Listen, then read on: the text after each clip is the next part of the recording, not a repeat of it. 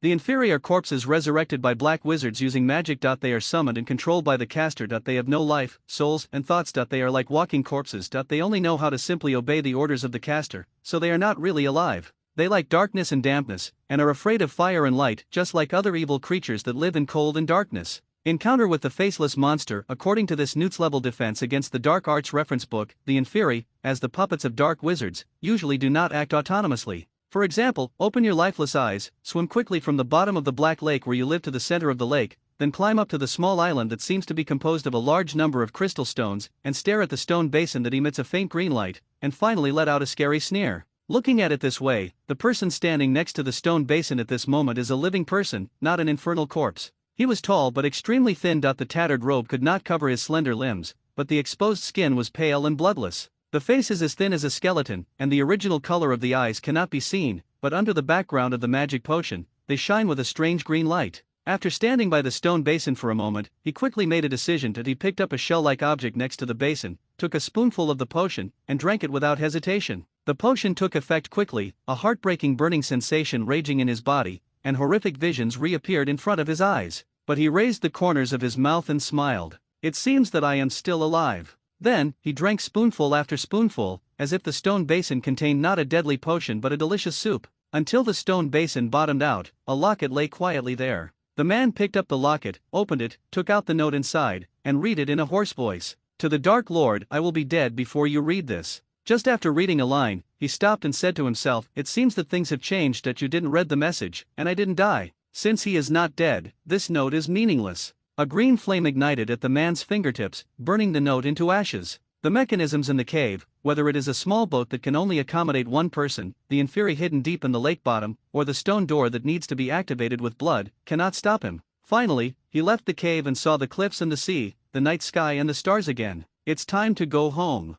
Following the path he came from in his memory, he disapparated. Compared to passing through Voldemort's magical protection in the cave, this journey should have been much easier, but something went wrong. The once deserted area has now become a Muggle residential area, causing his apparition to almost fail. Luckily it just landed in the pool and wasn't stuck in the wall or something. Ignoring the Muggle girls who were so frightened that they screamed, the man disapparated again. Soon, he arrived in London, and was surprised to find that London at this time was peaceful and happy. When he rushed to the cave before, both wizards and Muggles were in panic, the doors were closed, and there was absolutely no entertainment. What happened while I was lying at the bottom of the lake? Voldemort, of course, cannot die because the protective magic he placed in the cave is still effective, powerful, and deadly. A counterexample is the house that appeared silently between 11 and 13 Grimmauld Place at this time. In my memory, the owner of this house once cast all the protective spells he knew around the house for the safety of his family. At this time, he felt no sign of the spell working. He pushed open the iron door of number 12 Grimmauld Place. The room was pitch dark, and the first thing that greeted him was a spider web stuck directly on his face. The choking dust mixed with the smell of moldy carpet was not much stronger than in the cave. He frowned. Fluorescent flashes. Without a wand, this spell could only condense a faint light in the palm of my hand, illuminating the path under my feet. A mouse fled in a hurry. But under the light, his figure was also revealed. Regulus, honey, where have you been? A familiar voice sounded. I went out to do something. Regulus replied subconsciously. Regulus, honey, where have you been? The voice repeated the question again, with a stiff tone, which was different from what Regulus remembered. Did it still happen? An ominous feeling enveloped Regulus's heart. He put away the lighting spell and closed his eyes. After opening it again, green flames ignited in the originally dark gray eyes. He didn't know the origin of this power. Ever since he woke up at the bottom of the lake, this new ability had awakened in him. He knew how to use this power without any teacher. Everything in the house was presented to him without any obstruction. Ghouls, boggarts, poisonous spiders, vixenids, spotted mangoes.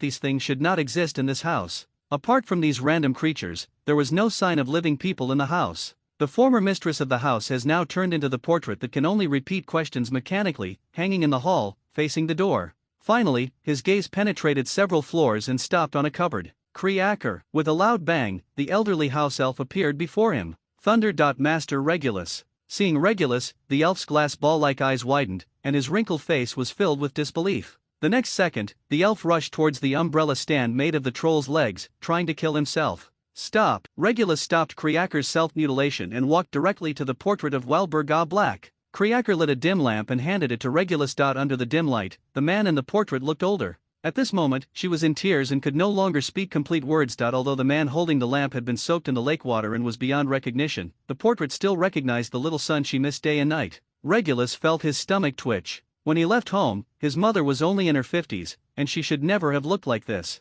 How long was I in the cave? He soon saw the grandfather clock in his home that was always on time, and the time displayed on the clock was clearly August 1998. To him, it was just asleep at the bottom of the Black Lake, but to the outside world, 11 years had passed. Regulus threw himself on the sofa, not paying attention to the thick dust on it. Kreaker, tell me what has happened all these years. Kreaker used his bullfrog-like voice to slowly describe what had happened since they parted ways in the cave. Kreaker can't tell anyone about what happened in the cave. The male master's health was not good to begin with. After the young master disappeared, he fell ill and died 2 months later.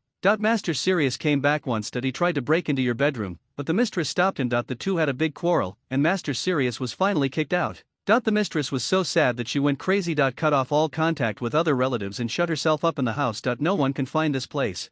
She stuck her portrait here, hoping to see the young master go home. The mistress died in grief, and no one knew. Kreaker buried the mistress. Kreaker was still telling, but Regulus was thinking about another thing. Although most of the protection measures used by Orion Black had failed, the last blood magic still existed. Only the owner of the house and heir, able to discover here. But it was obvious that no one had been to this house for a while. It seemed that Sirius had not been back home even once in the past few years. So, until my mother passed away, my brother. Sirius, he never came home again. Regulus tried to keep his tone calm and not reveal his disappointment and anger towards Sirius. No matter how tit-for-tat the relationship between the two is, as the eldest son, it is always unjustifiable not to see his mother for the last time. Kreaker shook his head and said slowly, a few years before the death of the mistress, Master Sirius was captured and sent to Azkaban. This unexpected answer surprised Regulus' wife. As soon as he finished speaking, Phineas Nigellus, wearing a silver and green Slytherin costume, a goatee, and a cunning look on his face, appeared in his portrait. He soon discovered thunder in the room. Regulus happened to be looking at his portrait. If I'm not mistaken, you should be my youngest great-great-grandson, but how did you end up like this? Phineas frowned. It's a long story. Regulus smiled bitterly. Just now, through the dim light, he had seen his own face in the mirror, skinny as a stick, pale complexion, hair messy and tangled, like a ball of waterweed, and wearing a tattered robe. If you don't look at his face, and may even be recognized as Dementors. The image is indeed unflattering, not at all like a member of the Black family who is known for his handsome men and beautiful women. By the way, Phineas, can you tell me more about Sirius? Regulus tried to ask. In a sense, Phineas Nigellus was the most informed person in the room. He can travel back and forth between portraits of himself, one of which hangs in the headmaster's office at Hogwarts. There, one can always know some information that cannot be found elsewhere. Although most of them cannot be told to others due to the magical contract, the matter of Sirius being imprisoned is obviously not kept secret under the magical contract. Within the range. It happened too long ago, maybe 9 years, maybe 10 years, I can't remember clearly. The mysterious man disappeared after killing James Potter and his wife. A few days after his fall, Sirius was sent to Azkaban. The crime is what I said before. You know, I am just a portrait now, not the principal of Hogwarts, so I only know so much. In addition, Dumbledore will be here tomorrow as a guest. He thinks it is necessary for me to say hello to you in advance. Phineas finished this sentence in one breath. This time it was Regulus who frowned. The Dark Lord fell 10 years ago. What does the death of James Potter and his wife have to do with the disappearance of the Dark Lord? How could Dumbledore be so well informed? Looking at your condition, I think you need some rest, Phineas added. Regulus was still trying to piece together the information from Phineas' words, and he didn't even notice Phineas disappearing from the frame. Master hasn't eaten anything. Do you need to eat now? Or drink some black tea? Kreaker's concerned voice woke Regulus out of his thoughts. Regulus shook his head, trying to drive those strange thoughts out of his mind, and then waved his hand to the awkward elf beside him. He's right, Kreaker, I do need to rest. Let's talk about it tomorrow. Strictly speaking, Regulus did not come back with an empty stomach. He just drank a whole pot of potion carefully brewed by Voldemort himself. Strangely enough, the power of the terrifying despair potion gradually faded away. Although there was still some burning in my stomach, it was not as heartbreaking as it was at the beginning. He walked along the familiar but unfamiliar stairs back to his room on the 5th floor and lay on the bed. Although the bedding was full of dust and had some bugs, it was still better than sleeping with countless inferi at the bottom of the Black Lake. The silver and green Slytherin-themed decorations were somewhat faded, but newspaper clippings about Lord Voldemort were still plastered on the walls. For a moment, Regulus wanted to tear up the clippings, but he soon changed his mind. A brave person is not afraid to face his rotten past. He forgot who said this sentence, but it was quite appropriate to use it at this moment. The heavy curtains were not closed, and several pieces of glass had been broken. Lying on the bed, you could clearly see the Andromeda Nebula hanging high in the night sky, emitting a soft light. Andromeda. Among the peers of the Black family, the three cousins from the Sinus family are the ones who have more contact with them, but the personalities of those three are as different as the color of their hair. A bit like him and Sirius. After thinking wildly for a while, Regulus finally fell asleep and had the most peaceful sleep in years if the days under the Black Lake were not counted. Early the next morning, Regulus freshened up and took out a relatively complete robe from the closet, finally getting rid of the Dementor look. After going downstairs, Regulus found that the living room and dining room had been cleaned. It seemed that Kriaker had not rested all night. At this moment, Kriaker was busy in the kitchen, trying to make something edible. Unfortunately, it was obvious that there was no fresh food at home. Whatever Master Regulus wants to eat, Kriaker can go out and buy it. Seeing Regulus, the elf immediately bowed. The elf also cleaned himself up, and he no longer looked as dirty as last night. Just follow my previous taste. By the way, buy some candies and sweets. Regulus thought for a moment and replied. By the way, he took out a few gold galleons and gave them to Kriaker, which he dug out of the cabinet. With a soft pop, Kriaker disappeared. After Kriaker left, Regulus took out a huge velvet curtain and covered Walburga's portrait. She would keep crying whenever she saw Regulus. Regulus thought she needed to be quiet. A period of time. Another reason is that there is a doorbell on the door of number 12 Grimald Place. People who are not of Black family descent must ring the doorbell if they want to enter the house, and this will trigger her portrait. Regulus had every reason to believe that Walburga would not look kindly on anyone who entered the house without the surname Black, even if that person was the great Albus Dumbledore. At this time, Dumbledore was standing at the door of number 12 Grimald Place, wearing an elegant lavender velvet robe. "Welcome, Professor." Regulus led Dumbledore into the room. It has to be said that Kriaker's night's work was very effective. At least Dumbledore avoided being covered in spider webs. But the carpet still had a musty smell, and Regulus was sure he heard Dumbledore sniffing. Across the corridor, the two sat on the sofa facing each other. The tea set on the small table was empty. "Sorry, there's nothing to drink at home for now." Kriaker went shopping and hasn't come back yet. Dumbledore didn't seem to mind this. "I just enjoyed a lemon sorbet before coming here, and I'm not thirsty yet." According to Phineas, you seem to have some doubts about what happened to Sirius. Regulus stared at the silver tea set on the table with a gloomy expression. "As for Sirius, my dear brother, it is undeniable that he is reckless, stupid, and arrogant to a dangerous level, but the word traitor is absolutely, it should not be used to describe him." Dumbledore stared at Regulus and said slowly, "I have to be happy for Sirius to have a brother who understands him so well. However, many truths are not as people see or think they realize. Right, for example, now, people think that Voldemort is dead, but I think that he is not dead, but dormant in a corner of the world, looking forward to making a comeback."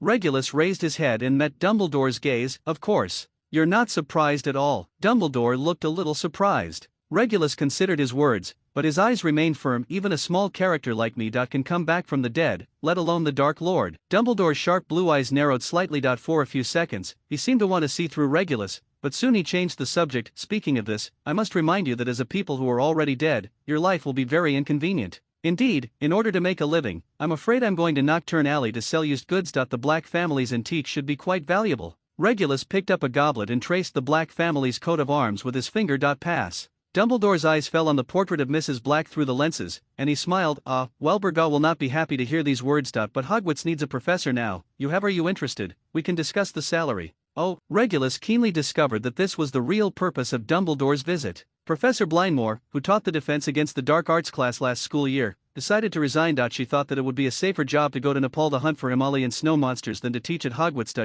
Leave, we have only been studying for a few days, and Minerva is still worrying about making the book list for next semester. So we need to hire a qualified professor as soon as possible to take over the course for this year. 1 year. Yes, Professor Quirrell went on an expedition to Albania. When he comes back next year, he will take over this position. Quirinus Quirrell. Regulus was somewhat impressed by this name. He seemed to be a Ravenclaw student, a few years below him. Yes, he is a very smart young man, but he thinks that others don't pay much attention to the courses he teaches, so he has been working hard to prove himself. What course did he originally teach? Muggle Studies. Regulus instantly understood why Professor Quirrell was not popular. Dumbledore continued, "You have asked so many questions. Can I understand that you are very interested in this job? As an additional benefit, I will help you obtain a new identity. At the same time, you can also it's easier to understand what's going on now." Dumbledore added, "According to my analysis, Voldemort's curse is not meant to kill all the professors who come to take office, because we have changed more than 1955 professors since 30, and no one has died unexpectedly during his tenure except for poor Professor Torpin, who insists on catching a chimera and releasing it into the Forbidden Forest. It's very difficult to find a defense against the dark arts teacher these days. People don't want to do it because they think it's not a good job. Geely. But I once again guarantee in the name of the headmaster of Hogwarts that for a normal teacher, this job is not life-threatening. Sir, thank you for your trust, but I am not sure whether I am qualified for this job. Regulus crossed his arms and leaned on the back of the sofa, seeming hesitant to Dumbledore's invitation. Of course he knew that this was not a rumor. Voldemort had revealed this to a few people and that he would get rid of all wizards who were unsuitable for this position. Dumbledore smiled and said, "You are Horace's favorite disciple, and I believe in his vision. As for the requirements for professors, we require 7th grade students preparing for the Newt's exam to master things like the Patronus charm and the Silent Iron Armor charm. The spell, Regulus, is that not difficult for you to do? Let me give it a try. In fact, I haven't done much magic in the past 10 years. Regulus's face became a little solemn. He stretched out a slender finger and said in a deep voice, calling the gods for protection. The spell took effect, and a small ball of silver mist emerged from his fingertips, forming a ball of light. Without a wand, I can only do this much. He shook his head and crushed the ball of light. Dumbledore applauded and praised, "What a wonderful performance! You must know that more than half of the adult wizards in the Ministry of Magic cannot cast a decent Patronus charm with a wand. There is a wizard in the legend, I forgot his name. When I tried using this spell, what I summoned was not a patron saint, but a bunch of maggots." Regulus's expression was wonderful. He was sure that what Dumbledore wanted to say at first was the word dark wizard. In fact, he has never seen any Death Eater use the Patronus curse. Dark magical creatures like Dementors are, in a sense, the same kind as dark wizards, and of course they will not attack each other. Dumbledore seemed very satisfied with the outcome of this conversation, and even ate a few more BB's flavored beans that Kriaker had bought. It's a pity that he continued his bad luck and successfully chose one with dandruff flavor. I would like to ask, I didn't notify anyone else about my return, but why did it bother you? Before Dumbledore left, Regulus asked his question. Oh, I have a friend who happens to be working nearby. According to him, there have been no homeless people in this area for several years. Based on his description, I have a little guess, so I asked Phineas help confirm it. Dumbledore was hesitant, and Regulus didn't want to ask further questions. After Dumbledore left, Regulus ate something hastily and set off for Diagon Alley. He could actually understand Dumbledore's thoughts. His camp is unknown, his identity is suspicious, and he belongs to the category of unknown dangerous persons. In addition, there are former Death Eater criminal records. Dumbledore, as the de facto leader of the White Wizard, of course had to put him in the school, under his nose, and send 1 or 2 confidants to monitor him, so that he could better control the situation. If he really wants to cause trouble, he only has 1 year. When time is short, space is small, and there are many chores, rushing to do things will inevitably reveal your flaws. But these are all follow-up matters. The top priority now is to buy a new wand. As for funds, it was impossible to sell antiques in Nocturne Alley. As the young master of the Black family, he had enough pocket money in his own coffers. Diagon Alley is prosperous. Children gather in front of the Quidditch shop windows, debating among themselves the merits of the latest models of Nimbus 1999 and sweeping 7 stars. Florian's cold drink shop is also full of people who don't like shopping. Wizard. The process of withdrawing money went smoothly. The goblins and Gringotts don't care if you have been missing for 10 years. They only recognize the identity certificate, which is the so-called key. Regulus soon arrived at his destination. A small and shabby shop, with a shabby sign with peeling gold paint on the door, which read Ollivanders, making exquisite wands since 380 BC. Vinewood, 12.5 inches long, dragon heartstring, very hard. Mr. Regulus Black, I once thought that wand was the best for you. Mr. Ollivander spoke the opening words in his characteristic soft and ethereal voice, and the person floated out of the room like a ghost. It's really easy to use, but it's a pity that I lost it. Regulus spread his hands. Ollivander murmured, "It's a pity, that is a good wand. In that case, you might as well try this one, beechwood, snake nerve, 9 inches long, very flexible." He took out the wand from the purple cushion and handed it to Regulus, as if the person standing opposite him was just an ordinary customer, rather than a person who had been missing for more than 10 years and who was reportedly dead according to reliable sources. But Regulus did not take the wand immediately. In a sense, his memory was as good as Mr. Ollivander's. "I tried it once, when I first came to buy a wand. As soon as I picked it up, you told me it wasn't for me." Ollivander nodded and agreed. "Ah, yes, the first one I tried on everyone was this one. I think this is an unusual combination, very wonderful." Regulus smiled and said, "But in my impression, you only used 3 materials, which did not include snake nerves. Of course, the vast majority of wands here are made of unicorn hair, phoenix tail feathers and dragon heartstrings. As a professional wand maker, I do not reject innovation, but divergent thinking does not mean blindly trying. For example, my uncle once made a wand that he regretted for the rest of his life, using a troll's beard as the cord. He may have thought that this would make the wand more powerful, but unfortunately, this wand was the only one that succeeded. The magic was caused by the powerful explosion that occurred after it was bitten off by a wyvern. My uncle was laughed at by other wand makers for 100 years because of this. Therefore, for Ollivander's signature, I must use high-quality wand cores to ensure that every wand Ollivander's wands are all well-made products. According to my years of research, the commonly used materials before, such as the mane of the horse-shaped water monster, the bird-shaped man-eater or the heartstrings of the mountain Tyrannosaurus, are too flawed. Big Ollivander turned to Regulus, his light-colored pupils dilated, and his voice became less ethereal. But this is an exception. In fact, I am not sure what kind of snake nerved the core of the staff is. It may be an ordinary water snake. It could also be a bird snake, a rune snake, or even a basilisk. I found it while sorting through my grandfather's belongings, and strangely, only beechwood was compatible with it. I've been trying to find one for it for years. A suitable master. Mr. Black, since you are no longer the same as before, why not give it another try? Seeing how persistent Mr. Ollivander was, Regulus no longer resisted and took the wand. After taking the wand, there was no reaction, but Mr. Ollivander seemed to become excited. Say a spell, Mr. Black, say a spell. Fire is raging. Regulus subconsciously chanted this spell. A green flame spurted out from the tip of the stick and rushed directly to the ceiling, but strangely, the wooden material that should have burned instantly was intact. In fact, this was not the first time he had used this strange fire spell. Regulus had subconsciously used this green flame when burning the message he left in the locket. He didn't know the principle, he only had a feeling that this was how this magic should be used, and its uses were far more than just burning pieces of paper. As for how this power came from, there is still no clue. The only thing that can be determined is that it is definitely not given by Voldemort's secret potion. Regulus went out thoughtfully and took the wrong direction. When he realized this, as soon as he turned around, he bumped into someone who had no time to stop. Fortunately, his agility as Slytherin's main seeker was not wasted. He easily maintained his balance and grabbed the witch with bubblegum-like bright pink hair to prevent her from falling to the ground. Sorry. I was too impatient. The witch is tall and has a heart-shaped face that is a bit childish. She looks like a student, but she has shiny and strange jewelry hanging on her ears, and her clothes look very special to the wizard. Rebellious ripped jeans. Regulus thought she looked familiar, but couldn't remember seeing her there. The witch's father waved to her from a distance, and after she apologized to Regulus again, she ran away. On the way, he almost knocked down a little wizard. Nymphatora, why are you still so irritable? Her father was a slightly stout blonde wizard with a kind appearance. I told you not to call me Nymphatora. The witch was a little disgusted. As she and her father walked deeper into Diagon Alley, she looked back, but at this time, Regulus' figure had been drowned by the bustling crowd. Her behavior struck her father as odd. I always feel that the person just now is a bit familiar. In this regard, the witch explained. Yes, it's time for you to find a boyfriend. How about Bill Weasley? I heard that he entered Gringotts after graduation. Regulus did not hear the conversation between the father and daughter behind them, but the Nymphatora in front of them still reached his ears clearly. He immediately remembered who the witch was, the daughter of Andromeda Black, his niece.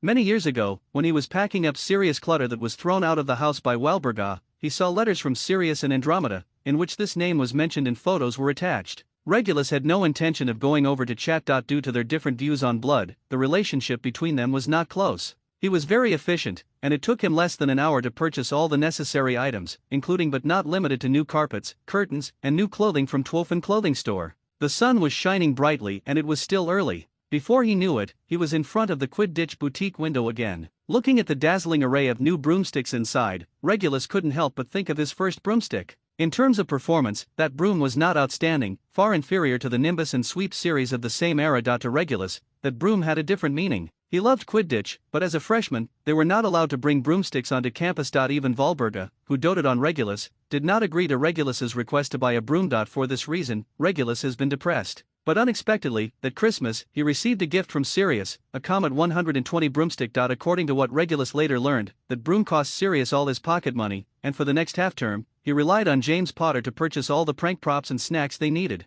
Although Sirius explained it this way at the time, the more my mother disagrees with something, the more I have to do it. As for the consequences, he still remembered that during the summer vacation that year, Sirius slept on his stomach for about a month. Sir, are you a vampire? An ethereal child's voice interrupted Regulus's thoughts. Regulus quickly found the person who asked the question. She was a little girl with light blonde hair, with big light blue eyes and a curious face. She was holding a small package in her hand. What? Dad said that vampires are all tall and thin, with pale skin and wearing aristocratic dresses, the little girl said seriously. Regulus regretted a little, the new clothes were indeed a bit gorgeous. If someone had accused him of being a magical creature so rudely more than 10 years ago, Regulus would have been quite angry, but now facing this innocent little girl, he just wanted to tease her. First of all, I like living in the sun also, the smell of garlic is deadly to vampires, so why don't you go get some garlic, see if it has any effect on me. The little girl seemed to really want to buy garlic, but was quickly stopped by her mother. Luna, you can't talk to others like this, it's very rude. I'm sorry, my daughter is not very sensible.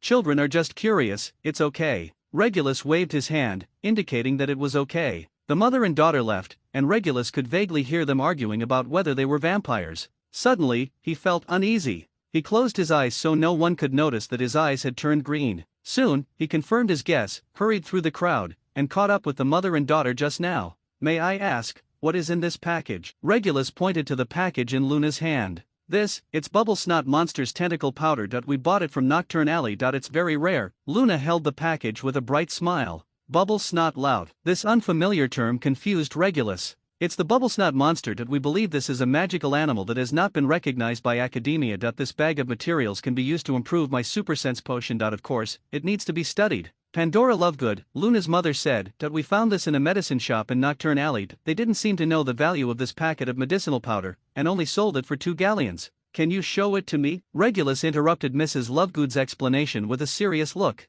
"Of course." Luna was about to open the package, but Regulus stopped her. "There are too many people here, let's choose a quieter place." From the perspective of others, his behavior is really suspicious, more like a thief and a liar who found a secluded place to commit a crime. But the Lovegoods and their daughters seem to have no intention of taking precautions, and they apparat to a grassy field in the suburbs. "For your safety, I suggest you not to carry this bag with you, especially Regulus pointed at Luna. Let a child hold it. I have to tell you, this is not the tentacles of a snot demon, but the powder made from the tail spines of Manticore, which is extremely toxic. Do you know Manticore, a 5x level magical animal, extremely dangerous, with a human head, a lion body, scorpion tail." Regulus was able to recognize this package because Professor Slughorn once showed it off to them at a slug club gathering. Through his contacts, he got a small package and was ready to try it. Used to improve potion recipes. "This kind of thing is very dangerous. Even I have to be very careful when using it, so I am very formally warning everyone not to try to use it to prepare potions. If any small link goes wrong, the consequences will be very, very terrible." Regulus remembered Professor Slughorn's exaggerated tone at that time. Seeing that Mrs. Lovegood still didn't believe it, Regulus continued, "I assume that you really use this thing to make potions according to your whims. Then there is a great possibility that you will blow yourself up, or worse, drag your daughter along with you." Regulus's tone was unquestionable, and he mentioned Luna again, which frightened Mrs. Lovegood, and her voice trembled a little. "You'd better prove your statement." "It's easy. Packages are flying." The package held by Luna flew in front of Regulus, but instead of catching it directly with his hands, he cast a silent levitating spell to make the package hover in the air. Then he pulled up a blade of grass and turned it into a teaspoon. Finally, he carefully scooped up a little powder and placed it on the ground. "This is enough. The prototype appears." As Regulus' spell took effect, the gray powder quickly turned into dark brown. Obviously, someone has disguised this and added a protective layer on the outside. It is a very clever magic. It may be for smuggling. It's a pity that he couldn't get it in the end. The powder began to make a terrible hissing sound, and the teaspoons turned into grass blades were corroded cleanly in an instant. Then the powder was sprinkled on the ground, immediately corroding the grass into small pits, which quickly grew larger at a speed visible to the naked eye. Just a little bit of powder was so poisonous that Mrs. Lovegood's face turned pale as she seemed to imagine the consequences of using it to brew the potion. Fade without a trace. Following Regulus's spell, a large pit half a meter deep appeared on the ground, and all the eroded soil disappeared. Regulus spread his hands and made an expression that said, "I don't need to say anything else." After a brief silence, little Luna spoke in her disembodied voice. Mrs. Lovegood stopped Regulus, who was about to disapparate. "Is there anything else I can help you with?" Regulus asked politely. "Well, sir, you can say that you have saved our family. How should I repay you?" Mrs. Lovegood seemed a little embarrassed. "Since this thing is very valuable, why don't you just accept it?" She pointed to the small package still floating in the air. "Ha ha ha. Usually we don't treat dangerous goods like this as gifts." Regulus laughed. This made Mrs. Lovegood even more uneasy, and she hurriedly apologized. "I'm sorry, I didn't mean it." "Just kidding, I happen to know how to use it. In that case, I'll accept it." After everyone said goodbye, Regulus returned to number 12 Grimald Place. He was in a good mood today. The entire purchasing activity went extremely smoothly, and there was even an unexpected gain. "You know, Manticore is very powerful, ferocious, and very rare. It is basically impossible for ordinary poachers to hunt it down. All its byproducts have a price but no market." Regulus remembered that after Professor Slughorn got the packet of powder, he happily exempted all students in the school from homework for a week. When he returned home, the chandelier in the corridor had been polished by Kriaker and restored to its crystal clear appearance more than 10 years ago. "Welcome home, Master. Kriaker has prepared lunch. Master can enjoy it at any time." The elf bowed. Regulus did feel a little hungry. He sat down at the dining table, and Kriaker quickly brought out plates of exquisitely crafted meals that made people appetizing at a glance, including but not limited to Hungarian goulash. French bouillabaisse, fried cod, toffee pudding, and even a bottle of oak-aged malt mead. It was the first time in more than 10 years to eat such a sumptuous meal, and Regulus was also a little emotional. But soon, the sudden feeling of hunger overwhelmed him. He was seen devouring the food like a whirlwind, sweeping away the 7 or 8 dishes on the table, and even asked Kriaker to add 2 dishes at short notice. Kreaker was not surprised, he was more pleased to see his master had such a good appetite. After having enough wine and food, Regulus called over Kreaker, who was laying a new carpet. "Is that locket still there?" Hearing Regulus's question, the elf's thin body froze, and then he immediately picked up a broom and began to beat himself. Kreaker failed the young master. Kreaker tried all methods but failed to destroy him. "Locket, the broom is flying." Regulus didn't have time to get the wand, so he directly used a wandless spell to seize the broom. "Stop. You are not allowed to punish yourself." Kreaker was brought down by the power of the spell, lying on the floor panting, tears rolling down the wrinkles of his skin. Regulus looked at the pitiful look of the elf and sighed, "That thing is very powerful and very evil. Of course you can't destroy it. But we had no other way at the time, right? But since it's back, let me handle it myself. Where did you put it?" Kreaker got up and sobbed. "On the 4th floor. The study room that the young master often uses. No one has used that room since that day. Kreaker will go get it now." "I'll go by myself." Regulus disapparated directly. As soon as he opened the door, a pile of screws immediately gave him a warm welcome. The grandfather clock in the house seemed to have turned into a fort, launching a frantic attack on Regulus. Regulus was caught off guard, but fortunately he was agile and hurriedly rolled over to avoid the first wave of attacks, and then took out his wand. But there were obviously more than one traps in the house. The family robe hanging on the wall came to life, ready to wrap around Regulus's neck like a snake. Then, the paint-peeling desk also started to move. The drawer opened automatically, and a bunch of tweezers, clamps and other things jumped out from it, and collectively launched a charge towards Regulus. The grandfather clock turned again, aimed at Regulus again, and fired another string of screws.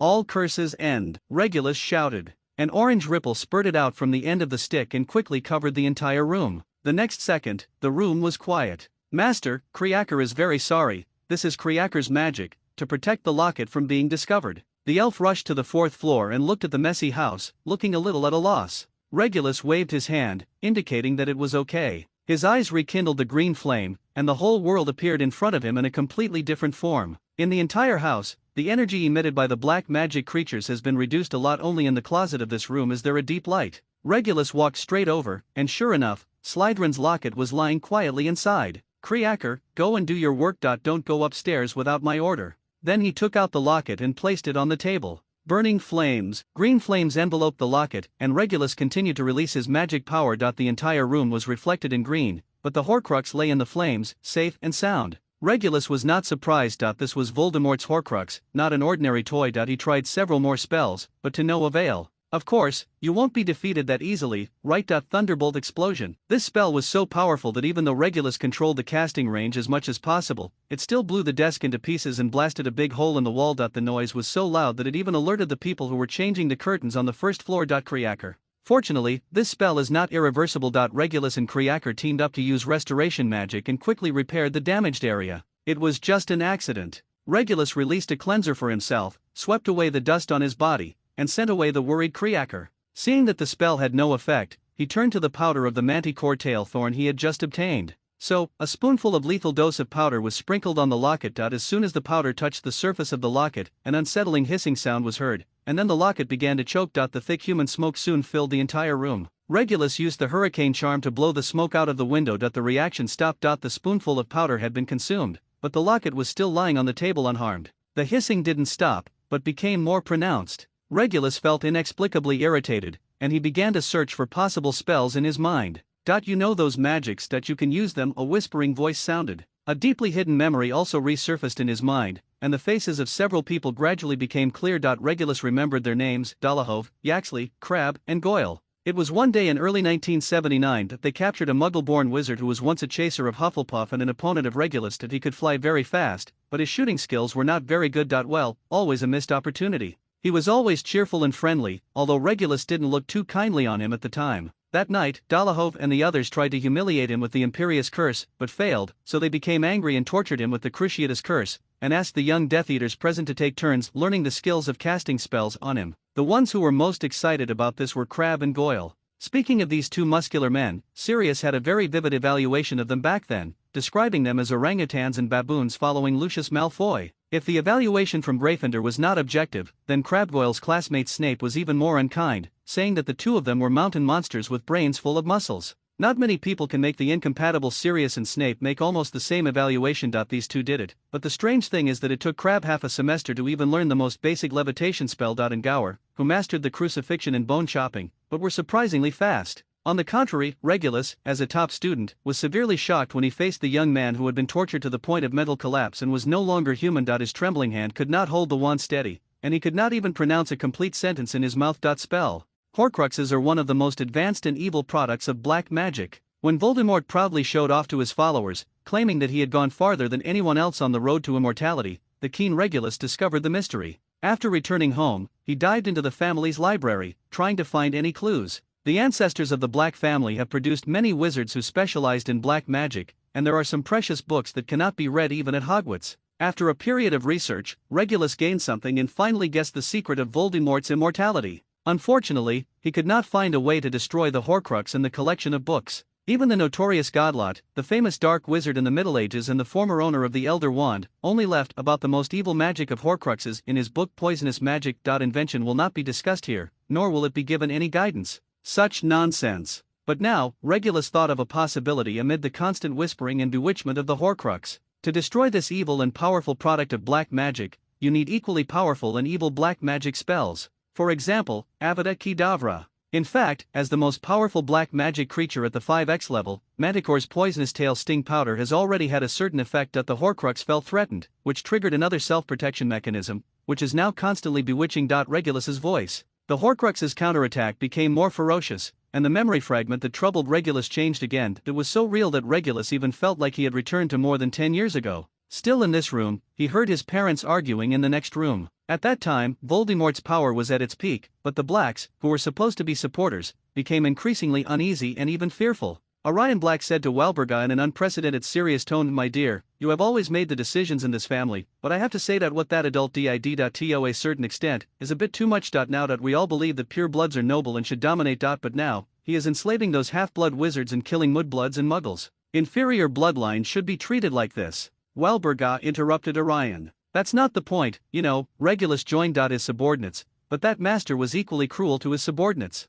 Orion rarely raised his voice. "Remember when we went there 2 days ago? What did Bella say when they were at Sinus's house? After they tortured the wizard named Ackerley, they threw him to the Dementors because he showed untimely and inappropriate kindness." Walburga wanted to say something, but only syllables of unknown meaning came out. Orion continued, "Regulus is not a cruel person. I know my son. In short, you must listen to me this time." In Regulus's memory, he had never seen his father, who was always taciturn, so strong. But the mother, who always had the right to speak, did not even refute. The memory faded, but the locket was still tempting Regulus to cast the unforgivable curse. But Regulus smiled and said to himself, "Dark Lord, do you think these things are my most terrifying memories? Yes, I did feel scared because of these, but I am not afraid to face them. On the contrary, it is precisely because of their existence that I have the courage and motivation to fight against you." With the full operation of occlumency, the unpleasant memory images in his mind immediately disappeared, and the seductive whisper that had been buzzing in Regulus's ears also disappeared. "There are some things that you don't seem to understand. I will defeat you, but not in the way you want,"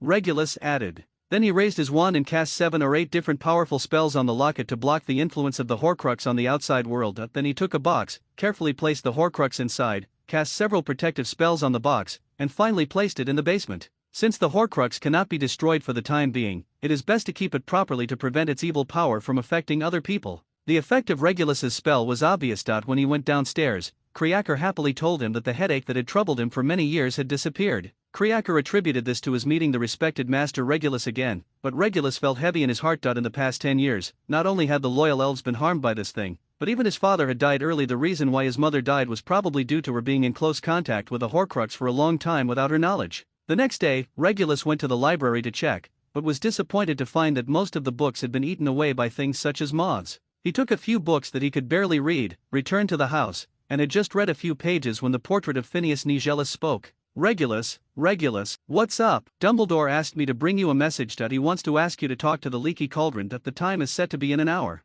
Regulus reluctantly threw down the Secrets of Victory and Duels in his hand. He arrived at the Leaky Cauldron more than 20 minutes earlier than agreed. As in the past, the Leaky Cauldron bar was crowded and business was booming. The bar owner Tom was enthusiastically greeting several guests at the bar. "Mr. Scrimgeour, Mr. McLagan, will you have anything more to drink?" "Tom, stop trying to sell your ale. I won't drink it. You saw, our Cormac is going to Hogwarts soon. Why do I have to express it?" One of the men who has a straight figure, dark brown hair and thick eyebrows mixed with strands of gray. "I want Nimbus 1999. The boy next to another big blonde wizard immediately jumped up excitedly. "Except for this, you can't bring broomsticks into school." The brown-haired wizard raised his finger and shook it, then left his seat and walked towards the aisle. His legs looked a little lame. The boy was obviously spoiled, and he was a little unconvinced. Several people argued all the way through the passage to Diagon Alley. Regulus sat down where the others were and ordered a glass of fire whiskey and a glass of lemon sorbet. What's the background of those two people just now? He talked to Tom casually.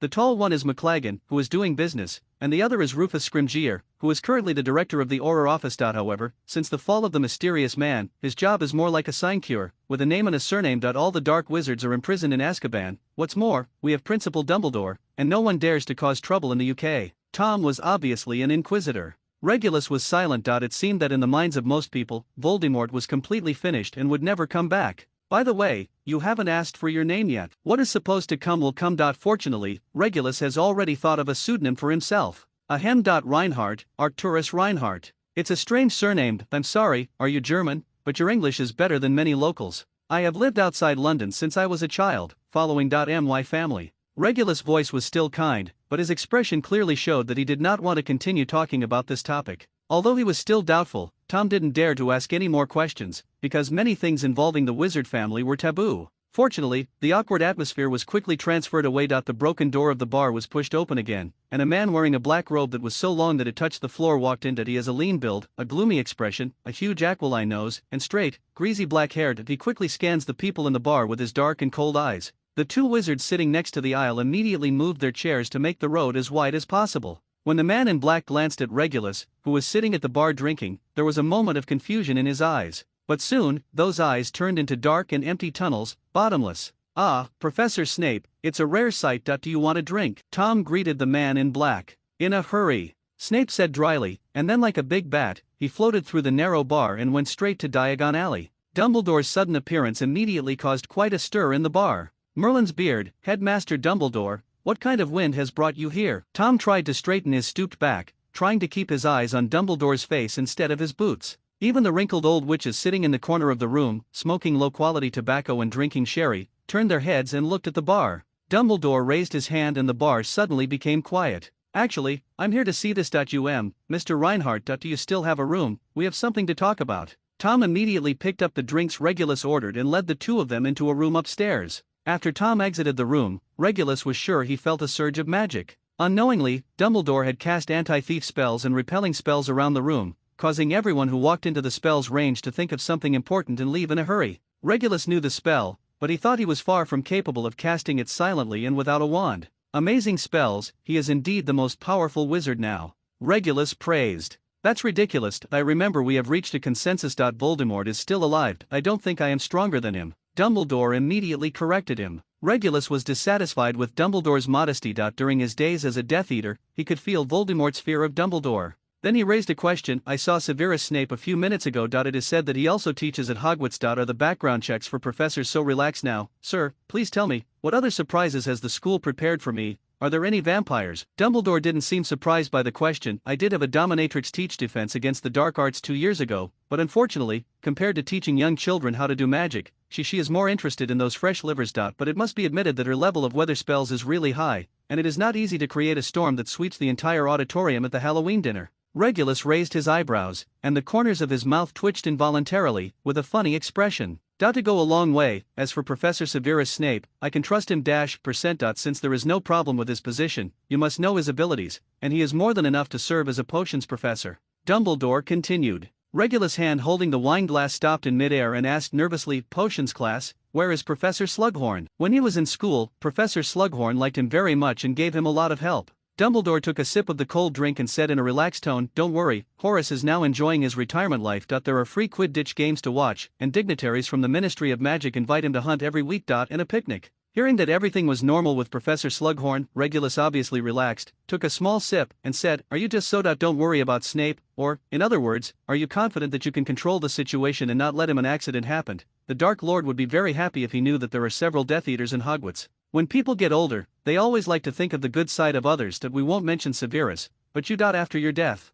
Dumbledore found this sentence a bit strange and immediately changed his words. I'm sorry, after you disappeared, Sirius once secretly investigated the reason that the information he obtained showed that you had doubts about your faith and wanted to break away from the Death Eaters, but you were hunted down. Sirius believes that it was ordered by Voldemort himself. He is really a good and conscientious brother. It seems that I have to take some time to go to Azkaban and hand-deliver a letter of thanks to him," Regulus said coldly. Dumbledore put down the cold drink in his hand and asked, with all due respect, "If you were confused at the time, why didn't you ask us for help?" Regulus smiled contemptuously. "I think I know why Mother never has anything good to say when she talks about you." "Sorry, I understand." From Regulus's expression and tone, Dumbledore quickly understood that whether it was out of pride, disappointment in Sirius, or other reasons, the young men sitting in front of him did not look forward to growing up. Get any help from Sirius or the Order of the Phoenix, even if you have to face the terrible consequences alone. There was an awkward silence in the room, and Regulus drank the fire whiskey viciously. After putting down the glass, he still stared at Dumbledore, his face gloomy, as if he was really angry,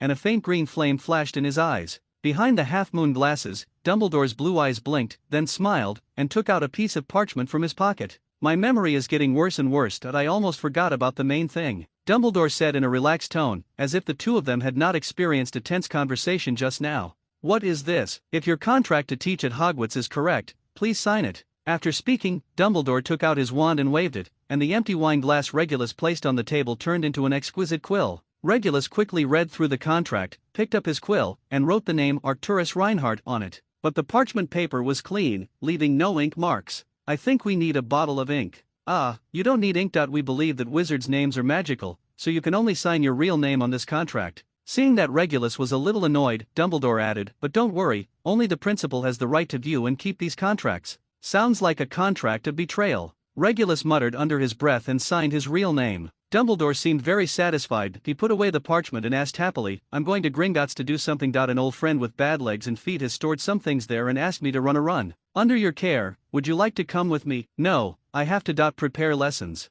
Regulus refused. "I've got to be happy for this year's students. They're going to have an outstanding defense against the dark arts professor. Goodbye." What Regulus said about preparing lessons was not prevarication. Yesterday, when he was trying to destroy Voldemort's Horcrux, a spell went out of control, and the magic wave bounced off the wall, hitting himself. The effect was very significant, making him weak for 10 minutes. During that period, he had to spend 3 times the magic power to release the spell that he usually easily cast. He was keenly aware that after this out-of-control spell was perfected, it might have good results. But perfecting a magic spell is not that easy. That night, Regulus moved the undamaged family books upstairs one by one, transformed a guest room on the 3rd floor into his own laboratory, and stayed up late to start research. At the same time, in Hogwarts Castle, Snape hurried to the principal's office and asked to meet with Dumbledore. "Headmaster, earlier, I saw a very familiar guy in the leaky cauldron. I think he is Regulus Black, who has been missing for many years." Dumbledore nodded appreciatively. "As expected of you, Severus." Dumbledore seemed to have completely missed the point, which made Snape a little annoyed. He raised his voice and said, "Don't you think things are strange? A man who has been dead for so many years suddenly stands alive in front of everyone, talking and laughing. But most people don't seem to realize it. I have to remind you, Regulus Black is a Death Eater, since he can rise from the dead, then the Dark Lord." Dumbledore interrupted Snape's complaint. "I told you a long time ago that the Dark Lord will always come back, but my intuition tells me that Regulus is not an enemy. On the contrary, you have some of the same views as him. It seems that the fellow feelings of the Death Eaters are not the same. Not stable." "Intuition? You actually trust your intuition on such an important matter?" Snape almost shouted. "Yes, just like I believe you. Severus, you still remember our agreement. In 1 year, Harry Potter will be old enough to go to school." Upon hearing the name, Snape froze, then turned and left the headmaster's office angrily without saying a word. After sending Snape away, Dumbledore took out the pensieve, pointed at his temple with the Elder Wand, extracted strips of silver-like memories from it, put them into the basin, and stirred them with the wand from time to time. This contains the 2 memories that Regulus was forced to recall under the influence of the locket, as well as a large number of broken fragments. To Dumbledore, those sequences were very strange. He used legilimency on Regulus when he visited Grimmauld Place. But at that time, Regulus's mind was in chaos and he couldn't see any valuable information at all. Dumbledore played back every detail through the pensieve, and could only see fragmented images such as the study, the seaside, floating water plants, green flames, and the crying house elves. It can be said that there is no clue. Those 2 memories were given to him almost voluntarily by Regulus when he was in the leaky cauldron. In his memory, Dumbledore watched the entire process of Dolohov and others torturing wizards, as well as the black couple's quarrel. Once put into work, the unique paranoia of the Black family was fully reflected. Regulus locked himself in the laboratory and worked almost non-stop to perfect the magic construction, syllables, casting movements, and other details of the entire spell. Scratch paper was thrown all over the floor, and Kriaker had to bring him tea and fruit every 2 hours. That's not all, he got a few more Cornish elves for experiments, and finally found that after being hit by a spell, the elf will temporarily lose its ability to fly in power. Under normal circumstances, the elf can catch an adult, and after being hit by the spell, he couldn't even lift the cork. But after a period of rest, you can recover. After initially confirming that the spell was not dangerous, Regulus began to try the spell on himself in order to get the most intuitive feedback. Of course, he did not forget to prepare a large amount of invigorating potions and vitality tonics before the experiment began. Finally, the hard work paid off, and he completed the spell the day before school started. According to experiments, after being hit by this spell normally, your hands and feet will feel sore for about half a minute, and at the same time, you will feel that part of the magic power disappears out of thin air. The consumption is about the same as releasing the patroness charm with all your strength. The spell is manifested in the form of a faint green electric light, which is extremely fast and highly concealable, making it suitable for duels. Mana burning. He subconsciously felt that this spell should be called this name. After completing the spell, Regulus felt an overwhelming sense of fatigue. Not only had he not had much rest in the past few days, but he had also consumed a lot of magic power. This kind of consumption could not be replenished with magic potions alone. Kriaker, remember to wake me up 3 hours in advance. After saying that, he fell on the floor and fell asleep. September-ST, the first day of school, King's Cross Station, in the morning. The staff were diligently maintaining order, and no one seemed to notice that people kept pushing trolleys straight to the stone pillar between the 9th and 10th platforms, and then disappeared there. Regulus wore a crisp black suit lined with a dark green vest, and his leather shoes were polished. In order to make himself look younger, he deliberately wore a pair of sunglasses, carefully combed his black hair back and grew a beard. But even so, several senior girls still looked at him involuntarily. It's just that he inadvertently exudes a repulsive temperament that makes people afraid to come up and talk to him rashly. His only luggage was an old-fashioned leather briefcase with the 3 letters RAB decorated in silver on the nameplate. The familiar yet unfamiliar Hogwarts Express train was constantly spewing white mist, shrouding the entire 9 3/4 platform. Fuzzy figures surged in the mist. Children bid farewell to their parents one after another, some revealing their faces. I feel reluctant to leave, but more importantly, I am looking forward to the new school year. Regulus couldn't help but take a deep breath. He missed this familiar yet unfamiliar taste so much. Suddenly, 2 red-haired boys ran past Regulus with strange screams and almost bumped into him, but Regulus dodged lightly. Their mother was angrily blaming not far away. She was a short and fat witch, and she was leading 2 children who were obviously not old enough to go to school. The boy was slightly older and looked a little at a loss, and the girl looked like a doll, very cute. The 2 red-haired boys obviously didn't take their mother's words to heart. After a few words, they got on the train with a black boy with long dreadlocks. Regulus noticed that the 2 boys looked exactly the same. Beside the car door, a Chinese couple spoke with a strong Scottish accent and told their daughter what to pay attention to, while a large man named McLagan, who had met at the Leaky Cauldron, was helping his son put a huge suitcase into the car door. To the luggage rack. Tonks, who had bubblegum pink hair, ran towards the car door in a hurry, but accidentally tripped and fell on the platform, and was laughed at by everyone. Tonks immediately got up and pulled out her wand. Her hair exploded and turned blood red as her master's mood changed. The boys who laughed at her ran away in a hurry. Not far away was Andromeda, who was elegant and dignified and still charming. She was well dressed and her brown hair was combed into an elegant bun. She shook her head helplessly when she saw her daughter making a fool of herself. And Ted Tonks, with his big belly, stood next to her with a smile and waved to his daughter. As the departure time approached, the doors closed, and parents flocked to the side of the train to give their children instructions and blessings, and to say goodbye to them. The entire platform was filled with a warm and slightly sad atmosphere. Regulus couldn't help but think of the time when his parents sent him to Hogwarts more than 10 years ago. After calmly taking a few deep breaths to drive his thoughts out of his mind, Regulus randomly chose a private room with only 1 passenger inside, a dark-haired boy who was studying a textbook. When he saw Regulus coming in, he greeted him politely and continued to read. The textbook is a bit old, and it says Advanced Transfiguration Guide on the cover. In Regulus's impression, this was a textbook for the Transfiguration class at Hogwarts from the 5th to 7th years, but the student was obviously not old enough. The train started to move. Regulus looked out the window at the receding scenery. The fatigue from excessive consumption of magic power came back, so he simply fell asleep against the window. Not long after, the box door was opened again, and a female voice with a Scottish accent asked timidly, "Is there anyone here?" The boy glanced at the sleeping Regulus and said softly, "No one is around, come in and sit down." Advanced Transfiguration, are you a senior in 5th grade? Another girl said in surprise when she saw the boy's textbook.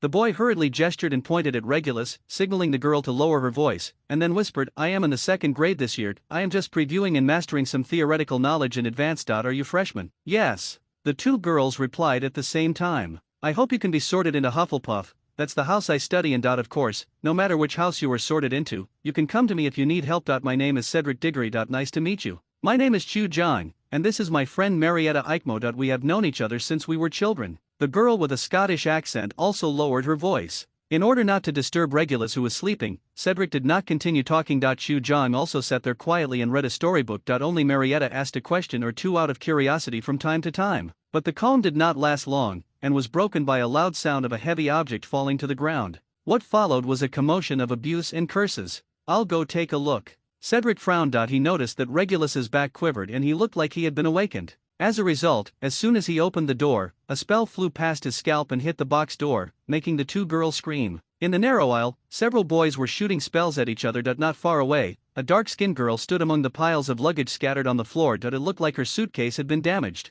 The two parties in the melee were the red-haired twins on one side and the four Slytherin boys on the other side. The leader was tall and tall. Cedric tried to dissuade them, but when the big boy saw Cedric, he immediately said in disgust, "How dare a Hufflepuff loser come to meddle in his own business?" Then he threw a stinging curse. Cedric was caught off guard, and a red swelling immediately appeared on his face. But here, one of the twins took the opportunity to target the other and fired a curse. Fire roasted hot and spicy. The spell hit a Slytherin boy, and several big ugly boils soon appeared on his arms. The pain was so painful that he dropped his wand on the ground and screamed. The big boy vented his anger on Cedric, but Cedric was on guard and kept blocking his spells with skillful iron armor spells. After the other two Slytherin boys discovered that their spells were not very effective, they simply gave up their magic and rushed forward to engage in hand-to-hand combat with the twins. The four of them grappled on the ground. The scene was chaotic, and Cho Chang and Marietta looked like they were about to cry. "It's really shameful. Do today's students only know how to shake their fists like baboons?" a voice said coldly. Confinement quickly. A large number of ropes flew out of the air, tying up everyone who was in a melee. Then everyone's wands left their masters and flew towards the box. Cedric stood aside and watched in surprise as Regulus stood up and took 6 wands in his hand. "Now, tell your names and promise not to mess around during the rest of the journey, then you can get the wand back from me, one by one," Regulus said softly, looking at the students one by one. "Who do you think you are, meddling in our business?" the big Slytherin boy scolded. "Looks like you need to relearn how to talk to people politely and clean up." A large number of pink soap bubbles came out of the boy's mouth, choking him and making him speechless. Seeing this, everyone else fell silent. "I might as well tell you that I am your defense against the dark arts professor this semester. Gentlemen, am I qualified to punish you now? Tell me, what is your name?" "Marcus Flint." The boy spat out the soap bubbles in his mouth and replied breathlessly. "Marcus Flint, for being rude to your professor, you have earned yourself a month's detention, starting on the first day of school." Flint lost all his arrogance and took back his wand from Regulus dejectedly. "Peregrine Derek." The boy who was hit by the spell covered his arm and grinned.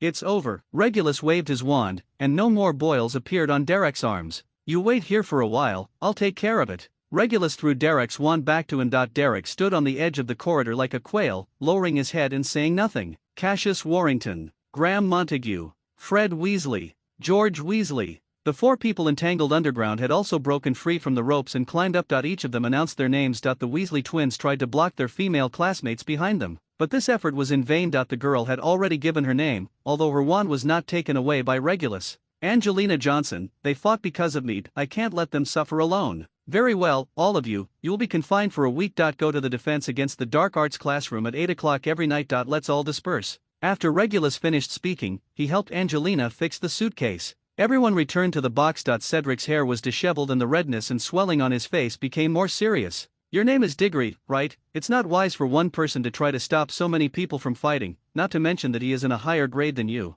Regulus seemed to have thought of something and smiled. "But it deserves praise. The iron armor curse is not something for the 2nd grade. Cedric scratched his head shyly. "This is white essence, just put a little on the wound." Regulus handed Cedric a small bottle and pointed his finger at Derek. "You, come here and sit here." When they heard the term traceless stretching spell, the 2 girls didn't have any special reaction. It's no wonder that even wizarding families rarely mention this spell in front of their children. But Cedric showed a strange look and said with some embarrassment, "Sir, but the traceless stretching spell is illegal spells. That's right, Diggory." Regulus showed a sly smile. "So you won't report me to the Ministry of Magic, right?" After several people hesitated for a moment, they shook their heads in unison. "Okay, I'm going to sleep. No one is allowed to wake me up before arriving at Hogwarts, otherwise the consequences will be serious." Regulus suddenly straightened his face and said seriously. After saying that, he cast an ear-blocking spell on himself and fell asleep. Obviously Cedric and the others did not realize the effect of the spell. This was reflected in the fact that in order not to wake up Regulus,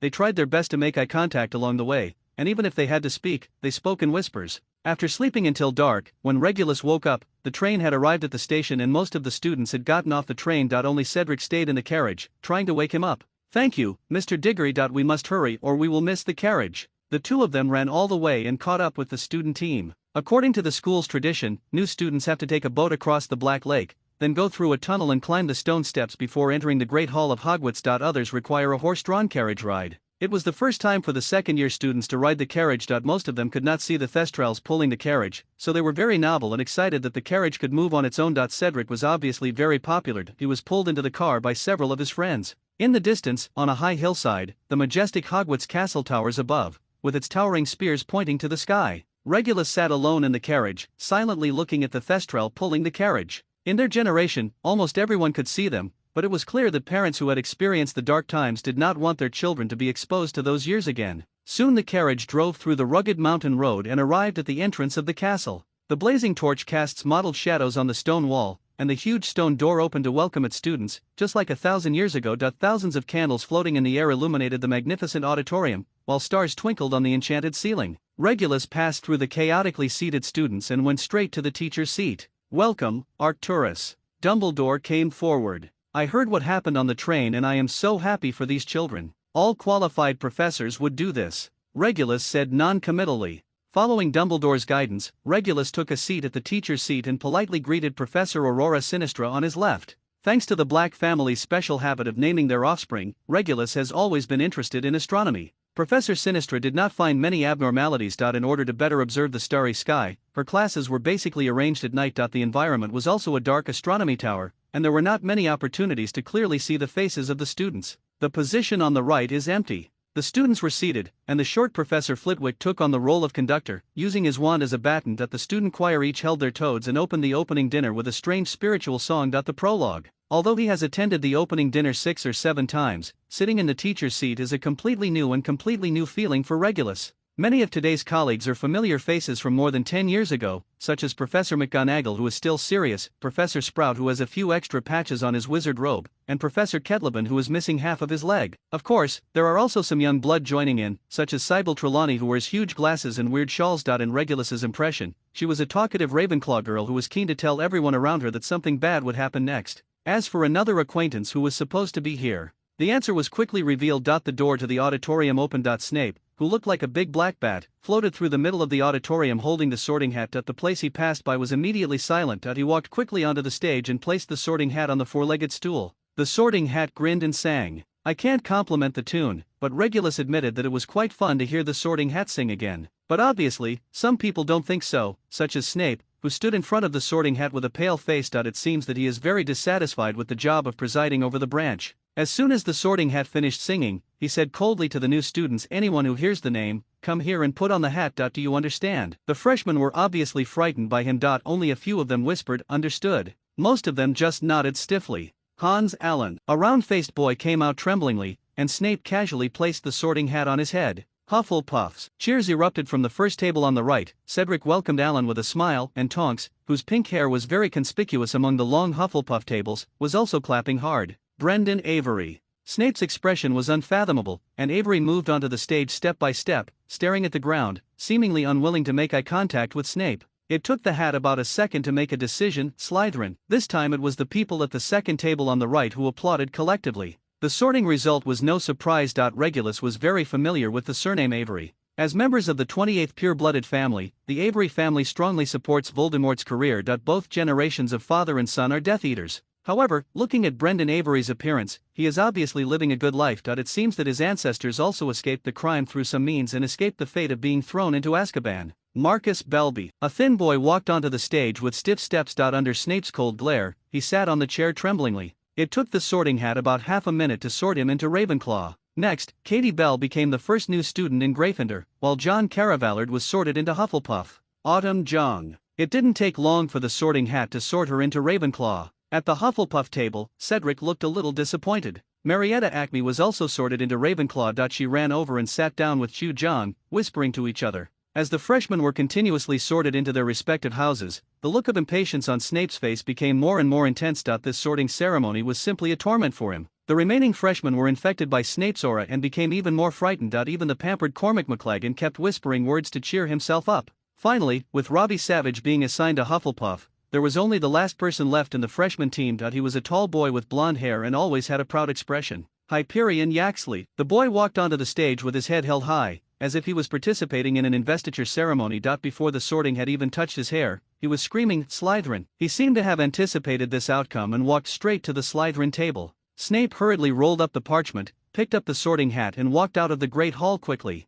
Dumbledore knocked on the goblet in front of him, stood up, and looked at the students with a smile. The auditorium suddenly became quiet. Welcome to Hogwarts, everyone, to start the new school year. Dumbledore's voice was not loud, but everyone heard it softly. But before the banquet begins, I am happy to announce to everyone that this year two new teachers have joined us to accompany us through the new semester. The first is Professor Charity Boobaji. She is very willing to fill Professor Quirrell's vacancy and come to teach the next Muggle Studies class. There was sparse applause in the Great Hall, mostly coming from the direction of Hufflepuff and Gryffindor, and Regulus noticed that no one on the Slytherin table was applauding at all. Professor Boobaji was a gray-haired witch, but she still looked young. With a friendly smile on her face, she stood up and waved to the students in the audience. The second one is our new defense against the dark arts teacher. Everyone welcomes Professor Arcturus Reinhardt. When he heard his pseudonym being called, Regulus stood up and bowed slightly to the audience. Compared to the previous indifferent response to Professor Boobaji, the students' discussion of the new defense against the dark arts professor was much more lively.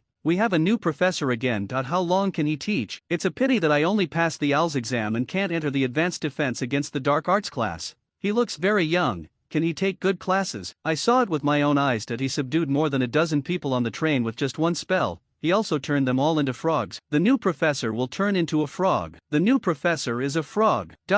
As if he couldn't bear to interrupt the students' increasingly irrelevant discussions, Dumbledore knocked on the goblet again and said with a smile, I have nothing more to say, let the banquet begin. With his order, sumptuous food immediately appeared on the plate. Due to their distrust of each other, Regulus and Snape did not have any formal verbal exchanges during the rest of the banquet. Regulus was convinced that Dumbledore had arranged the seats this way on purpose. As the dinner ended, the new school year at Hogwarts officially kicked off the next day. The defense against the dark arts class for first-year students is taken by all 4 colleges together. In the classroom, about 40 freshmen were sitting upright, with textbooks, notebooks and quills placed on the tables. Perhaps because they heard a lot of strange rumors about Regulus at the opening dinner, many first-year students now believe that this Professor Reinhardt can turn people into frogs if they disagree with him. So when Regulus walked into the classroom was completely silent, for fear of offending the professor. This was in line with Regulus' wish, at least he didn't have to think of a long opening statement to lighten the mood. After calling the names, he pulled out his wand and knocked on the blackboard, and Defense Against the Dark Arts appeared on it in beautiful cursive letters.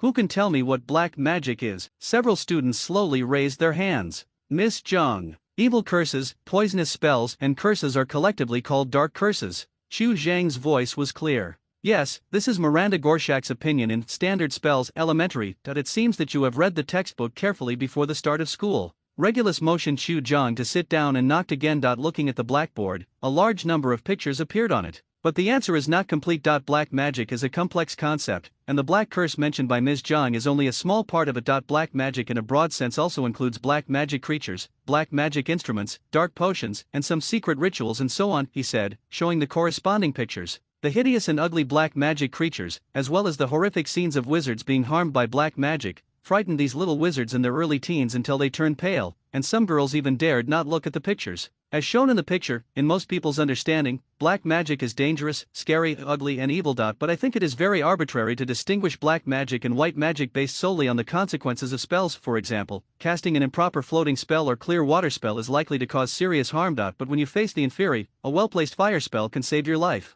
What is the Inferi? A boy asked curiously. A kind of corpse that is controlled by others, hidden in the darkness, may kill you at any time. But as far as I know, since the mysterious man fell, no one will use the Inferi. Le Goulet knocked on the blackboard, and a picture of a pale and dry Inferi with no hair and eyes like cobwebs appeared on the blackboard. The students let out a flurry of onomatopoeia indicating disgust. Black magic is indeed dangerous, but not because of its power, but because it corrodes your heart. Generally speaking, the purpose of black magic spells is to harm others, so in order to ensure that the spell is effective, the person who casts the spell there is a strong desire to harm others. The stronger this desire, the more powerful the spell. Over time, the wizard's soul will become twisted and crazy, and this is where the real danger of black magic lies. After Regulus finished speaking, the classroom fell into a brief silence. You can write these down. There was a rustling sound, and the sound of copying notes sounded. After the little wizards copied the notes, Regulus smiled slightly. You will gradually understand those just now when you grow up. They are not the focus of my class. What I want to teach you is defense skills.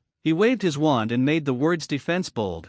Several students showed disappointed expressions, and Regulus continued, "Before class starts, I need to do a simple test. Now everyone stand up and stand at the back of the classroom." Then he waved his magic wand sharply, and amid the exclamations of the students, the desks immediately flew to both sides of the classroom and were automatically stacked up. A large open space was left. The students walked to the back wall of the classroom and stood up, naturally dividing into 4 small groups. "I need 2 more volunteers. Mr. Yaxley, please come forward." Hyperion Yaxley stepped past his slithering classmates and strutted to the center of the clearing, looking at the others haughtily as if it was a matter of course that he was chosen. The other. Regulus' eyes swept across Chu Zhang and Belby, and after circling around Katie Bell and her Gryffindor classmates, he finally locked on the target. Mr. McLagan. McLagan stepped forward casually and gave Yaxley a provocative look. Regulus directed them to stand 5 meters apart. "2 gentlemen, follow my instructions." He suddenly raised his voice and shouted sternly, "Pull out your wand and attack each other, quickly." Yaxley's reaction was very quick. It only took about half a second to take out the wand from his pocket, pointed it at McLagan and chanted the spell, "Collapse." A red light shot directly at McLagan, who was still hurriedly lifting his robe and trying hard to pull out the wand stuck in his trouser pocket. Regulus waved his wand lazily and Yaxley's spell was broken. "That's enough, stop."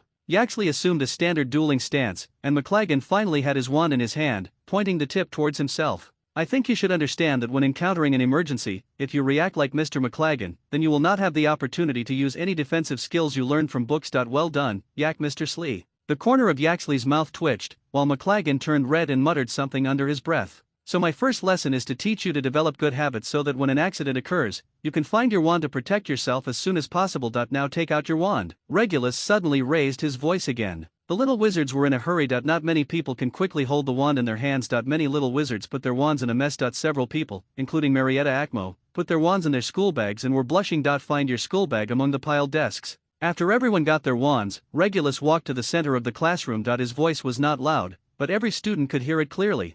"First of all, I will teach you a spell. It is very simple but very practical. When you encounter danger, using it may save your life. This spell is called Periculum." Regulus pointed his wand at the ceiling, uttered a spell, and a beam of red sparks erupted from the end of the wand. In the wizarding world, this spark represents a distress signal. If you are in danger, shoot it into the sky as soon as possible. Your relatives, friends, or staff from the Ministry of Magic will rush to help you. Now, raise your wands, concentrate, imagine the red sparks just now, and then say the incantation. The syllables must be clear. Danger mark. Danger mark. Several bright red sparks rushed up to the ceiling. Chu Zhang looked at the spell he fired in surprise, while Robbie Savage shook his wand in frustration. Just now, only the tip of his wand spurted out. What time is Mars? I don't expect everyone to be able to cast a spell successfully at once. Those who fail can ask your classmates for help. You have 10 minutes to practice. This spell is the foundation of the basics. It does not require any assistance in casting. As long as the correct syllables are recited, it can be successfully released. Students will soon be able to emit qualified red sparks. Very well, let's move on to the next step, which is the focus of this class.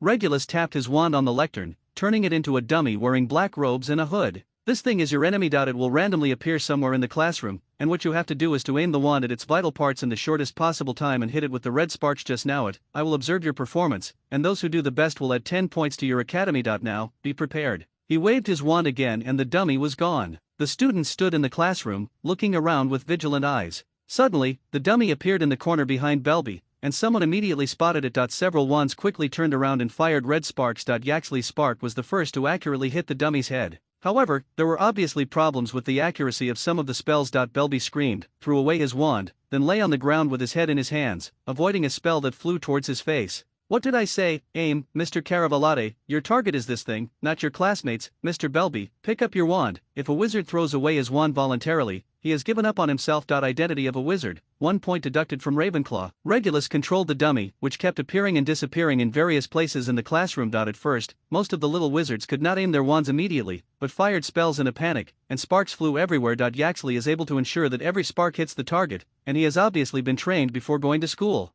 Regulus had to suspend training to correct their spell-casting postures one by one. But what is gratifying is that with the deepening of practice, basically half of the magic spells can hit the target quickly. In addition to Yaxley, Katie Bell and Chu Zhang also performed well, and Cormac Mike Reagan also seemed to be recovering from his poor performance at the beginning of the class. Finally, when Belby and Caravalade were able to hit the fixed target after about 5 seconds of aiming, Regulus's first defense against the dark arts lesson came to an end, while Yaxley Letling earned 10 extra points. The homework is to practice the learning content of this class. I will randomly check it in the next class. Get out of class is over. The little wizards walked out of the classroom in groups of 2.5, excitedly exchanging their views on the class. Regulus waved his wand to restore the classroom that had been messed up by the little wizards to its original state, only to see Yaxley standing upright in front of the podium, looking very worried. "What's the matter, Mr. Yaxley? I want. Please promise me something." Yaxley looked hesitant, not at all as proud and resolute as he was in class. "Let's talk." Regulus summoned a chair and motioned for Yaxley to sit down, while he leaned on the desk.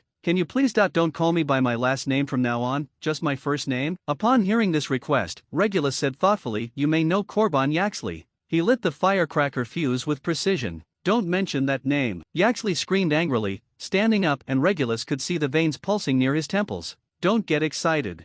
Speaking of which, it depends on Yaxley himself how much it will be accepted. Regulus himself is not a psychological counselor." Yaxley walked out of the classroom silently. As soon as he left the door, he almost ran into a figure running towards him. It was Tonks. In order to avoid Yaxley, she braked suddenly and crashed into the door frame, causing her head to break and bleed. Regulus felt helpless at his niece's reckless behavior and waved his wand, softening the door frame. Tonks felt herself crashing into a pile of cotton. "Thank you, Professor." Tonks' face was almost the same color as her hair. She lowered her head and ran to the back row of the classroom, found a seat and sat down, took out her textbook and looked through it. For Regulus, compared to teaching first-year students, 7th grade courses are simpler. After all, the number of students who can enter the advanced class is limited, but the quality is guaranteed. He teaches those who are talented and have basic knowledge. Students always save more effort. Before class, Regulus expected that there would not be too many students in the Newts class, but when the students actually arrived, he realized that he had been conservative. There are only 8 students in the classroom, including 3 Gryffindors, 2 Slytherins, 2 Ravenclaws, and 1 Hufflepuff. Tonks.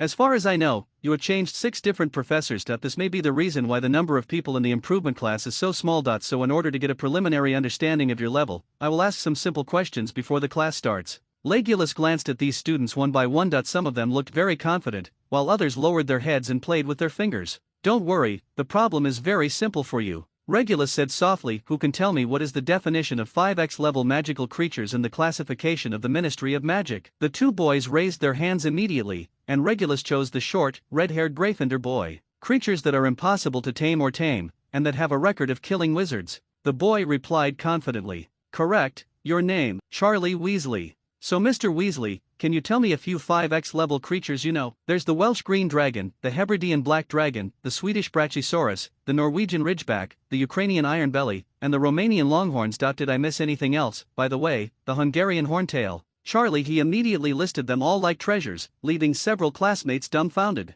That's enough. If you keep talking, we're going to get out of class." Regulus interrupted Charlie, who was talking endlessly. "It seems you know a lot about fire dragons." "My dream is to become a dragon trainer," Charlie replied proudly. "No wonder. I wish you good luck." Regulus brought the topic back to the classroom. Back to the topic, all the subspecies mentioned by Mr. Weasley just now are classified into the category of fire dragons, and they are also the most well-known. The 5x level creature with the largest distribution range and the most types. Each fire dragon is extremely powerful, and it is difficult for ordinary spells to be effective on them. Of course, they also have their own weaknesses, that is, their eyes. There is a spell that is very effective. It's called Eye Disease Curse, a boy said hurriedly. "Correct." Regulus nodded towards the boy. He was a tall Slytherin student with short brown hair, thick eyebrows, and big eyes. He looked confident. He was the one who raised his hand with Charlie just now. "Then tell me, are there any other extremely dangerous creatures? Just name one," Regulus asked the boy. "Basilisk," the boy replied without thinking. "Yes, Basilisk.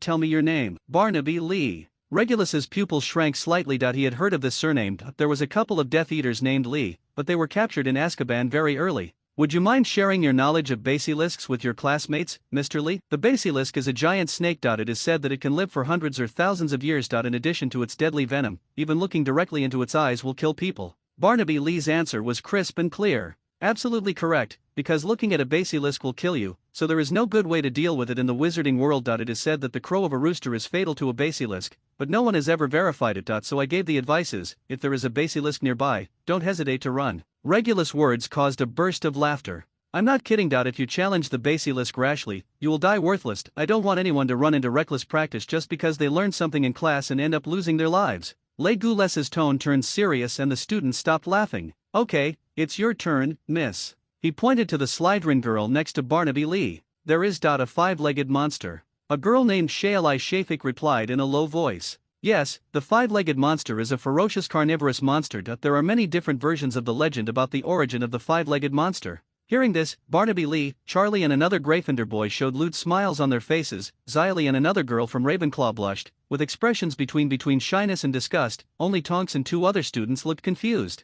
Many wizard parents will use stories about five-legged monsters to scare their children. Regardless of whether these legends are true or false, we can get some inspiration from them. That is, rash use of human body transformation is extremely dangerous, whether it is to your enemies or to yourself. We will talk about this in later lessons. Regulus continued, the danger of the five-legged monsters lies in their extreme hostility to humans. They will tear apart every human who enters their territory and kill them. Eaten alive. So the way to avoid the intrusion of five-legged monsters is also very simple, that is, do not go to their territory. Currently, the only gathering area of five-legged monsters is on the island of Delia in northern Scotland. Regulus glanced at Barnaby Lee and Charlie, who were eager to try, and added, don't bother looking for it, it can't be mapped. The two looked disappointed, and Regulus continued to ask questions. Chimera. This time it was a Ravenclaw boy's turn to answer. Chimera, people in some places call it chimera. In fact, it is the same thing. No one knows what it looks like specifically. According to limited records, chimera is it as the head of a lion, the body of a goat and the tail of a fire dragon. Of course, there are also legends that it actually has several heads, which can spit out venom, lightning and fire respectively. The chimera beast will actively attack humans, and the famous Quidditch back then football star De Llewellyn was eaten by a chimera while on holiday in Greece, and his name is still hanging in St. Mungo's Hospital.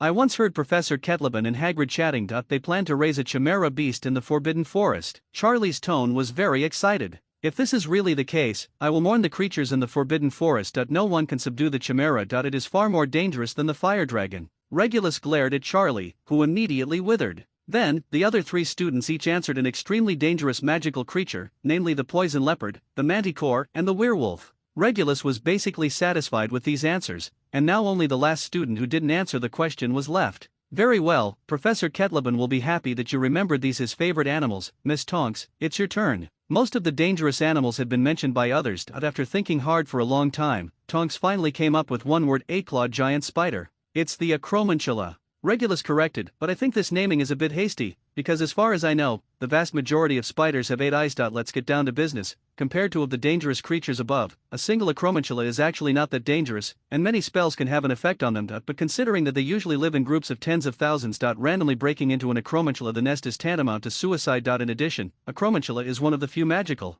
animals that can speak human language. Everyone looked at each other, imagining a group of ugly spiders waving their claws and talking in human words. Regulus added, in addition to the above, there are also horned water snakes and cat leopards that are also classified as 5X levels, but they mainly live in the Americas. There is a magic school in the United States called Ilvermorny, and they choose these two. Of course, there are many unclassified things, such as the giant squid in our lake. The Nordic people call it kraken, people near the Mediterranean call it sethus, and some people, thinking it was Godric Gryffindor's animagus. There was a burst of laughter in the classroom. We have to stay in awe of legends, because there are many seemingly absurd stories that turned out to be true. We continue to go back to class, and I noticed that you missed a dangerous creature, the Voldemort bat, this kind of thing also known as. Regulus deliberately prolonged his tone. A living shroud. It's Barnaby Lee again, and he seems to have a knack for magical creatures. Absolutely correct. Many people think that this kind of thing only exists in Papua New Guinea. However, there is news that someone saw them in Germany more than 10 years ago. It's a pity that the poor wizard was charged with spreading rumors, was thrown into prison, and he was accused of causing panic after drinking a hallucinogenic potion and mistaking a piece of tattered cloak for a Voldemort bat. But in fact, many muggles in the local area did disappear mysteriously. This is different from what we know about Voldemort bats. The situation after the bat attack is completely consistent. The students listened intently to Regulus' story. So we have to assume that this creature exists in Europe. There's only one spell that can repel them. Does anyone know? In addition to Barnaby Lee, Shailai Shafiq also raised her hand. Miss Shafiq. Well. It's the Patronus Charm. 5 points for Slytherin. As we all know, the Patronus Charm is mainly used to resist Dementors, but it also has an effect on Voldibots. This is an ancient and powerful defensive spell and a very profound magic. I think it would be appropriate to make it the first mantra you learn in 7th grade, because it will strengthen your beliefs to some extent and allow your heart to be presented in a concrete form, which will help us with subsequent learning. As you can see, the complete patron saint will appear in the form of some kind of creature, and this creature usually represents part of the inner quality of the spellcaster. Regulus stroked the lion's mane. With all due respect, sir, are you a Gryffindor graduate? Seeing the lion, several Gryffindor students thought of a possibility, and finally Charlie, the boldest one, asked. The common association is that the lion is indeed the symbol of Gryffindor. Unfortunately, it is completely wrong. I am from Slytherin House. Regulus smiled, and several Gryffindor and Slytherin House students were in disbelief. They exchanged glances. The form of your patron saint has nothing to do with which college you attend. It only depends on you. Many times, you yourself have no idea what your patron saint looks like. You might as well guess your own patron saint, and then see how it matches. How different is reality. I hope my patron saint is an Australian oval eye, they are so beautiful. Charlie immediately fell into the fantasy of the form of his patron saint. Maybe it's a rat, said Barnaby Lee sarcastically, and Charlie's face immediately turned red to the same color as his hair. Quiet. Regulus raised his voice, and the two people who were at war with each other temporarily fell silent, exchanging dissatisfied looks with each other. After all the students paid attention and listened quietly, Regulus continued, now let's learn this spell and listen carefully to my pronunciation. You can't make a mistake in a single syllable, otherwise there will be unexpected and terrible consequences. Divine guard. Call God guard. Next, you need to concentrate as hard as you can, think about your happiest things, and then chant the spell and see what happens.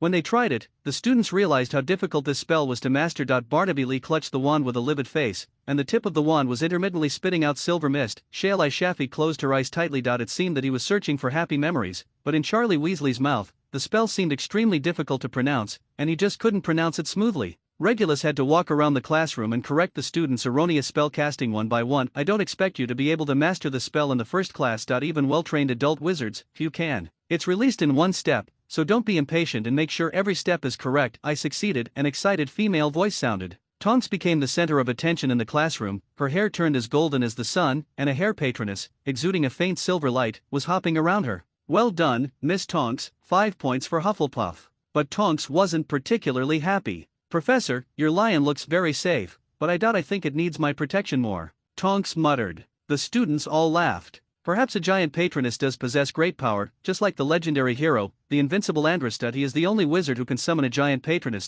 But a small patroness does not mean weak. About 10 days ago, Principal Dumbledore told me an interesting but incomplete story. Out of interest, I consulted history books and storybooks to complete the entire legend. Regulus leaned against the desk and started talking like a casual conversation. The students stopped practicing and listened carefully. Legend has it that there is a dark wizard named Lachadine. He lives in a castle, and there is a village near the castle point. One day, Lachadine fell in love with a girl living in the village and wanted to marry her. His wife, so he wrote a letter to the girl's parents, expressing his best wishes. Barnaby Lee sneered. Of course, Rakidian was rejected, so he became angry and led the Dementors to attack the village. When the villagers could not resist, a young, shy orphan stood up and used his. The mocking, weak-looking patroness of rats drove away all the Dementors. Charlie Weasley flexed his muscular muscles at Barnaby Lee, countering Barnaby's earlier quip about the patroness of rats. But this is just a legend. It may have been made up by people to comfort wizards who can only summon weak patron saints. Tonks still didn't believe it. I said at the beginning of this class that we should remain in awe of legends, because there are many seemingly absurd stories.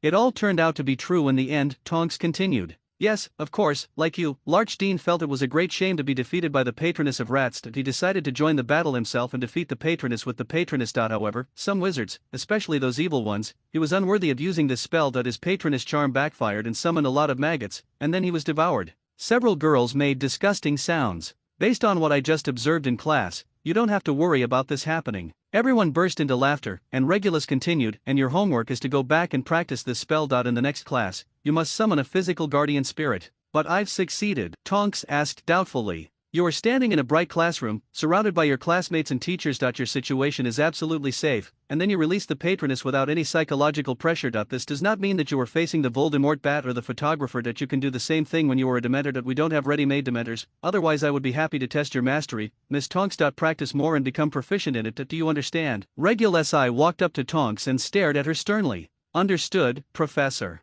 Tonks lowered her head and replied, get out of class. After all the students left the classroom, Regulus slowly tidied up the classroom. Have I passed the entrance examination, Principal? If he was talking to himself, his voice would be a bit loud. Sure enough, as soon as he finished speaking, applause broke out. In the corner of the classroom, Dumbledore's tall and thin figure emerged from the air. 2 wonderful classes. I forgot Dean Ratch's name at the time. Thank you for reminding me. Dumbledore said with a smile. In fact, Mr. Wilbert Slinka once expressed to me that he was interested in teaching this subject. I was interested in taking the course, but I ultimately turned him down because I felt that it was far more useful for students to have a proper grasp of defensive spells than to recite a bunch of theory. That you can't just pull out a Death Eater when he walks to your door. Defense theory of magic, then initiate negotiations and politely ask them to leave. Regulus snorted disdainfully. Dumbledore approached Regulus, his expression suddenly became serious, and his voice lowered. I have something important to talk to you about. It's not suitable here. Can you go to my office? A few minutes later, facing the gargoyle guards in front of the principal's office, Dumbledore shouted the command, pile of cockroaches. It tastes very unique, sir. Thank you for the compliment. In the principal's room, an antique stone basin was placed on Dumbledore's desk. Dumbledore pointed to the stone basin and smiled. You might want to take a look at this. Regulus knew it was a pensieve, but he didn't understand Dumbledore's intention. In the past few days, I have been to a very interesting place. I think it is more intuitive for you to see it with your own eyes than to tell it orally. Having said this, Regulus stopped talking and buried his face directly into the pensieve. The memory immediately emerged. It was a place he was very familiar with. The cave where Voldemort hid his Horcruxes. Regulus was floating in the air, with a strange look on his face as he watched Dumbledore in his memory cross the shallow sea using standard swimming postures, quickly cracking the protective spells, and finally came to the small island in the lake to study the magic. The potion in the refilling stone basin. The memory stopped abruptly, and Regulus stood on solid ground with his feet again. He looked at Dumbledore with a complicated expression. You didn't drink anything in there, did you? Regulus finally asked, breaking the silence. No, I'm not sure what's in it, but I can recognize Voldemort's methods, so it's definitely not a health drink. Dumbledore said with a smile. Wise choice. If you drink the potion, I'm afraid you will be disappointed. I can tell you that I drank it twice and it didn't taste very good, Regulus said in a calm tone. This time it was Dumbledore's turn to have a complicated expression, his bright, sharp blue eyes filled with shock for the first time. Regulus seemed to have made up his mind and said, Actually, I have a guess that I didn't plan to tell anyone, because the more people who know, the more dangerous it will be. If the Dark Lord knows, he will be on guard. I think. Dumbledore interrupted Regulus. Wait a minute, I also have a guess. We can see if it's the same thing. Then, Dumbledore waved his left hand, and a heavy book flew out from the study room. The black cover had faded and it read Advanced Dark Magic Revealed. Dumbledore opened the catalogue, pointed to one of the entries, and said to Regulus, My guess is that Voldemort made this thing. Can we reach a consensus? The word on his fingertips was clearly Horcrux. Yes, it was once placed in the stone basin just now. Regulus swallowed and continued, but the real Horcrux has been stolen by me. It is a locket. According to my analysis, it has a lot of background, probably something from Salazar Slytherin. Where are the Horcruxes now? Dumbledore asked eagerly, his eyes brightening. In my house. I can't destroy it for the time being. It won't open. Regulus shook his head, looking a little frustrated. Dumbledore opened the book, turned over one of its pages, and pointed out the contents to Regulus. A Horcrux can only be destroyed by causing irreparable serious damage to it, which requires the most evil and powerful dark magic spells, or something extremely destructive. It's pretty much what I expected. I tried Manticore's tail sting poison powder, but that didn't work. I can't think of anything more destructive right now. Maybe I should chant it. Veda Kedavra. Regulus sneered. You won't, Regulus. You trust me 100% so quickly? Or do you think you know me, like you do with Snape? Yes. Dumbledore stared into Regulus's eyes and nodded slowly. That's a real honor for me. Can you lend me this book? All the books in my house are eaten by moss. Regulus decided not to continue discussing this topic and took it from Dumbledore. He picked up the book and closed it, running his pale fingers across the peeling paint title. Phineas Nigellus disappeared from the portrait and went to vent his anger at number 12 Grimmauld Place, and silence returned to the headmaster's office. I think we finally know where the budget for expanding the library was spent, Dumbledore said, half joking. Considering that all the frames of Phineas Nigellus were connected and that even if he was not currently in the headmaster's office at Hogwarts, he could still hear the conversation between the two, Regulus decided not to continue on this topic. Discussion so as not to harm the relationship between him and Phineas. I don't remember this book in the library. Regulus shook the Advanced Black Magic Revealed in his hand and changed the subject. Actually, this book was originally supposed to be in the restricted area, but for some reason, I don't think it is suitable to continue to be stored there. The smile on Dumbledore's face disappeared. Why? Regulus asked, confused. Many contents in the book, such as Horcruxes, are not suitable for students to have access to, even for purely academic purposes. So it is a great thing that you can investigate the secrets of Horcruxes on your own without having any clues. Remarkable thing. That's what it sounds like. Regulus was non-committal that he didn't think Dumbledore had told all the inside story. If I make what you have done public, you will at least receive a first-class medal of the Order of Merlin. Dumbledore's expression was very serious. I have seen that thing. My grandfather had one. It is said that he got it for making outstanding contributions to the Ministry of Magic, but everyone knows that he gave the Ministry of Magic a large sum of gold. Regulus was not interested. Said, so this reward is not attractive enough, and I don't think telling the Ministry of Magic we have obtained the Dark Lord's Horcrux is a sensible approach. Sometimes important things don't need to be known to everyone. Dumbledore agreed, because the truth is not always pleasant, and people are always willing to believe what they see, such as Cornelius Fudge, who tried to let everyone believe what he says. Voldemort is finished, and we will have a long, good peace. Then he changed the topic, but if Voldemort's supporters learn that his master is still dormant somewhere, trying to make a comeback, what will they do? For example, Bellatrix Lestrange. Regulus took over the conversation. My dear cousin, she is 100 times more interested in the Dark Lord than his husband. But she has always been very good to me. If she knew that I was against the Dark Lord, she would be very upset. Sad. By the way, what is that man's name? Rodolphus Lestrange. Speaking of this, the couple has been imprisoned in Azkaban, so you don't have to worry about her being angry with you for the time being. Dumbledore said, as you said, Bellatrix was extremely loyal to Voldemort, and she always believed that Voldemort had not fallen, even though it had been a long time since the incident in Godric's Hollow Point. One day, Bella, Rudolph's, and his brother, Ravastan, the two brothers have always advanced and retreated together. Regulus said disdainfully. Yes, they were looking for Voldemort everywhere. In order to find out Voldemort's whereabouts, they did not hesitate to kidnap and brutally torture Auror Frank Longbottom and his wife Alice, driving them crazy. Dumbledore said calmly. Regulus could hear the emotions hidden under this calm tone. He recalled the scene when Dolohov and the others tortured the young wizard, and replaced the faces of the people involved with the Bellas and his wife and Long, who had met once. Mr. and Mrs. Patton. There was a brief silence in the principal's office. Dumbledore walked to the Pensieve again, put his wand against his temple, slowly pulled out a silver thread of memory, and shook it into the basin. This happened about 7 or 8 years ago. Let's take a look. This time, Regulus and Dumbledore entered the past memories together. The principal's office disappeared, and the two of them were now in a square room, surrounded by sealed stone walls. There were no windows, and only the torches inserted on the wall brackets provided some dim light to the room. There were stepped benches on all sides, filled with wizards, probably more than 200 people. Based on the layout, Regulus immediately guessed where this room was: the trial room on the 10th floor of the Ministry of Magic. The younger Dumbledore sat in the gallery, and next to him sat the terrifying-looking Alastor Moody. The presiding judge was a serious wizard whom Regulus recognized as Barty Crouch, the then director of the Legal Enforcement Department of the Ministry of Magic. There are 4 chairs with chains on them in the center of the courtroom. 6 tall, hooded Dementors escorted 4 prisoners into the trial hall through the only entrance.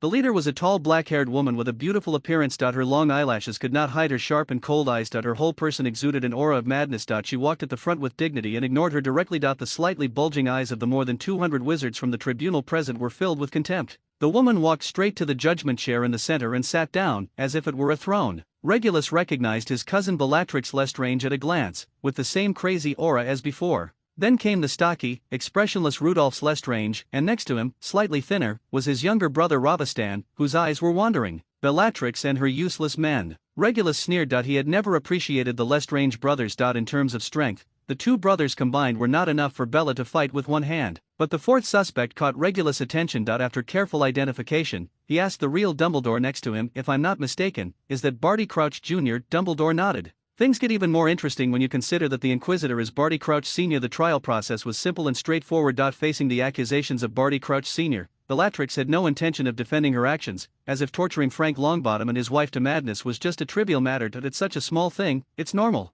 Only Barty Crouch Jr. tried his best to look innocent with snot and tears, and kept crying that he was not involved, but Barty Crouch Sr. was completely unmoved and continued to preside over the trial. Indeed, the wizards of the tribunal present at the time, headed by old Barty Crouch, almost unanimously believed that Bellatrix had gone crazy and still had unrealistic fantasies about Voldemort, so they did not give her the final chance. Keep a word in mind. But both Dumbledore and Regulus had realized that Bellatrix obviously knew that Voldemort had Horcruxes and could not die, so she showed such confidence. She is indeed one of the Death Eaters most trusted by the Dark Lord. It is not surprising that she can get this information. Regulus commented, but she will probably be disappointed if we find a way to eliminate the Dark Lords that Horcrux, the Dark Lord will be completely dead from now on. And no one will go to Azkaban to save her. It's a good wish, but I don't think so. Dumbledore shook his head. After you read this book carefully, you will find that the working principle of Horcrux is not like this. The resurrection of Voldemort does not require the Horcrux. The piece of soul. As long as the Horcrux is not destroyed, the owner cannot be killed. The Horcrux has actually played its role, and Voldemort is still alive somewhere. So even if we destroy his Horcrux, he will not die immediately unless we can find him after destroying the Horcrux and kill him again?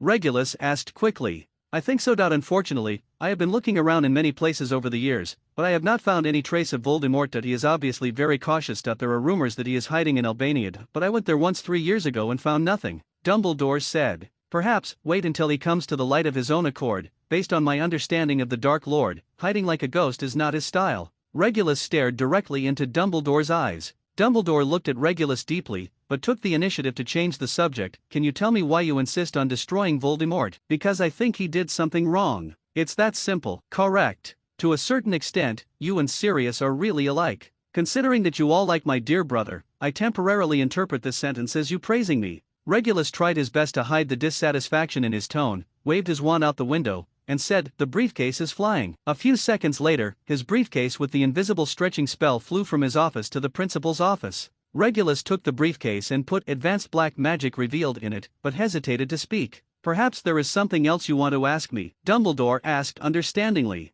"Since you mentioned Sirius, I want to hear the cause and effect carefully. Phineas made it too general last time." Dumbledore nodded, as if he had expected it. Regulus threw his briefcase into the armchair and sat down, pretending to be listening. "Where to begin that you must know James Potter and Lily?" Dumbledore began. Regulus curled his lips and made no comment. For some reason, Voldemort decided to kill them personally, as well as their son, Harry Potter. The news was discovered by the Potters, and they used the fidelity charm to protect themselves. Of course you know the spell. Guess who the secret keeper will be? Who else could it be but Sirius? I wouldn't be surprised if one day he announced that his name would be changed to Sirius Potter, Regulus said angrily. For a moment, Regulus felt that Dumbledore had a weird smile, but he quickly concluded that he might have been blinded just now. Every wrinkle on the old principal's face showed seriousness. Yes, obviously, everyone thought so. So when James Potter and his wife died unexpectedly on Halloween in 1981, everyone was extremely surprised. Sirius would betray his best friend and marry him. A close friend of all brothers. Dumbledore's tone contained a touch of sadness. Regulus' fists clenched under his robes when he heard "friends closer than brothers."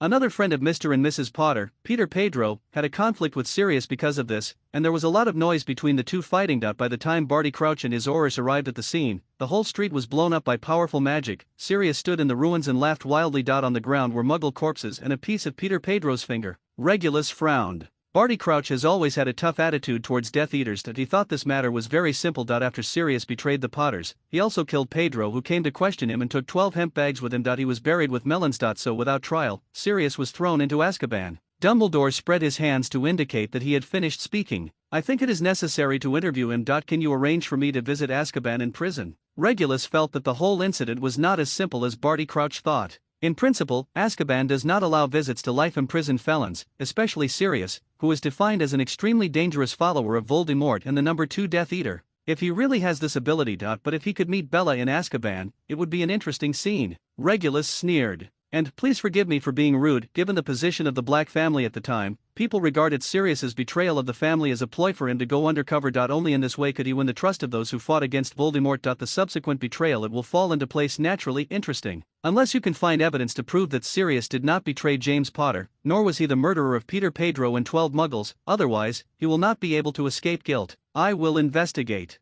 Regulus stood up and left the principal's office. There were no classes in the afternoon, so Regulus locked himself in his office, with a copy of Advanced Dark Arts Revealed borrowed from Dumbledore spread out on his knees. According to the book, Horcruxes were invented and first successfully manufactured by the despicable Herbo, a dark wizard in ancient Greece. Although the production method has been passed down, there are no records of other wizards successfully making Horcruxes except Hirebo, until Voldemort showed up. Legend shows that Hirebo's Horcrux was not destroyed, and he may still be alive in this world. This also means that no Horcrux has ever been destroyed, and the methods of destroying Horcruxes recorded in the book are just conjectures. Regulus closed the book and threw it into his briefcase. Since he had no clue, he put it aside for the time being. There were other important things. Creaker. He summoned his elf. There was a loud bang, and the old elf apparat into his office. Master Regulus summoned Creaker. Isn't it because the food at Hogwarts is not delicious? They don't understand the master's taste. Creaker started chatting as soon as he saw Regulus. Possibly due to the movement of air caused by Creaker's apparition, a candle on the wall was blown out. Regulus waved his wand lazily and said casually, "Fire is blazing." As a result, a small cluster of green flames spurted out from the end of the stick and accurately hit the candle wick, but did not ignite it. Okay? He had accidentally released this weird green flame when he was trying out the wand at Ollivander's wand shop. At that time, they all thought it was the reaction of the wand recognizing its owner, so they didn't take it to heart. But now it seems that something strange happened and it was no accident. Regulus aimed at the candle again, focused on ordinary flames, and cast the spell again. This time he successfully released a red flame and lit the candle. He tried a few more times, and soon discovered that if he didn't consciously concentrate on imagining the color of the flame, he would release a green flame that couldn't ignite firewood or candle wicks. But he can control the shape of the green flame at will, and he doesn't even need to cooperate with magic spells and spell-casting gestures. Regulus had no clue about this, and he felt it was necessary to consult professionals. Cockroach pile. Outside the principal's room on the 8th floor, Regulus shouted the command just now to the gargoyle guarding the door, but the gargoyle did not move at all.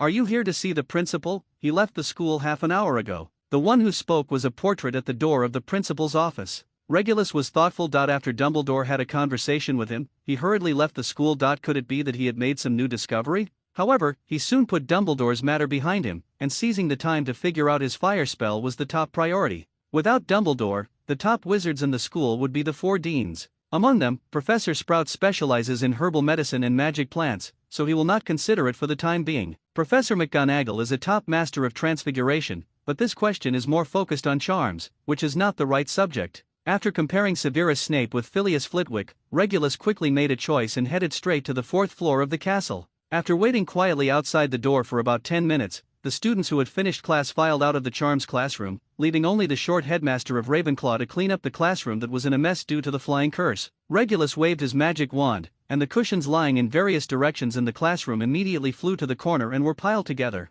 "Ah, it's Professor Reinhardt, thank you for your help." Professor Flitwick thanked him in his characteristic high-pitched voice. "I only save you 3 seconds. But I am in trouble with a spell and need your help," Regulus said with a smile, then waved his wand, and the classroom door closed. "Would you like to help and tell me something? There's a big problem with my fire spell. Well, I'll show you directly. The flames are blazing." Following Regulus's spell, a cluster of green flames rose up from the lecture table, but the wooden lecture table was not damaged. Seeing this strange flame, Flitwick's eyes immediately became focused. He climbed onto the pile of books behind the desk, and he didn't know when he had a large feather in his hand that the students used to practice the levitation spell. Then, he put the feather into the flames. As expected by the 2 of them, the feather was unharmed. It seems that this spell is not destructive to inanimate objects. It is completely different from ordinary fire spells. Have you tried it on living things, Mr. Black? Flitwick stared at the flames intently and said subconsciously. Regulus' real name was revealed. "I knew I couldn't hide it from you," Regulus said with a smile, "but this reminds me. Cockroaches are coming." An unlucky cockroach in the classroom was summoned by a curse and fell into the hands of Regulus.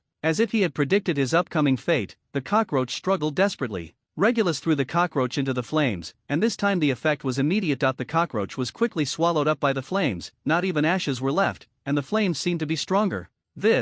Professor Flitwick's expression became serious. He took out his wand and pointed it at the flame, whispering a long and obscure spell in his mouth. Regulus also thought of a not-so-friendly magic, an evil flame that engulfed everything around it, making no distinction between friend and foe, disowning relatives, and burning more and more. But soon, Flitwick's expression relaxed. "No, this flame is completely different from the fierce fire. After my analysis, I can confirm that it is just an ordinary fire spell, but why does it have such an effect?" He looked Regulus up and down. "Maybe it has something to do with you. It's related to your physique. Have you ever heard of those hybrid vila? Their enchantment spells are always powerful. No matter how hard we study, we can't achieve the effect they can release casually." Regulus also relaxed and laughed after hearing the fascination curse. According to a certain Hogwarts school legend, Phileas Flitwick, in addition to being a dueling champion, was also proficient in the bewitching curse, which made the person who was cursed seem to have drank a large dose of high-purity old love. Agent. Of course, this legend has never been proven. In short, I can't achieve this effect. Flitwick waved his wand and chanted the spell. Fire is blazing. The same green flame spurted out from the tip of the charms professor's staff and hit the feather he had just been experimenting with.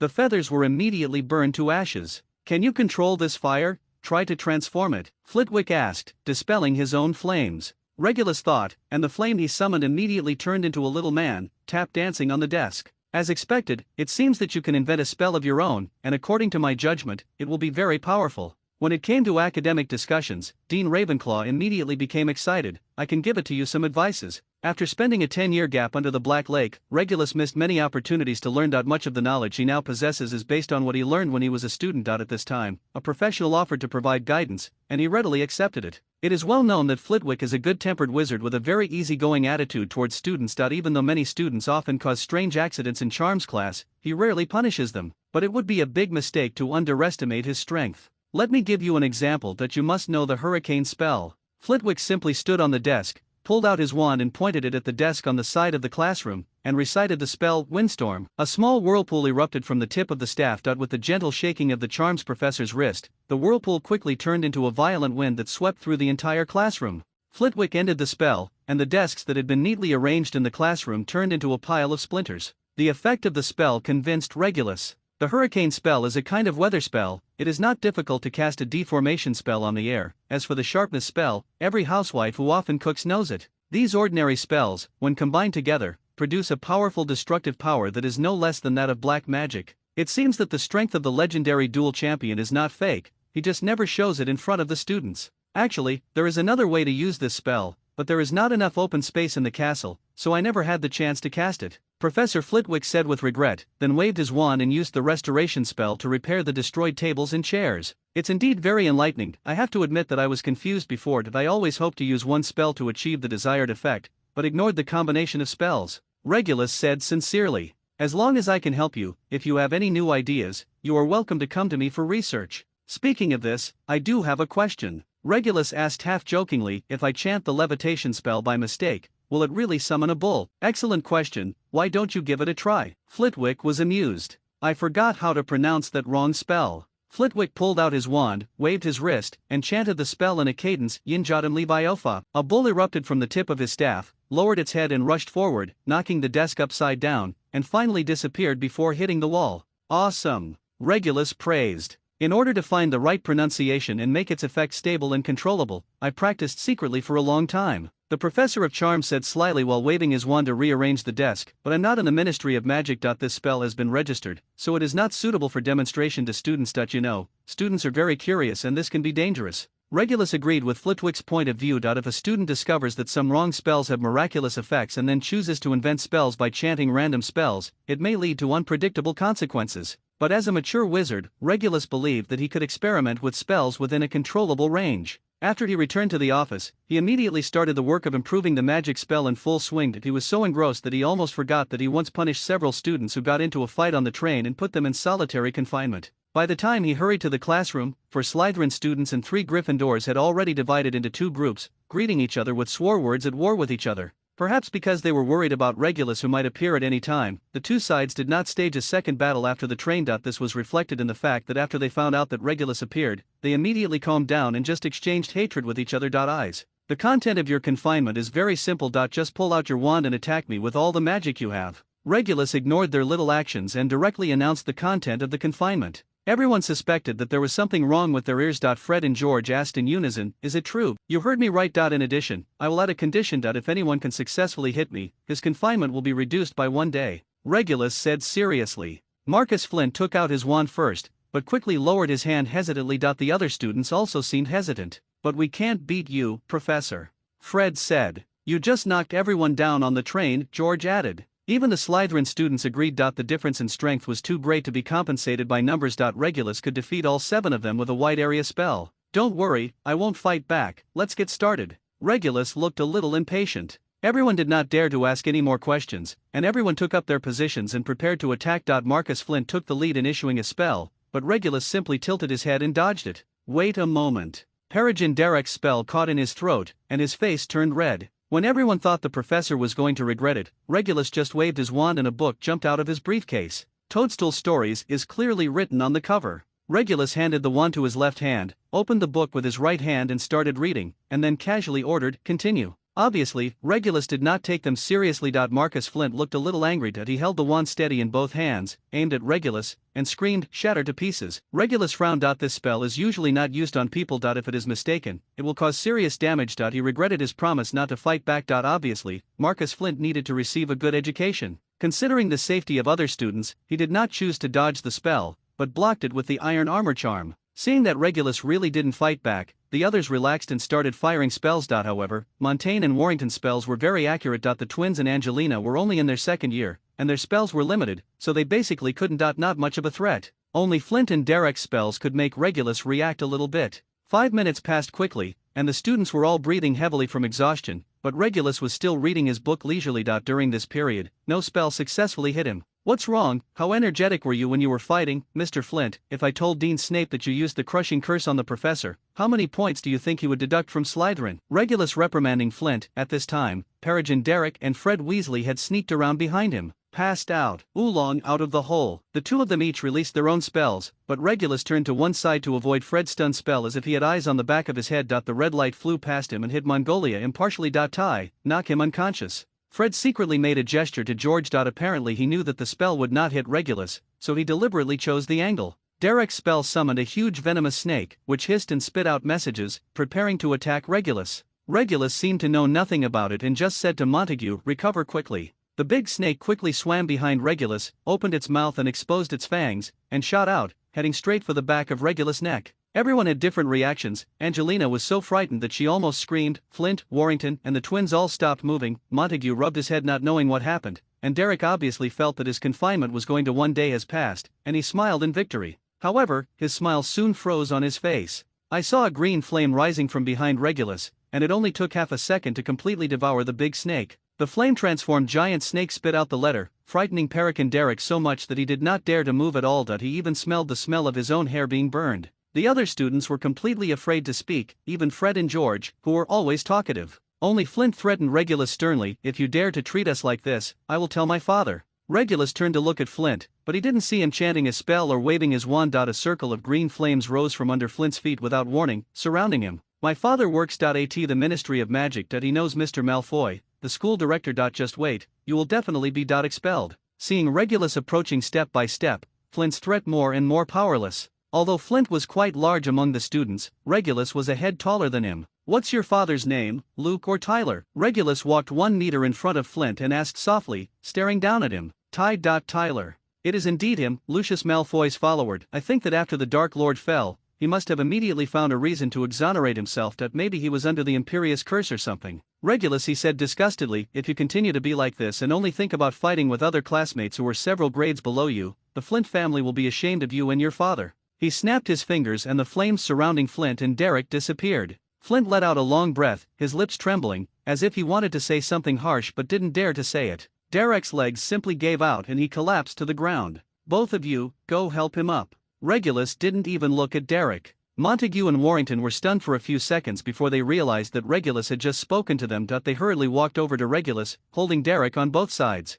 "You four, today's confinement ends here." Flint didn't realize what happened. Logically speaking, the professor was angry and the confinement should be extended. Montaigne and Warrington even had dull smiles on their faces, thinking that indeed this professor was born in Slytherin and would ultimately favor the students of this house. "I won't be here tomorrow. Report to Filch and clean the bathroom." After Regulus finished speaking, he waved his wand impatiently. Before the 4 of them could react, they were pushed out of the classroom by a force. Regulus was very disappointed with these people. In his opinion, worshipping power and being full of ambition are necessary qualities of a Slytherin. Otherwise, the elites from the Snake House would not continue to work hard for their own persistence and pursuit, and even to the point of using whatever means necessary. But from the 4 students just now, Regulus only saw rudeness, stupidity, and cruelty. He has not mastered many normal spells, and his spellcasting skills are even worse. He can cast poisonous spells without any ambiguity, and he is very good at sneak attacks from behind. These are all characteristics that are vividly displayed in Death Eaters, and they are also an important reason for Regulus to break away from Voldemort. With the Weasley twins and Angelina still in the room, Fred bravely asked, "Shall we continue, sir?" Regulus turned to Fred. "Did you cast the coma spell just now?" "I put it there," 2 voices answered together. "What a touching brotherhood." Regulus looked at the twins who took responsibility for each other, and shook his head in a subtle way. "I have to admit that it is a very good spell, and it is also an understandable approach." As soon as the twins smiled, Regulus changed the topic. "But, Weasley. No matter who it is, attacking classmates during the confinement is a violation of school rules, and Gryffindor will be deducted 5 points for it. The twins' expressions immediately fell. "Those people just used poison spells to attack you, but you didn't deduct points for them. Fred just used a stun spell. This is not fair," Angelina shouted, unconvinced. "Whether it's a poison spell or a sneak attack, it's all because I allow you to attack the target. If you don't understand the difference." Regulus stopped talking and turned to look at the door of the classroom. There already stood a man with a hooked nose and black robes and greasy black hair. "What's the matter, Professor Snape?" "While I was inspecting the castle, I overheard the ping-pong ringing here. According to the student's schedule, they should be in the common room or the library now," Snape said in his flat, cold tone and irregular. "I was worried that Peeves was destroying your classroom, so I came over to check. Since it's ahem. Professor Reinhardt is disciplining the students, then I'm relieved." "Thank you for your kindness." There was no hint of gratitude in Regulus' tone. "Oh, by the way, I just saw Mr. Derek being sent to the school hospital. I don't know if President Dumbledore asked you to read the professor's code, but for the common benefit of everyone, I have to be a friend to you. Reminder, in this school, you need to pay attention to the way you discipline students. If a student in my house is harmed in any way, as the head of Slytherin, I will ask you for an explanation," Snape said slightly threateningly said. "So Professor Snape cares so much about his students." Regulus walked up to Snape, stared into his dark eyes, and said in the same cold tone, "You can rest assured, if you're proud students, if you can even have an accident while cleaning the bathroom, I'm afraid you won't be able to bear it." Snape said nothing, and the two stared at each other with very unfriendly expressions. I really hope they have a fight. I bet on Snape. Not necessarily. Bill said that the old bat has a few tricks up his sleeve, but who doesn't hate Snape? I'd bet on him too. Unfortunately, the twins were destined to be disappointed. In that case. Very good. After a moment, Snape just squeezed out a few words through his teeth, then turned around and quickly left the classroom, disappearing into the dim corridor. After sending Snape away, Regulus walked up to the twins again and stared at them. I think it's just because you are not proficient enough in transformation. Gamp's law of transformation never mentions that rats have special resistance to transformation, Regulus said with a smile. Or is there something special about that rat? He remembered that when he was in the transfiguration class, Professor McGonagall often used various mice as teaching aids, and there was nothing unusual about it. Maybe that mouse is lazy and plump, and there's nothing special about it except that it's missing one paw. Fred muttered. Let's go back during the holidays and try again. George made up his mind. The confinement for the Weasley twins and Angelina ended soon. Initially, Regulus planned to take this opportunity to practice his practical skills. Unfortunately, the student's level was too poor and it did not bring much pressure to him. He had no choice but to put aside this idea and concentrate on studying advanced dark magic revealed borrowed from Dumbledore in his spare time, or practice his green flame using the compound spell casting technique proposed by Flitwick. The days passed quickly, and all 7th grade courses were taken. Except for the first-year students who have just entered the school and have not yet put a strong mark on the academy, and the sparse 7th-year students who are adults and can think more rationally, the confrontation between Gryffindor and Slytherin has become the main theme in the courses of other grades. During the actual combat training stage, the little lions and little snakes did not hesitate to attack each other at every opportunity. This situation is not difficult to understand. There are many students in Slytherin who are arrogant and sarcastic in their speech. And there are many action-oriented people in Gryffindor who have bad tempers, so conflicts are naturally more likely to intensify. Of course, Regulus was not unambiguous about this kind of behavior, and he would be deducted points and imprisoned in turn. However, the school curriculum arranges that these two colleges have the most courses together. Taking the defense against the dark arts class as an example, except for the 1st and 7th grade classes, which are taught in groups, the 2nd to 6th grade classes are taught by Gryffindor and SI. Let's go to class together. The happiest person was Filch. The elderly janitor of Hogwarts quickly gained a large number of hourly assistants to help clean the bathroom. Relatively speaking, the classes where the peaceful Hufflepuff and the rational Ravenclaw were together were much more harmonious and relatively worry-free. Time passed quickly. In the second defense against the dark arts class in 7th grade, the first thing Regulus did was to ask 8 students to cast the Patronus charm. What pleased him was that the students had obviously practiced a lot after class and did not turn a deaf ear to his words. Everyone was able to skillfully cast this difficult spell. Among them, Barnaby Lee was very satisfied with the huge hippopotamus he summoned, while Charlie Weasley was very disappointed with his Patronus because it was not the Australian opal-eyed dragon he dreamed of, but just an umbrella. Lizard. Cheer up, Charlie, it's quite pretty, especially when you stretch out the folds on its neck. Tonks comforted Charlie, and it looks a bit like a dragon. My dad said that muggles don't think fire dragons or those fire dragons that exist are just things called fire-breathing giant wing lizards. Tonks was obviously not very good at comforting people, and Charlie looked even more depressed. You must all know the iron armor curse. Regulus began to teach, and the students stopped whispering. When attacked, the iron armor curse is a very practical instant defense spell. It can block most spells. And physical entities. I need a volunteer to demonstrate. Tonks, come to the front. Tonks stood up and stood 5 meters away from Regulus as instructed. As far as I know, you learned this spell when you were in 6th grade, so I won't repeat it. Next, I will attack you with a spell, and you use the iron armor curse to stop me. Do you understand? Tonks nodded and the two of them took out their wands and got into stance. The bleeding won't stop. Regulus cast a snot curse. Tonks reacted immediately and shouted, "Armor for protection." A thin curtain of light flashed through, and Regulus's snot curse was dispelled. If I were to evaluate it fairly, I can only say that it is not satisfactory. A good iron armor spell can not only block damage, but can even counterattack the opponent. He turned to Tonks, "Use your best spell to attack me." Tonks hesitated for a moment, then aimed at Regulus and chanted a spell, "Petrify them all." Almost at the same time, Regulus shouted loudly, "Armor for protection." The powerful iron armor spell shocked Tonks several steps back. She watched in horror as her spell flew back, past her ears, and finally knocked over a cabinet at the back of the classroom to the ground. Everyone looked at each other, except Barnaby Lee, who showed the expression, "It should be like this." I don't know what the teacher asked for this course before, but in my opinion, the iron armor curse must reach at least this level before it can be considered qualified. Regulus glanced at the 8 people, and finally stopped at Tank's face. "I'll practice," Tonks whispered. "Not only Miss Tonks, but all of you will have the iron armor curse as your homework after this class, otherwise you will not be able to keep up with the course, and what I am going to talk about today is the variant of the iron armor curse." Regulus walked back. On the podium, tap the blackboard with your wand, and the spell Protego of the iron armor curse appears on it. The Iron Armor spell is an instant effective spell. The range and target can be controlled by the caster, and if you add a little change to this spell.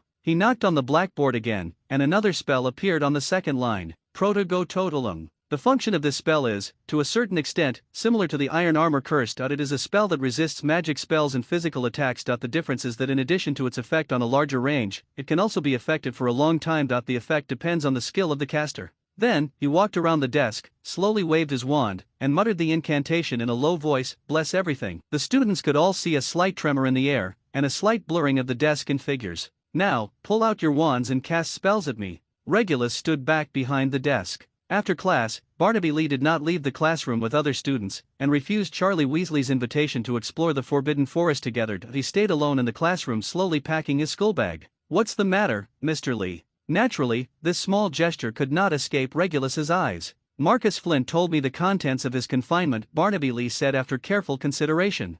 Regulus didn't understand what he meant. "I also want to ask you to practice with me." Barnaby Lee raised his head, as if he had made up his mind. "Why do you suddenly have such an idea?" Regulus smiled. In the past few days, in the hearts of all Slytherins, he was probably the most hateful professor, and he alone took over half of the points deduction work. As a result, Snape had to desperately find a balance with other houses in order to stabilize Slytherin's points lead in the House Cup. If Barnaby Lee's classmates knew that he had made such a request to this hateful and terrible professor, they would definitely think that he had drunk something unclean, and would take him to Madame Pomfrey for closer inspection. Except for Charlie Weasley, no one among the students is my opponent, and I fought with him from the 1st grade to the 7th grade. As soon as he raised his hand, I knew what spell he was going to use. It's not interesting. Nobby Lee answered honestly. "Ha ha ha. As expected. Mr. Lee is our man of the hour. According to legend, you have never lost a duel with other classmates since the 4th grade, right?" Regulus leaned on the desk. On the side, the wand was swirling between his fingers, spraying out a few sparks from time to time. "You know me so well." Barnaby Lee looked surprised and confused. "As a professor, of course you have to be responsible for your students. You are the son of Joseph Lee and Samantha, right?" Regulus stopped his relaxed tone and stopped turning his wand. "Professor, please don't let me lose respect for you." Lee's face quickly darkened. "Because you feel ashamed of your parents. Or your entire family's background." Regulus looked into Lee's eyes and asked seriously. "Since you know them, you know what kind of people they are. Do I still regard their deeds as something to be proud of?" Lee became anxious and almost shouted the last few words. "You are different from many classmates with the same background. They seem to be proud of their parents, except for a child named Hyperion Yaxley. You can communicate with each other when you have time." Regulus stood up, waved his wand and stacked the tables and chairs against the wall, and said to Barnaby Lee, "Come on, let me see if your reputation as the school's duel champion is in vain." In accordance with the formal duel etiquette, the two bowed to each other and stood 10 meters apart. "Let's begin," Regulus said softly, holding the wand flat against his chest with his right hand. "Collapse!" Barnaby Lee shouted, and a red light as thick as a thumb flew out from the end of his staff and went straight to Regulus's face. "This is so true," Regulus approved while using the silent Iron Armor Curse to protect himself. The light screen of the Iron Armor Curse flashed twice. It turned out that after releasing the coma spell, Barnaby Lee quickly and silently released a hidden soft light curse. A less vigilant wizard might have been hit right now. But Lee obviously didn't expect to win with this little trick, and continued to wildly target Regulus with all kinds of magic spells. It's a pity that those spells were completely ineffective in the face of Regulus' defense. Seeing that the Iron Armor Curse could not be broken, Lee changed his strategy and used the Flying Curse to summon a huge old cabinet at the back of the classroom and smashed it at Regulus. As a result, as soon as the cabinet flew halfway, Regulus turned it into a large net, seized control of it, and turned around to cover Barnaby Lee. Lee hurriedly turned the net back into a cabinet, added a crushing spell, and exploded it into pieces all over the floor. "My strength is pretty good. When I was in 7th grade, I probably wasn't much better than you." Regulus's wrist shook slightly, and a fragment of the cabinet turned into a rope, tying Barnaby Lee's feet. Lee lost his balance and fell. Seeing Regulus aiming his wand at him, Lee didn't bother to untie the rope that was getting tighter on his feet and fired spells forward crazily. However, Regulus had no intention of attacking, and even stopped using the Iron Armor Curse. He just dodged left and right flexibly and pointed at Lee with his wand. Lee's spell missed Regulus by a hair's breadth, leaving the back of the classroom in a mess. And every time Regulus' wand shook, Lee felt like a spell was hitting him. He had no doubt that if Regulus actually cast the spell, it would easily hit the fixed target lying on the ground. This made Lee angry and frustrated. He was angry because Regulus had no intention of having a good duel with him, and he was frustrated because even so, he was far from his opponent. Under the impulse of emotion, Barnaby Lee was so bold that he shouted a powerful blasting spell at Regulus. Thunderbolt explosion. A ball of orange fire erupted from Barnaby Lee's wand and headed straight for Regulus. Regulus's eyes turned cold. The wand quickly circled half a circle around his finger and turned into a backhand hold. Then he thrust the wand hard on the floor and said loudly, "All curses are final." The orange fireball exploded, but was quickly blocked by a faint orange light curtain. The explosion was limited to a small range and did not affect the classroom. "This is the end of the after-school tutoring," Regulus said softly. The shattered remains of the cabinets had now turned into dozens of gleaming daggers, hovering around Barnaby Lee. "Sorry, sir, Barnaby Lee quickly calmed down and apologized hastily. "It's just anger, isn't it?" Regulus whispered to Barnaby Lee. "No matter how strong your emotion is, don't let it dominate your actions, otherwise, your enemies will sneak in and manipulate you through your emotions." Barnaby Lee lowered his head, thoughtful. "It's lunchtime now, you should go to the auditorium." Regulus waved his wand, and the ropes and daggers turned back into pieces of the cabinet, and then they were put back together again. Lee climbed up from the ground and stamped on his feet, which were a little numb from being tied up, but had no intention of leaving. "Anything else?" "Sir, can you show me the green flames that Flint talked about?" "That's not something you can learn." "I know, but I just want to see." "Of course you can, but I have to warn you in advance, don't expect too much," Regulus said nonchalantly. So Barnaby Lee tried a dozen times, but never succeeded. "Everyone has a little secret. Take Miss Tonks for example. She may not be your opponent in a duel, but can you change your appearance as freely as she does?" Lee was speechless. "Is there anything else?" Regulus finished cleaning up the classroom, but found that Lee still had no intention of leaving. "Sir, you know my parents very well, right?" Lee lowered his voice and asked hesitantly. "I've met him a few times, but I'm not particularly familiar with him." Regulus told the truth. "What kind of people are they?" "No one has ever told me about them, I only know that they are." At this point, Lee hesitated. "Death Eaters." Regulus took over his words. "Yes, no one would gossip about their parents in front of their children, especially since there are many taboos here. A few days after the fall of the mysterious man, they were also captured in Azkaban. I was 8 years old that year." Barnaby Lee's voice was so low that he was completely unlike himself. "Ever since I was sensible, my image is that of a grumpy guy who scolds me every half hour and will sting me if I dare to shed tears." Regulus was silent. It seemed that every family had a sutra that was difficult to recite. "When I was 7 years old, there was a mysterious person holding a rally near our house. I saw them, like that dash." Lee searched hard for an adjective. "Groveling, that's about it." The mysterious person was very angry that day. It is said that because they didn't catch the Potters. "Do you remember it so clearly?" Regulus couldn't help but concentrate when he heard the names of the Potters.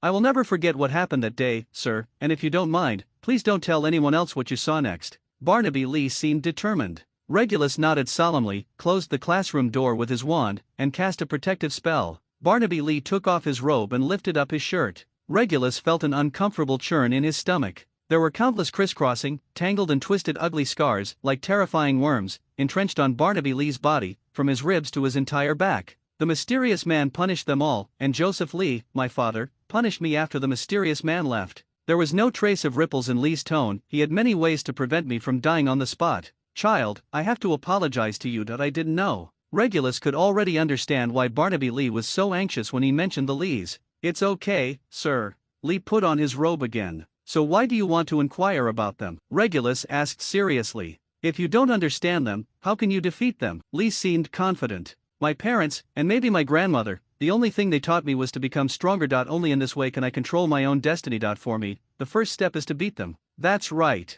Regulus praised him and summoned 2 chairs. "Then I will be a guest teacher of the history of magic and tell you a little about the situation at that time. Sit down. First of all, you have to know the situation at that time. When your parents were young, the Muggle world had just ended a global war. It was a terrible disaster, and many wizards were also involved." Regulus began to tell. "When the war calmed down, most wizards believed that Muggles could no longer be allowed to behave like this, because if there was another war, the wizarding world would probably be reduced to nothing. When the wizarding world was in confusion, the Dark Lord appeared. He expressed his position in a timely manner, establishing the rule of wizards over Muggles, so that the status of pure-blood wizards will always be at the top. It is conceivable that at that time." "What a provocative idea." Barnaby Lee nodded. "At that time, the vast majority of pure-blood wizard families agreed with this concept and supported the Dark Lord openly or covertly. Those who were more radical among them became followers of the Dark Lord, that is, Death Eaters." At this point, Regulus glanced at his left forearm involuntarily. Lee was so absorbed in listening that he didn't notice Regulus' little movement.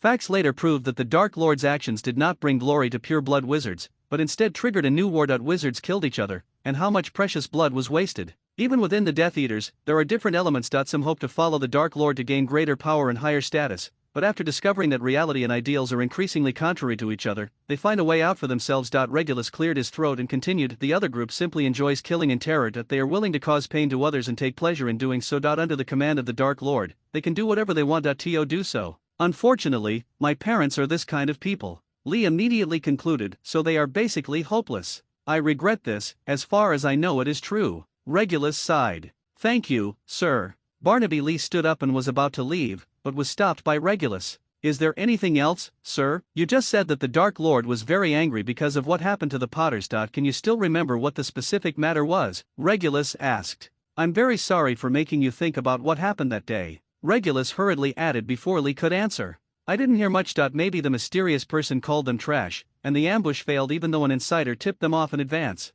Lee frowned, trying to remember. Have you heard the name of the spy? Regulus suddenly stood up and asked eagerly. This sudden movement startled Barnaby Lee. Regulus digested the information he got from Lee, and when he took out his pocket watch to look at it, he found that it was already past lunchtime. He couldn't help but miss the days at number 12 Grimmauld Place. Whenever he wanted to eat, Kriaker would have everything ready within 5 minutes. It seems I can only try my luck in the kitchen. As a result, as soon as he walked out of the classroom door, he met Severus Snape, who was wearing a black robe and a gloomy face, standing quietly in the corridor. It's Professor Snape, don't you need a lunch break? For many reasons, Regulus didn't want to communicate with Snape.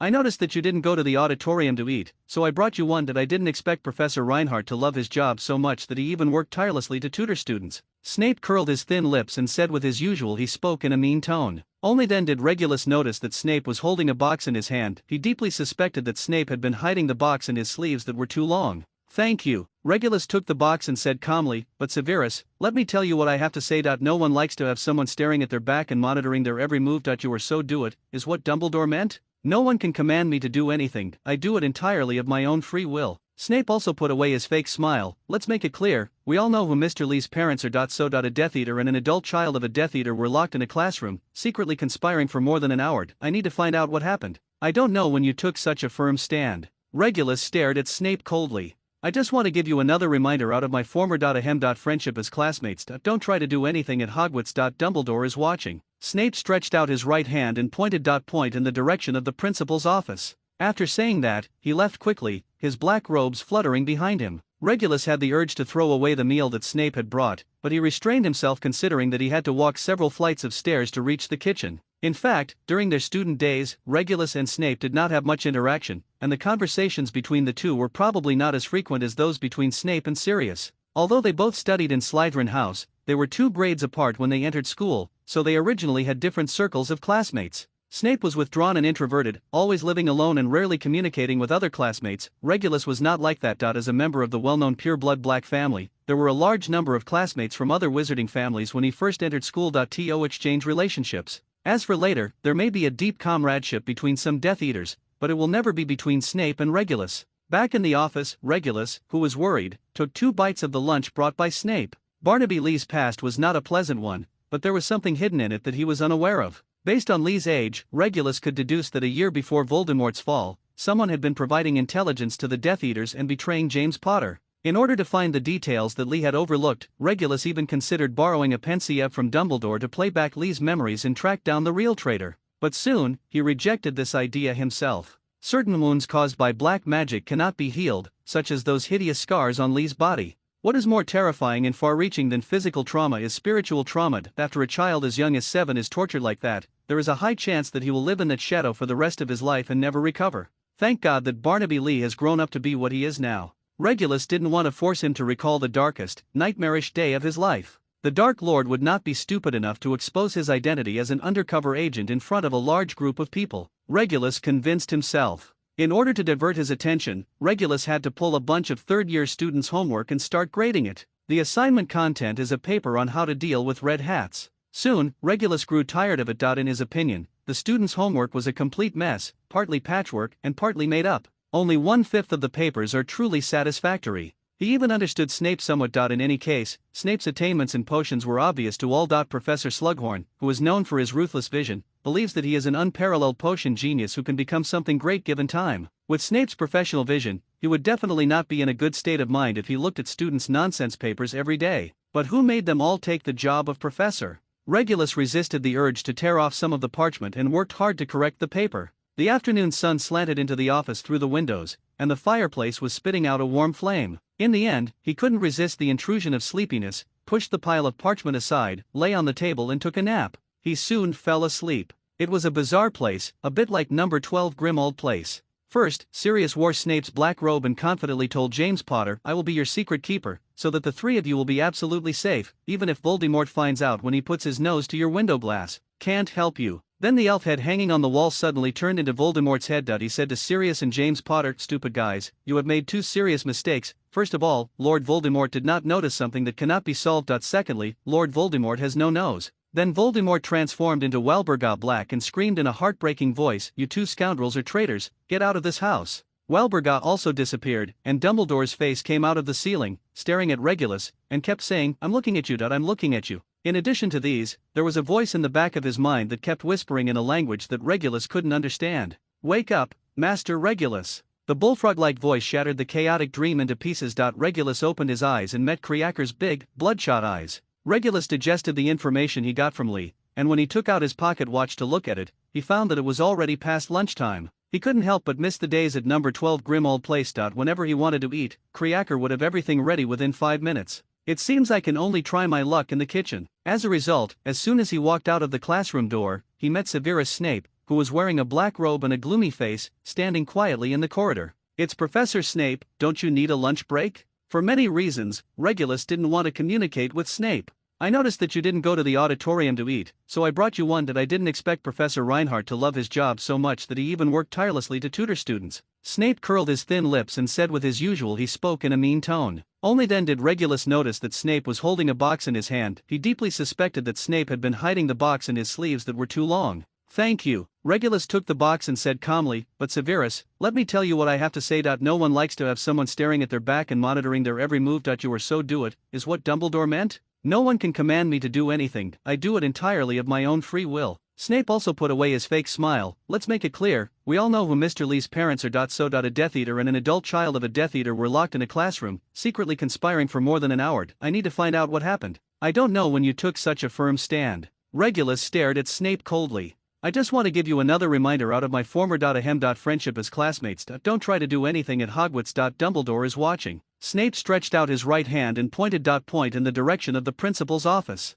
After saying that, he left quickly, his black robes fluttering behind him. Regulus had the urge to throw away the meal that Snape had brought, but he restrained himself considering that he had to walk several flights of stairs to reach the kitchen. In fact, during their student days, Regulus and Snape did not have much interaction, and the conversations between the two were probably not as frequent as those between Snape and Sirius. Although they both studied in Slytherin House, they were 2 grades apart when they entered school, so they originally had different circles of classmates. Snape was withdrawn and introverted, always living alone and rarely communicating with other classmates. Regulus was not like that. As a member of the well-known pure-blood Black family, there were a large number of classmates from other wizarding families when he first entered school. To exchange relationships. As for later, there may be a deep comradeship between some Death Eaters, but it will never be between Snape and Regulus. Back in the office, Regulus, who was worried, took 2 bites of the lunch brought by Snape. Barnaby Lee's past was not a pleasant one, but there was something hidden in it that he was unaware of. Based on Lee's age, Regulus could deduce that a year before Voldemort's fall, someone had been providing intelligence to the Death Eaters and betraying James Potter.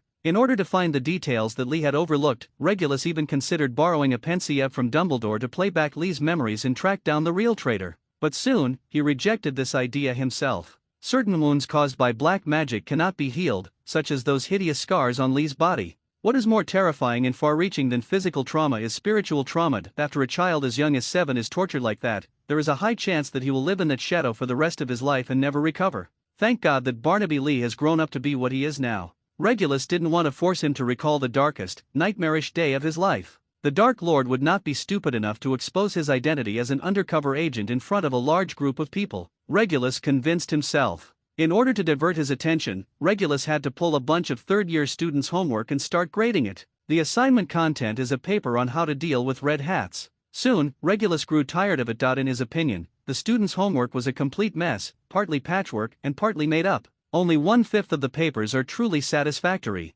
He even understood Snape somewhat. In any case, Snape's attainments in potions were obvious to all. Professor Slughorn, who is known for his ruthless vision, believes that he is an unparalleled potion genius who can become something great given time. With Snape's professional vision, he would definitely not be in a good state of mind if he looked at students' nonsense papers every day. But who made them all take the job of professor? Regulus resisted the urge to tear off some of the parchment and worked hard to correct the paper. The afternoon sun slanted into the office through the windows, and the fireplace was spitting out a warm flame. In the end, he couldn't resist the intrusion of sleepiness, pushed the pile of parchment aside, lay on the table and took a nap. He soon fell asleep. It was a bizarre place, a bit like number 12 Grimmauld Place. First, Sirius wore Snape's black robe and confidently told James Potter, "I will be your secret keeper, so that the three of you will be absolutely safe, even if Voldemort finds out when he puts his nose to your window glass. Can't help you." Then the elf head hanging on the wall suddenly turned into Voldemort's head. He said to Sirius and James Potter, "Stupid guys, you have made two serious mistakes. First of all, Lord Voldemort did not notice something that cannot be solved. Secondly, Lord Voldemort has no nose."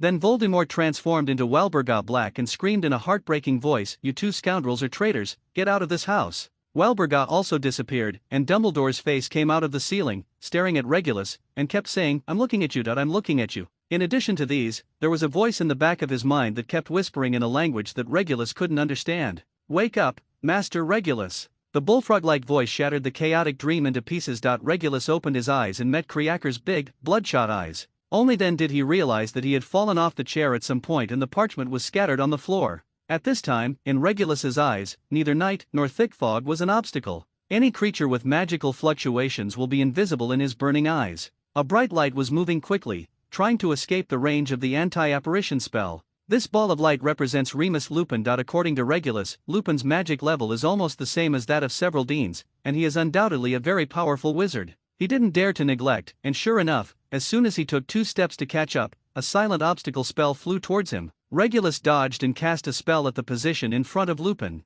Flying sand and stone. The power of the spell blasted a shallow crater on the ground, and soil flew everywhere. Lupin had no choice but to slow down, and the weeds under his feet came to life again, entangled around his ankles. But it was Regulus who retaliated in the same way. After releasing flying sand and rocks, he cast a transformation spell on the plants. By the time Lupin broke free from the shackles of the blades of grass, Regulus had already aimed at him and read loudly, "Expelliarmus." The disarming spell hit its target, and Lupin's wand flew away into the darkness and disappeared. The opponent's wand fell away, but Regulus did not underestimate the enemy. He continued to add a full-body binding spell, preparing to capture Lupin alive first, and then question him properly. But Lupin nimbly jumped to the side, dodged the whole-body binding spell, and shouted, "The magic wand is flying." The spell took effect, and his wand flew back to its owner's hand from a few meters away. Lupin waved the wand, and an earth wall suddenly rose from the ground to block Regulus. Wonderful wandless casting. Regulus did not expect Lupin to have the skill, and hurriedly cast a spell to knock down the earth wall. "Time is running out, and if you don't let me go,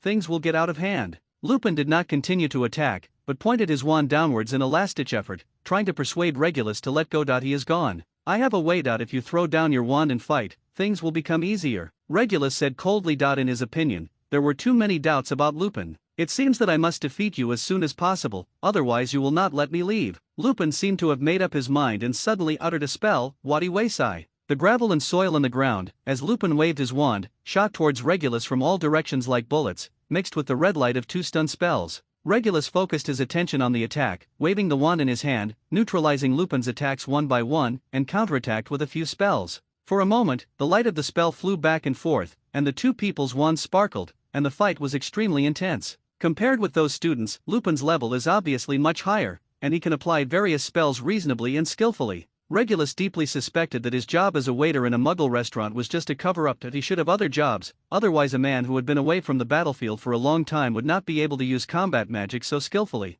This kind of hearty battle is what he is looking forward to. There is no such opponent or such opportunity in the school. In the past, at home, he had always suppressed himself and made himself appear to be a sensible child. But deep down, the warlike nature of the Black family will never change. After dodging Lupin's full-body binding spell, Regulus waved his wand sharply, and a water jet spurted out from the end of the wand, spraying Lupin directly like a high-pressure water cannon from a fire truck. Lupin hurriedly used a spell to parry, but the power of the water dragon was too great, causing him to stagger and almost fall. But he remained calm in the face of danger and turned the water dragon into a sky full of snowflakes in time. Then he squeezed the scattered snowflakes into large snowballs the size of basketballs and threw them at Regulus. Then, Snowball turned into several peregrine falcons, circled around Regulus, and swooped down towards Lupin. When it was still 1 meter away from Lupin, the peregrine falcon turned into many fireflies. As Lupin waved his wand, those sparks flew towards Regulus with a bright trajectory, exploding under Regulus' defensive spell. When it opened, there was a loud crackling sound and sparks flying, as if there was a fireworks show. The strength of the two was almost the same, and the battle reached a stalemate for a while. Lu Ping became anxious. The sky was completely dark and the moon was rising slowly from the east. He knew that there was not much time left for him, and the spell he cast was half a beat too slow. "You are distracted," Regulus said coldly, and at the same time issued a self-created spell that he had prepared for a long time, Mana Burning. A thin green electric light hit Lupin accurately at lightning speed. Lupin shuddered and felt his whole body lose strength. His hand went limp and the wand almost fell to the ground. Fortunately, he reacted quickly and grabbed the wand back in his hand in time. Regulus sent another full-body binding spell. Lupin tried to use the iron armor curse to parry, but found that it became difficult to condense the magic power. The iron armor spell that was barely issued was shattered into pieces by Regulus' spell. Lupin was also hit by the aftermath of the collision of spells, and fell to the ground with garlic under his feet. Several ropes emerged from the air and wrapped around Lupin's body like snakes, tying him tightly. "It seems that I have one." Regulus added a disarming spell, took away Lupin's wand, then took out the Veritaserum from his pocket and walked closer slowly. "Now we can have a good talk. Have we talked about it, Mr. Lupin?" Lupin fell to the ground, his face became paler, his eyes were full of panic and fear, and he muttered something feebly. "What did you say?" Regulus didn't hear clearly. "Run. If you don't run, it's too late," Lupin said weakly. "Sorry, but I have the upper hand now." Regulus disagreed. "Tonight is the full moon. I am a werewolf." Lupin shook his head slowly and revealed his secret. Hearing this secret, Regulus was startled and looked eastward subconsciously. The full moon has climbed into the sky, emitting a soft and cool light, illuminating the entire land. When he looked at Lu Ping again, he found that his expression was dull, his wide eyes were filled with bloodshot eyes, and his pupils were quickly dyed bloodthirsty red. "Collapse." Regulus recited the spell immediately, trying to knock Lupin out while he was still in human form. According to a former defense against the dark arts professor at Hogwarts, when you are alone on a full moon night and encounter an adult werewolf who has completed his transformation, there are only 2 things you have to do. First thing, run. Second thing, pray to Merlin that he can run away. The reason is simple. Werewolves are far superior to ordinary wizards in agility and strength. Their eyes can see clearly at night, and they have a keen sense of smell, which makes wizards who are targeted by werewolves unable to escape. Once in a head-to-head confrontation, although werewolves cannot use magic, they have tough fur and strong muscles to protect them from harm. They also have strong magic resistance, and ordinary spells have little effect on them. On the contrary, they only need to bite the wizard and let their saliva mix with the wizard's blood, and they can ruin the poor guy's life. Regulus' reaction was very quick, and he had already cast his magic before the werewolf pounced. 7 or 8 crisscrossing vines sprouted from the ground and quickly twisted together, wrapping around the werewolf's limbs and neck like a giant python, pulling him back violently. However, within seconds, the vines were torn to pieces by the angry werewolf. There are many obstacles, they are all petrified. Regulus released spells continuously, but they could only make the werewolf's movements slightly stiff. Seeing that the spell was ineffective, Regulus had no choice but to resort to his new skill, sacrifice to fire. A wall of green flames suddenly rose from under his feet, blocking the way between him and the werewolf. Unfortunately, the werewolf had no intention of retreating in front of the flames. Instead, he rushed towards the wall of flames.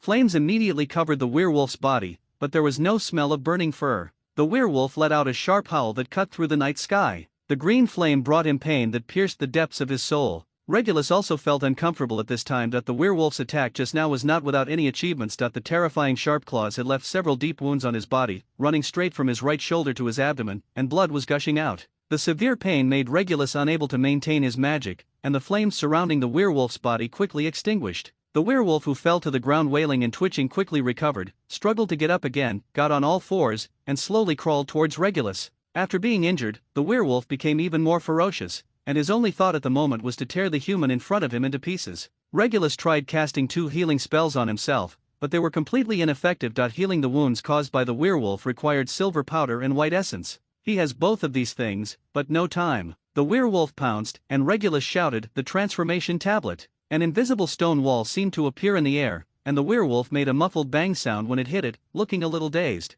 After getting a short gap, Regulus was thinking about what spells he would use to subdue the werewolf. His magic power was already very much consumed. Although the power of the sacrificial flame was powerful, it also consumed a lot of him. "You can't beat a wolf cub, he's too weak," a deep voice suddenly sounded. "Who?" Regulus immediately asked warily. Then he suddenly realized that the voice was ringing directly in his mind, the same indistinguishable voice from the previous nightmare. At this pause, the werewolf had already pounced, and Regulus watched helplessly as the werewolf's fangs and claws gradually approached. "Study hard," the voice spoke again. The next moment, Regulus fell into an extremely strange situation, as if his body had gained independent consciousness. In a way he had never imagined. He jumped more than 2 meters high, easily dodging the werewolf's attack. He also didn't forget to throw out 2 balls of sacrificial fire, accurately hitting the werewolf's back. The fire was not big, and it only caused the werewolf to howl a few times before it went out. But at this time, Regulus had already held a dagger given by Bellatrix in each of his hands, and was in a fighting posture. When the werewolf pounced again, Regulus easily avoided it with his nimble movements, and then used dance-like steps to shuttle around the werewolf, and launched an attack with his dagger.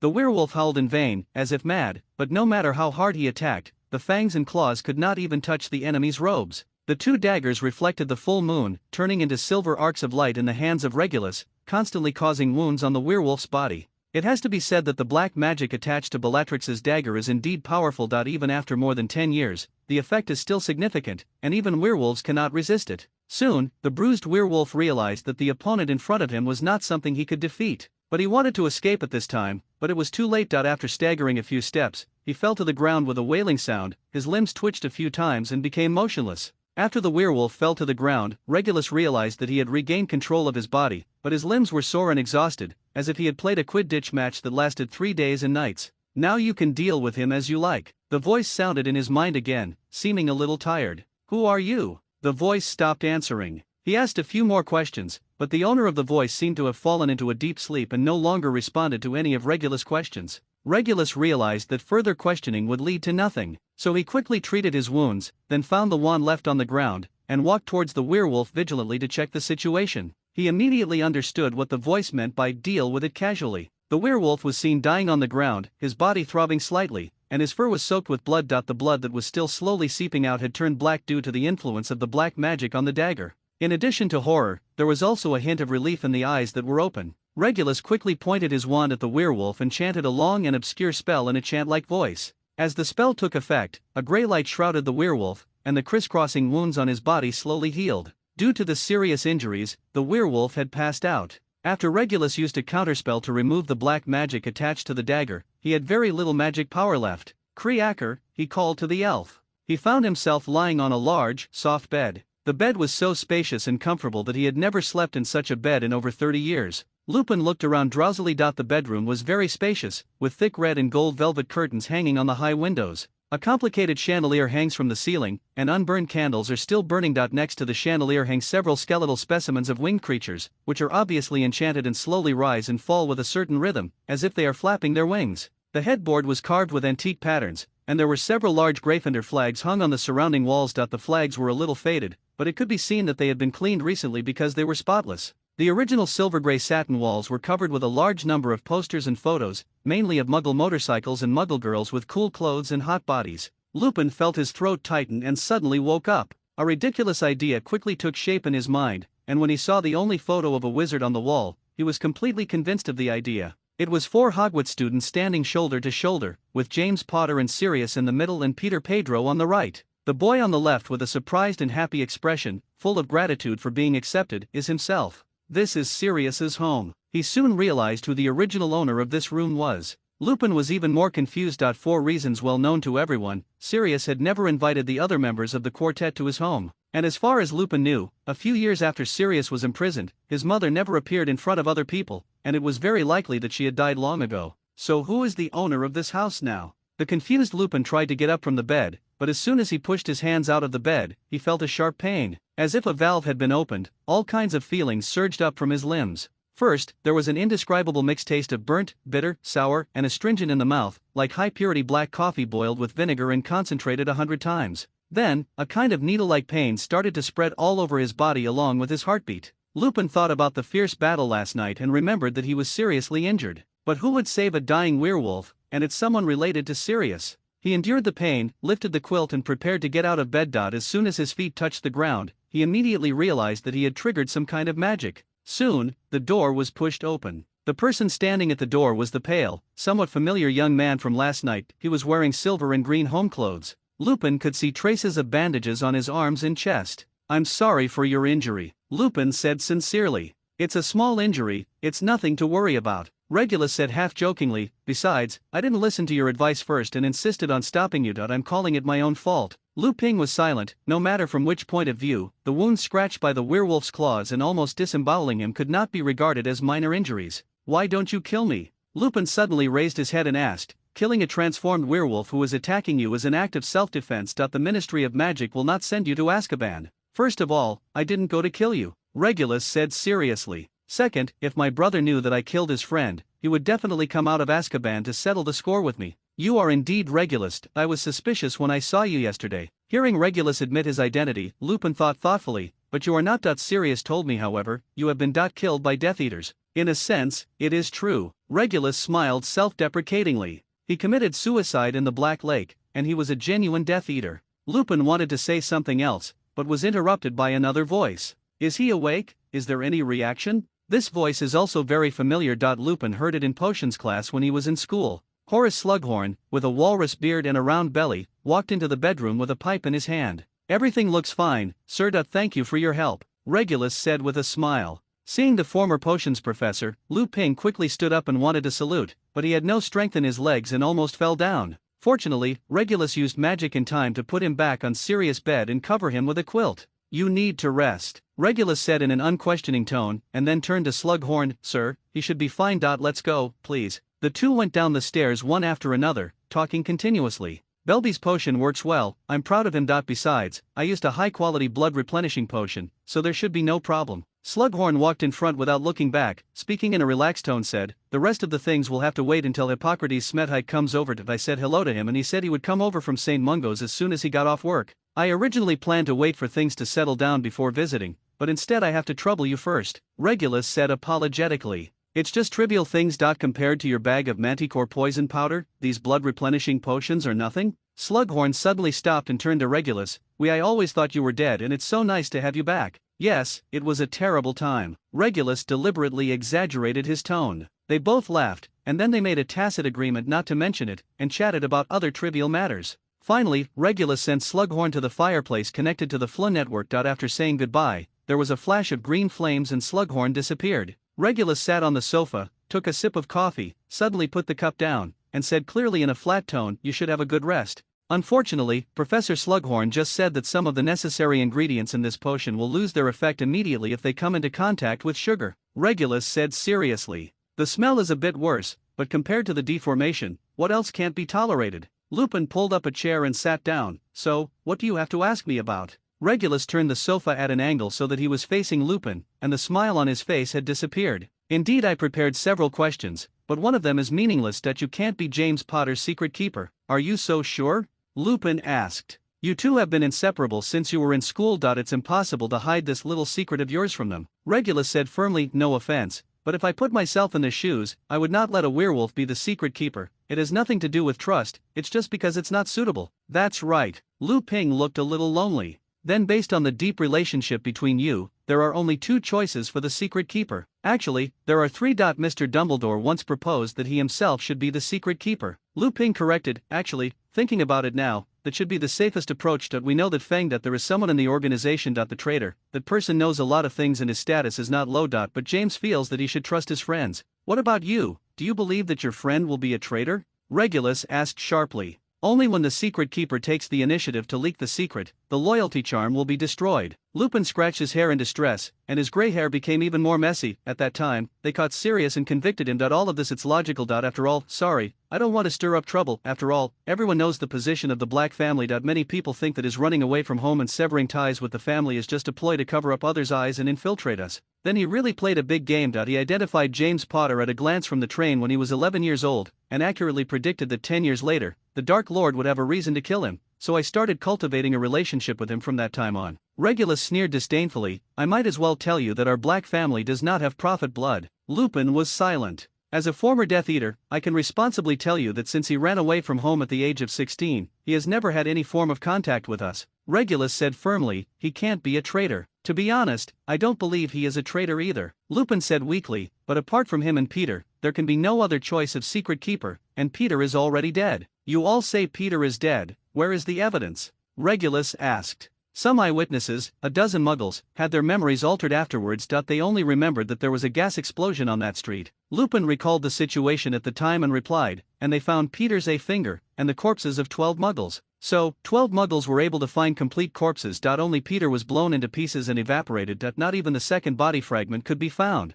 Regulus' tone made Lupin shudder. You are a clever wizard, Remus Lupin. Do you know which magic can cause such a result? Blast a person to pieces, but leave a finger intact? You mean? Lupin opened his eyes in shock. There are too many suspicious things here. The witnesses are all muggles, and their memories have been altered. In other words, there are no witnesses at all. Regulus's voice seemed to be talking to himself. He was thrown into Azkaban without trial, and from what I understand, his wand should have been destroyed as well. A sharp whistle sounded, interrupting Regulus's thoughts. Apparently a wizard entered the range of the magic alarm and triggered the howling curse. After the spell was lifted, Regulus went out to check. Outside was a man in his 30s, wearing a suit, a pair of sweatpants on his legs, and a weird backpack. Pedestrians passing by looked at his strange outfit with disgust. Mr. Slughorn asked me to come here to help. I hope I'm in the right place. Seeing Regulus, the man took the initiative to say hello. Welcome, Mr. Smezek. Regulus led the man into the house. Where is my patient? He quickly spotted Lupin, Merlin's beard. You look really bad. Smethek immediately got to work. Wolfsbane potion is not my professional specialty, but it is obviously very effective. I didn't notice any adverse reactions. As for these wounds, Smethek lifted up Lupin's shirt and pointed to the dagger scratches on it. He commented, Did you just come back from the Acromantula's lair? How did you end up like this? Well, it's a long story. Lupin glanced at Regulus and smiled bitterly. Actually, these wounds were caused by me, and we had a fight. Regulus said frankly, my dagger is a bit special. I used a counterspell, but it still left scars. You know, we were not in a good position to go directly to St. Mungo's. Excellent magic. Smethek pulled out his wand and murmured, checking Lupin's injuries. Sir, I'm afraid you have to come back to St. Mungo's with me. I lack the necessary medicines here, and you can't get care. Soon, he concluded, but you will be fine. I can treat you. Good on you. Lupin wanted to say something, but was interrupted by Regulus. Then thank you. I will go to St. Mungo's to pay the fee in person later. You don't have to look at me like this. Regulus turned to Lupin. After all, I was the one who made you like this, and you deserve compensation. Should. But I haven't asked for leave from my boss yet. If I leave without saying goodbye, I'm afraid I'll be fired. Lupin understood what Regulus meant and made a joke to change the subject.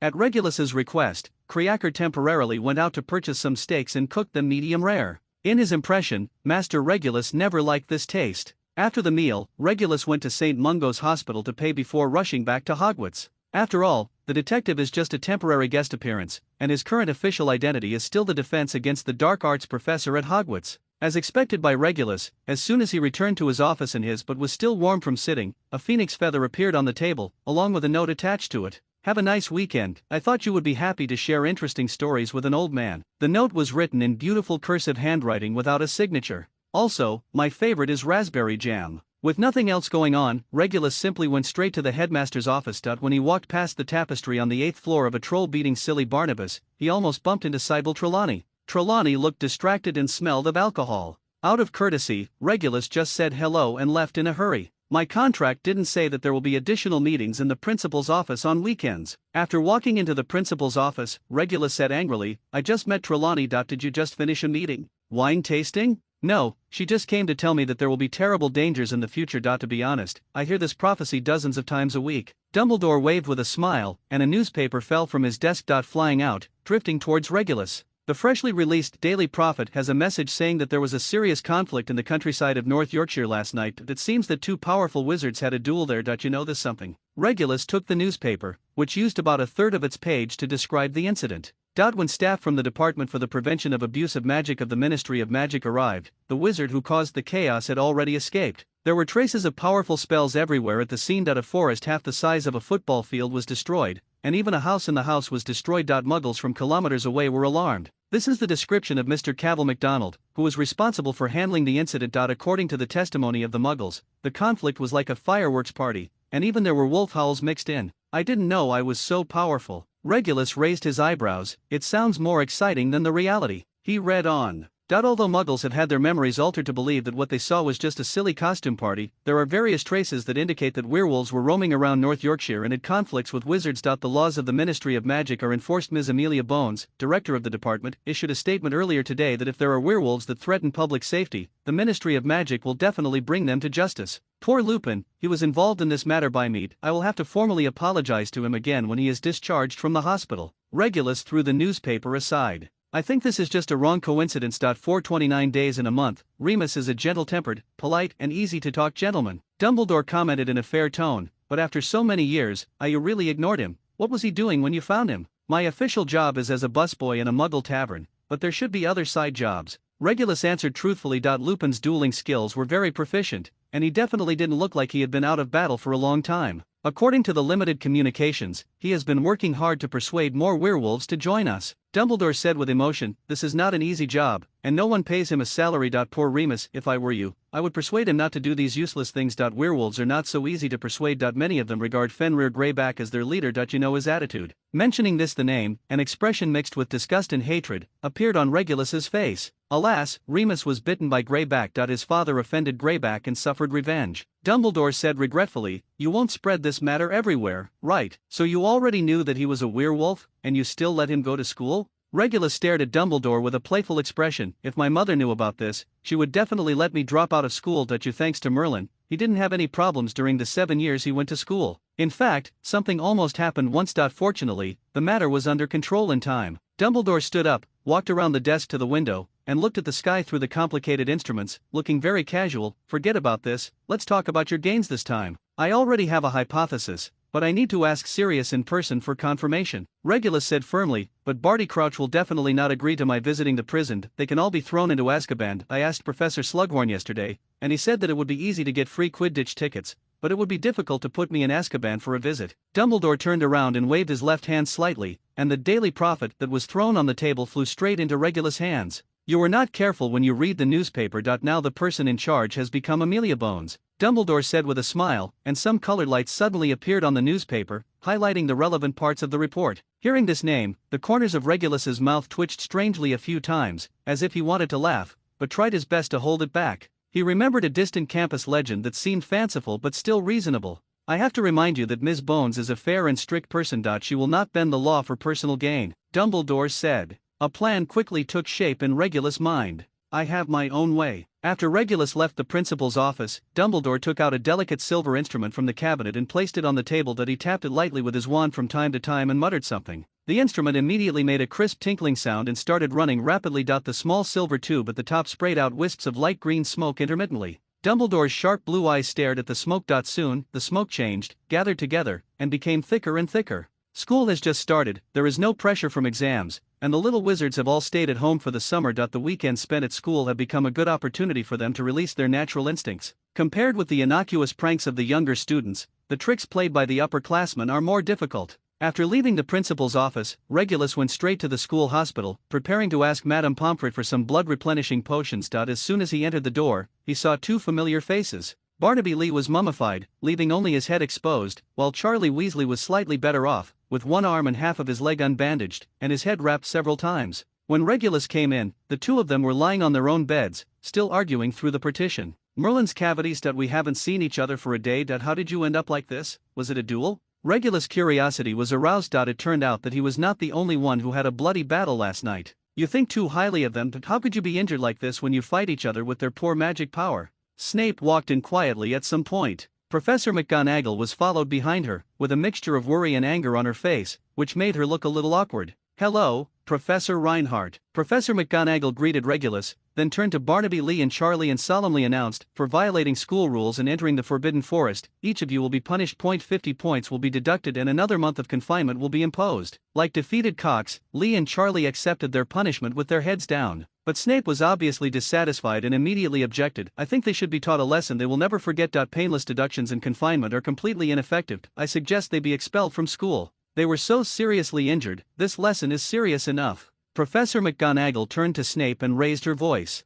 They should be lucky that a more tragic result did not occur, Snape said gloomily. Maybe they think they will succeed if they try it again and are more prepared? Professor McGonagall wanted to say something else, but was interrupted by Regulus. Can anyone tell me what exactly happened? You should know that last night was a full moon night. Snape spoke softly. For a moment, Regulus suspected that Snape was alluding to something, but Snape quickly spoke again. These two muscle-brained idiots sneaked out of the dormitory and went to the Forbidden Forest last night in an attempt to challenge Werewolf. Aha? Regulus glanced at the two of them with complicated eyes. Their heads were lowered, almost buried in their chests. I don't know if they thought they learned some tricks to deal with werewolves in class. Snape stared at Regulus and said coldly, or did they get any hints or encouragement? Were they attacked by werewolves? Regulus ignored the gun and stick in Snape's words that he had just fought a bloody battle with an adult werewolf and had a deep understanding of the terror of werewolves. What they encountered was not a werewolf, but a three-headed dog. That I couldn't imagine that there would be such a terrifying thing in the Forbidden Forest. Even dealing with a three-headed dog would take me some time.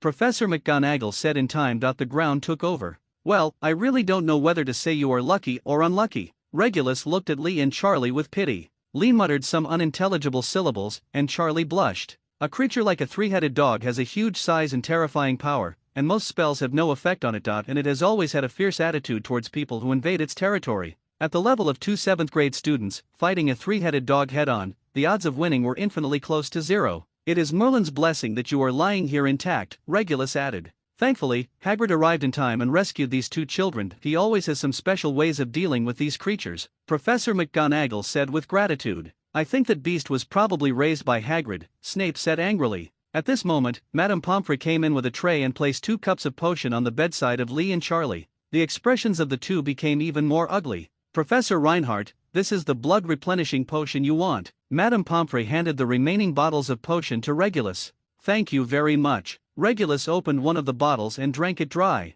The expressions of the other 5 people present suddenly changed. Even Professor McGonagall blinked, as if expecting something to happen. When the potion entered the mouth, Regulus's expression became very wonderful. His facial muscles were constantly distorted, and his eyes were opened and closed tightly. In the end, he couldn't hold it back and sprayed the potion all over the floor. He instantly understood why Lupin was eager to add sugar to the Wolfsbane potion. This bottle of blood tonic is pungent and bitter, mixed with a rancid smell. Regulus felt that even Voldemort's potion of despair tasted much stronger than this. The potion I drank last night didn't taste like this. Regulus coughed a few times and looked at Madame Pomfrey in confusion. Snape on the side curled his thin lips and sneered. Oh, this is Severus's suggestion. He thinks that adding some flavor to the potion can help students understand the horror of injury and learn to protect themselves. I'm sorry. There was no hint of it from Madame Pomfrey's face. Sorry, she obviously thinks this approach makes sense. This is a really good idea, Regulus said through gritted teeth as he stared at Snape. If you need, I can make a few without any additives, Madame Pomfrey said.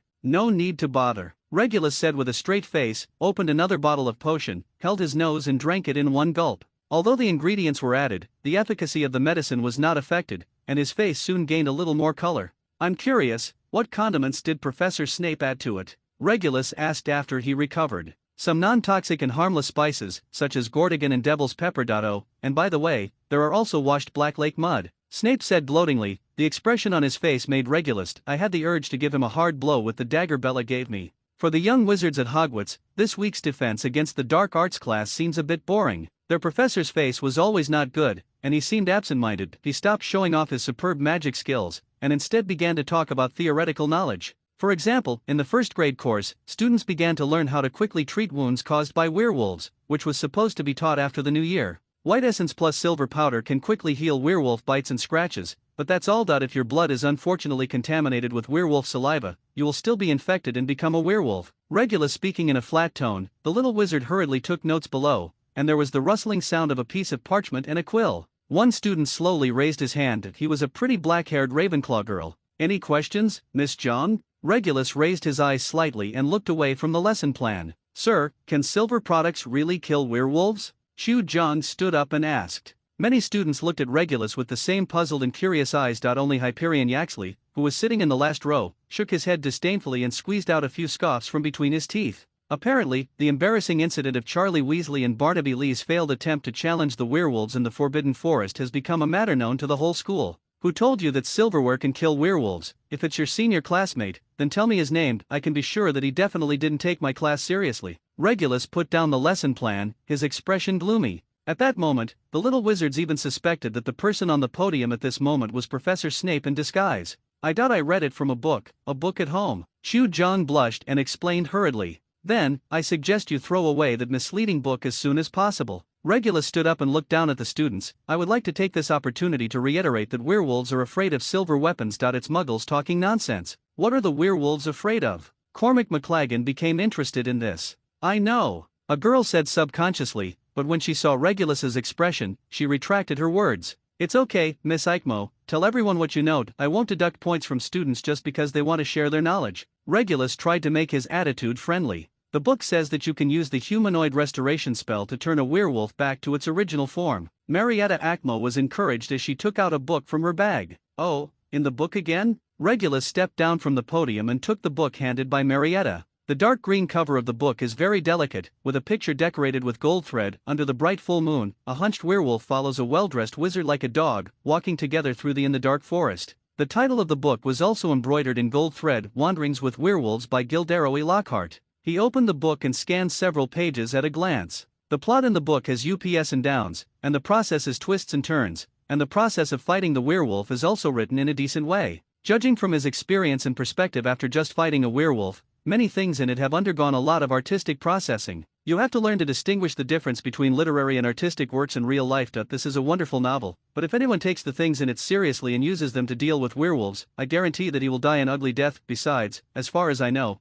there is no humanoid restoration spell in the world. Regulus returned the book to Marietta, who took the book and looked disappointed. Enough gossip, let's get back to class. Half an hour later, the students walked out of the Defense Against the Dark Arts classroom sighing because Regulus had left them a 2-foot-long paper assignment. Regulus stayed in the classroom, preparing for the next lesson, when he saw Cedric Diggory hurried into the classroom guarding a Hufflepuff girl. The girl kept sobbing and covering her face with her hands, but a pair of bunny ears popped out of her head. What's going on? Regulus asked doubtfully. McDonald has been cursed. Professor, can you handle it? I'm close, so I brought him here first, Cedric explained. He had seen Regulus remove Derek's pustule before on the train, and subconsciously thought that the professor was trustworthy. Regulus checked it and easily lifted the spell. Who cast the spell on you? It's .2 Slytherins. Seniors, I accidentally bumped into them, the girl sobbed. Actually, we just passed by each other. The two people cast a spell on her without saying a word and scolded her with unpleasant words. Cedric suddenly remembered something and hurriedly added, Senior Sister Tonks is still talking to her. Those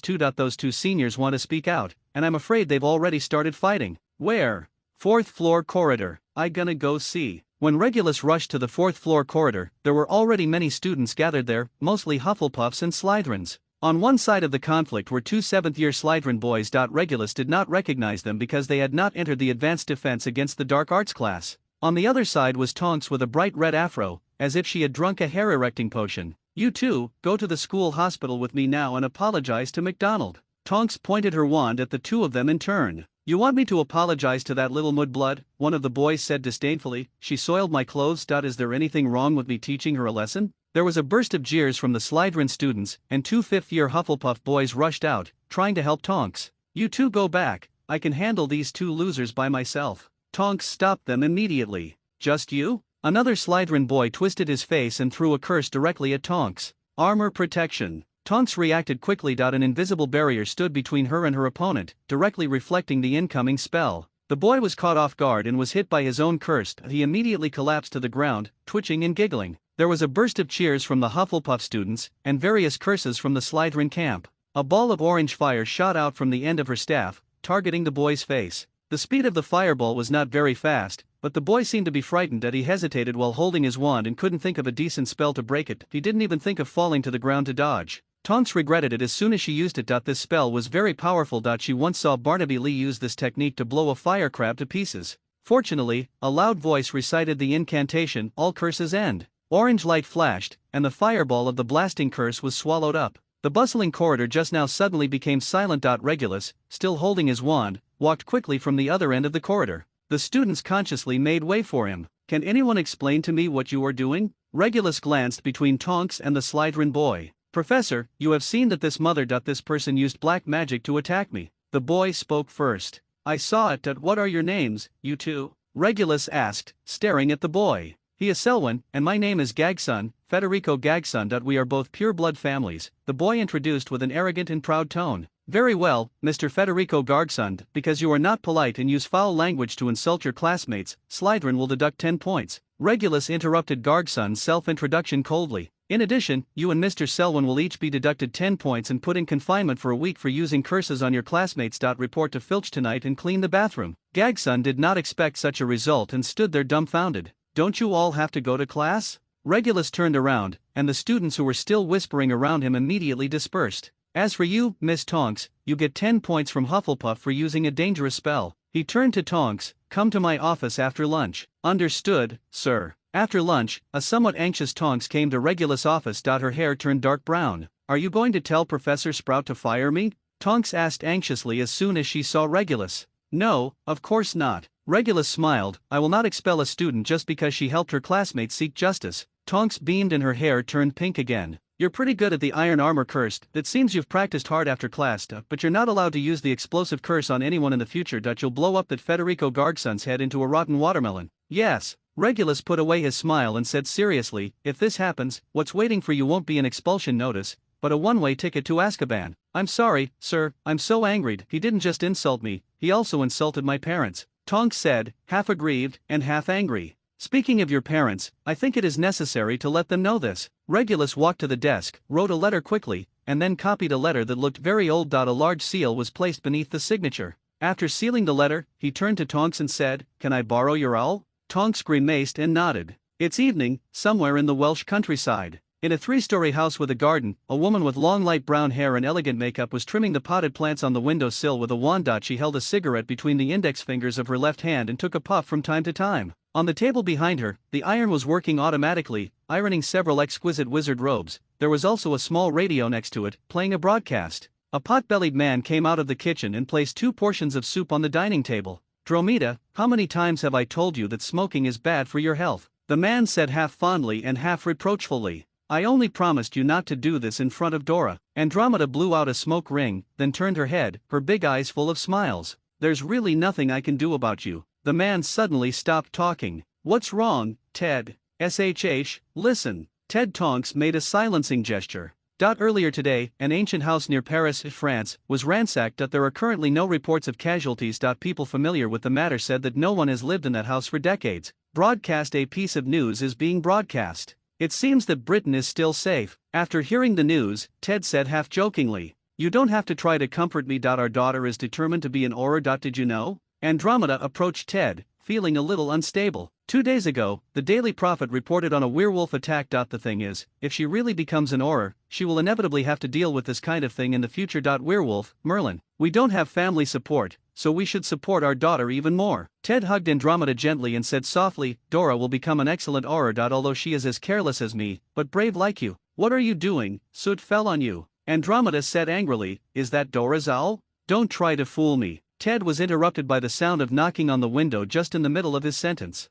He had no choice but to let go of Andromeda and look out the window. There, Tonks owl flapped its wings against the glass with a letter tied to its foot. It's a letter from the school. It seems to be addressed to you. Ted took the letter off and saw the Hogwarts coat of arms and the recipient's name on it. For me? It says Andromeda Black. Ted handed the letter to Andromeda. Hearing the name, Andromeda's face turned gloomy. If someone who wasn't familiar with her saw her current expression, they might recognize her as Bellatrix. The letters are written in neat, sharp fonts. The content of the letter was not long, and Andromeda read it quickly, but she remained silent for a long time. It was not until the cigarette burned out that she burned her fingers, and she suddenly woke up. What's wrong, Domeda? Did something happen to Dora? Ted was also a little anxious, and was about to take the letter from Andromeda's hand. What's on the letter? Show me. As soon as he took the letter, the writing on it burned into green flames, and the letter was burned completely. Ted only had time to see a shield-shaped coat of arms, with a dog on the left and right, and what seemed to be a French sentence below, and a Rab's signature. He was very confused and looked at Andromeda with questioning eyes.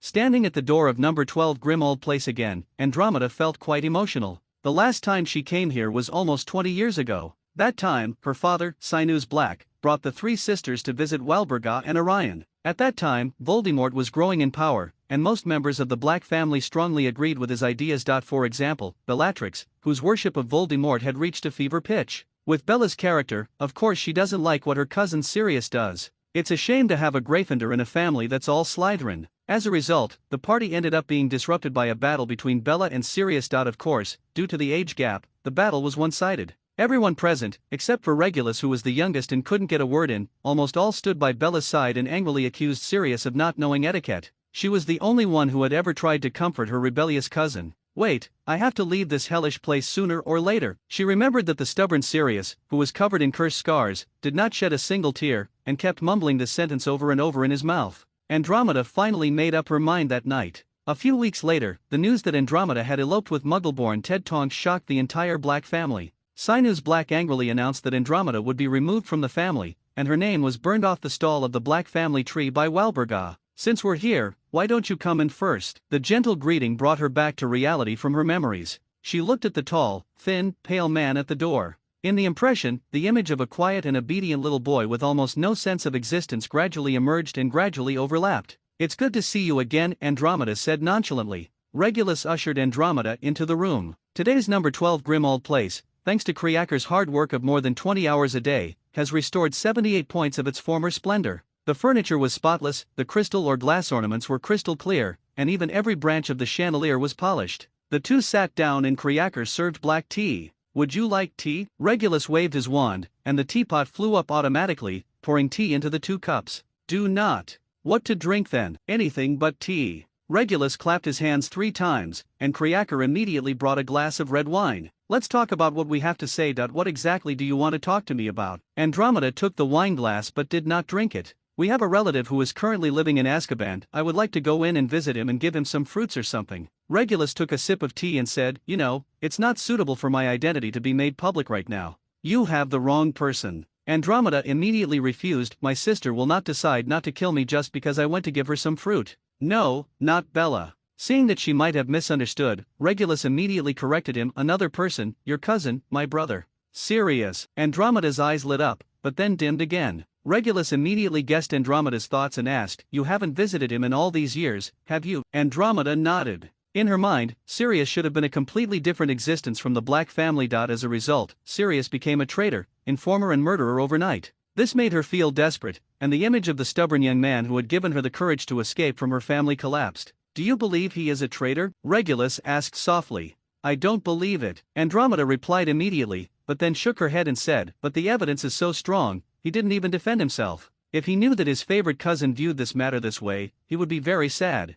Regulus sighed. What do you mean? Is he innocent? What do you know? Andromeda asked immediately regardless of her demeanor. I believe he is innocent, and I have roughly determined who the real traitor is, but I need to see him. There are some things that only he knows. Regulus said seriously. How do you want me to help you? Andromeda asked eagerly. It's very simple. Just take me into Azkaban and talk to him face to face for a few minutes. Regulus spread his hands to indicate that this was easy. Andromeda hesitated for a moment, then suddenly stood up and walked toward the door, leaving a few words. I refuse. I can assure you that I will not harm him, but will sincerely clear his name. Regulus raised his voice. Promise. Andromeda put her hand on the doorknob, turned around and asked, How do you guarantee it? Use a method you think is foolproof, such as making an unbreakable oath or something. Regulus put the teacup aside and walked to Andromeda. Andromeda stared at Regulus for more than 10 seconds, trying to make sure he was not joking. In the end, she made a decision. In that case, let's go to my house and let Ted be our witness. No need to bother, he has been waiting outside the door for a long time.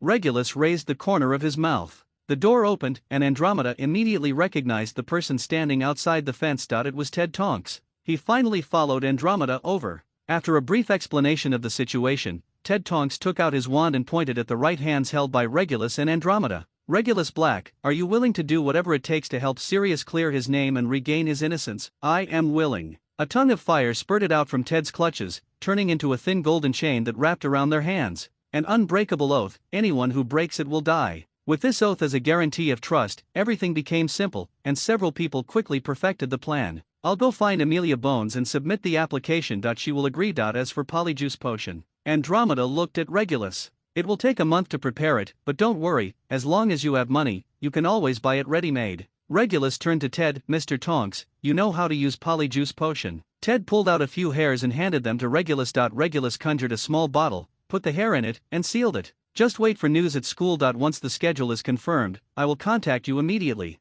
Andromeda smiled. On an isolated island in the North Sea, under the dark sky, the howling wind whipped up the turbulent waves, washing away the castle made of dark boulders. Countless dementors were flying around the triangular castle, devouring happiness and spreading despair. This castle is the famous wizard prison, Azkaban. Andromeda and Regulus, who had received permission to visit the prison, were walking through the cells under the surveillance of the Aurors. Of course, Regulus at this time had already used Polyjuice Potion to transform into Ted Tonks. Due to long-term exposure to the activities of Dementors, many prisoners have become insane and turned into walking zombies. But there are also many familiar faces who still seem to be sane. For example, Antonin Dolokhov, who has a pale, twisted face, is sitting underground, throwing stones at the wall. August Rookwood, whose face was pockmarked, sat cross-legged with his back against the wall, his eyes closed, as if he had entered a meditative state. There was also Bellatrix. She was lying on the ground, staring at her left forearm with wide eyes, mumbling words, and kissing it from time to time. Regulus couldn't help but look at her twice.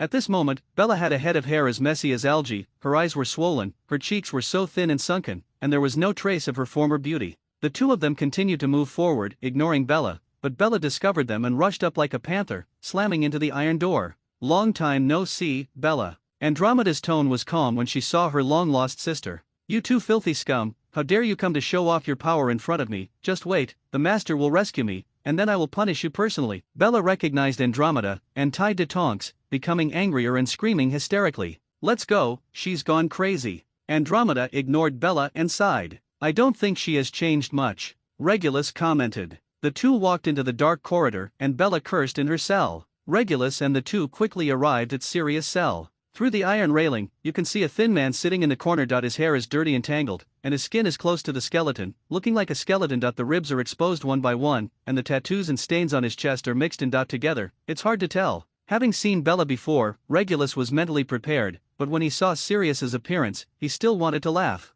"When I first climbed up from the bottom of the Black Lake, wasn't it the same look?" "Sirius," Andromeda called softly. Hearing someone calling his name, the man moved, opened his eyes, and quickly locked onto the target. Andromeda. Seeing the unexpected visitor, Sirius suddenly stood up from the corner and pulled the chain, rattling. "What are you doing here?" "Just came to visit. Ted has something he wants to talk to you about." Andromeda whispered, "Hurry up and I'll wait outside." Then, she quickly left the cell. They both noticed that she was wiping her eyes with her hands as she turned around. "Are you Andromeda's husband?" Sirius asked doubtfully after watching Andromeda leave. "Do we know each other?" "Stop talking nonsense. Are you the Potter's secret keeper? I want the truth," Regulus asked in a low voice, ignoring Sirius's question. "No," Sirius replied subconsciously, and then immediately reacted. "Why are you asking me this?" Regulus nodded, once again ignoring Sirius's rhetorical question, and continued to ask, "Okay, second question, is the real secret keeper Peter Pedro? Who are you?" Sirius didn't answer, his dark eyes fixed on Regulus.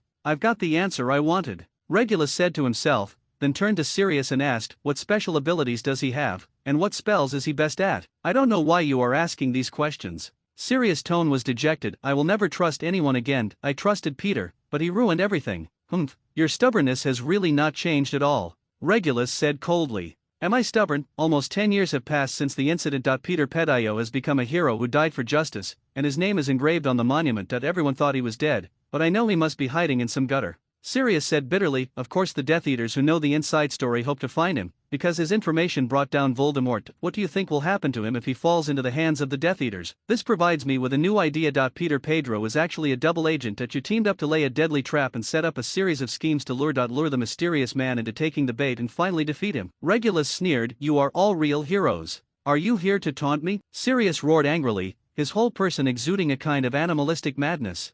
"I'm here to help you. Are you really willing to bury yourself in this stinky place?" Regulus said seriously, pointing in Bella's direction, "and rot with those Death Eaters." "I made a stupid mistake, I'm sorry, James." Sirius clenched his fist and hit the wall hard, and his fist was suddenly bloody. "You thought that the Death Eaters would target you, so you secretly suggested to the Potters to let Peter be the secret keeper and run out as bait, right?" Regulus quickly restored the whole story. "It turned out that Peter was the one who traitor. When you went to hunt him down, you were slandered by him and finally arrested." "That's right," Sirius said frustratedly, "I got them killed by being smart. So I deserve to be here. Do you think this is atonement? Wake up, your James is dead, but there are still people alive waiting for you," Regulus said with hatred. As if a drowning person suddenly breathed fresh air, Sirius's eyes suddenly became bright and he murmured, "Yes. Harry is still alive. I have to take care of him. I have to get out." "You really consider yourself a member of the Potter family?" Regulus sighed helplessly. "You still have your own family." Merlin's gloves. "This is simply the scariest place I have ever been." On the way back, Andromeda's face turned pale. He has been imprisoned here for so many years. If Sirius is really innocent, she seemed a little incoherent.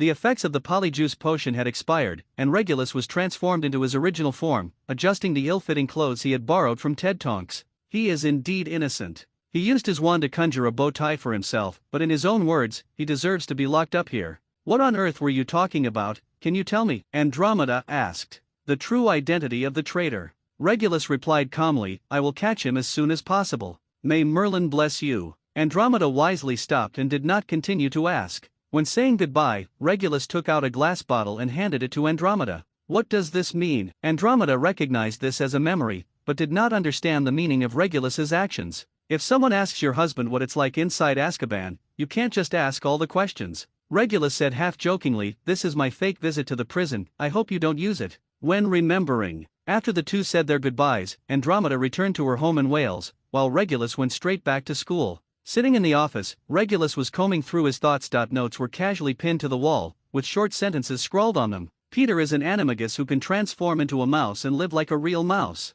He's definitely not hiding in the sewers like a real rat. He's a wizard after all. Perhaps any family likes to keep strange pets, and it is normal to keep a mouse. Living in someone else's home, where you have no worries about food and clothing, and can keep abreast of current affairs news, is definitely the best choice. Some of the Death Eaters who were not captured knew that Peter Pettigrew was the true traitor. Peter did not dare to show his face in front of them. It is absolutely impossible for the target of boarding to be these families. Regulus felt that he was vaguely thinking of something, but he wanted to catch it but couldn't. It's necessary to get a pensieve. He burned the note cleanly, went down to the auditorium to eat, and then returned to the classroom. At 8 o'clock in the evening, he waited for the students who were going to be placed in solitary confinement. After a week of lying in the school hospital, Barnaby Lee and Charlie Weasley were finally discharged and began their solitary confinement in Regulus. Although the injury from the three-headed dog seemed serious at the time, it was basically a flesh wound out under Madame Pomfrey's hands. Such an injury could be cured quickly as long as it did not lead to immediate death. The most feared injuries are those caused by creatures with dark magic or the sequelae of highly poisonous creatures.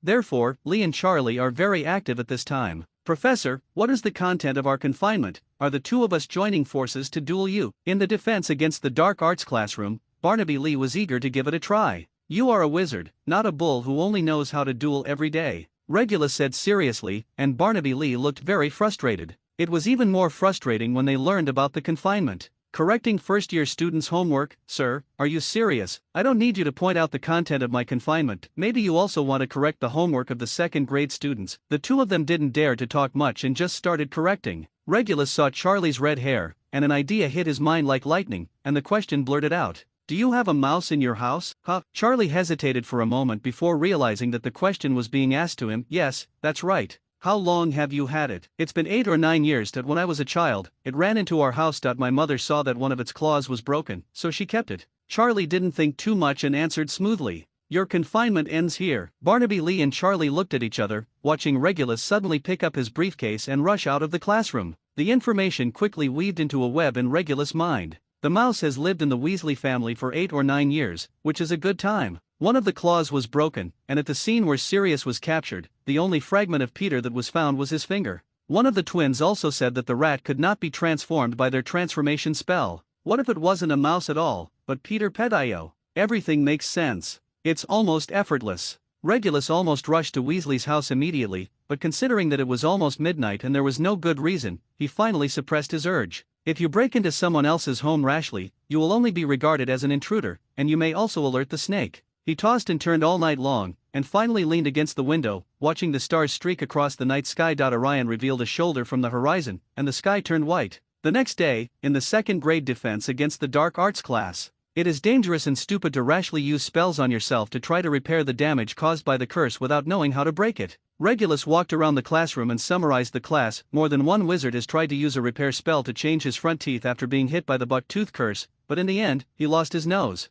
The students burst into laughter. I must recite a repair spell on Montague's face next time. After hearing this, Fred Weasley didn't care at all, but was eager to try it. Maybe take his nose off, George agreed. The two of them couldn't help but laugh out loud as they pictured Montague's nose being broken off in their minds, ignoring Angelina's small reminder behind them, until they discovered that the classroom had become extremely quiet at some point. Fred bravely raised his head to look up, only to find Regulus standing behind him, looking down at them with a serious expression. Everyone else is dismissed, you two stay. Angelina shook her head in regret and left with her friend Aaliyah Spinnet. The slide-ring classmates were not so friendly. Montaigne and Warrington did not forget to give the twins a rude gesture before leaving, and Fred immediately responded with a curse word. "Don't look at me like that, I won't punish students in solitary confinement just because they came up with an idea." Regulus' tone made the twins breathe a sigh of relief. "Of course, if anyone really does this, don't blame me for not warning you in advance." The twins repeatedly stated that they would not put a curse on Montague. "By the way, you said before that there is a mouse in the house, but why can't it transform?" "Yes, sir. Since I mentioned this last time, George and I caught a few mice and tried it. The spell is fine." That afternoon, Fred and George came to Regulus' office as scheduled, preparing to rush to the borough via the FLA network. Compared to Port Keys, Regulus was more receptive to the FLA network. At most, he would have more ashes on his body, which was just a matter of cleaning it up. Flying broomsticks are not out of the question. As the main chaser of the slide-ring Quidditch team back then, Regulus still enjoyed and missed the feeling of flying freely and having strong winds blowing against his face. But when Fred Weasley enthusiastically proposed this method of traveling, Regulus sternly refused. The reason is simple. Flying from the Scottish Highlands to the south of England and maintaining a riding posture all the way is not very good for the health of the waist and legs. The borough, the borough, the borough. Regulus, Fred, and George rushed out of the kitchen fireplace one after another. The room was so cramped that when Regulus fell out of the fireplace, he accidentally bumped into a stack of plates, knocking them over. The crisp smashing sound of plates obviously disturbed the people in the room, because a loud sound came from the living room. Bloody hell! Then, a red-haired boy with freckles rushed into the kitchen, half a sandwich in his hand, and the corners of his mouth were stained with butter and bread crumbs. "I'm sorry, I'll fix them right now. And restore them to their original state." Regulus waved his wand and restored the broken plates. "Sir, this is our brother Ron," Fred introduced. "This is Professor Reinhardt." Ron was clearly confused as to why the schoolteacher and his brothers were at his house in the middle of the week. "Are you the only one at home? Where are Mom and Ginny?" George glanced at the 9-hand clock hanging on the wall, with the hands of Molly Weasley and Ginny Weasley on it. They all point to going out. "Oh, Mother took Ginny to visit the Lovegood family. They only have a little girl at home. I'm too lazy to go. I might as well stay at home and play chess with myself." Ron brought a few people to the living room, and George then I went to get some fruit. It's said to be a living room, but it's actually a crowded room with a few sofas and a small coffee table. There is a wizard chessboard on the coffee table. The chess pieces are all old, but the battle is fierce. "Okay, Ronnie, where's your board? Take it out quickly," Fred urged excitedly. "What Ban? Is this your mouse? Isn't it called Ban?" George handed a pear to Regulus. Regulus took the pear but did not eat it. His right hand was already holding the wand tightly in his pocket. He knew that if the rat was really Peter Pettigrew, he might realize something was wrong and run away or fight back. "At this time, we need to take action first, control the mouse, and then investigate the truth." "Oh, it's called Scabbers," Ron said vaguely after taking a bite of the sandwich. "It has been sold." "What?" the twins shouted in unison, frightening Ron. Regulus was more anxious than the twins, but he controlled his emotions well and did not question him. "You hold it while sleeping, are you willing to sell it?" Fred looked unbelievable. "When was it sold?" George wanted to be calmer. "On the first day of school, after we put you on the train, we went shopping in Diagon Alley. A foreigner said he liked mice very much and took a fancy to the one I had." Ron recalled as he recounted, I even bought an owl and wanted to exchange it. I didn't want to exchange it at first, but Errol could hardly fly anymore and the man was very sincere, so my mother agreed in the end." "Where's the owl?" Fred asked. "You didn't tell us," George complained. "I went out to deliver the letter. Dad said he wanted to wait until Christmas to tell you and give you a surprise." Ron muttered, "Scabbers eats and sleeps every day, but I still miss him." "What did the man say besides saying he liked mice?" Regulus suddenly asked. "He didn't say anything. His accent was very strange. I often couldn't understand what he was saying, but he taught me a spell to deal with spiders, which was quite effective." Ron answered truthfully. "A spell to deal with spiders? I want to see how much skill little Ronnie has gained." When Fred heard this, he immediately got excited and waved his wand to turn the empty plate into a big spider. Ron held up an old and peeling wand, frowned and chanted a spell, "Spiders Retreat." The weak magic spell was issued, and the spider actually flinched. Fred and George burst into laughter, but Regulus stopped them with a hand, changing the plate back to its original shape. "This spell works, but I never knew I could deal with spiders like this." Regulus frowned. "Sir, you don't even know what this spell is?" Fred asked doubtfully. "Ronnie, who did you meet?" George also felt that there was something wrong. "Can you remember what that person looks like?" Regulus suddenly asked Ron.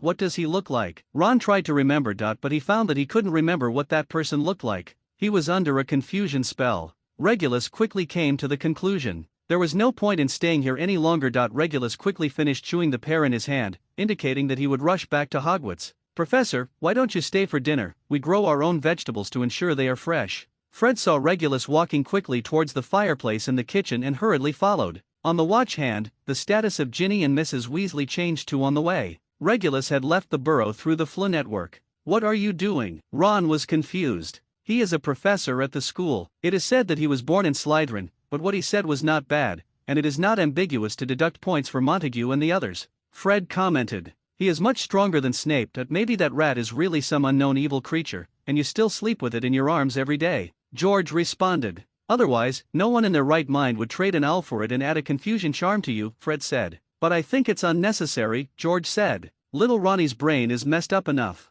the two said in unison. Ron was so angry that he threw the empty plate at Fred, but George turned it into a paper airplane. "Let's go, let Mom know that we are coming out of school, it will be a good meal." The twins watched in surprise as Regulus covered his left forearm and hurriedly left the office. Is there really a big problem with that rat? Maybe Ronnie will become a big devil. The two of them had no clue. Of course, in the end, they did not go to the History of Magic classroom to listen to the next half of the class, but chose to explore unknown corners of the castle. Regulus had no time to care whether the twins went to class or not. If Ron's rat was indeed Peter Pettigrew, someone had contacted him weeks ago. With Peter's caution, this person must make him feel safe. People like the Malfoy family, Avery, and Yaxley had already paved their way out. Not only were they not sent to Azkaban, but they were able to thrive and have enough to eat and drink. Igor Karkaroff even became the headmaster of Durmstrang. From this point of view, Snape's ability to be the dean of Hogwarts can only be regarded as a sign of humiliation. Peter would definitely not take refuge in these people, because he could not guarantee whether these people would backhand sell him in exchange for a Order of Merlin medal. Most of Voldemort's die-hard loyalists have already entered Azkaban, such as Bellatrix and Dolohov. From this point of view, the target range is actually very small. Regulus did not dare to neglect. From his point of view, if there was only one person in the world who was determined to destroy Voldemort, it was Dumbledore. He rushed to the door of the principal's office. Before he could explain his purpose, the gargoyle guarding the door jumped aside automatically and gave way to the spiral staircase behind. Regulus took 3 steps at a time and hurried up the stairs. Besides Dumbledore, there were 2 other people in the principal's office. One of them was a middle-aged wizard with a medium build, a square face and a wide chin, and thick straw-colored hair. He was talking to Dumbledore. Regulus had not seen him before. The other one was Snape, who frowned and pursed his lips without saying a word. "Stogie, remember, if anything happens, make sure you let me know as soon as possible," Dumbledore whispered. "I understand." The wizard looked serious. Then, Snape sent the wizard known as Stork away, and before leaving the door, he glanced at Regulus with a complicated look. "You knew I would come to find you?" Regulus asked doubtfully after the door to the principal's office closed again. "You are the 3rd person to come to me today." Dumbledore turned to Regulus. "Looking at your expression, has something happened? As for what I said before about Sirius, I think I have found the real traitor." Regulus walked to Dumbledore's desk and said seriously with his hands on the table, "Let me guess, Peter Pedro, right?" Dumbledore's back left the back of the chair, and he crossed his hands and rested them in front of him. "You already knew this?" Regulus asked doubtfully. "Just a guess." Dumbledore shook his head slightly. "How did you find out?" Regulus recounted his analysis to Dumbledore, including a brief conversation when he visited Sirius in prison. "A reasonable explanation. So you left school in the afternoon just to catch Peter?" "Yes. Accident. He had already run away with someone as early as the first day of school. The Weasleys were under a confusion spell and couldn't remember what that person looked like," Regulus said bitterly. "Perhaps it is a forgetting spell, and then a forged memory is implanted." Dumbledore's expression also became solemn. "A wizard who can do this quietly is not an ordinary character. Give me some time and I will catch him." After saying that, Regulus prepared to leave the office. "No, Regulus, I think it is necessary to let you know about the 2 things that happened recently," Dumbledore said calmly. "Please sit down." A chair suddenly appeared next to Regulus. Regulus sat down with a complicated expression and waited quietly for Dumbledore to speak. "Where to start? Earlier today, there was a break-in in a village in Devon." Dumbledore began to describe. "Someone was trying to find a house that didn't exist on the map. And unleashed a host of destructive spells in that area." This. Regulus was confused. Is it related to Peter? Maybe it has nothing to do with it. Maybe, as the person handling this matter at the Ministry of Magic said, the wizard who caused the trouble was just drunk and using magic randomly. Dumbledore's tone was very calm. "After all, there is nothing but lawns and woods. Outside, there's nothing." Regulus stopped talking. He knew that the matter must not be that simple. Dumbledore would not pay attention to the drunkard's drunken madness and specifically single it out. Sure enough, Dumbledore's next words surprised Regulus. "But I know that there is indeed a house there that cannot be marked on the map. It is protected by the loyalty charm, and the secret keeper. Is me." Dumbledore stopped talking and seemed to be watching Regulus' reaction with a smile. but there was no smile in his sharp blue eyes. Regulus frowned. This person's identity was obviously very important, so Dumbledore personally protected him with a spell. The intruder obviously had an urgent need to find that person, so he would not hesitate to risk being caught and invade by force.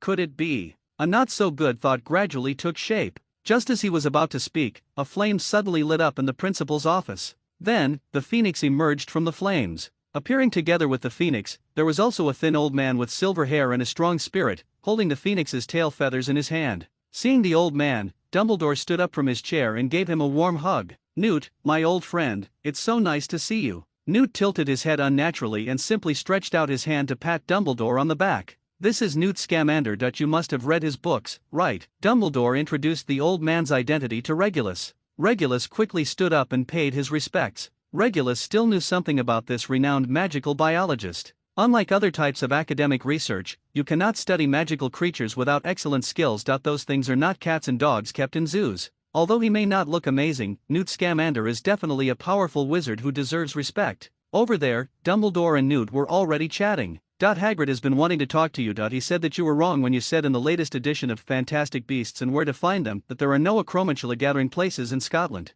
Come on, if I said in the book that there are 2,000 acromantulas in the Forbidden Forest of Hogwarts, how many parents do you think would make their children withdraw from school? Newt said seriously. "I thought you liked them too." Dumbledore smiled. "Indeed, they are looking for that thing." Newt glanced at Regulus warily, lowered his voice and said seriously, "Can you guarantee safety, Dumbledore?" "As of now, I can confirm that they are safe." Dumbledore seemed very generous. "I'm sorry, Principal, you may have something important to talk about. I can go back to the office and wait." Regulus saw that Newt didn't trust him very much, and he obviously had something important to talk to Dumbledore, so he got up and prepared to leave. "Wait a minute, maybe Newt's news can remind you of something." Dumbledore stopped Regulus. Then Dumbledore turned to Newt and said, "This is Regulus Black. He can be trusted." Newt hesitated for a moment, but finally chose to believe Dumbledore's words. He took out a magic photo and placed it on Dumbledore's desk. "This is..." Dumbledore's blue eyes narrowed slightly behind his half-moon lenses. Regulus walked forward and was surprised when he saw Newt's photo. Above is a dying unicorn, lying on the ground struggling helplessly. There was a fatal wound on the unicorn's neck, and blood was flowing down its neck. There was a large pool of blood on the ground, and a shocking line of bloody footprints, leading deep into the jungle. "Regulus, you should know what unicorn blood does." Dumbledore's voice became as deep and serious as Newt's. As a member of the Black family and a protege of Slughorn, Regulus had extensive knowledge about potions, dark magic, and magical animals. Of course he knew what this meant. Some people hope to extend their lives in this way. His voice was stiff. "Drinking the blood of a unicorn will only make you half dead even if your life is extended." Newt's old, hoarse voice was filled with irrepressible anger. "The unicorn is a pure, sacred creature. And this dirty murderer desecrated a noble soul for his own selfish desires." Dumbledore knew that his old friend had an unusual affection for magical creatures, and it must have been painful to see a unicorn die innocently. He reached out and patted Newt on the shoulder to express comfort, and then said, "We all know that drinking the blood of unicorns is only a temporary measure. If you really want a prolonged life, this person will need other means." "Do you think this murderer is the suspect in the 2 recent break-ins?" Regulus reacted quickly and quickly connected the entire incident. "That's right. Because these 2 target locations have what they want," Dumbledore said inscrutably. "Dumbledore, I don't want to go to the Brazilian Amazon rainforest to look for winged fire bats. Maybe it would be a good idea to go on vacation in France." Newt straightened his body, his head still tilted slightly, and his silver hair hung down from his forehead, blocking the waypoint one of his eyes. "No, Newt, you need to go back to rest now and spend time with Tina and your cat. Don't forget, you are retired now, and I will not tell Rolf that you have been to school," Dumbledore said in a tone that left no room for doubt. Newt wanted to insist on saying something, but Dumbledore obviously didn't want him to get involved in this anymore. "Fox, help me take Newt home." Dumbledore waved his hand. The Phoenix flew onto Newt's shoulders, its golden and red tail feathers hanging on his chest. "Okay, I hope you can resolve it properly." Newt finally compromised and clenched the Phoenix tail feathers tightly in his right hand. A bright fire ignited in Dumbledore's office again, and Newt and the Phoenix disappeared together. "Poor Newt, I can't let him get involved anymore. He has helped me too much, and he has lost too much." Dumbledore looked at the place where Newt disappeared, with a complicated expression, and his eyes seemed to have traveled through decades. Years of time and space. On the other side, Regulus's brain was still running rapidly. "What do you seem to have on your mind?" Dumbledore walked to the wall, where the portrait of Armando Dippet was napping. If the Dark Lord created a Horcrux, then he would not die, but would live in the world as a wandering soul, Regulus hypothesized. "Continue." Dumbledore nodded in agreement. At this time, if there are followers who help him regain his strength, for example, if he drinks the blood of a unicorn, he will have a certain ability to move. Even if he is half dead, it is better than a ghost, so he doesn't care about the curse of the unicorn blood at all. Regulus clapped his hands and looked a little excited. Those Death Eaters who have cleared themselves will definitely not do this. There is no condition, and the target is too obvious. It can't be them. Maybe it's an ordinary wizard. By what means did the Dark Lord control his will? I don't know, Regulus. I have to admit that in some magical fields, Voldemort does surpass everyone. Dumbledore sighed. Even I am far behind him. Since the unicorn's blood is not enough to resurrect him, then he needs a more perfect medicine. Regulus thought of something, suddenly raised his head, and looked at Dumbledore in shock. The almighty Paracelsus. The person you are protecting cannot be Nico Flamel, right? As expected of you.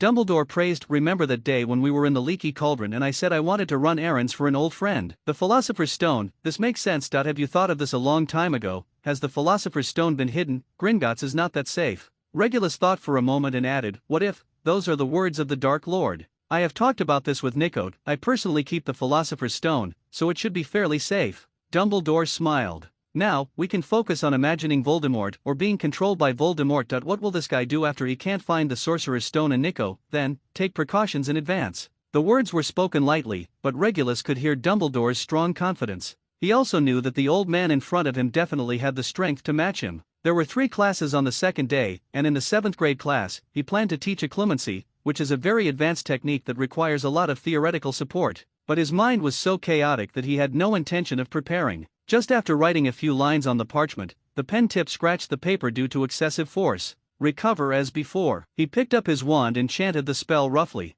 The spell took effect and the paper was glued back together, but the words on it disappeared without a trace. In anger, Regulus threw the quill as a dart, stuck it on the cover of a book called Dark Powers, A Guide to Self-Defense, crumpled the parchment into a ball, and threw it into the trash can. The original plan to exonerate Sirius was 90% completed, but Peter ran away and another guy who might be Voldemort appeared and caused trouble everywhere. Worst of all, the 2 men were on top of each other. For Regulus, the situation had taken a turn for the worse, and he couldn't help but be upset. He threw himself into the sofa, closed his eyes, and tried to calm down. Are you scared? A deep voice suddenly sounded. Who? Regulus opened his eyes suddenly, pulled out his wand, and quickly scanned the office. There was no one else in the room except him. Your inner monologue, we haven't spoken for a few days. The voice spoke again, with a hint of joking. At this moment, Regulus remembered that this voice had appeared during the battle with the werewolf a few days ago. The owner of the voice also controlled himself to fight a werewolf, ultimately nearly killing Lupin. Combined with the previous conversation in Dumbledore's office,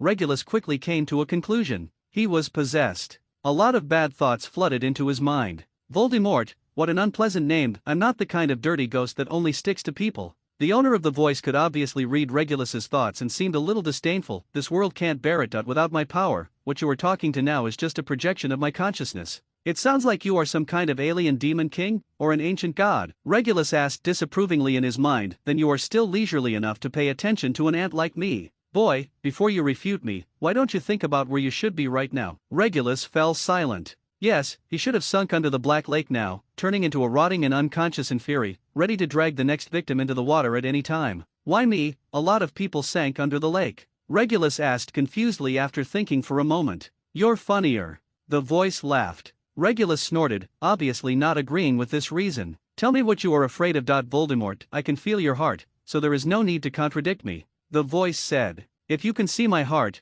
you should know what kind of existence he is. Regulus said angrily. Ha ha ha ha. The voice laughed again. Yes, this Voldemort is indeed a powerful and terrifying enemy for you. It is not shameful to be afraid of the enemy because of its power. You don't need to say that. Regulus said dully. Regulus himself knew this kind of mental journey best. Every second when he took Kriaker across the Black Lake and the boat was so long. But it's not the Dark Lord that I'm afraid of. What I'm afraid of is afraid that more people will die because of him and you won't be able to stop it. Yes. You know, I once had the same problem before me, and no one understood my approach. At this time, you can't rely on debate to gain recognition. The voice finally became serious. You must have strength only then. Strength is the fundamental way to solve the problem. In the end, the only one you can rely on is yourself. Regulus clenched his fists. He had done this 10 years ago, but unfortunately he was not strong enough. He only stole Voldemort's Horcrux but was unable to destroy it. To a certain extent, you and I are similar. For example, we both have a self-righteous brother, but in fact, we see further and do more than they do. The voice said, I fished you out of that stinky lake of the dead,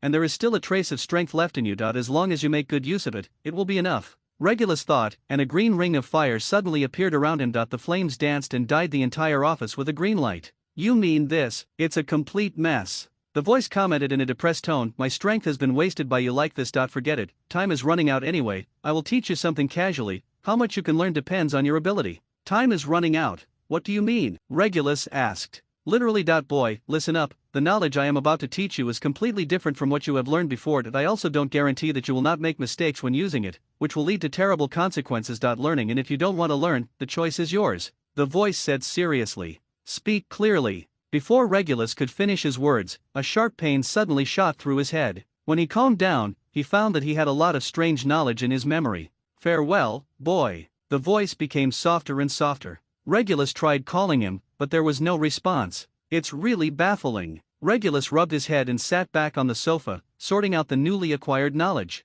This is. Soon, his eyes widened in shock. The next day, Regulus, who had not slept all night, yawned and finished breakfast and came to the classroom early. There were still 10 minutes left before class started, so he decided to take a nap first. Drowsily, he felt someone poking him. Sir, wake up. It was a woman's voice. He forced himself to open his eyes, and what he saw was a heart-shaped face with bright blue shoulder-length hair. Miss Tonks, what time is it now? Regulus said vaguely, recognizing the girl. Class has been going on for 10 minutes, and we can't wake you up. Charlie went to ask Madame Pomfrey. Tonks suddenly raised her voice in surprise. Oh my God, sir, your face. What's wrong? Regulus was frightened by Tonks and woke up completely. Regulus still knew very well the reason why he became like this, and the impact of that knowledge on him was really too great. A lot of complex and profound knowledge is simply unheard of and cannot be learned from books at all. Regulus even believed what the mysterious voice said. Mastering this knowledge would give him endless power. Apart from anything else, no wizard has ever done it in thousands of years, just to allow himself to be reborn. Even Voldemort could only try to make himself immortal, but never tried to resurrect the dead. As a Slytherin, Regulus longed for power. At this time, power was at his fingertips, right in front of him, and he had a reason to become stronger quickly. So all night long, he tried to understand, digest that knowledge, and improve his magic. The side effect of forcibly studying magic is that the magic power is seriously overdrawn, and the spirit is also damaged to a certain extent. After gathering his mind, Regulus secretly recited a few spells to himself. The bruises on his face gradually faded, and the bloodshot eyes were no longer so serious. Although his face was still pale, he didn't look as scary as before. Miss Tonks, I want you to call Mr. Weasley back. We have to start. Before Regulus could finish his words, Charlie hurried into the classroom, panting heavily. The professor passed out in class. Mr. Weasley, please speak clearly. A moment later, Madame Pomfrey held up her skirt and ran into the classroom, only to see Regulus safe and sound. I just didn't have a good rest last night and accidentally fell asleep. Mr. Weasley was worried about me, so he went to disturb you. I'm sorry. Regulus explained. Okay, you are a professor, not a child. You should pay more attention to your health. If anything goes wrong, come to the school hospital and see me. Madame Pomfrey warned Regulus sternly, and then left the classroom. Sir, are you okay? We thought you were dead. You weren't even breathing. It's scary. Charlie asked straightforwardly. For the sake of asking Madame Pomfrey for me, I won't hold you accountable for your nonsense about cursing the professor. Regulus tapped Charlie's head with his wand. Now go back to your seat. We have to start today's course as soon as possible. It has been delayed for so long. Regulus waved his wand and an unfamiliar term appeared on the blackboard. Occlumency. Charlie's face was full of confusion, and other students also looked at Regulus in confusion. This is a kind of remote magic that can prevent your mind from being invaded by outsiders. Regulus said seriously, it was not originally a teaching content, but it is very useful. The principal and I agreed that it should be taught to 7th graders. There's no harm in exposing students to this technique. No one asked questions, and Charlie's slightly heavy breathing was particularly obvious in the quiet classroom. You may be wondering why I suddenly inserted this into the teaching content. Because it requires long-term, day-to-day practice. It cannot be mastered through a few days or weeks of training like a spell. If you wait to learn when you need it, I'm afraid it will be too late.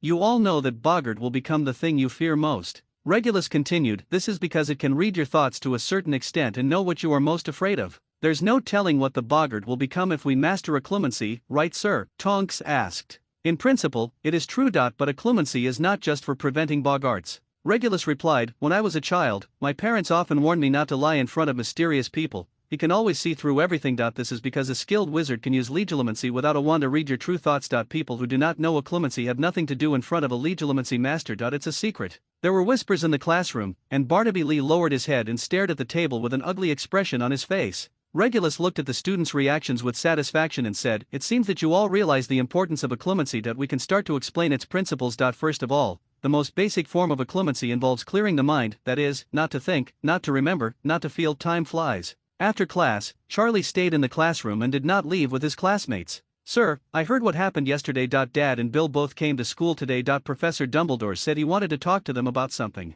Charlie looked very worried, not at all as sunny and honest as he was in front of his classmates. "Is there really a problem with that mouse? I can only tell you that the rat turned into a dangerous fugitive, and at this moment he has joined his accomplices and is wreaking havoc somewhere." Regulus stared at Charlie and said seriously, "I can't either. To ensure the complete safety of your family, Dumbledore's visit to your father and brother should be to make early preparations for your family's safety. But according to my analysis, you will not be in danger for the time being. You are a pure-blood family after all." Seeing that Charlie was even more worried, Regulus added a word of comfort. Compared to the Weasley family, Regulus was in a more anxious mood now. It's not that he hasn't considered finding helpers to help find Peter, but in fact, there are not many people he can count on in this matter. Slughorn and Andromeda were eliminated first. Lupin would have been a good choice, but he had just been discharged from St. Mungo's, was in poor health, and had some furry issues. As for Creacker, Lupin could detect that he was following him, and so could Peter. And unlike Lupin, Peter is definitely a ruthless guy, and Regulus can't let Creacker take risks.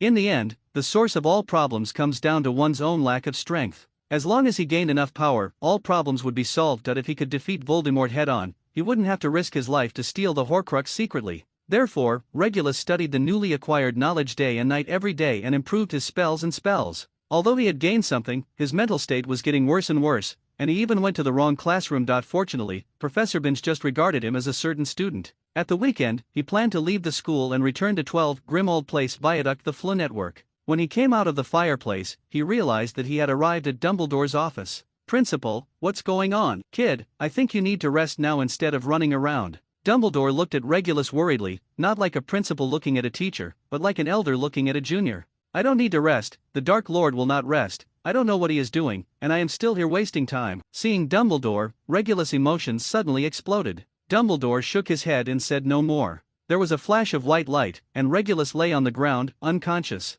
Dumbledore waved again, and a single bed rose from the ground, lifting Regulus up. As a master of potions, Snape personally prepared the powerful sedatives and dreamless sleep potions, which are naturally outstanding in their effects. As a result, Regulus, who was drugged, fell into a deep sleep. "Master Regulus is sick. What should Creacker do? The master should go home, no one can take care of him here." Dimly, Regulus heard a bullfrog-like voice muttering. Then, there was a warmth on his face, as if someone was wiping his face with a wet towel. He opened his eyes, just in time to see Creacker's lightbulb-like eyes. "Master Regulus is awake." Creacker somersaulted in excitement, then resolutely rushed towards the stone wall, shouting. Creacker failed to take good care of Master Regulus. Regulus stopped Creacker's self-harm in time and took out his pocket watch to check the time. It had been 3 days since he passed out in Dumbledore's office. The effect of the potion was still continuing, and Regulus looked particularly calm. He recalled the experiences of the past few days, especially after the conversation with the mysterious voice. He came into contact with new knowledge that he had never heard of before, and devoted himself to learning. Then, his mentality became uncontrollably impatient. There's something wrong with those things, he quickly came to a conclusion. The side effect of powerful magic is that it makes people obsessed and eventually loses their mind. Most of the powerful ancient magicians were regarded as madmen, such as Ptolemy and Paracelsus. Regulus believed that he had not yet reached the level of those sages. But after a few days of glimpses, he did feel the power of that knowledge. If he could fully master it, he wouldn't have to be afraid of Voldemort. This made him unable to bear to give up. In the end, he chose to use occlumency to seal most of his memories, and only selected a few magic spells that he thought he could master for further study. At this time, the irresistible hunger instantly overwhelmed him like a tide, and his stomach was unbearably empty, and he trembled involuntarily. "What does Master Regulus need? Creacker will do it now." "No, Creacker, I want you to go home and have a good rest. Remember to lift the cloth off the portraits to let them breathe." After sending away the tearful elf, Regulus ate a piece of chocolate and hurried to the auditorium. Maybe the dinner is not over yet. As soon as he walked out of the office and went down a flight of stairs, he met the Weasley twins. "Sir, have you recovered from your illness? When can you come back to teach us?" Fred Weasley said eagerly. "Just tomorrow," Regulus replied.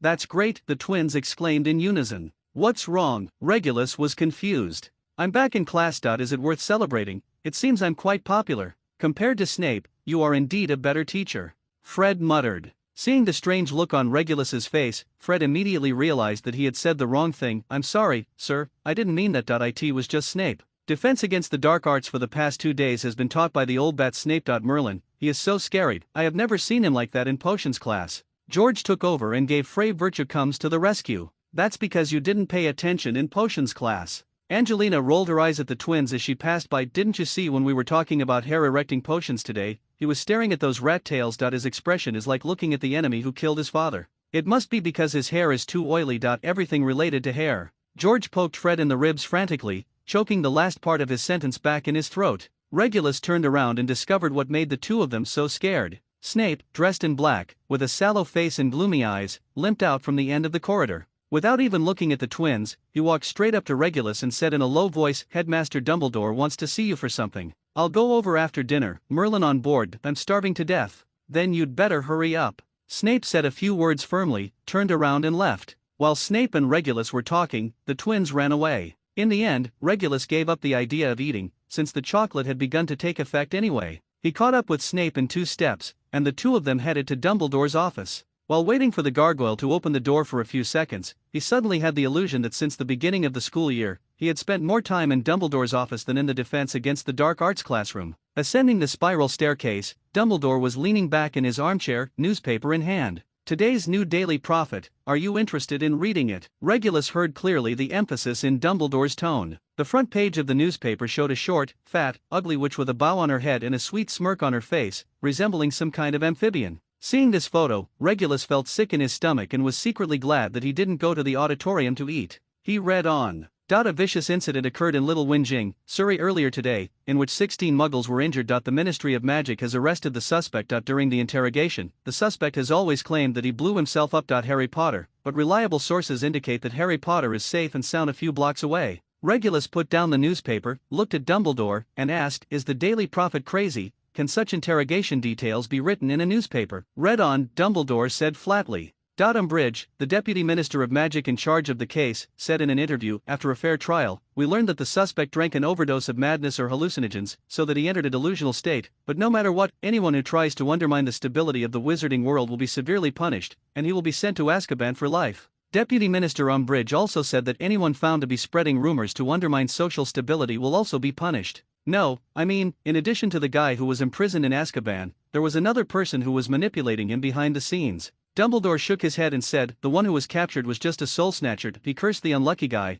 and the man we all know has escaped. Daedalo, would you mind recounting the situation to us?" As soon as Dumbledore finished speaking, a wizard wearing a top hat walked out of the shadows silently. "Were you always there? Sorry, I thought you were a coat rack." Only then did Regulus realize that there was a fourth person in the room. The little wizard smiled kindly, not offended by Regulus's pointed joke. "This is Daedalus Deeg. He has been secretly protecting Harry Potter under my entrustment. Of course, there are also Stooges and Arabella, thanks to them this time," Dumbledore introduced. Ge saluted Regulus, but his top hat accidentally fell off. "Nice to meet you. By the way, can you make a statue?" Regulus suddenly asked in a confused manner. "What?" De Singer hurriedly put the hat on his head, looking a little confused. "He refers to the protagonist in a stupid muggle story. You are just unfortunate enough to have the same name as that person," Snape explained softly. Then he turned to Regulus and said with a complicated expression, "I didn't expect you to be so with a noble birth. You still pay attention to muggle things. Some wizards who don't pay attention to hiding themselves will be written into their myths by muggles.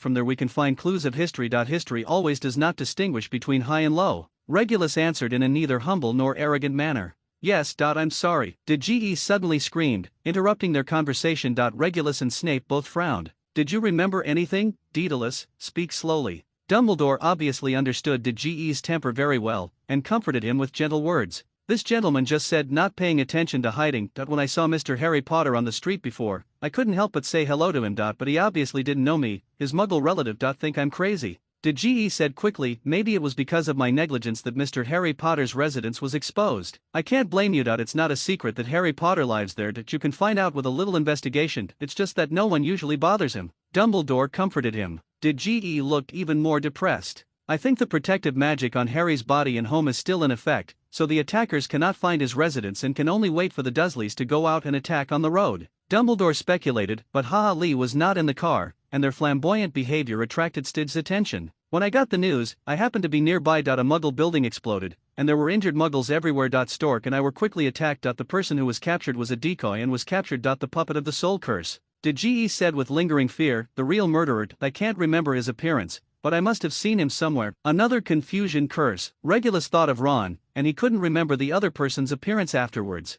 He only used a strange spell to remove the entire bone of Stogi's leg. I have never seen such a terrible spell. At this point, did GE retched if Severus hadn't arrived in time, Stork and I would have died in his hands. It was not difficult for the therapists at St. Mungo's to get Mr. Podmar to grow bones. The trouble was, his memory was severely damaged. When I sent him to St. Mungo's, he kept treating me recognize him as his father, Snape said coldly. Poor Stork, I hope he can recover soon. We have to strengthen our manpower. Dumbledore quickly made a decision and turned to DGE Daedalo. Now you go to Hestia and Emmeline. And Mundungus Fletcher, tell them to go to the Hog's Head and someone will take care of them. After DGE seriously agreed, he left the principal's office. Severus, you go to the school hospital now and get your injury healed, Dumbledore said to Snape again in a non-committal tone. Snape wanted to say something, but Dumbledore stared at him and shook his head slowly. Eventually, Snape gave in and limped out of the headmaster's office. Headmaster, you have to tell me the truth, what else is out there? Regulus said bluntly, I know Severus Snape's strength. A wizard who can hurt him can do it with just 2 hands.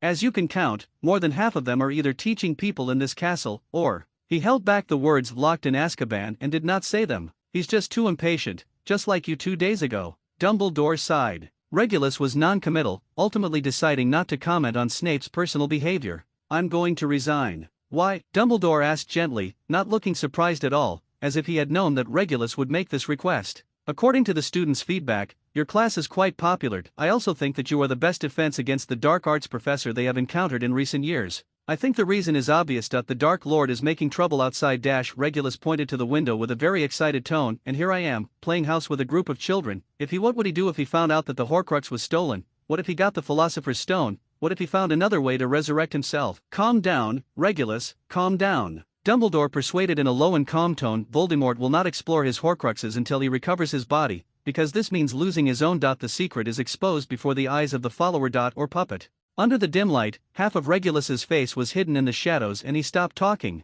It seems we want to get together again. Dumbledore adjusted his glasses, his blue eyes shining behind the half-moon lenses. No, Dumbledore, I didn't think about it with you. Regulus shook his head slightly, looking at Dumbledore with something else in his eyes. Oh, what do you say? Dumbledore seemed to be interested. If my guess is right, you will hide the Philosopher's Stone in Hogwarts, and then use some method to let the Dark Lord find out the news. Regulus analyzed, then we can wait for him. You took the bait, right? Go on, Dumbledore said with a smile. There is nothing to say that if this great plan succeeds, everything will be happy, but have you not considered the consequences of failure? Regulus was obviously very dissatisfied with Dumbledore's perfunctory attitude. If the Dark Lord takes when he gets to the Philosopher's Stone, he will be resurrected successfully. Do you know what this means? Countless people will die because of this. We cannot afford to fail. Seeing that Dumbledore had no intention of answering, Regulus felt like he had been punched in the cotton. He licked his lips fiercely and continued, even if you think we can prevent him from getting the Sorcerer's Stone and prevent the worst from happening, don't you think that putting the Sorcerer's Stone in Hogwarts would be too harmful to those students? Isn't it unfair? The Dark Lord never minds hurting innocent people. If any student has an accident during this period. What if the Dark Lord possesses a student and forces you to hand over the Philosopher's Stone? How do you choose? I won't let that happen, Dumbledore said calmly. Of course, the greatest wizard in the world, the only person the Dark Lord is afraid of, Albus Dumbledore, the man with all his powers, all his calculations, great omniscience and omnipotence, would definitely not let this happen, right? Regulus said sarcastically. How did James Potter and his wife die? Oh, they didn't believe in the great and omniscient Dumbledore, but they believed in my stupid brother. So, Regulus, do you have any better idea? Dumbledore still asked in that calm tone. Maybe you can announce to the wizarding world that I bought the Philosopher's Stone, so that when the Dark Lord finds out, he might come after me. Regulus tried his best to control his tone. Anyway, I'm dead. If you die once, it won't be a big deal if you die again. After saying that, Regulus left the principal's office angrily. Dumbledore watched his back go down the stairs, but showed a smile. How is it? He asked to the seemingly empty room. In a sense, I agree with him. A cold voice sounded low, and Snape, who was supposed to be staying in the campus hospital, slowly walked out of the fireplace. Have you never considered the worst outcome? No plan is foolproof,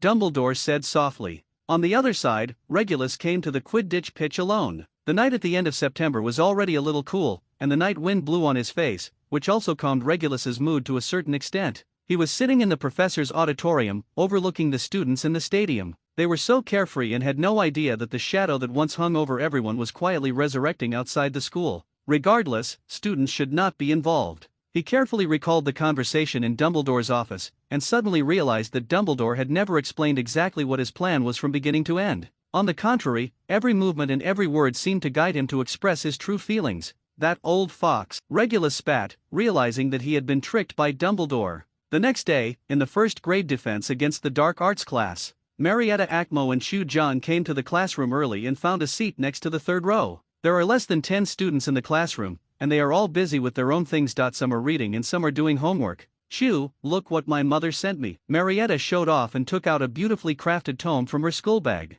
The cover of the book is light cyan, with a painting on it of a handsome wizard wearing a lavender wizard's robe, and a creature that looks like a white-haired orangutan. A Year with the Snowman of the Himalayas. It's another Gilderoy Lockhart book. Do you like reading it so much? Chu Jong took the book and flipped through a few pages. I have begged my mother for a long time for this book. She is absolutely obsessed with Lockhart. That you should really read what she wrote in the letter she attached to me. Don't stain the pages of the book, or Lockhart will Mr. Special will be angry. Marietta smiled, took the book back from Chu Jong, and gently stuffed it back into her bag, as if she was afraid of disturbing the portrait of Lockhart on the cover. I see you are also attracted to him. Last night you were still talking in your sleep. Oh, dear Lockhart, you must come and marry me when I grow up. Autumn Chang imitated Marietta vividly. Tone. Marietta blushed and hammered her friend with her fist. The two laughed and joked for a while, and then Marietta's mood suddenly dimmed. He hasn't published a new book for a long time. He used to publish some short stories in Wizard magazines, but there has been no news for a while now. Maybe he is looking for magical animals in India right now, and it is not convenient for him to be interviewed. Chu John comforted him. Maybe in a month, he will come to the school to hold a book signing. Well, I hope so. Marietta obviously didn't have much hope for this. While they were chatting, the classroom was gradually filled with people. Cormac McLagan was a little excited and kept arguing with his friends about something. Regulus also walked into the classroom. You don't need a wand or a textbook for today's lesson, he said straight to the point. The young wizards were all surprised. The professor's previous classes were all focused on practice, correcting their spellcasting habits, and occasionally interspersed with some common sense lectures, such as necessary first aid knowledge. But today, the professor's attitude seemed unusual. Although they were slightly confused, the little wizards obediently put away their wands and textbooks. The classroom burst into laughter, and of course, there were many people who supported McLagan. After all, there are not many entertainment activities in the wizarding world. Apart from Quidditch, there are only sports such as gobstone and 10-pin rolling that are not attractive enough and not popular enough. On the other hand, the results of the English Quidditch team were indeed lackluster. Even Regulus, after seeing the report, once thought about whether it would be more suitable for him to serve as the seeker for the England team. Of course, McLagan didn't get the answer he wanted, so he called over another student. Mr. Belby, what did you read? A wizard published a paper saying that owls are edible. Marcos Belby stood up tremblingly and said in an unnatural tone. Many little wizards, especially witches, cast angry looks at him. How could an owl eat an owl if it is so cute? Normally, we do not advocate eating owls. They are not only tools for delivering messages, but also our friends. Regulus motioned Belby to sit down. Special circumstances will be discussed separately. After hearing the answers from Belby and McLagan, Regulus decided not to waste time asking questions. After all, these first-year students were still too young, and of course they only cared about eating, drinking, and having fun. Sir, the newspaper said there was an attack on Harry Potter. Is it true? Yaxley suddenly asked loudly. The classroom suddenly became noisy. Muggle-born students were very unfamiliar with this name and asked their classmates around, while students from wizarding families had grown up hearing this name and of course knew its meaning. The boy who survived. The one who defeated you-know-who. Although the Ministry of Magic doesn't want to admit this, I still have to say that it is true, Regulus said solemnly. The little wizards immediately started whispering. Quiet. Regulus stepped off the podium, paced back and forth between the desks, and began to speak in a low and serious tone. We have gone through a period of peace, which happened to be the stage from when you can remember to when you grew up. When I was in school, the situation was completely different. Outside the school, there were battlefields everywhere, and it was a really dark day. Regulus closed his eyes and shook his head slowly. You can ask your parents what it was like when they were in school. Many people believe that the Dark Lord has completely fallen and the world is safe. But what I want to say is that danger can come back at any time. Hogwarts may be said to be a pure land, where you can get Dumbledore and Professor R protection. He walked back to the podium and emphasized his tone. But I want to tell you, danger is everywhere. I don't expect you to understand immediately. I just hope that when you make any decision, you will remember that someone once warned you in class. Regulus looked at the reactions of the little wizards with satisfaction and continued. Where do we start? There is a proverb that says, if there is a thing that can think independently, but you can't see clearly where its brain is, you need to be more vigilant. How should we understand this sentence? Miss Zhang, those magical objects with the ability to think independently may be endowed with the will of their creators and will guide you to do what they want. Is that so, sir? Chu John replied. That's a good answer, Miss Zhang. 5 points for Ravenclaw. Regulus agreed Ravenclaw students should know better. The way to enter your common room is quite different. The little wizard from Ravenclaw showed a knowing smile, while the other little wizards looked puzzled. Actually, many things in this castle have been given the will of the founders. Of course, they want to guide you to become better wizards. But some evil wizards don't think so. They will lure you into corruption, or just swallow your life and soul. After class, most of the little wizards didn't look too good, as if they had listened to a whole class of ghost stories. Listening to what he said, it seemed like something bad was about to happen. Some people seemed disapproving. Listen to what he said. Caution does not mean timidity, and bravery does not mean recklessness. He is indeed a Slytherin. Yes. Dumbledore is at school. How could anything happen to us? My father knows the head of the Auror office, Scrimgeour. You should have seen him in the newspapers. Cormac McLaggen proudly showed off to his friends. Even if some madman comes to hog if what makes trouble, the Ministry of Magic will also arrest them. Regulus didn't care about the students' discussions. He didn't expect these children to do anything. He just hoped that they wouldn't cause trouble in the worst possible situation in the future, such as trying to capture Voldemort alone. When he returned to the staff lounge, he happened to meet Professor McGonagall. A question that had troubled him for several days suddenly came to mind. In the entire Hogwarts, there were probably few people who knew more about transfiguration than Professor McGonagall. He immediately stopped the transfiguration. Professor, is there a problem? I would like to ask, when a wizard uses animagus transformation and turns into an animal, can he still use magic? Of course not. I thought you knew this very well. Professor McGonagall looked surprised and confused. Regulus was indeed out of standard for asking this question. You can't trust all the knowledge in books. You still need to ask experts for some things. Regulus explained, I'm telling students how to deal with five-legged monsters. I'm not good at the field of human body deformation. I don't want to giving students wrong knowledge will harm them. After hearing Regulus's reasons, Professor McGonagall showed an understanding expression. As a teacher known for his rigor, she appreciated this attitude of striving for excellence. Five-legged monsters are humans who have been mistakenly used the transformation spell. Although they have lost the ability to use magic, they have gained stronger strength and agility. However, because they are passively and permanently transformed, they cannot use magic. Transform yourself back into a human form. Professor McGonagall explained the other creature is the werewolf. They also transform passively, but they only transform on full moon nights. Unlike the five-legged monsters, they are cursed by their blood. With such power, you will lose your consciousness after transformation, and you can only regain your memory when you return to your human form. The animagus is different. We can actively transform and switch between human and animal forms at any time. We don't need a wand. You only need to clearly imagine the form you want to switch to. After turning into an animal, is it really an animal? Regulus asked. After transformation, animagus possesses the functions of animals, including physical talents such as agility, strength, vision, and smell, and can also communicate with similar animals. Professor McGonagall replied, for example, I will become an animal with a cat with human thinking ability and IQ. Students who often spend time in the library may find that their defense against the dark arts professor has been in the restricted area significantly more recently.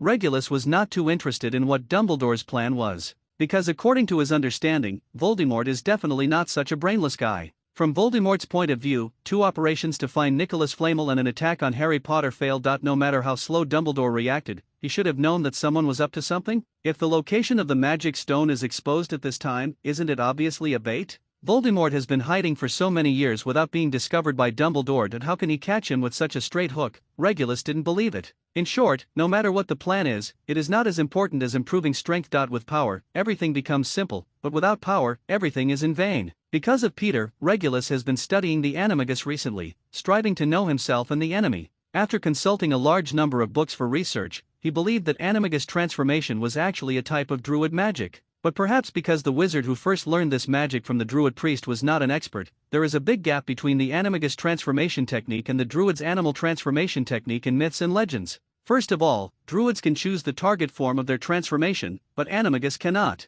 According to relevant records, the wizard's animagus form is often consistent with his original patron saint form. In other words, this form was destined before the change, but the wizard himself did not know it. So many times, things go counterproductive. For example, after a wizard discovered that his animagus form was a dung beetle, he vowed never to use this spell again. Secondly, for wizards, it takes a long time to study and practice to become proficient in this spell. The process of practicing animagus transformation is complex, tedious, and dangerous, and the reward is that the wizard can turn into an ordinary animal for a period of time at the cost of losing mana. During this period, they have the wild desires of animals, love to eat food in animal form, and their thinking is chaotic and simple. Moreover, if something goes wrong, the wizard is likely to be trapped in the body of that animal and never become human again. The history of magic shows that the inheritance of ancient druidism was interrupted as early as 2000 years ago, so no one can trace the origins and improve the animagus transformation technique. Regulus thought so at first. Regulus had been in trouble because of the bewitchment of that mysterious voice. Now that he has calmed down, he is operating a clemency at all times to isolate the knowledge that has been forced into his mind and prevent it from affecting his mentality.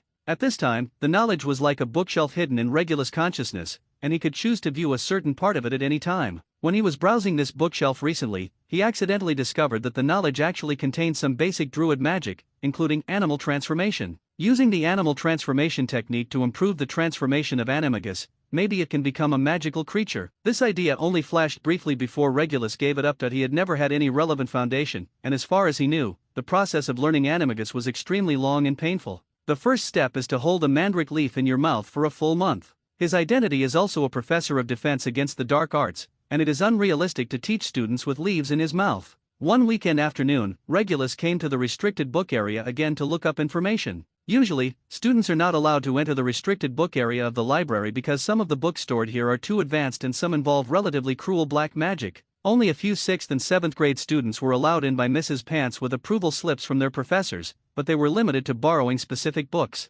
Regulus looked a little disappointed because a book he had been reading these past few days had been borrowed. There was no point in staying any longer. Regulus was about to leave when he saw a middle-aged witch with gray hair coming to the row of bookshelves holding 2 books in his hands. One of them happened to be the Key of Solomon that he was about to consult, a 14th century book on black magic compiled by King Solomon of Israel. It recorded a large number of lost black magic rituals. But the strange thing is that no one has ever successfully used the black magic rituals in that book. Professor Boobaji, there is no need to put this book up. I just need it. Regulus smiled and greeted the witch, Muggle Studies Professor Kerti Boobaji. Ah, it's you. This book is quite heavy, you have to be careful. The Muggle Studies professor handed the Key of Solomon to Regulus. After Regulus took it, his eyes were attracted by another thick book with a red cover and gilded fonts held in Boobaji's arms. With all due respect, this book is, this is a book written by Muggles called Dictionary of Hell. It can be seen as Muggles' commentary on the Key of Solomon. Boobaji replied with a smile. Regulus became interested. Can Muggles also annotate dark magic books?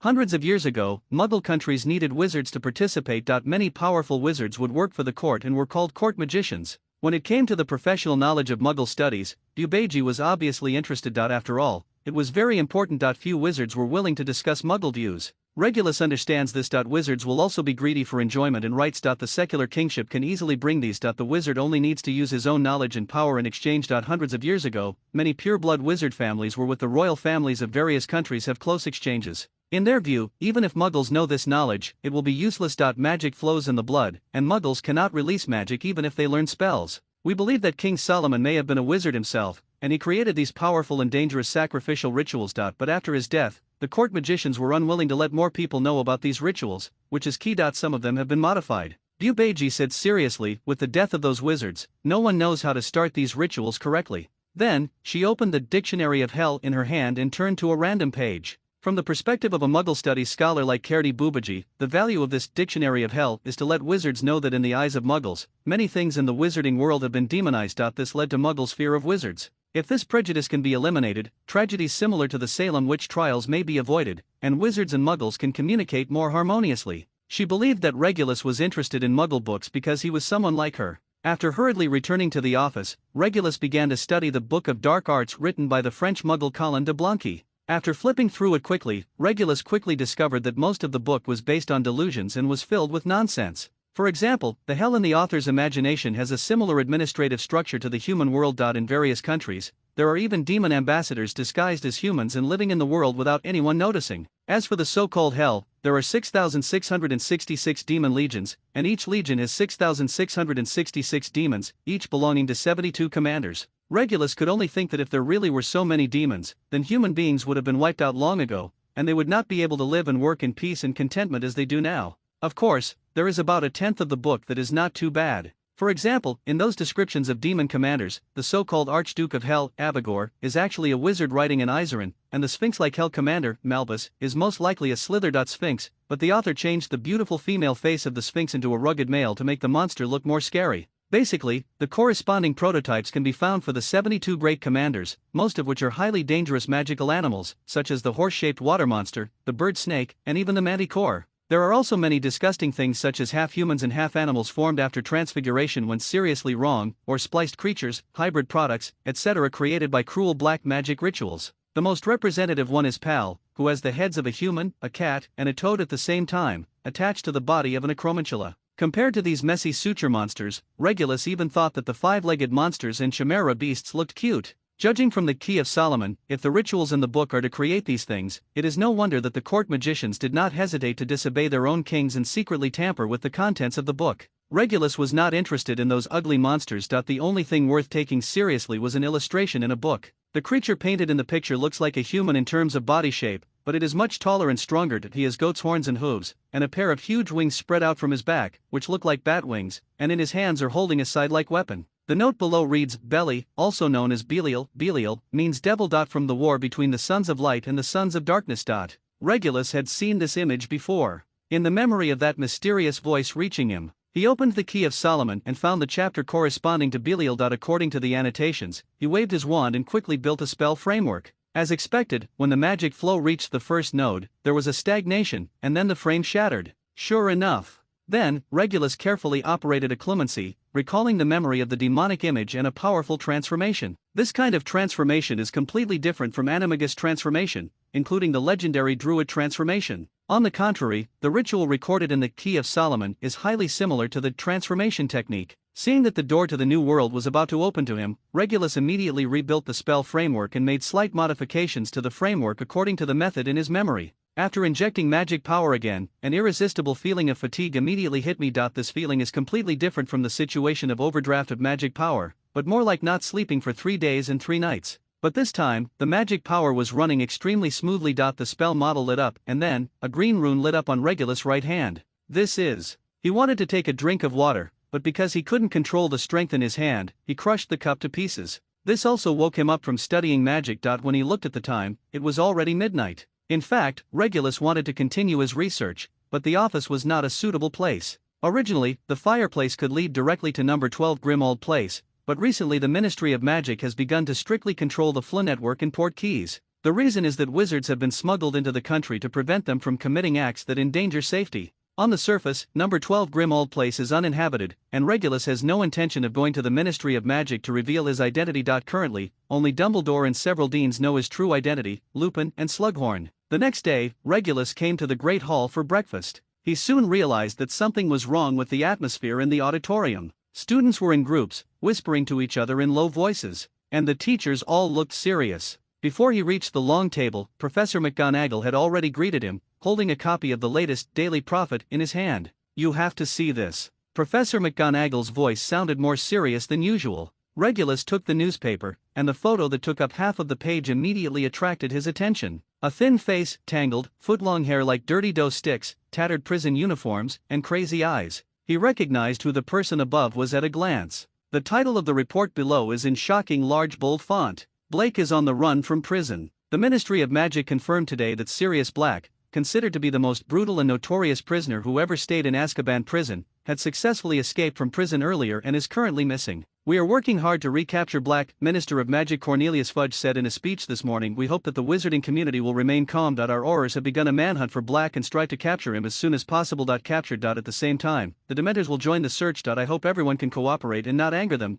The incident happened so suddenly that Regulus didn't care about breakfast, and he immediately left Professor McGonagall with an obvious look of suspicion on his face and ran back to his office in 2 or 3 steps. He wrote a hasty letter to Andromeda first, because he knew that the Ministry of Magic would definitely investigate the recent prison visit records. Ted Tonks and Andromeda will definitely be found out, and will be listed as suspects by the Ministry of Magic for investigation. The second thing is to find a reliable person to help find Sirius. Neither Kriaker nor himself were suitable. However, he soon thought of a very good candidate and wrote a letter to that person. Thanks to the distance between the Olry and the office, by the time Regulus finished mailing the letter and hurried back to the main building, breakfast time had already been missed, and he could only go to class on an empty stomach. In the 4th grade defense against the dark arts class, Regulus taught the students the obstruction charm. The obstacle charm is a very useful spell. It is widely used in duels. It can delay the opponent or prevent a magical creature from traveling for a while. He told the story while opening the bottle on the table and taking out a billywig. Worm, put it in the air. The billywig took off in a spin, flying over the heads of the students, preparing to escape from the classroom through the window. There are many obstacles. Regulus chanted a spell, and a blue-green spark spurted out from his wand, accurately hitting the billywig insect, causing it to hover in the air. The billywig flapped its wings in vain, but the freedom so far away seemed so far away. Regulus waved his wand, put the billywig bug back into the bottle, and said, "I want to emphasize that this spell is usually only effective on humans and relatively weak magical creatures. That if you meet the 8, I don't count on giant spiders, crouching bats or other 5x level creatures unless you can accurately hit their vital parts. Now say this mantra after me. There are many obstacles. There are many obstacles. Very good. When you cast the spell, you must pay attention to speed and concealment, so that you can have an advantage in the duel. Let's start practicing." The students began to practice, and only Percy Weasley suddenly raised his hand. "Any questions, Mr. Weasley?" "Sir, I heard that Sirius Black escaped from prison. Will he sneak into Hogwarts?" Percy asked seriously. Hearing this question, other students in the classroom also stopped practicing,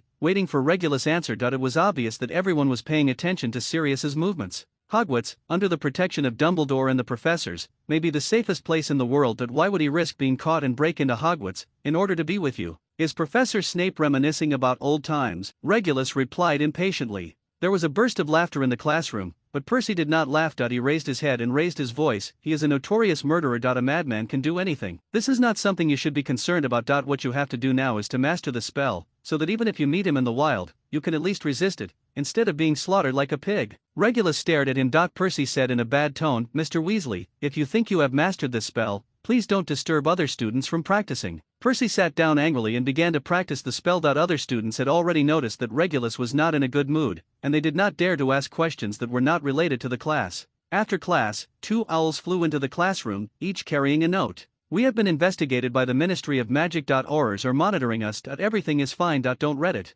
One of them was written in green ink, with neat handwriting. "Meet you in your office at 2 o'clock in the afternoon." The other one was more sloppy. In the afternoon, Regulus sat in front of the fireplace, staring at the dancing firelight inside. He recalled Azkaban, which he had visited some time ago. It was a dark and towering castle, located on an isolated island in the North Sea. It had no direction and was covered with clouds all year round. It was surrounded by rough waves, violent storms and rain all day long, and everywhere in the sky. There are dementors floating around, and there are all kinds of unknown dangers in the sea. It's almost like the end of the world. No wonder no prisoners have been able to escape from there since it was built. Good for you. A smile appeared on his lips unconsciously. He held the pocket watch in his hand and played with it, running his fingers across the Black family crest engraved on the dial. The hands jumped to 2 o'clock, and a few sparks suddenly erupted from the fireplace. "Good afternoon." The greeting woke Regulus out of his reverie, and the flames in the fireplace gradually deformed into the face of a man. It was Lupin. He looked much better than before. At least his hair was neatly styled. Although his eyes were still a little melancholy, there was no longer the sad stubble on his face.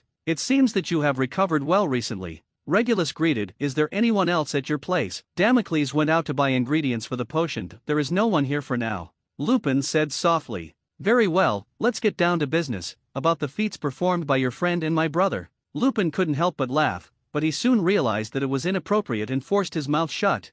"You all know it, so we have to find him before the Aurors from the Ministry of Magic. He is seeking his own death. Before we can prove his innocence, he will have to be sucked dry by the Dementors first. They won't do that. Listen to someone's excuse." Regulus did not smile, and his tone became more serious every time. When he heard the words "sucked dry by Dementors," the smile on Lupin's face quickly disappeared. He quickly imagined Sirius's situation, alone, hungry, exhausted, without a wand. In this state, whether facing Aurors or Dementors, Sirius had little chance of winning. Once discovered, he would definitely be dead. "You're right, we have to find him, but he could be anywhere." Lupin seemed clueless. "I have some ideas about this. According to my analysis, there are only 2 people he is most eager to see right now. One is Peter Pedro," Regulus said confidently. "The other is Harry Potter special." Lupin nodded in agreement. Judging from what happened some time ago, when the wizard tried to attack Harry Potter after being hit by the Imperious Curse and was captured in Azkaban, Regulus could be sure that Sirius must have listened to the curse and prisoned. When someone wanted to take action against Harry Potter, he impulsively committed an act of escaping from prison.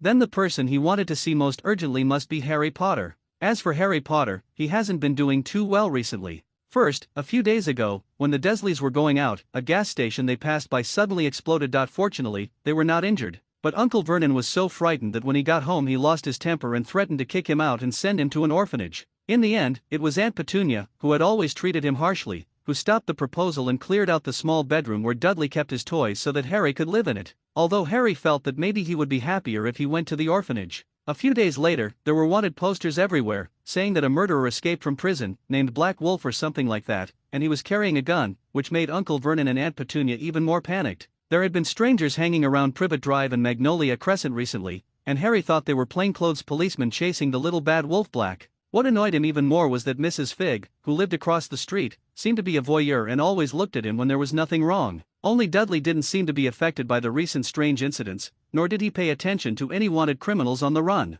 Dudley only focused on things that brought him happiness: eating, sleeping, and bullying Harry. This weekend, the Dursleys' original plan was to go to the zoo, but Aunt Petunia was possessed by some unknown evil and insisted on staying at home, even though Dudley resorted to his always effective crying and throwing tantrums to no avail. So Dudley could only vent his resentment on Harry. With Uncle Vernon and Aunt Petunia ignoring him, Dudley chased Harry all the way from the house to the outside. Harry had no intention of confronting his gorilla-like cousin, so he could only run away. But today, Dudley's resentment was particularly deep, and it seemed that he would not stop until he gave Harry a good beating. Harry ran to the fence. With no way out, he was about to endure Dudley's fist. Just as he closed his eyes, he found that he had flown 10 meters away on the other side of the fence. This kind of strange thing had happened before, and Harry didn't have time to think too much. The most important thing now was to stay as far away from Dudley as possible. He stretched out his hand to push aside the sparse bushes and get behind, but was stunned by what appeared in front of him. It was a huge black dog, with shaggy and tangled hair, and was skinny. The big dog stared at Harry with his gray eyes and let out a low growl. Harry fell to the ground in fright.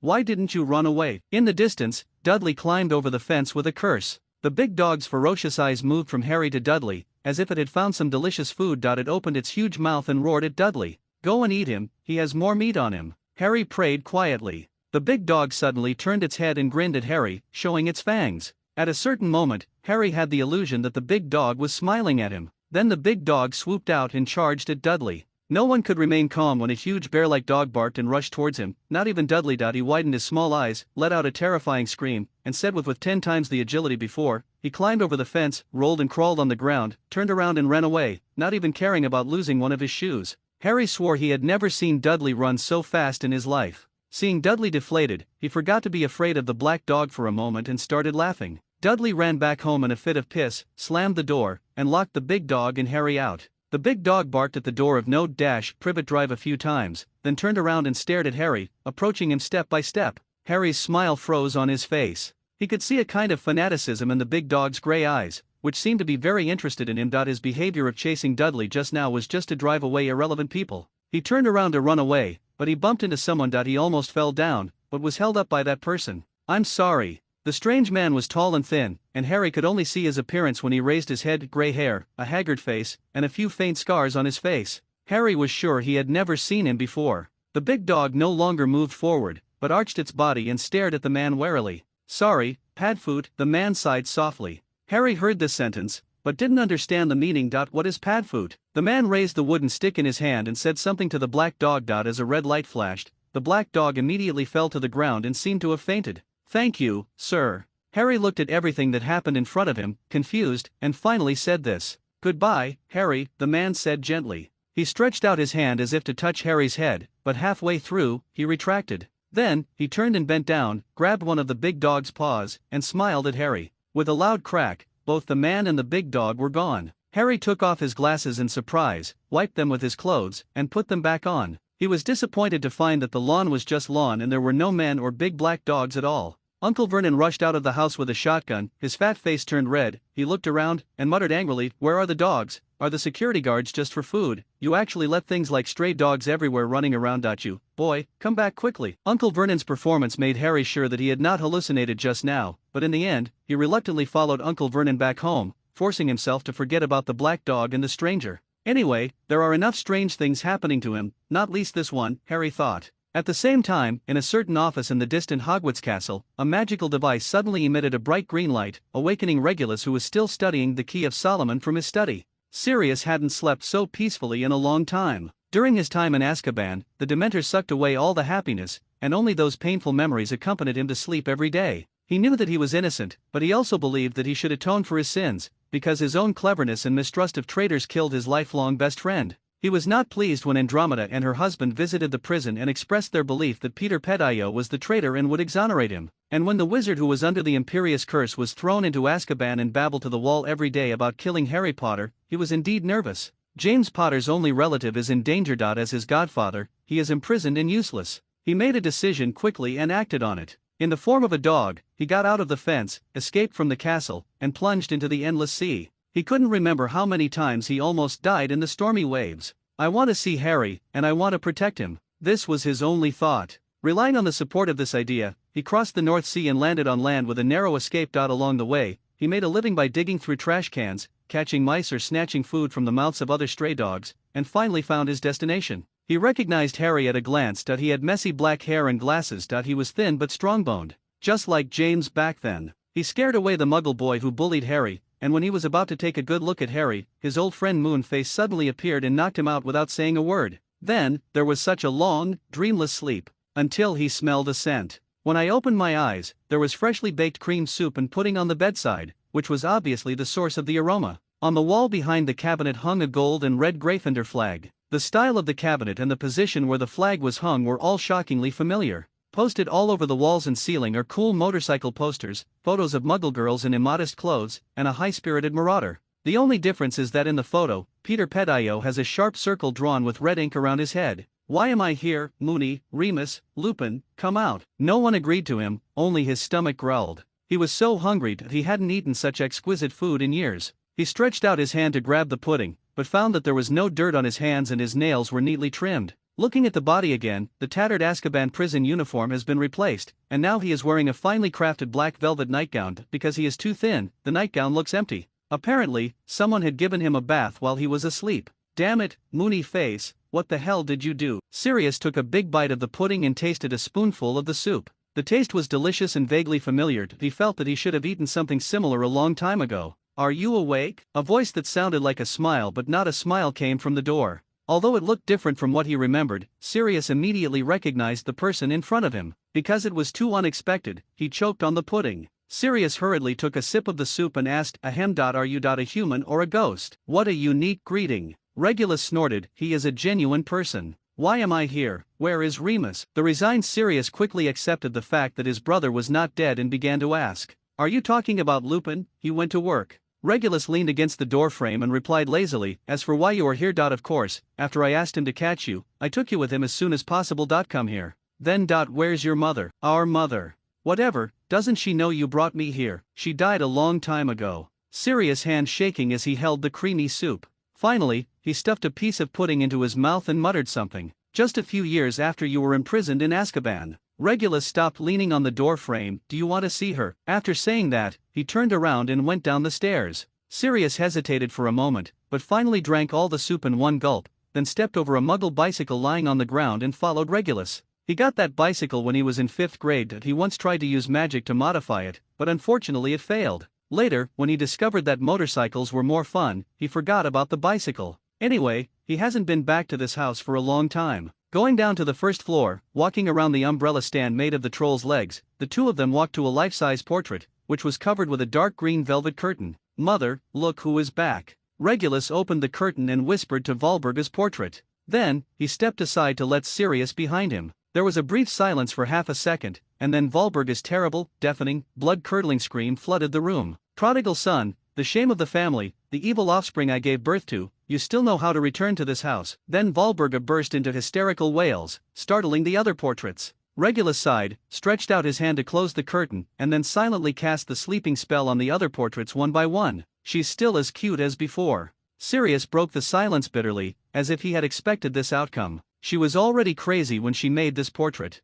Regulus looked very depressed. One son has died, and the other will be buried alive in Azkaban. Do you think she still has a reason to live? Son, when I was 16 years old, I was no longer her son. Sirius said in an exaggerated mocking tone, I don't need to look to know that she must have burned my name off the family tree with a cigarette butt. Regulus was silent. Look, you can't even deny that. Sirius turned and walked away from the portrait. The corridor was too narrow, and he bumped Regulus with his shoulder. Can you only think of family trees? Regulus said without turning around, his back to Sirius, and his voice increased, don't you think that she is really incapable of getting rid of the mess in your bedroom? Come down. Sirius froze, and this time it was his turn to be speechless. Regulus stood in the narrow aisle and turned to face Sirius, making no move to give way. I said, I gotta get out of here, Sirius yelled. There are Aurors and Dementors everywhere outside. Where are you going? In contrast, Regulus' tone was unusually calm. I would rather live in a cave than stay in this miserable place. Sirius strode forward, ready to rush out the door. Get out of the way, don't block the way. Regulus said no more. When Sirius walked up to him, he rounded his arms and punched Sirius hard in the face. Sirius didn't fight back, just wiped the blood from the corner of his mouth and sneered, just treat it as paying today's room fee. He was about to open the door and go out, but suddenly found that he couldn't move. Then the whole person suddenly flew into the air, flew through the entire corridor and into the living room, and was finally pinned to a sofa by magic. You may have misunderstood, I am not discussing with you. Regulus walked to the opposite side of Sirius and looked at him condescendingly, with a bad tone. Because of your matter, Andromeda and her husband are still. Amelia Bones is on the Ministry of Magic's watch list. They want to help you clear your name, and you're going to repay them with this kind of behavior. Sirius tilted his head and stared at the floor, breathing heavily. And that rat, Peter Petio, I'm trying to catch him. If you make such a fuss now, he must have hidden himself even more tightly. Regulus continued. Wait, how do you know Peter is the traitor? Sirius finally discovered the problem. Could the person who went to Azkaban that day be? Yes, it's me. Regulus said, I know Azkaban is not a place for individuals, but what problem do you think you can solve by running out like this, other than causing chaos? Sirius' ribbed chest rose and fell violently, obviously trying to control his emotions. You stay here, and after I catch that rat, I won't stop you from wherever you want to go. Regulus said sternly. Why do I have to hide here? Because this house is under a fidelity charm and I am the secret keeper. You are absolutely safe here. Is this a good enough reason? On the table, a magic instrument suddenly lit up with green light, attracting their attention. Your old friend is here. Regulus waved his wand, and the door opened, and the dusty Lupin walked in, his gray hair a little messy. Sorry, it took me a while. Lupin walked quietly through the corridor and said, when we came here yesterday, we might have been seen by an aura. There was someone walking outside today. I know him. He seems to be named Darikishi or something. Is it cleaned up? I cast a confusion spell on him, so he probably thought he was seeing a muggle tramp. Lupin said briskly. That's good. You two can catch up on old times. I have to go back to Hogwarts. Regulus took a dark green windbreaker off the wall and put it on over his shirt. Hogwarts? Why are you going to Hogwarts? Sirius raised his head and asked doubtfully. Teaching, of course. Before leaving, Regulus glanced at Lupin with a warning look. Lupin nodded slightly. So Regulus picked up his briefcase, went out and left, and disappeared without a trace. Padfoot, why are you acting weird? Seeing Sirius sitting stiffly on the sofa, Lupin was a little confused. Obviously, my dear brother put a spell on me, said Sirius crossly. Lupin shook his head, pulled out his wand, and whispered the breaking spell. Moony face, you are the most reliable, my old friend, you miss me so much. After Sirius moved his hands and feet, he suddenly shouted exaggeratedly. Then, he threw himself at Lupin with a playful smile, and seemed to want to give him a warm hug, but the target was the wand Lupin held casually in his hand. Sirius reached out and grabbed it, but found nothing. Lupin easily dodged his sneak attack, pointed his wand at him, and said, quickly imprison him. Several ropes appeared out of thin air, tying up Sirius who looked helpless. Then, he was pushed back to the sofa by Lupin. Don't make trouble, Padfoot. Since I promised Regulus, I won't let you run out. This is for your safety. Lupin said with a smile, with an expression on his face that he knew it would be like this. Okay, for my own good. Sirius said irritably, get this thing out of my way. I promise not to run away, okay? You promise. I promise. Lupin unspelled Sirius. When did you two have such a harmonious relationship? I remember you didn't even speak 5 words to each other when you were in school. Sirius muttered dejectedly. Harmony, not necessarily. Lupin smiled meaningfully. Not long ago, the two had a fight. As a result, Regulus drank blood tonic for a week, while he lay in St. Mungo's Point 10 days. Seeing that Sirius was in a low mood, Lupin comforted him. Harry is safe now. Dumbledore personally cast a protective spell there, and people from the Order of the Phoenix were taking turns to look after him nearby. He will be fine. He's right, I was too reckless. Sirius whispered, do you know what is going on? Shouldn't he be dead? Sorry, Padfoot, I don't know anything about your brother, Lupin said in a low voice. After learning the news that year, I captured Selwyn and Avery and fed them Veritaserum. Sirius' voice seemed to be talking to himself. They said Regulus hadn't been out for a long time. After passing the mission, Dolokhov thought that his loyalty had been shaken and reported to Voldemort. They didn't know anything else.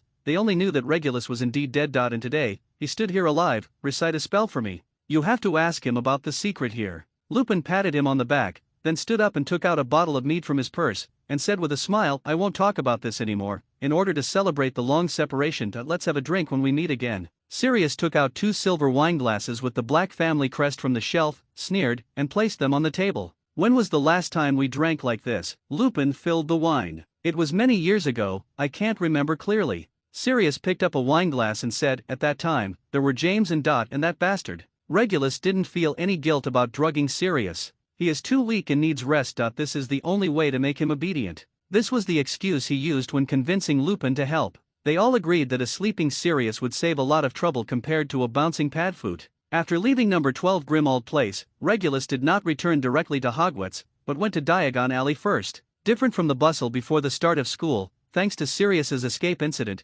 Diagon Alley seemed much deserted at this time. Florine's ice cream shop was deserted, and there was a thick layer of dust gathering on the windowsill of Ollivander's wand shop. There were wanted posters all over the walls, with Sirius Black's name written on them, and a picture of Sirius in chains, roaring like crazy. He really doesn't look like a good person. Regulus walked around the entrance of a drugstore, past Gringotts Bank, and walked towards an alley next to it. Different from the spacious and bright Diagon Alley, this path is getting narrower and narrower. The dilapidated and crooked buildings on both sides are squeezed into the middle, making it look very dilapidated and dark. The corners are covered with moss and dirt. Regulus has to put on his leather boots. Cast a spell. After going down a narrow set of steps and going around a low arch, you can see an old wooden street sign with Nocturne Alley written in twisted fonts. As soon as Regulus turned the corner, he was almost fainted by the strong smell of inferior tobacco, alcohol, and hair oil. He almost bumped into a man, a short, fat wizard with an unshaven beard, more than a head shorter than Regulus. The wizard was wearing an old suit of tawny plaid cloth, his hair was greasy and messy,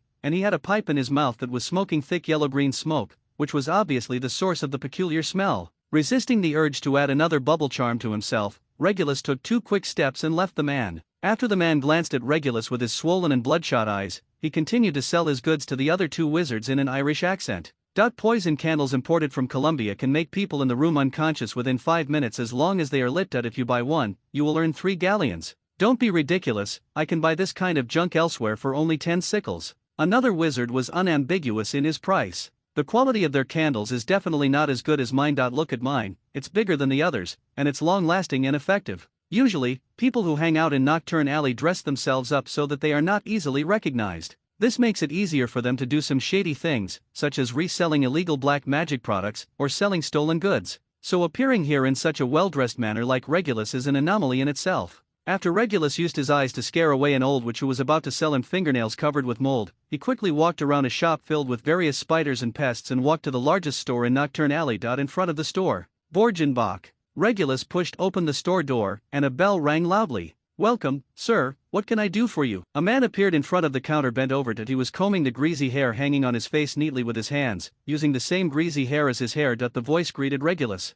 "Look around, it's best if there's something that interests me." Regulus knew this man, Mr. Borgen, the owner of the store. "Sir, you are really in the right place. There are some new goods that you must take a look at." Borgen raised his voice, walked to the counter diligently, pointed to the goods inside and began to introduce. "The goods that have just been purchased are very reasonably priced. Poisonous candles imported from Colombia can make people in the room unconscious within 5 minutes as long as they are lit, and each one only sells for 5 galleons. There is a guy outside who only sells the same thing for 3 galleons, maybe cheaper." Regulus sneered, "Don't fool me with this rubbish." He tapped his fingers lightly on the counter. Borgen's eyes lit up when he saw the ring on Regulus' finger. He walked over to the counter and lifted a rag to reveal the cage underneath. The thing inside the cage had 5 legs, no head, its mouth and eyes were directly on its body, its whole body was covered with thick red hair, and it was making a terrifying sound of huffing and puffing. Young 5-legged monsters are difficult to tame, but you can try. Not interested. The head-hunting products of the Shuar tribe can be used as ornaments and decorations.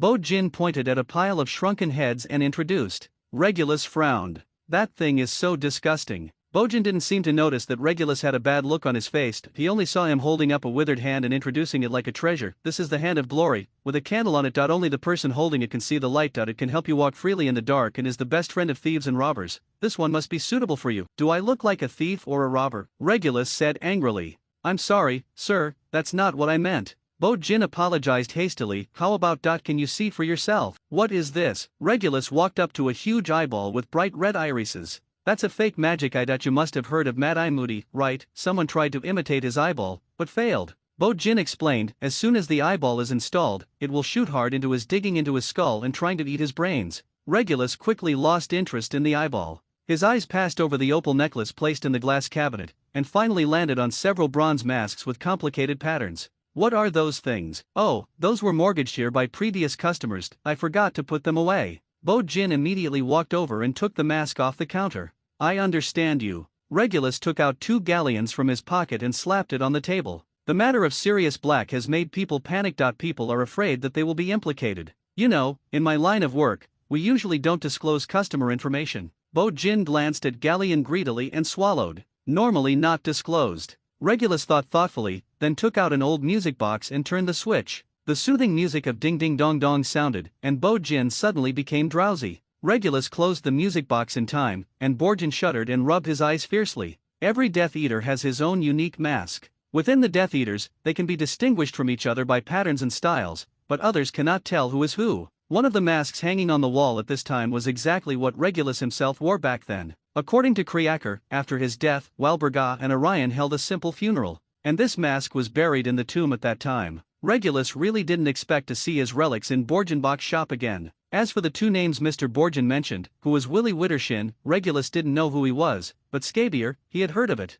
That was a young hooligan who used to hang out with Fenrir Greyback. Because he was of ordinary origin and had poor magical power, he was unable to become a Death Eater. Moreover, Scabier was more interested in doing things that could make money than being loyal to Voldemort. Stealing, robbery, and abduction were not a problem. By now, it seems obvious. Because of the decline of the Black family, no one cared about those sleeping in the cemetery, so Scabier, who was short of money and greedy for money, dug up Regulus' tomb, trying to find some valuable objects, and this mask happened to be looks quite valuable. Scabier and whoever he is, have you seen them lately? Regulus asked Borgin. I haven't seen them for 2 weeks, but who cares about them? The Aurors are all hunting Sirius Black, no one cares where a few thieves are hiding. Borgin's voice returned to his greasy tone. Sir, are you interested in buying them? Only 10 galleons. Not interested in. Regulus turned around and was about to leave, but his eyes were caught by something else. What is that? He pointed to the top shelf of the display cabinet in the corner. Under the dim light, only a faint red reflection could be seen. Borgin followed his hand and pointed toward the corner, and soon discovered what Regulus was pointing at, and hurriedly said, "We only collect that thing, it is a fake. Would you mind taking it down and taking a look?" Regulus interrupted Borgin's ramblings. Considering that Regulus was generous, Borgin finally removed the thing. It was a silver sword with a dove egg-sized ruby inlaid on the hilt, which was the source of the red light just now. Godric Gryffindor. Regulus read the name engraved on the blade of the sword softly. That's right, this sword is a copy of the legendary wizard Gryffindor's sword from thousands of years ago. Bo Jin said with some regret in his voice, human silversmiths can only imitate so much. It has its form but not its spirit. Tell me the story. The real sword is said to have been made by the Goblin King Ragnakai, the silversmith with the most exquisite memory among the goblins. It has many powerful effects. Gryffindor is invincible with this sword. Bo Jin said turbidly. There was longing in his eyes, as if he could see the glory of the original sword through this fake sword. It surprises me that you haven't been able to get this sword in your pocket after all these years. Regulus looked very interested. In fact, the real way for the Borgin box store to make money is by reselling these valuable collections. After all, those products of black magic are all things that cannot be put on the table, and any of these relics of ancient wizards is priceless. We did try. In fact, the 4 founders of Hogwarts each left their own relics. Borgin simply took out a yellowed book and spread it out on the counter. Regulus tilted his head and looked at the contents of the booklet, and found that on the open page, there was a drawing of a sword, and there were a lot of notes in different handwriting next to it. These notes can be traced back to my great-great-grandfather's generation. However, there is no clue. Gryffindor's sword disappeared together with him, Borgin said with a wry smile. He turned another page. The pattern on it was an exquisite headdress. The top relief was the head of an eagle. The huge sapphire in the middle was the body of the eagle, with silver wings inlaid with gems stretching out to the left and right. The crown of Rowena Ravenclaw, like the sword of Gryffindor, has not been seen for centuries. Borgin pointed to a line of small words on the crown pattern and said, "It is said that this crown was worn by Ravenclaw." Crow himself cast the magic to increase the wearer's intelligence. Regulus stared at the words, "Extraordinary wisdom is the greatest wealth of mankind." The previous 2 pieces exist more in legends, and the remaining 2 pieces. Bo Jin turned to the next page. The picture above was a small gold cup with a delicate ear handle, and there were badger carving. Hufflepuff. Regulus recognized the obvious feature. Yes, Hufflepuff's golden cup is said to have been kept by a distant descendant of Hufflepuff. We will tell the story of this golden cup later. Then, Borgin turned the book to the last page. The difference from before was that it was not a hand-drawn picture, but a photo. The things in the photo were very familiar to Regulus. Speaking of this, we made a stupid mistake and kept it in our hands for 18 years. Bo Jin said regretfully, "We knew this thing was valuable, but it wasn't until someone bought it for an unimaginably high price that I realized that it was a relic of Salazar Slytherin, and it was one of the things we had been looking for." "Who bought it?" Regulus asked immediately. "It's the distant descendant of Hufflepuff that I mentioned before. She is very rich. We want to buy the locket back, but she doesn't reply to our letters at all, no matter how much money we pay." Borgin said disappointedly. What a pity. Later, she died, poisoned by her own house elf. She was really pitiful. There was no mercy in Borgin's tone. According to her family, when they were counting the relics, they found two very valuable items. Things were lost. They didn't announce the two treasures to the public, but we know that one of them is the locket, and since the other one is comparable to the locket, it is probably Hufflepuff's golden cup. Since then, these two treasures will never disappear again. After saying that, Bo-Jin closed the book, stuffed it back under the counter, and put the fake sword back in its place. Wonderful story, Mr. Borgin. I believe this trip is well worth it. Regulus stood up and said, "It's getting late, so I won't interrupt you anymore. I'll take my leave." With a deafening bang, a three-story bus seemed to emerge from the air, and with a sharp brake sound, it stopped in front of Regulus. In gold letters on the windshield of the car read, "Night Bus." At any time, as long as you stand on the side of the road and raise your magic wand, the night bus will appear and take you wherever you want to go. The door opened, and a young man with big windy ears appeared. The pimple-faced wizard wore a purple uniform and read the contents of the manual in a measured tone. It's really efficient. Regulus took the night bus for the first time. Prior to this, as a member of the Black family, he had not tried buses, a mode of travel that was considered commonly used by muggles. He greeted the driver, an old wizard with thick glasses. There was a withered head hanging next to his seat, just like the headhunting products Regulus saw in Borgin and Burke's. This is an emergency bus for witches or wizards in distress. If you don't have a reservation, just choose a bunk on the first floor. The conductor led Regulus to a bed with brass pillars. Next to him, there was a gushing sales pitch. If you pay 3 more sequos, you can get a chocolate, and if you pay 4 more, you can get a thermos and a toothbrush in the color of your choice. By the way, my name is Stan Sampak. Will be at your service throughout this journey. Mr. Sampak, with all due respect, how old are you this year? Regulus chose a bed and sat down and asked. I was just 17, I didn't think I could pass the Newt certificate, so I dropped out of Hogwarts and found this job. By the way, sir, you haven't told me where you are going. Sampak handed over the manual. Put it in your coat pocket. Godric's Hollow. Regulus announced the place name. Godric's Hollow, that's a famous place, isn't it? I've always wanted to go there. Sampak exclaimed nervously, the birthplace of the great Godric Gryffindor. The first, it's the place where the Golden Snitch was born, and it's also the place where Harry Potter defeated you-know-who. It's amazing. You know a lot. Regulus said with a smile, taking down a copy of the Daily Prophet from the newspaper rack beside the bed. Sirius Wanted poster was still hanging on the front page, and the photo of him grinning and roaring took up most of the page.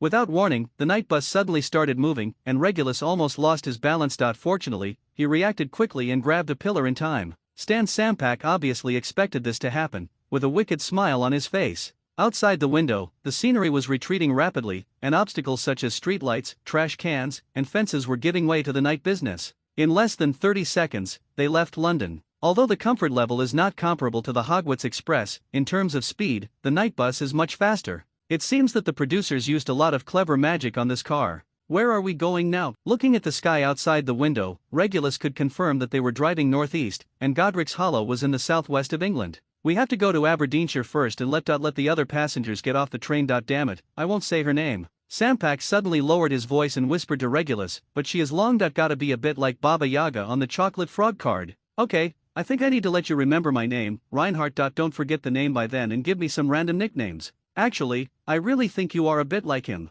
Sampak pointed to Sirius in the newspaper. Then what are you going to call me? Procyon, Regulus asked with a smile. Stan Samparker clearly knew nothing about astronomy, for he looked very confused and clearly failed to grasp what Regulus meant. To Godric's Hollow, 1 galleon's toll. Regulus took out 2 galleons and handed them to Sampak, saying, give me some more chocolate. Chocolate only costs 3 sickles. No change. Sampak took the galleons and left. Regulus picked up the newspaper and saw Black is still at large written on the front page. Below is a large statement by the Minister of Magic, Cornelius Fudge, stating that the Ministry of Magic will arrest Sirius as soon as possible. And some retellings of Sirius's deeds. In the newspaper description, Sirius was Voldemort's most capable man, killing people without blinking an eye, and killing more than a dozen people with a single spell. Regulus took a quick glance and threw the newspaper aside. Compared with these official clichés, he felt that the news he got out at the Bojin box store today was more valuable. Originally he only planned to ask about the strange things that happened recently, but Bo-Jin gave him a bombshell. The Slytherin locket that Borgin could not forget was now in his hands, but it had become Voldemort's Horcrux. Also stolen along with the locket was Hufflepuff's golden cup. Now that the locket has been made into a Horcrux, what is the fate of the golden cup? What if the golden cup was also made into a Horcrux? Then even if he destroyed the locket, it would not help, Voldemort would still survive. And although Bach said that the relics of Gryffindor and Ravenclaw have been missing for a long time, but others can't find them, it doesn't mean that Voldemort can't find them. The more Regulus thought about it, the more frightened he became. Regarding Horcruxes, even the advanced dark arts revealed he borrowed from Dumbledore only described the uses and production methods of Horcruxes, and did not say what would happen if a person made multiple Horcruxes. As a result of, because since the despicable Hirebo invented such a thing as a Horcrux, no one has successfully made more than one Horcrux. Asked Dumbledore. He lay on the bed and stared at the roof of the car. I don't know how long it took, but there was a loud noise, and all the beds in the car slid forward about half a meter. Aberdeenshire, the driver shouted gruffly, and the head pendant also shouted.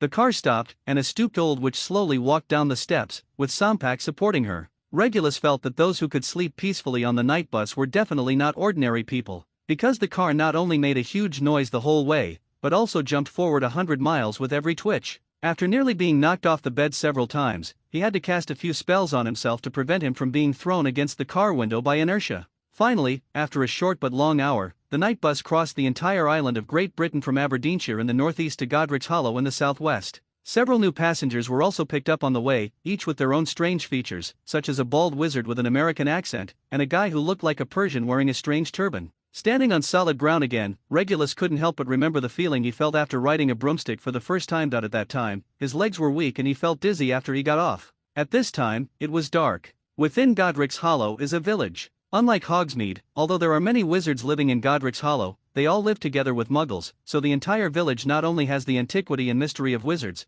but also the technological equipment of muggles. On both sides of the alley, golden street lights have been turned on, and the faint aroma of food drifts to the road from the tightly closed windows. In the dark blue sky in the west, where there is still a glimmer of light, the crescent moon is like a hook and Venus is bright. Regulus walked along the alley, past the illuminated houses, and after turning left at the end, he came to a small square. It seems that this small square is the center of this village. There is an obelisk in the center of the square, surrounded by some small shops, such as restaurants, bars, post offices, and even a church. People come and go from time to time, and it is impossible to tell whether they are wizards or muggles from their clothing. Because they have been living together for many years, the wizards here are well hidden from muggles. Regulus walked slowly to the obelisk. The stone monument changed and turned into a group of stone sculptures. A boy, a girl, and a baby. The man has messy hair and wears glasses. The woman had long hair and looked at the baby boy in her arms with a smile. Regulus remembered them, James Potter and Lily Evans. And that baby boy should be the legendary Harry Potter. Regulus stared at Harry's statue, hoping to find something special about it. The baby boy looked ordinary, but he did what countless people could not do, and stopped the most evil and powerful dark wizard at that time. Good evening. A greeting suddenly sounded, interrupting Regulus's thoughts. Dumbledore appeared beside him silently, rarely wearing the gorgeous dark purple wizard robe embroidered with stars. Instead, he wore a red velvet suit, paired with a waist-length white beard and white hair. Seems very strange. Before Regulus could comment on his strange attire, Dumbledore suddenly asked, "Is the matter settled? Lupin is watching. There should be no problem. He seems to be a guy who knows his priorities." Regulus replied calmly. "Yes, I thought so before. I even made Remus a prefect, hoping to control them. Unfortunately, it backfired." Dumbledore sighed. "You invited me here to tell me a story, right? We are both very busy." Regulus finally looked away from the statue, and the statue slowly turned into an obelisk. There were muggles walking by in the distance, but they didn't seem to realize that the obelisk could change its shape. "Let's talk as we walk." Dumbledore pointed in the direction of the church. The two walked through the church, which was not crowded with many people, passed through a narrow door, and walked along the path to a cemetery. Regulus knew that James Potter and his wife were buried there. The stained glass of the church reflects countless red, green and gold spots on the ground, making the rows of tombstones colorful. At a certain moment, Regulus felt that Dumbledore's steps were a little heavy. Perhaps it was because he felt sad about seeing the graves of those two proud students? After Dumbledore hesitated for a moment, he strode past a moss-covered granite tombstone and arrived at a white marble tombstone. The letters on the tombstone shone brightly in the dark night, and Regulus could make out the inscriptions without going too close. The inscription is engraved with the names of James Potter and his wife, the dates of birth and death, and an epitaph. "The last enemy to be destroyed is death." Regulus frowned. "What does this mean?" he asked Dumbledore doubtfully. When he mentioned defeating death, the first person he thought of was Voldemort. Dumbledore stared at Regulus deeply for a moment, then suddenly smiled and said, "No, it's not what you think. Voldemort is afraid of death, so he took a name that means flying away from death. He will making a Horcrux prevents you from facing death,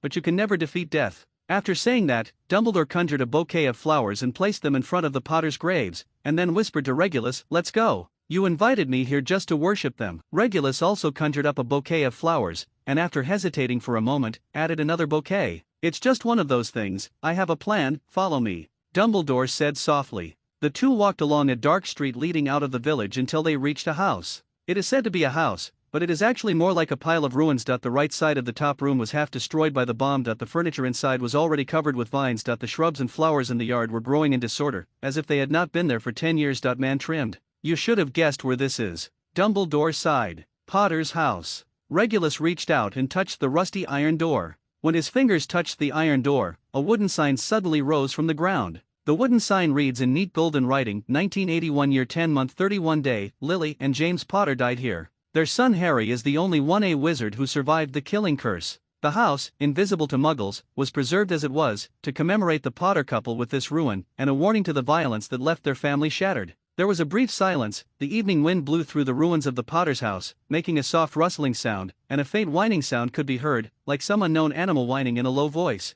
If you are timid and pass by this place alone late at night, you will definitely be frightened. After all, this ruins is an out-and-out haunted house. Regulus said nothing, staring at Dumbledore, his head slightly tilted to one side, obviously not optimistic about his plan. Dear Regulus, why do you think I'm joking? Dumbledore said with a smile. Of course we won't just bury the Sorcerer's Stone in it, I will take necessary protective measures here. If you feel uneasy, you can also find ways to help. Do you want me to express my opinion? Regulus asked. Dumbledore nodded. So Regulus said quickly, my opinion is that this is not like a plan that the greatest wizard of the modern era could come up with. It is too hasty, too straightforward, and too much like a trap. An old-fashioned trap. Mousetraps have long been unable to catch mice, so why do you think the Dark Lord is so easy to take the bait? One question must be made clear. What we are discussing now is the most terrifying dark wizard in history, not some hybrid troll. Dumbledore listened and smiled. I think in comparison, your previous plan to put the Sorcerer's Stone in Hogwarts seems more reliable. Finally, Regulus added that Dumbledore's performance made him more reliable. Annoyed.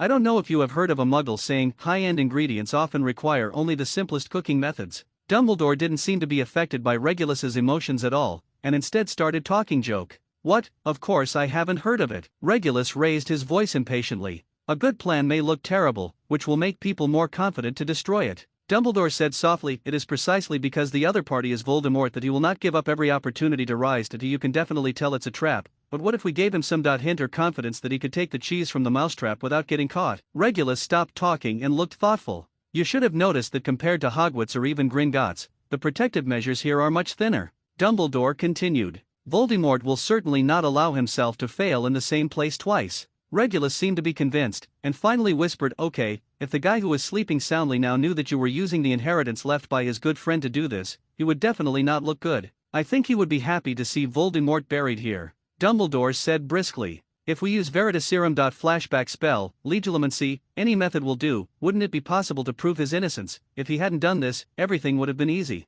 Regulus suddenly asked. First of all, his wand has been destroyed long ago, and there is no way to use the flashback spell to identify it. Dumbledore seemed to have prepared the answer long ago, and was waiting for Regulus to ask. The brilliant master of occlumency can resist Legilimency. As for Veritaserum, the antidote is indeed difficult to prepare, but it is not impossible. So these are not enough to be evidence. But Regulus was about to say something, but was interrupted by Dumbledore. The most important thing is that Cornelius Fudge made such a big news just after he took office, which has a very bad impact on his reputation. It doesn't actually matter whether Sirius is guilty or not, even if he is exonerated now. For Connolly, it is just a fugitive murderer who has changed from Sirius to Peter Pedro, which means nothing to him. Dumbledore said flatly. I understand. Regulus nodded, but I think you need to talk to him. Letting him sleep all the time is not an option. I will. Regulus wanted to say something else, but he saw a sneaky figure in the distance. He narrowed his eyes, and a faint green fire lit up in his pupils. Even under the cover of darkness, the figure of the person in the distance was clearly visible. It was a man wrapped in gauze, with only a pair of eyes exposed.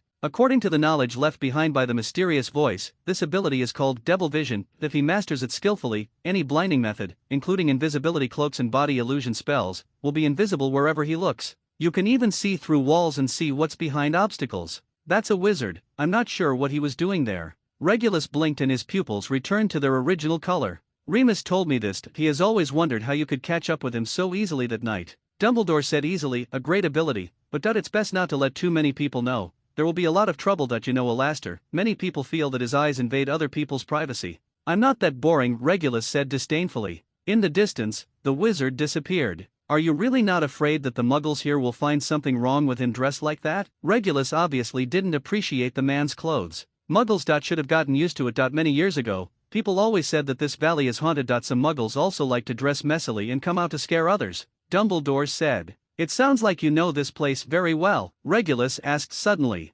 Hearsay from the elderly. Dumbledore said lightly, let's go back to Hogwarts. I noticed that you haven't prepared your lessons well recently. If this continues, I will have to ask Severus to do it for you. It's class this week. I really hope he goes. To be honest, I haven't slept much these past few days, Regulus muttered. He followed Dumbledore to the roadside, but suddenly remembered something. Principal, let me make it clear in advance that if I take that damn bus, I'd better forget it. Thinking of the previous trip on the night bus, Regulus said with lingering fear, maybe I can disapparate more. A dozen times, there shouldn't be any big problems. Appearing from the flames again, what appeared in front of Regulus was not the majestic and mysterious Hogwarts castle, but a dirty and dilapidated small bar. The tattered wooden signboard hung on a rusted and weathered bracket, with a cut-off pig's head painted with wet blood. The blood seeped into the white cloth wrapped in it, which was vivid. Shouldn't we go to Hogwarts? Why are we here? Regulus asked doubtfully. A friend wanted to talk to me and happened to drop by. Dumbledore said lightly, how was it? How was the trip? I can only say that it is more comfortable to take the train.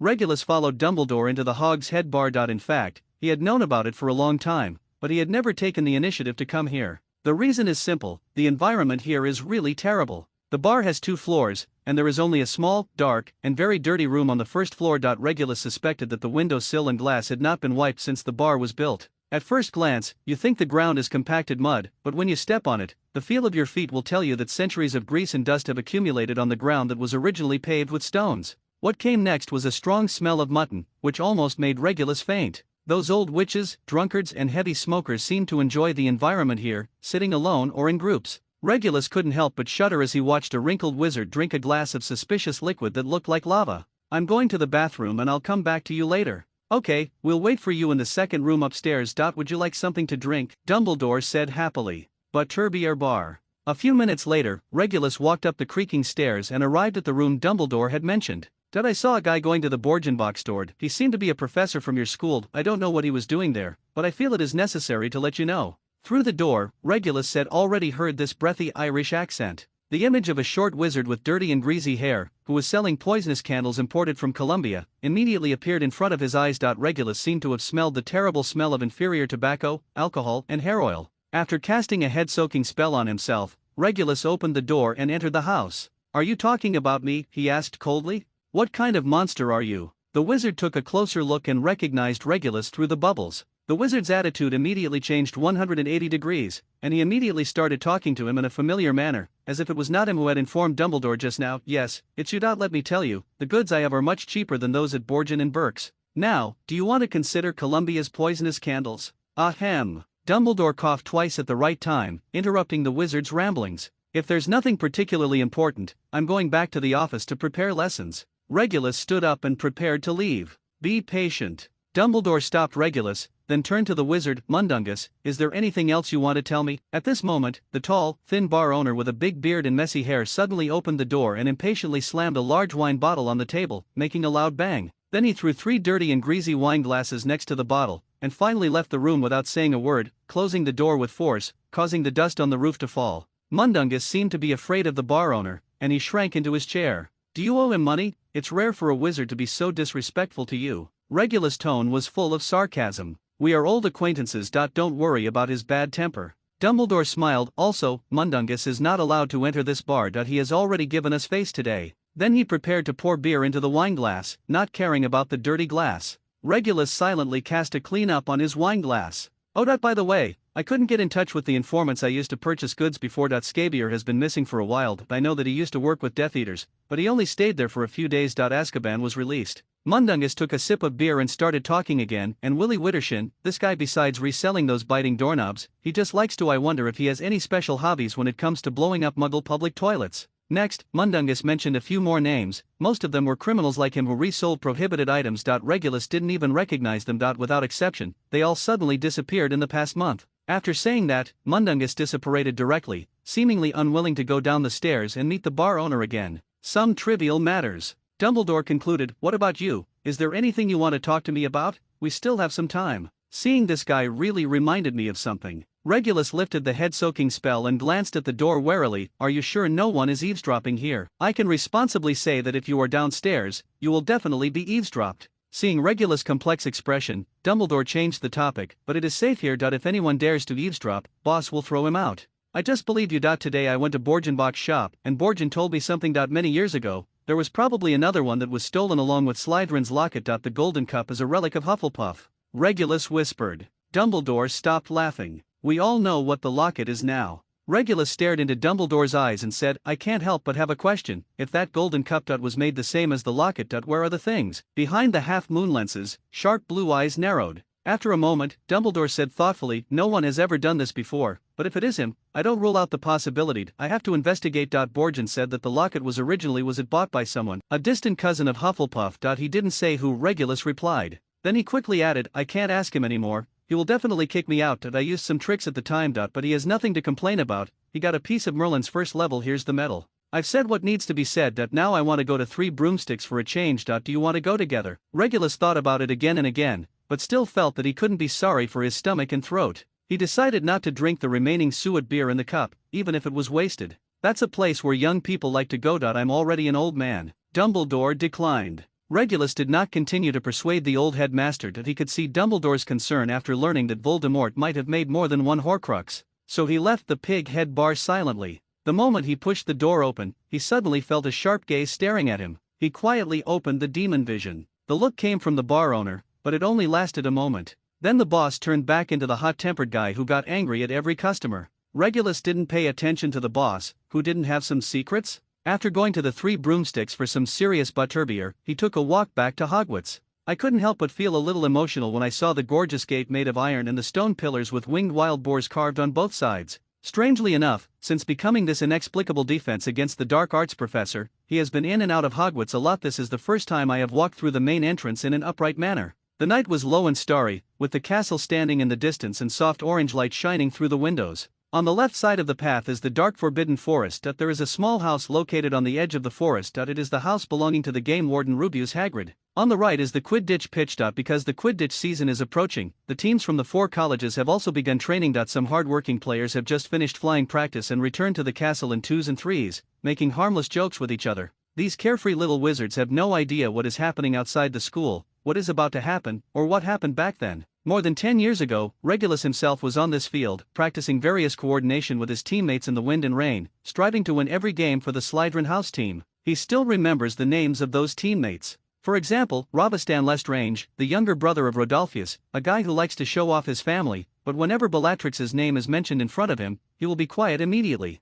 For example, Evan Roger is arrogant but taciturn. He is a typical action man. He prefers to talk with the bat in his hand on the court. His biggest hobby is to hit the bludger accurately on the head of the opponent's player. Another example is Barty Crouch Jr., a very paranoid person who would do his best to do whatever he set his mind to do. When he was in school, little Barty was very poor at flying. He relied on a fanatical belief to support him and kept practicing his skills. He often fell to his face with bruises, for which he was ridiculed a lot. But after the 4th grade, Barty Jr. has become an indispensable main player of the hospital team. Moreover, his grades are among the best in his grade. These teammates all joined the Death Eaters for different purposes. During those terrible days, no one knew who was a loyal follower of Voldemort and who was forced to do so. Most people are in a state of panic, fearing for themselves, their families and friends. Every week, bad news comes, and people on both sides continue to die or go missing. Betrayal, suspicion, and killing became the only theme of those years. Ravastan was first imprisoned in Azkaban, and then, together with his brother and sister-in-law, escaped through some means, and joined Barty Crouch Jr. To torture the Longbottoms crazy, and was finally captured by arrogant Luo, caught it and threw it back into the prison. This is the scene Regulus saw from Dumbledore's memory. According to what was learned later, Barty Jr. stayed in Azkaban for a short period of time and died because he could not withstand the harsh environment there. As for Evan Roger, in a battle in 1980, when faced with the pursuit of Aurors led by Alastor Moody, he refused to surrender and resisted, and was eventually killed on the spot. If there hadn't been Voldemort, maybe they would have had a different life. Suddenly, an ominous whine sounded suddenly and approached quickly, interrupting Regulus's thoughts. It was a dark green disc with sharp teeth surrounding it. Regulus was just about to cast the spell when he heard someone in the distance shout loudly, "The curse will stop." A ray of light flew in and knocked the disc down. Then, the person used the wand to create a beam of light, which illuminated the dark corner in the distance, where the Weasley twins were trying in vain to hide behind a bush. Snape, who was holding a bright light, quickly walked up to the two of them like a shark smelling blood. The Wolf-Fang flying saucer is a prohibited item, Mr. Weasley. Gryffindor will be deducted 10 points.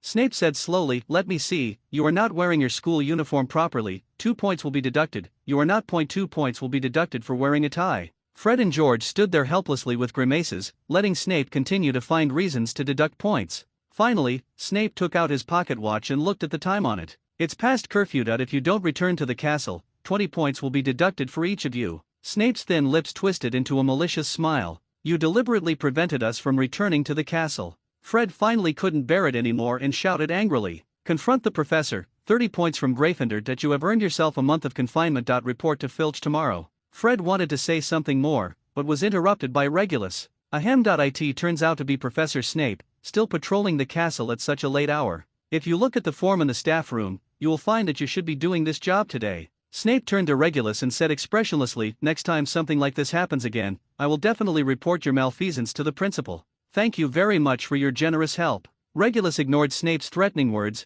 then took out a gift box from his pocket and handed it to Snape. Speaking of which, I also specially prepared a little thank you gift. Your dreamless sleeping potion works great. If Dumbledore hadn't asked for it, I would have accidentally put some poison in it. Snape reluctantly took the package and said stiffly, you'd better make sure he doesn't come out to cause trouble again. The trouble is already there. That's enough. Taking this opportunity, the twins sneaked away, and Snape ignored them. He simply felt that being nourished by the potion steam for a long time might be the reason why Snape's hair was always shiny. As a professor, it was also important to properly maintain his image. For example, the former potions professor Slughorn always wore exquisite wizard robes and trimmed his walrus beard neatly. He had Creacker try that quick smoothing hairspray when Sirius was in a coma, and the effect was remarkable. Unfortunately, when he saw Snape the next day, the potions professor was still the same, and his attitude was even worse. Regulus didn't pay much attention to Snape's attitude. After all, the dreamless sleeping potion was just a power measure, and it was unrealistic to rely on it to bind Sirius for a long time. Now Lupin has taken a leave of absence from Damocles Belby and is living at number 12 Grimmauld Place. He is nominally taking care of Sirius,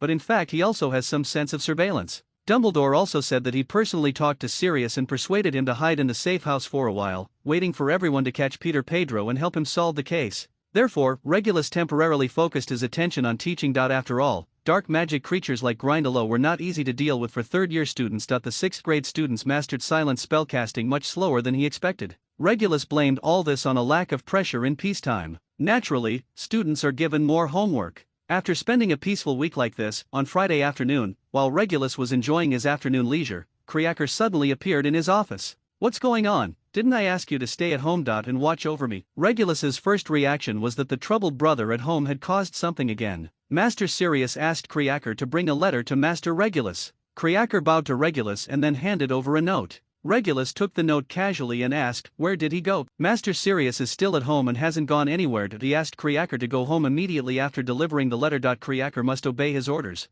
The elf finished in a low voice, and then with a snap, he disapparated. Confused, Regulus opened the note. There was only one line written on it. Would you be interested in talking about your locket? Regulus cursed fiercely, and green flames ignited at his fingertips, instantly devouring the note. That afternoon, he returned to number 12 Grimmauld Place. Lupin was not around, and there were only Creacker at home, who was busy preparing dinner, and Sirius, who had regained some of his energy after a week's rest. How do you know? Regulus walked straight towards Sirius and asked in a low voice as soon as he entered the door. You plan to keep it a secret, right? Sirius leaned against the doorframe with a wineglass in his hand, his eyes sharp. The thing you put in the basement. Creacker. Regulus subconsciously looked at the elf, who had already begun to hit his head with a pan. Stop. Sirius stopped Creacker's self-mutilation, and then turned to his brother. This poor guy kept trying to stop me from going to the basement. I felt suspicious, so I asked him something. Obviously, there are some secrets that only belongs to you two, but this does not prevent him from telling me those parts that are not forbidden by you.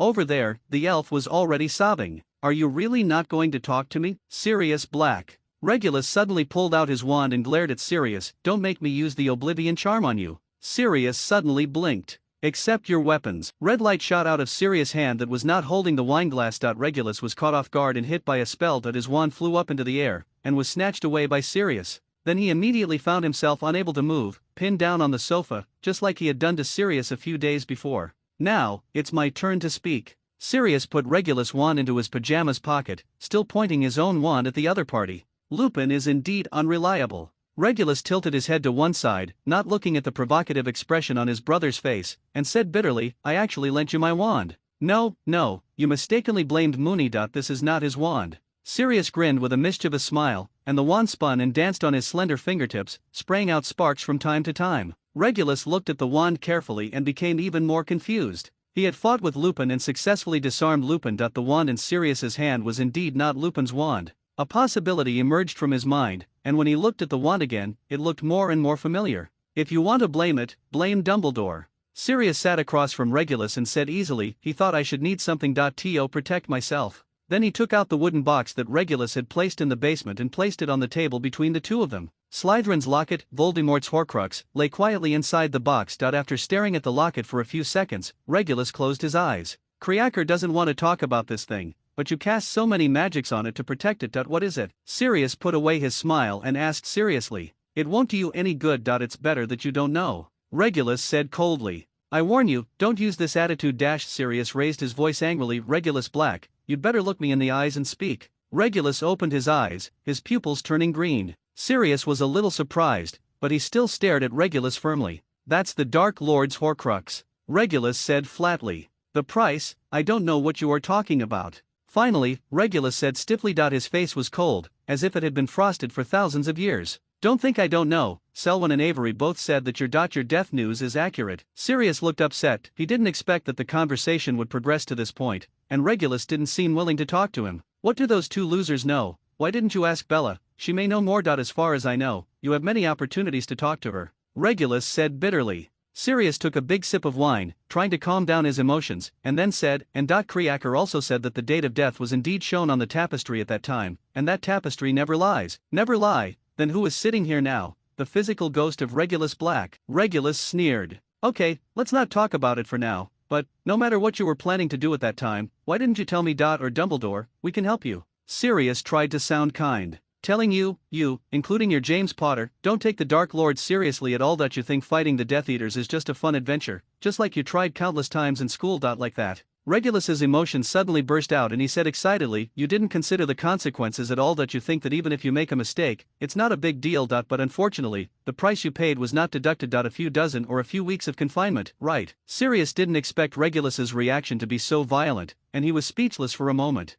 Don't try to refute me. I don't know why the Dark Lord must kill James Potter. But since your brilliant plan can't even save your own good friend, why should I believe you? Regulus glanced at you. Sirius, who was searching for something to say, glanced at him and said contemptuously. For a moment, Sirius looked like he was going to jump up and hit someone, but in the end he just hammered the table, causing the wine in the glass to spill out. Wormtail. Peter, the traitor, just wait, if I catch him, I will cut him into pieces to avenge James. Sirius said through gritted teeth. Look, you still think that Peter Pettigrew is the key, and you haven't thought of anything else? Regulus asked provocatively. I mistakenly believed him. I was an idiot and I deserved to die, that's it. Sirius roared, the veins on his forehead bulging out. Regulus's words were obviously adding salt to his wounds. You are indeed an idiot, but it has nothing to do with whether you mistrusted Peter. Regulus concluded. Sirius looked crestfallen. The effectiveness of the spell was weakening, and Regulus tried to move his limbs a little, but Sirius didn't notice. I want to know, why don't you be the secret keeper yourself? Regulus continued to ask.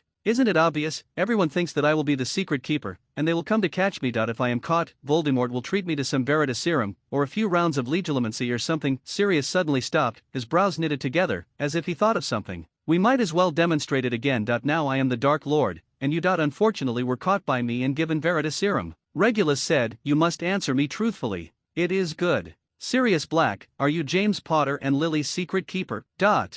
Regulus stared at Sirius playfully, watching the other man's face change from green to red. Snapped. Sirius slapped himself hard, so hard that half of his cheek quickly became red and swollen. Then he buried his face in his hands and tried to control his breathing. It seems that you have finally turned a corner. Regardless of whether Peter is a traitor or not, this plan is rotten. Regulus said unceremoniously, want to know what the problem is, brother? Upon hearing the word brother, Sirius raised his head, his eyes already bloodshot. We can assume that if you become the secret keeper yourself and hide in the Potter's house, you will all be safe. The Dark Lord will not be able to find you even if he puts his nose to the glass of the Potter's house. And of course the traitor will not be able to find you either. Anyway. Regulus softened his tone slightly. Sirius nodded silently and said nothing. But of course you won't do this. How can the brave Sirius Black be kept at home and protected like a little baby? You want to go out and fight. Regulus changed the topic and said sarcastically, "This is easy to understand that when chatting with your friends, saying that you killed a few Death Eaters today is much more glorious, powerful, and dignified than changing a few diapers for Harry Potter. I just discovered that you are much more powerful than Snot Lout when it comes to crowding out people." Sirius said harshly, "Yes, I can't stand others fighting, bleeding, and dying outside, just to protect me. So, you are actually escaping." Regulus said pointedly, "You chose the way that makes you most comfortable, not the most advantageous way. That you don't understand that fighting is never just about shooting spells at each other on the battlefield." But Sirius wanted to retort, but was interrupted by Regulus. "I ask you, if someone told you at that time that if you didn't hide in the house in Godric's Hollow and be a coward secret keeper, James Potter and his wife would die, what would you do?" It seems you haven't figured it out yet." Regulus suddenly moved, and a thin green electric light bloomed at his fingertips. Sirius' reaction was fast enough, and the magic spell was almost ejected from the wand, but the moment the green lightning hit him, all the magic power in his body was stagnated. The unformed spell hit the ground weakly and scattered into a small ball of sparks, but Regulus had already stood up and grabbed his wand. Then, Sirius found that he could not move again, and could only watch helplessly as Regulus retrieved his own wand and unleashed a series of complex spells on the Horcrux in the wooden box. A beam of light lit up the end of Regulus' staff. He slowly walked down the steps step by step, placed the box containing the Horcrux in the basement, and cast a large number of protective spells. He hoped that the stimulation or enlightenment he had just given to Sirius would have a certain effect and make him realize his shortcomings and mistakes. Otherwise, with Sirius's temper, being locked up in the house for 3 to 5 days would be fine, but if he couldn't go out for 3 to 5 months, he would probably go crazy. Especially when he already has the magic wand. If one day his blood gets the best of him and he insists on breaking out, it's really hard to stop him. Regulus had never underestimated Sirius's fighting prowess. Even the recognized master among Death Eaters, Antonin Dolohov, once admitted that he was not sure of defeating Sirius. As for Bella, Regulus felt that her and Dolohov's abilities were basically the same. On the other hand, those words were actually meant for himself. Recalling that year, with his lonesome courage, he led Kreaker into the cave where Voldemort hid the Horcrux, stole the Horcrux but left clues, allowing Kreaker to take the Horcrux but not telling others. First of all, if Voldemort hadn't suddenly fallen, if Voldemort really checked the cave on a whim one day, found that the Horcrux was missing, and saw his message. The message was too straightforward, and it was just a matter of effort for Voldemort to find out who Rab was. By then, no matter how ancient and noble the Black family is, and how influential they are among pure-blood wizards, they may not end well. At least if there were 2 traitors in his branch, they would definitely be killed by Voldemort. Forgiveness was not one of his virtues. If Voldemort needs the support of the Black family, it is easy to find a substitute. For example, the Sinus family, although there is no male heir, is married to the Lestrange family and the Malfoy family, and has little influence. Small. Secondly, Kreaker did not find a way to destroy the Horcrux, but instead stored it in number 12 Grimmauld Place. He couldn't ask Kreaker to do more. Destroying Horcruxes, the most evil and high-end products of black magic, was not something a house elf could do. Therefore, after Voldemort finds out who Rab is, he will definitely come to search this place, easily get back the Horcrux, and store it properly again. Then, Kreaker's fate will be extremely miserable. All in all, what he sacrificed his life and paid all the price to do was nothing but a useless effort. It was just the desperate struggle of a 19-year-old boy with a disillusioned dream. This was why he was unwilling to talk about it with Sirius. Fortunately, things haven't gone too bad yet. Regulus, who was in a complicated mood, returned to the restaurant and casually untied the spell from Sirius. Sirius was still slumped on the sofa, maintaining the same posture as before, without saying a word. It wasn't until Kreaker brought the fragrant stew, pies, and wonderfully steaming onion soup that Sirius licked his lips unconsciously. Although Sirius didn't like Kreaker, he had to admit that even by the standards of a house elf, Kreaker's cooking skills were top-notch. Regulus sat silently opposite him, put a napkin around it, and poured some wine into his goblet. "How long has it been since we last ate at the same table?" Finally, it was Sirius who broke the silence first. "It's been 15 or 16 years. Regulus took a spoonful of soup, looking nonchalant. "Yeah, 15 or 16 years. Time flies so fast," Sirius murmured, then picked up the bowl and took a big sip of the soup, spilling a few drops on the table. The soup was a little hot, and Sirius gasped exaggeratedly, just like his animagus form. "You really haven't changed. What if?" Regulus finally had a smile on his lips, and shook his head mid-sentence. "You want to say that if Walburga was here, he would definitely scold me for lack of etiquette again, right?" Sirius blinked. For a moment, the time in the restaurant seemed to go back to 20 years ago. Rail. Regulus, who was working on the steak, shook his hand and almost dropped his fork. "No one has used this title for a while," he whispered through his teeth. "There's no need to react so strongly. That you said you teach at Hogwarts. What subjects do you teach?" Sirius asked curiously. "It can't be potions, right? I remember you were good at potions before. that old slug likes you very much, and considering his age, it's time for him to retire. Wrong answer, defense against the dark arts. Merlin. Then you can only. Sirius obviously remembered the legend of that position and said exaggeratedly, I remember that the professor of this course has a high chance of having an accident. Dumbledore is not worried that I am a Death Eater wandering around outside, that he has to put me under his nose to feel at ease. Regulus said nonchalantly, anyway, I only promised him to teach for 1 year, and next year the guy named Quirrell will be back. Quirrell. I seem to have heard of this name. Sirius rolled his eyes, searching for memories of Quirrell in his mind. The nerds in Ravenclaw used to be the kind you wouldn't care about at all. It's normal if you can't remember them. Regulus said, I used to teach Muggle studies. He said he went to Albania for research. Albania, Sirius suddenly exclaimed. What's wrong? Regulus asked doubtfully. This reaction was a bit strange. I heard Bella talking in her sleep once, shouting that she was going to Albania to find her dear master.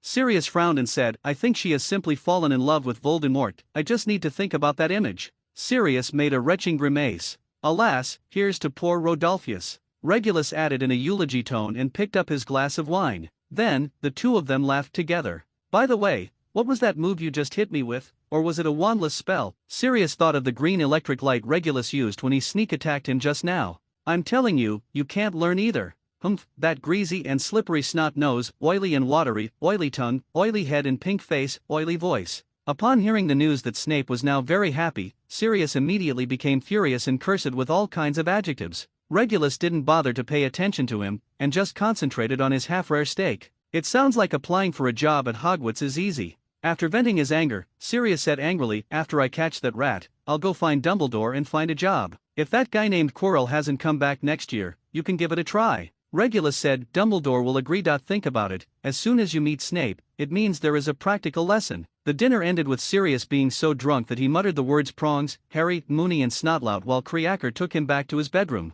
After settling Sirius, Regulus rearranged a silver pipe that Orion had used and that had been knocked to the ground by a drunken Sirius on the shelf, and then walked towards the door. Master Regulus, are you going back to Hogwarts? Creaker immediately caught up with Regulus, took his windbreaker off the hook and handed it over. It's cold outside, Master Regulus must put this on. I'm just going out for some air. Regulus took the windbreaker and put it on him, then opened the door. It was quiet at night, and the only sound on the street was the rustle of the wind blowing through the treetops. Under the streetlight in the distance, there was a tall and thin figure standing, holding a suitcase in his hand, looking in the direction of number 12 Grimmauld Place. It's Lupin. Since you're here, why don't you come into the house? Regulus stepped forward and asked. I think it's better not to disturb you. You should have a lot to say clearly. Lupin smiled. After Lupin hesitated for a moment, he lowered his voice and said seriously, actually, I'm here to say goodbye. There was a werewolf attack in Wales recently that I have to go investigate. Before he finished speaking, Regulus opened his demonic vision, glanced around, then pulled Lupin and Apparat to the roof of the building. Under the cover of darkness, no one could spot anyone on the roof of the 5th floor. Wales? I remember that Greyback doesn't seem to live there, and... Regulus looked up at the sky. The sky was filled with stars, but the first quarter moon had already sunk below the horizon. There is still a week before the full moon. This is the strange part. In fact, I have been studying him for a long time. He and his men have no fixed residence. Whenever it is close to the full moon, they will approach the target with premeditation to ensure the success rate of the attack, but usually, they will hide it through various means. Lu Ping's voice was as solemn as his expression. So it's not his style this time. Do you think someone ordered him to do this? Regulus asked keenly. I believe that I know something about Greyback. Back then. Lupin coughed a few times and continued, he will not obey other people's orders, except for one person. Dumbledore told me something. The last few words were incoherent, but Regulus felt the pressure on Lupin from his tone. Then good luck. Lupin looked at Regulus and said solemnly, about Padfoot, thank you. Why are you thanking me? That's right. Lupin smiled self-deprecatingly, I forgot, you are. I'm leaving first. Lupin Apparat downstairs, walked to the curb, raised his wand, and summoned the night business. Regulus stood in the darkness on the rooftop, watching the night bus appear and disappear. He looked up at the night sky, where the red stars glowed brightly above his head. Early the next morning, Sirius was still hungover, but Regulus had already arrived at the Leaky Cauldron, preparing to go to Diagon Alley to buy some things. The wanted order for Sirius still existed, but people seemed to be in a much better mood, and there were more customers in the Leaky Cauldron. After all, he had been out of prison for a while and no one had seen him. Regulus ordered himself a glass of fire whiskey and sat in the corner listening to people's chatter. He must have drowned in the sea a long time ago. I have been to Azkaban. Even if I escape, I can't escape to land without a wand. A bearded wizard pointed at the wanted notice on the wall and said angrily, what are you doing in Azkaban, washing dishes for Dementors? A lean wizard next to him mocked mercilessly. "Stop talking nonsense." The bearded man looked a little angry and was about to beat up the thin man, but was stopped by another person. The man pointed to the door, and a wizard in his 50s walked into the bar. The wizard looked very strict, which could be seen from his neat clothes, shiny leather boots, neatly parted hair and carefully trimmed mustache. Behind him was an assistant, a round-faced witch. Unlike the wizard, the witch seemed a little careless. When following the wizard through the bar, she accidentally knocked herself on the corner of the table. "What are you afraid of him for? He is not the head of the legal enforcement department now. Can he take us back again?" After the wizard left through the back door, the bearded man complained sternly to his partner. "Have you heard? He's been having a hard time recently, and foreign wizards have disappeared while traveling in the UK. The Ministry of Magic is very worried about dealing with these things." Another old man joined the conversation. "This may be an opportunity for him. Mrs. Bones was temporarily suspended due to Blake's escape from prison. Maybe Barty Crouch thinks this is an opportunity for him to make a comeback," a middle-aged wizard said shrewdly. "Only he can deal with those foreigners. It is said that he knows 150 languages, such as mermaids, turkeys, trolls," the thin man said with admiration. "What's difficult about troll language? I can do it," the bearded man said disdainfully. "Aren't you just a troll? Court death." Before the chaos in the leaky cauldron began, Regulus drank the fire whiskey in one gulp, walked quickly through the bar, and arrived at Diagon Alley. Not far away, at the entrance of Florine's cold drink shop, an old witch holding a red handbag and wearing a moth-eaten old vulture on her head was scolding a round-faced boy. It seemed that the boy accidentally spilled the ice cream. Regulus paid no attention to them. His target was a pet store called Magical Zoo. Because the shops in Diagon Alley are basically clean and bright, there are only two dirty shops. One of them is the Magic Zoo, which specializes in selling various magical pets. The space inside the store was very narrow, and Regulus had to be very careful not to let his coat get on those strange things. Various cages hang from the walls, from floor to ceiling. A pink toad squatted in the cage, with bulging eyes, devouring cockroaches. Regulus only glanced at it, then turned away in disgust and looked in another direction. Boring animals like velvet, slugs, and snails were not within the scope of Regulus' consideration. There were several black mice in a cage in the corner. After feeling Regulus's gaze, they immediately began to squeak and jump happily in the cage. "Sorry, guys, for your safety, it's better for you to stay here." Although he thought these mice might be good pets, considering the relationship between Sirius and the mice, he still gave up. Got this idea. In the glass box next to the window, an animal that looked like a huge turtle was lying there basking in the sun. There were red and green gems on its back shell. Several pink birds stayed in the birdcage, opening and closing their sharp beaks, seeming to be chirping, but making no sound. "Do you like bad birds, sir?" A clerk came over and sold the big pink bird to Regulus. "They are very beautiful, aren't they? But you must have a breeding license and give it to them every other month." Release the silent spell. Regulus shook his head and left the birdcage. "It's too much to keep pets and cast spells on them." Further inside, several animals that looked like large ferrets rolled their black eyes and glanced at the guests maliciously. "These are martens. They can talk to people and are your best companions when you are lonely." The clerk introduced them to Regulus. As if to prove what the clerk said, one of the martens cursed Regulus a string of curse words. "Most of the time it will be like this. They won't speak much, but you can try to teach them to say something polite." The clerk awkwardly held up his work hat and tried to explain. "If you don't mind, let me see for myself." Regulus was mid-sentence when he suddenly felt something. In the cage on the top floor, there was a huge ginger cat with a face that seemed to be squashed, staring at him closely. "Oh, are you interested in the cat? His name is Crookshanks. He is very smart, lively, and active." The clerk noticed that Regulus seemed to be very interested in the cat, and hurriedly started selling it, as if he wanted Regulus to buy it now. "Crooked legs, it fits its appearance quite well." Regulus looked at the cat carefully. Its legs were indeed a bit crooked. At this time, it bristled at Regulus threateningly. After thinking for a moment, he gave up on buying Crookshanks. "The reason is simple, its appearance is really unflattering." "Oh, I knew it." The clerk looked disappointed. "What do you know?" Regulus became slightly interested. "This cat has been in the store longer than me, and no one wants to buy it. I originally thought I could help it find a new owner today," the clerk said frustratedly. "Maybe I have no fate with it." Regulus glanced in the direction of Crookshanks again. The big cat lazily closed its eyes and lay in the cage pretending to be a yellow blanket. "But, I want this." Regulus pointed in another direction. In the cage was a snow-white cat, half the size of Crookshanks. Otherwise, he is not much different from other cats, except for his eyes. The left eye is as crystal clear as sapphire, while the right eye is amber yellow with a hint of bright red. "Ah, a wise choice." The clerk opened the cage exaggeratedly, and the white cat arched its body warily. "It just arrived here this morning. I made a bet with someone that within a week, it will definitely be bought by someone. Walk. Does she have a name?" Regulus stretched out his hand, and the white cat stepped on his arm and jumped on his shoulder.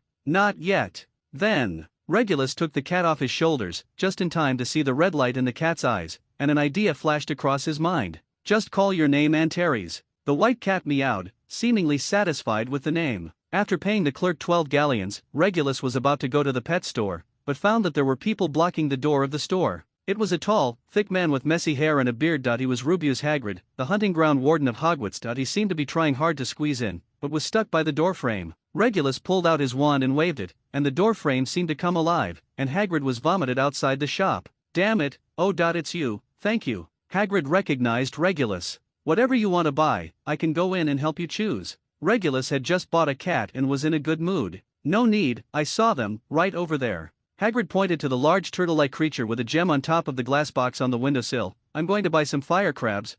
Professor Kedleben asked me to buy it for him. He may need it during class. His legs and feet are not very good. Judging from Hagrid's flushed face, panicked tone, and wandering eyes, Regulus was sure that he was not telling the truth. But Regulus didn't bother to worry about what Hagrid wanted the fire crab for. He had another place to go, and some doubts had to be resolved. I wish you good luck. After Regulus said goodbye to Hagrid, he carried Antalis and walked to Ollivander's wand shop. Unlike Crookshanks, Antalis was very quiet. She curled up in Regulus's arms, closed her unusual heterochromatic pupils, and looked like an ordinary white cat. Ah, Mr. Black, you're here again. Seeing Regulus come in, Mr. Ollivander walked out of the storage room. Is there something wrong with the wand? It works very well. It is indeed a good wand. Regulus handed the wand to Ollivander. It's in very good condition. Perfect. The wandmaker took the wand, observed it carefully, and murmured to himself from time to time, Mr. Ollivander, if a wand is destroyed, can it be repaired? Regulus suddenly asked. Talking about the unpleasant topic of destroying wands, the wandmaker felt a little depressed.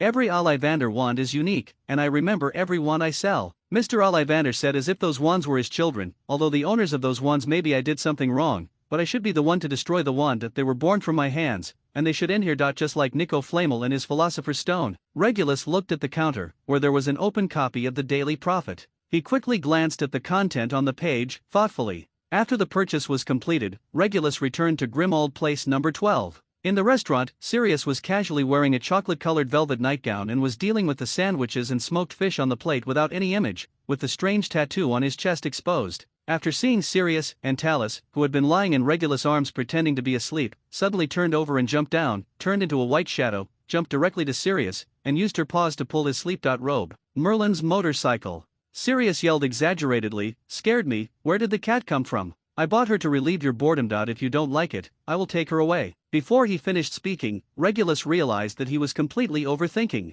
Sirius reached out and gently stroked Antalis' head, and picked up a piece of smoked fish and fed it to her. Cats with this kind of eye color are not common. James also raised a kitten before, but then it disappeared. At this point, Sirius shook his head to get those bad thoughts out of his mind. She called what name? Antalis. Sirius stared at the cat's heterochromatic eyes. The red light in her right eye was like a bright ruby. Nice name. Sirius was satisfied. Meow. In the whole room, only Creaker, who was cleaning the kitchen, looked dissatisfied. Is this why you left home so early in the morning? Sirius asked. Just dropping by, mainly to buy some teaching supplies. Regulus hung his coat on the hanger and said casually, by the way, I have 2 pieces of news to tell you. Which one do you want to hear first? Bad news. Your friend Lupin was here last night. Sirius wanted to say something, but Regulus stretched out his hand to silence him, and then he said he was going to Wales to investigate the matter of Fenrir Greyback, and he might not be able to come back for a while. Upon hearing the name Fenrir Greyback, Sirius's face immediately darkened, and he gritted his teeth and said, I told Moonface a long time ago that talking nonsense with Greyback is a waste of time, so we should just kill that bastard.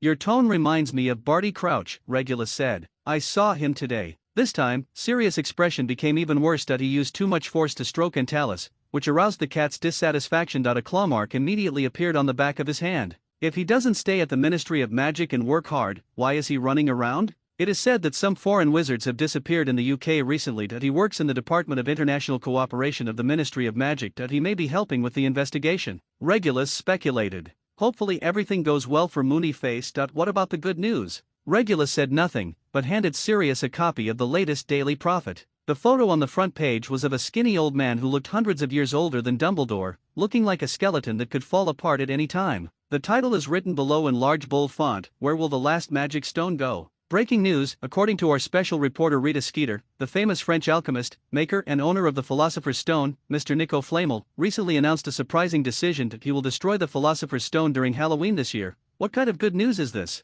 Sirius quickly scanned the article.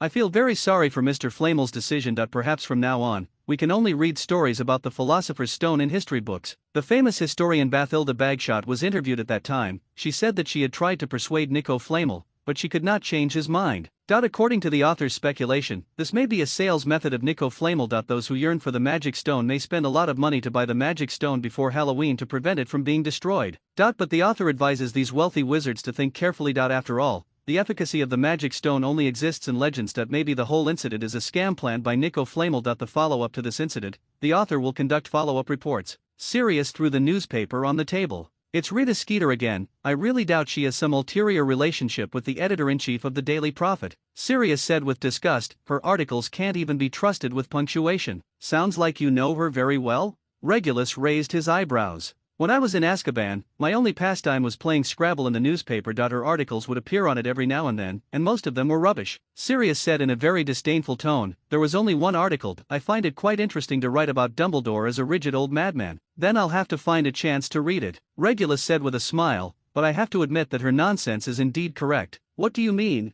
Could it be? Yes, this is a scam planned by Nico Flamel, targeting those who yearn for the Philosopher's Stone. Regulus said, of course, the mastermind is Dumbledore. Sirius thought quickly, then clapped his hands together, his face full of excitement. And Talus jumped to the side and stared at him dissatisfied. I understand, they want to lure Voldemort out. The Sorcerer's Stone. The elixir of life. Voldemort definitely doesn't want to miss this opportunity to be resurrected. He's going to fight Voldemort, right? Moonface went to Wales to spy on intelligence. That's right. Pass. Some wizards, when you first meet them, may seem ordinary and overhyped. But after getting to know him gradually, I realized that he might be more powerful than people said. Regulus felt that Dumbledore was such a wizard. Whether it was traveling hundreds of miles in an instant through the Phoenix Flame, or connecting Sirius' wand that was broken and concluded by Mr. Ollivander to be irreparable, they all made it clear that Dumbledore had other secrets besides his magical powers. But who doesn't have secrets? Perhaps, in a few days, there will be a book called Dumbledore's Mystery to reveal to everyone the mystery of this old man. When Regulus returned to Hogwarts, he discovered that Nico Flamel planned to destroy the Philosopher's Stone, which had become a hot topic of discussion throughout the school. Even as he sat on the staff table eating breakfast, he could hear Percy Weasley giving an eloquent account of the life of Nicholas Flamel to his classmate. In front of the long Gryffindor table, a circle of students gathered around Percy, listening to his explanation. This made Percy feel very proud, especially since there were several other students in this group besides Gryffindor. A Hufflepuff. But not everyone buys his account. It's a pity that Percy is doing useless work. Professor Binns doesn't need to eat, and it can't add points to his proficiency in the history of magic. Fred gnawed on the chicken leg and disapproved of Percy's performance. I doubt Professor Binns remembers who he is, George added. Not only on the Gryffindor table, but also on the tables of other houses, there was a lot of discussion. Regulus could even predict what he would face during class. Sure enough, just 5 minutes into the first grade defense against the dark arts class, someone asked a related question. I'm sure that if it were potions class, you would never dare to ask this question, right, Miss Bell? Yes. Katie Bell, who asked the question, whispered, the tips of her ears turning red.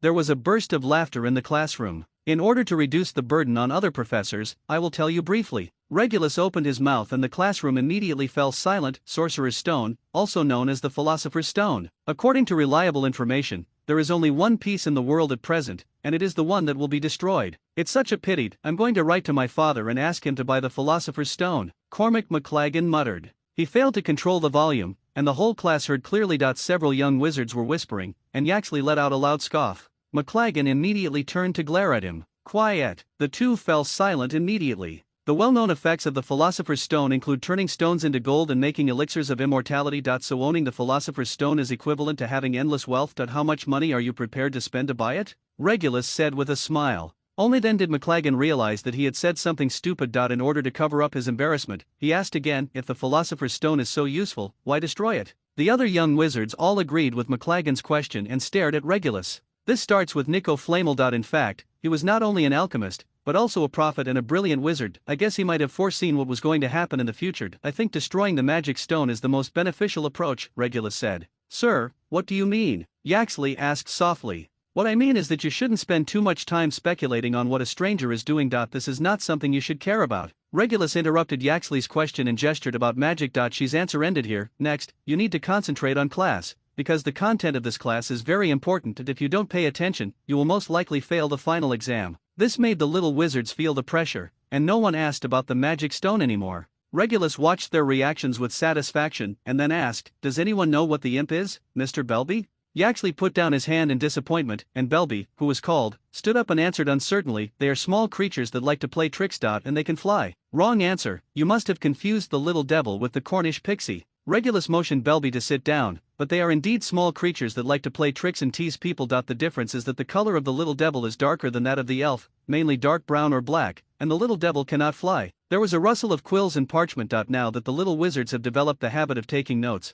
they no longer need to be reminded by the professor. Here, Snape takes the greatest credit. Little devils mainly live in moist environments, such as riverbanks or swamps. They mainly feed on insects, but they will also attack pedestrians and trip them when they walk. To deal with them, you only need a simple spell. Does anyone know? Only Yaxley raised his hand. It's a repel spell, sir. 5 points for Slytherin. Regulus knocked on the blackboard, and a spell and related spell casting instructions appeared on the blackboard. The repel spell is the most effective way to deal with little devils. It is also a useful dual spell. It is not very lethal, but it can send your opponent to a place where he does not want to stay. When combined with other magic, it will work wonders. Now recite this incantation after me. Flipendo. Repulse with all your strength. The spell is not difficult. After practicing for more than half a class, the little wizards can basically knock back their companions by 2 or 3 meters. But doubts also arise. Is such a simple and weak spell really as useful as the professor said? Sir, can you demonstrate to us what the miraculous effect of this spell is? Yaxley boldly asked as the get out of class was about to end. A simple spell means that it is easy to cast. Once you master it, you can silently dash. Regulus stretched out his wand, and the desk flew straight towards the wall behind the classroom, smashing into pieces, even without a staff. He stretched out his left hand and pointed forward. Suddenly, Yaxley uncontrollably hit the pile of broken desks with his chair, and was about to get a bloody head from the collision. The little wizard screamed, Cho Chang covered her eyes, and Katie Bell clutched her companion's sleeve. The enthusiasm of students goes as quickly as it comes. After professors from all the subjects tacitly increased the intensity of homework, only a week passed and no one was talking about Nico Flamel anymore. On this day, it was Regulus' turn to watch the night. After sending Barnaby Lee, who tried to sneak into the kitchen to get some late-night snacks, back to the Slytherin basement, and deducting 10 points, Regulus inspected all the way from the lowest point of the castle to the highest astronomy tower. Standing here, you can almost have an unobstructed view of the entire castle and grounds. The full moon hung high in the night sky, spreading its clear light to the earth, and there were 1 or 2 faint howls of wolves coming from the direction of the Forbidden Forest. Hagrid hasn't rested yet. His huge body can be clearly distinguished even from a long distance. At this time, he is standing at the door of the hut, playing with a large box, and 1 or 2 flames are sprayed out from the box from time to time. On the observation deck next to him, a shackled ghost covered in blood was muttering words of unknown meaning silently, staring blankly in the direction of the Ravenclaw Tower. Regulus knew the identity of the ghost, Baylor the Bloody. But even when he was in school, he never talked to Bloody Barrow. Regulus left quietly without disturbing the ghost. In a corridor on the 4th floor, the sneaky figures of the Weasley twins appeared. Thanks to Snape, their Wolf-Fang flying saucer was confiscated and they were imprisoned at Filch's house for a period of time, but this confinement was not without success. Due to Filch's negligence, the twins took the opportunity to steal a piece of old parchment, and after unremitting research, they finally discovered the true identity of the parchment. A magical map of Hogwarts. Fred, someone's here. George poked his brother gently in the ribs. Using the moonlight, the twins tried hard to identify the moving dots on the map. Under the dots was written a name that was unfamiliar to them. Regulus Black. Who is this? Do you know him? Fred asked doubtfully. I don't know, he must be from another house. George thought for a moment and said, Bill once said that the Black family is all from Slytherin. I remember Dad said that. Fred said. But Sirius Black is from Gryffindor. Do you remember those disciplinary files that Filch asked us to copy? It is written in it. George added. He is worse than Slytherin. I am sure there is no one named Black in Gryffindor house now. It's time for Slytherin. Or whoever the house is, to also be deducted points. Fred made up his mind. Let's give him a surprise, make some noise, and then retreat, waiting for Filch to catch him. George agreed, then he pointed his wand at the map and whispered, the prank is over. The map turned into parchment again. The 2 men tiptoed and hid behind a tall statue holding a flail and wearing plate armor. The timing was calculated very well. Regulus just turned the corner and inspected this corridor. Grind and hooray! Tarantella dance! The twins sprang out from behind the statue at the same time, aiming at Regulus and firing spells. Immediately afterwards, they threw out dung eggs as a second wave of attacks. In their imagination, the unlucky guy named Black would be surrounded by the stench of dung eggs, tap dancing, and laughing, and eventually attract Filch or other night watch professors, who would be deducted points and put in solitary confinement. Punishment. By then, they had already fled. It's a pity that things went against expectations. The visitor's reaction was unexpectedly fast, as if he had expected an attack.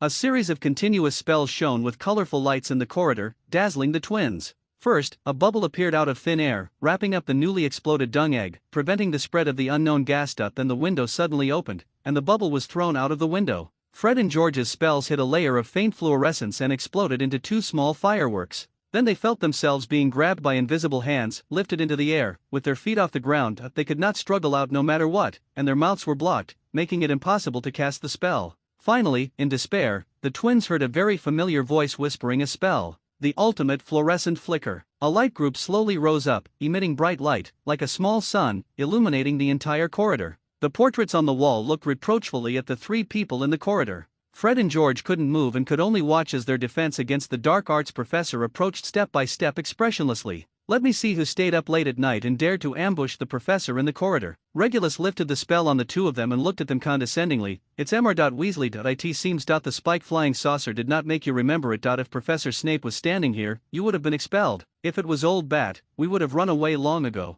Fred retorted secretly in his mind. He felt that the map had misled him. George was trying to hide the map behind his back, but his actions were too obvious to Regulus. The parchment is coming. The parchment flew out of George's hand and was held by Regulus' fingertips. What is this? A piece of tattered parchment, the twins said in unison. Tattered parchment. Then there is no need for you to hold it anymore. Regulus whispered, the tone of which reminded the twins of Snape, staying out all night, attacking the professor. Gryffindor 50 points will be deducted and each of your confinements will be extended until after Christmas. Now, you need to go back to sleep. The twins left dejectedly. After returning to his office, Regulus took out the parchment. He always felt like he had seen something similar somewhere. And the things the Weasley twins took with them and tried hard to hide during their night outings were definitely more than just an ordinary piece of parchment. So he spread the parchment on the table and cast the spell. Reveal yourself quickly. The prototype appears. The parchment lay motionless on the table. I, Regulus Black, command you to reveal the hidden content. Regulus ordered, pointing his wand at the parchment.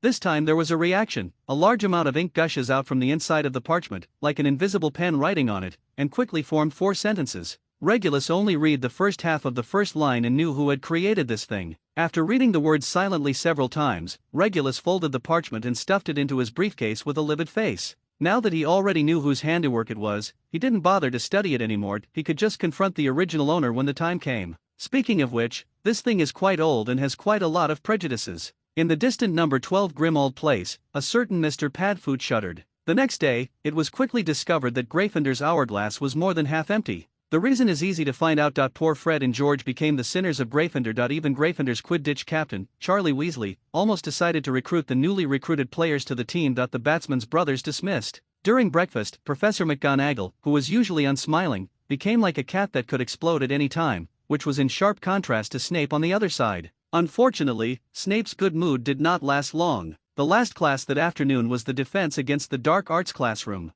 Assignment after class, practice the disarming spell. In the next class, I need you to be proficient in this spell. After class, the second-year wizards filed out, while the Weasley twins lingered behind. What's the matter? Regulus packed up the handouts without looking up at them. Sir. I wonder. If I could get that piece of parchment back, Fred asked boldly. I'm afraid not. Although they didn't have high hopes, Regulus's clear rejection still made the twins feel very frustrated. The maker of that parchment is a very dangerous and notorious dark wizard, but I can't let students hold such a dark magic creation. Regulus' eyes swept over the twins and fell on the classroom. At the door, it's Professor Snape. Do you want to see me? The person the Weasley twins least wanted to see in school was Snape. The two of them followed Regulus' gaze to the door, and sure enough they saw Snape, wearing black robes that had never been changed for thousands of years, standing at the door with a straight face, looking at them with cold eyes. The twins immediately gave up the idea of continuing to ask Regulus for the map. The most important thing now was to stay as far away from Snape as possible. They packed their school bags as fast as they could in their lives and escaped from the defense against the dark arts classroom.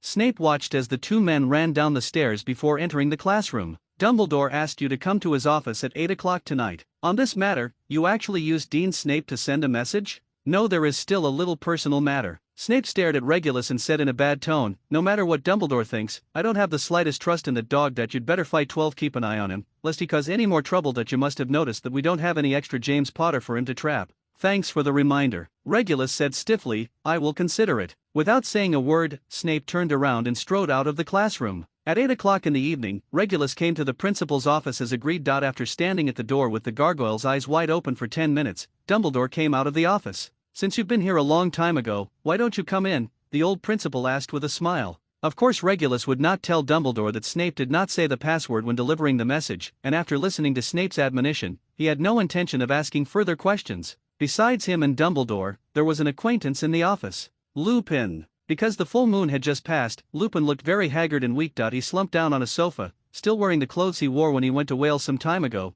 and his old suitcase was thrown aside. Apparently, he came here to find Dumbledore as soon as he came back from Wales. "Why are you here? You should be recuperating at home." Regulus's brain began to work rapidly. "Is there something wrong with Greyback?" "Things are terrible," Lupin said weakly with a gloomy face. "Not only Greyback was there, but also some other acquaintances. I saw Scabier and Willie Wittershin." Regulus and Dumbledore looked at each other. Mundungus had mentioned these two people before, but what Lupin said next shocked Regulus.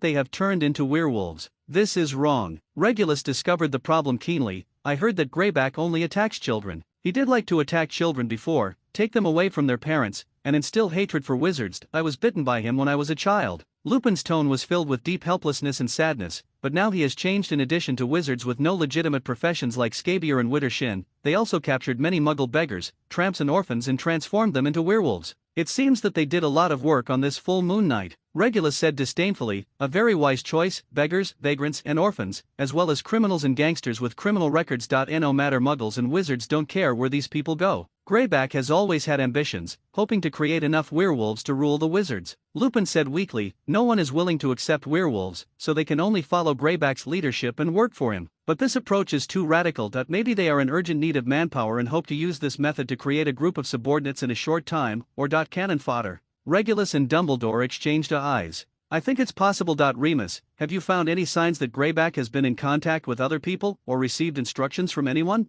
Dumbledore, who had been silent, spoke up. "No, but they became very cautious and changed the meeting place 3 times within a week." Lupin replied after thinking for a moment. "I was almost discovered by Scabier. He seemed to be very willing to be transformed into a werewolf." "I understand. Remus, you go home and rest now," Dumbledore said in a tone that left no room for doubt. Lupin left. "Obviously the deadline set by you and Nico Flamel has worked. The Dark Lord plans to use all the power at his disposal to get the Sorcerer's Stone before Halloween." Regulus analyzed. "But things, is it a little more than you expected?" "Indeed, in the absence of resurrection, this kind of high-profile approach is indeed a bit illogical. Unless he has other plans, I need to think clearly." "Very well, we'll talk after you clear up your thoughts. But don't bother asking Snape to help deliver the message. He doesn't seem to like doing this job." Regulus turned and planned to leave. "Speaking of Severus, could you please ask him to come over?" Dumbledore stopped Regulus. "I'll wait here. The new password is BB Sugar." Starting from the next day, Snape's attitude became even worse, as if he had a deep hatred for everyone. In the huge hourglass of the Academy Cup, several pieces of red, yellow, and blue gems fly upward every few minutes. Even Slytherin's green gems are not immune, although the frequency is relatively low. The Weasley twins tried to get the Marauders map back from Regulus,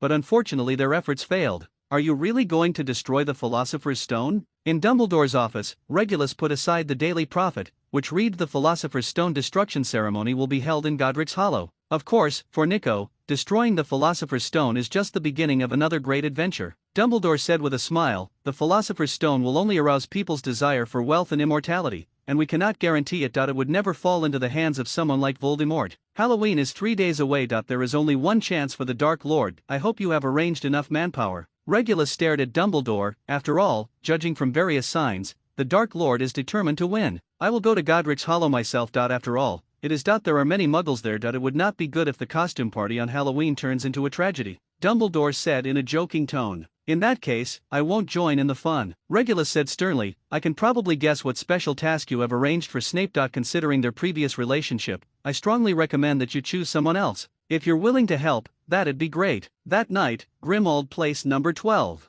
Regulus returned home and was shocked by the scene he saw as soon as he opened the door. The umbrella stand made of troll legs blocked the corridor, and half of the velvet curtains had been torn off and spread randomly on the ground. There were broken glassware and overturned tables and chairs everywhere. Kriaker sat in the corridor with his head in a saucepan, muttering once or twice. A big black dog was standing on the sofa with its teeth bared, staring fiercely at Antalis, who had run to the top of the locker and then jumped. "Stop!" Regulus took out his wand and shouted, "Transformation tablet." An invisible wall appeared in the air, and the big black dog hit it, making a bang sound, and fell to the ground from mid-air. It barked a few times in dissatisfaction, then transformed back into its human form, rubbing its bulging head with its hands. "Your face stinks like a snot," Sirius muttered, taking out his wand. "We can clean it up soon. Recover as before." The two chanted the spell in unison, waving their wands in unison. The glassware was put back together and returned to their original positions, the curtains were hung up again, and soon the room became its original clean and tidy appearance.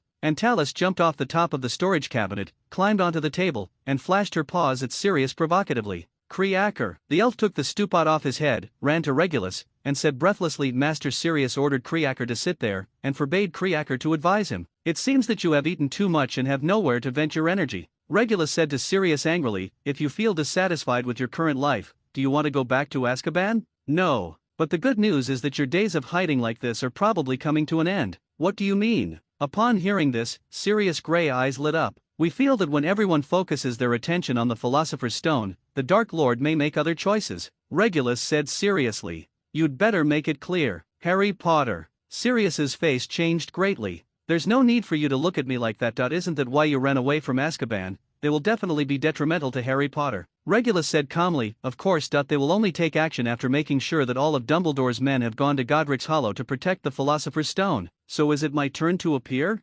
Sirius's voice trembled slightly with excitement. "Want to know who Dumbledore has arranged for you to be the partner?" Regulus asked. "Remus?" Sirius asked expectantly. "We haven't teamed up for a long time. Or is it Kingsley? I heard he is a pretty powerful guy. Could it be Alastair?" "None of them are right." Regulus smiled maliciously. "Originally, it was decided to be Snape." "What Merlin shit, is Dumbledore an old fool? Let me partner with Snotlout?" Sirius became furious and slammed the table. Antalis jumped on him dissatisfied and scratched his hair into a mess. "I persuaded Dumbledore to reconsider this matter." Regulus had already expected this reaction. "Now I am basically replacing Snape." "Great. Wait, what does basically mean? Because there's something you have to explain." Regulus opened his briefcase, took out a blank Marauder's map, and then repeated the command words he had used in the office before. Soon, "Greetings from the foursome" appeared on the map. "Sorry, I was an arrogant fool at that time and didn't know anything." Sirius' face turned red and white, and he looked at the map with a complicated expression. His eyes moved from his evaluation of Regulus to Prong's name, and finally landed on Wormtail's unclear words. "What the hell is this, insulting parchment?" "No, this is a map." Sirius pointed at the map with his wand and read softly, "I solemnly swear that I have done no good." "What a unique spell!" Regulus snorted. Thin ink lines immediately spread like a spider web, extending to every corner of the parchment, and then several lines of curved green characters appeared on the top of the parchment. "Auxiliary supplies for magical mischief makers Gentleman Mooney, Wormtail, Padfoot, and Prongs proudly presented Marauder's map. Did you see it? Every little dot on it represents the current location of that person. This is the crystallization of the wisdom of the few of us," Sirius said proudly. On the map, the ink dots representing Dumbledore and Snape are talking in the headmaster's office. Barnaby Lee's name appears next to the kitchen, and Montague, Warrington, and Derek are lying in wait near the girls' bathroom. "I don't know what to do. Are all the real names displayed here?" Regulus suddenly asked. "Normally, on Halloween, people go home early to prepare for the celebrations. However, until night, the house at number 4 Privet Drive was still dark. 2 streets away, Harry Potter sat at the window of Mrs. Fig's house, looking boredly at a fat mouse that ran under the streetlight from a distance. According to the time, Uncle Vernon should have been back a long time ago, but it was said that he was stuck in the company because of a problem with a drilling rig order. After all, he has a successful career, so it's normal to be busy. Aunt Petunia took Dudley to the hospital because he suddenly had a stomachache. They were gone all afternoon and haven't come back yet." After an unknown amount of time, Harry finally saw a figure lingering in front of the Desleys' house from a distance. "Mrs. Fig, I think they are back. I'll go back first. Happy holidays." He couldn't wait to go downstairs, opened the door and left. He didn't want to stay here any longer. In addition to the smell of cabbage that filled the room, the cats kept making noises, which made him even more upset. No matter how bad number 4 Privet Drive was, it was the only place he could call home. Harry hadn't even taken 2 steps into the street when the fat mouse from earlier scurried to his feet. "Get away from me." Harry kicked the mouse but missed. The mouse looked angry and stopped in front of him, with a fierce look in his eyes. Then, something unexpected happened to Harry. The fat mouse suddenly stood up on its hind legs, and then quickly grew into a short bald man, staring at Harry with watery eyes. Harry was stunned. If this was a Halloween prank, it would be too weird. "Harry Potter, you must come with me." The man spoke in a high-pitched voice, reaching out and taking out a small wooden stick. Harry noticed that a finger was missing from his hand. Before Harry could react, he saw Mrs. Fig running out in a hurry, shouting, "Harry, run, you squib in the way." The man looked at Mrs. Fig with hatred, suddenly raised the stick and shouted, "Avada Kedavra!" A dazzling green light shot out. Harry felt that this green light was strangely familiar. The green light dissipated, but Mrs. Fig was no longer where she was, but seemed to be dragged 5 meters away by an invisible hand. At the same time, Harry flew to Mrs. Fig's side uncontrollably. "Protect them all, super armor protection, impregnable," another voice suddenly sounded. Harry felt that the world in front of him suddenly blurred, as if he was trapped in a glass cover. "Who?" The little man stared warily at the bushes not far away, where a tall and thin figure had appeared at some point. "Peter Pettigrew, I've always wanted to meet you," the voice said grimly. Peter reacted quickly and immediately prepared to attack, but as soon as he raised his wand, a silver light flashed in front of his eyes. From his wrist, there was first a brief chill, followed by a heartbreaking pain. With a sickening snap, Peter's right hand fell to the ground with the wand attached to it. Peter couldn't help but scream. "The dagger is flying." The silver light drew an arc again and flew back to the hand of the person who came. It was Regulus. Seriously injured upon meeting, Peter immediately realized that this man was not something he could deal with, and secretly tried to escape by operating, only to find that there was a kind of resistance in the thin air, locking him in place. "You can't run away. The strength is so strong that you are exhausted, fall unconscious, imprison you quickly, all of them will be petrified." Colorful spells were sprayed out from Regulus's wand like a barrage. Peter, who had lost his wand, was unable to resist at all, so he accepted them all, passed out and huddled on the ground. Seeing that Peter was subdued, Harry and Mrs. Fig were about to say something, but they heard Regulus shouting in a louder voice, "Stay there and don't move." Soon more people came, and there were a lot of them. A large area anti-apparition spell, a very smart method, but it also means that no one can help you. The leader was a blonde wizard wearing a mask, and he raised his wand and aimed at Regulus. "I said threateningly, there are so many of us, and you only have one, or do you think that this squib is your helper?" His accomplices jeered, and on the other side, Mrs. Fig pulled Harry and hid within the protective barrier cast by Regulus. "Get rid of the intruder and seize Harry Potter." Following the blonde wizard's order, the others immediately took action, and 7 or 8 spells flew towards Regulus with lights of different colors. Regulus spat, ducked to avoid 2 spells, and then waved his wand, turning the fence next to him into a dozen javelins, shooting at the enemy. While those people were hurriedly dodging the javelin, he threw out a dagger and nailed it hard on the leg of a wizard who was running in the direction of Harry. The wizard fell to the ground, and Regulus cast a stun spell on him. At the same time, another enemy not far away was being burned by the green sacrificial fire and screaming. The smoke disappears and ascends to the sky. Seeing that his accomplices could not capture Regulus quickly, the blonde wizard decided to take action himself. Wondering what kind of spell it was, Regulus dodged to the side and threw out 2 stun spells with his backhand, but they were blocked by the blonde wizard. The blonde wizard's spell hit the street lamp behind him. The street lamp was pulled up from the ground, screamed like a rocket, flew straight into the sky, and disappeared into the night sky. As a result, the streets became darker, which was good news for Regulus, who had demonic vision. His vision was not affected by darkness.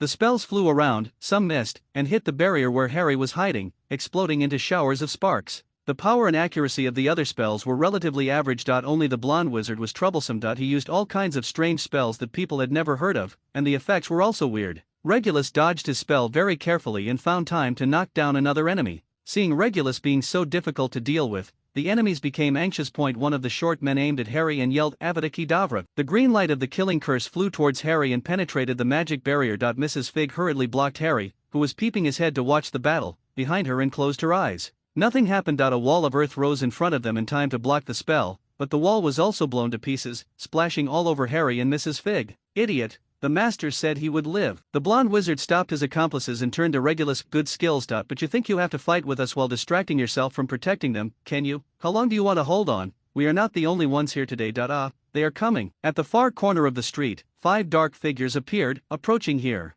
"Wittershin, you are too slow. Master doesn't like to wait too long," the blonde wizard said loudly to them. No one answered. Harry had just wiped the dirt off his glasses, his face full of confusion. Sirius froze on the spot. Before coming, he had imagined many kinds of reactions he would get after making a wonderful appearance in front of Harry, but he did not expect it to be like this. Not far away, Lupin had already fought with 2 enemies. Hearing Harry's words, he almost laughed. "You don't know me, I'm your father's best friend and your godfather," Sirius explained anxiously. "No one ever said I had a godfather." Harry became even more confused. In fact, Harry's mind went blank when he suddenly saw this kind of battle that looked like a science fiction movie. First, the mouse turned into a human and wanted to kidnap him. Then a group of people came out of nowhere and used small wooden sticks to shoot lasers at each other. Finally, the dog also turned into a human and claimed to be his godfather. Being able to talk to people normally without being frightened to pieces on the spot was already a reflection of the brave nature flowing in Harry's blood. Sirius wanted to say something more, but he heard Regulus' voice faintly coming from him. Are you done with the gossip? There's still a fight to be fought here. At this time, Regulus and the blonde wizard were at the center of the battle. They were walking around 7 or 8 meters apart, throwing powerful magic at each other.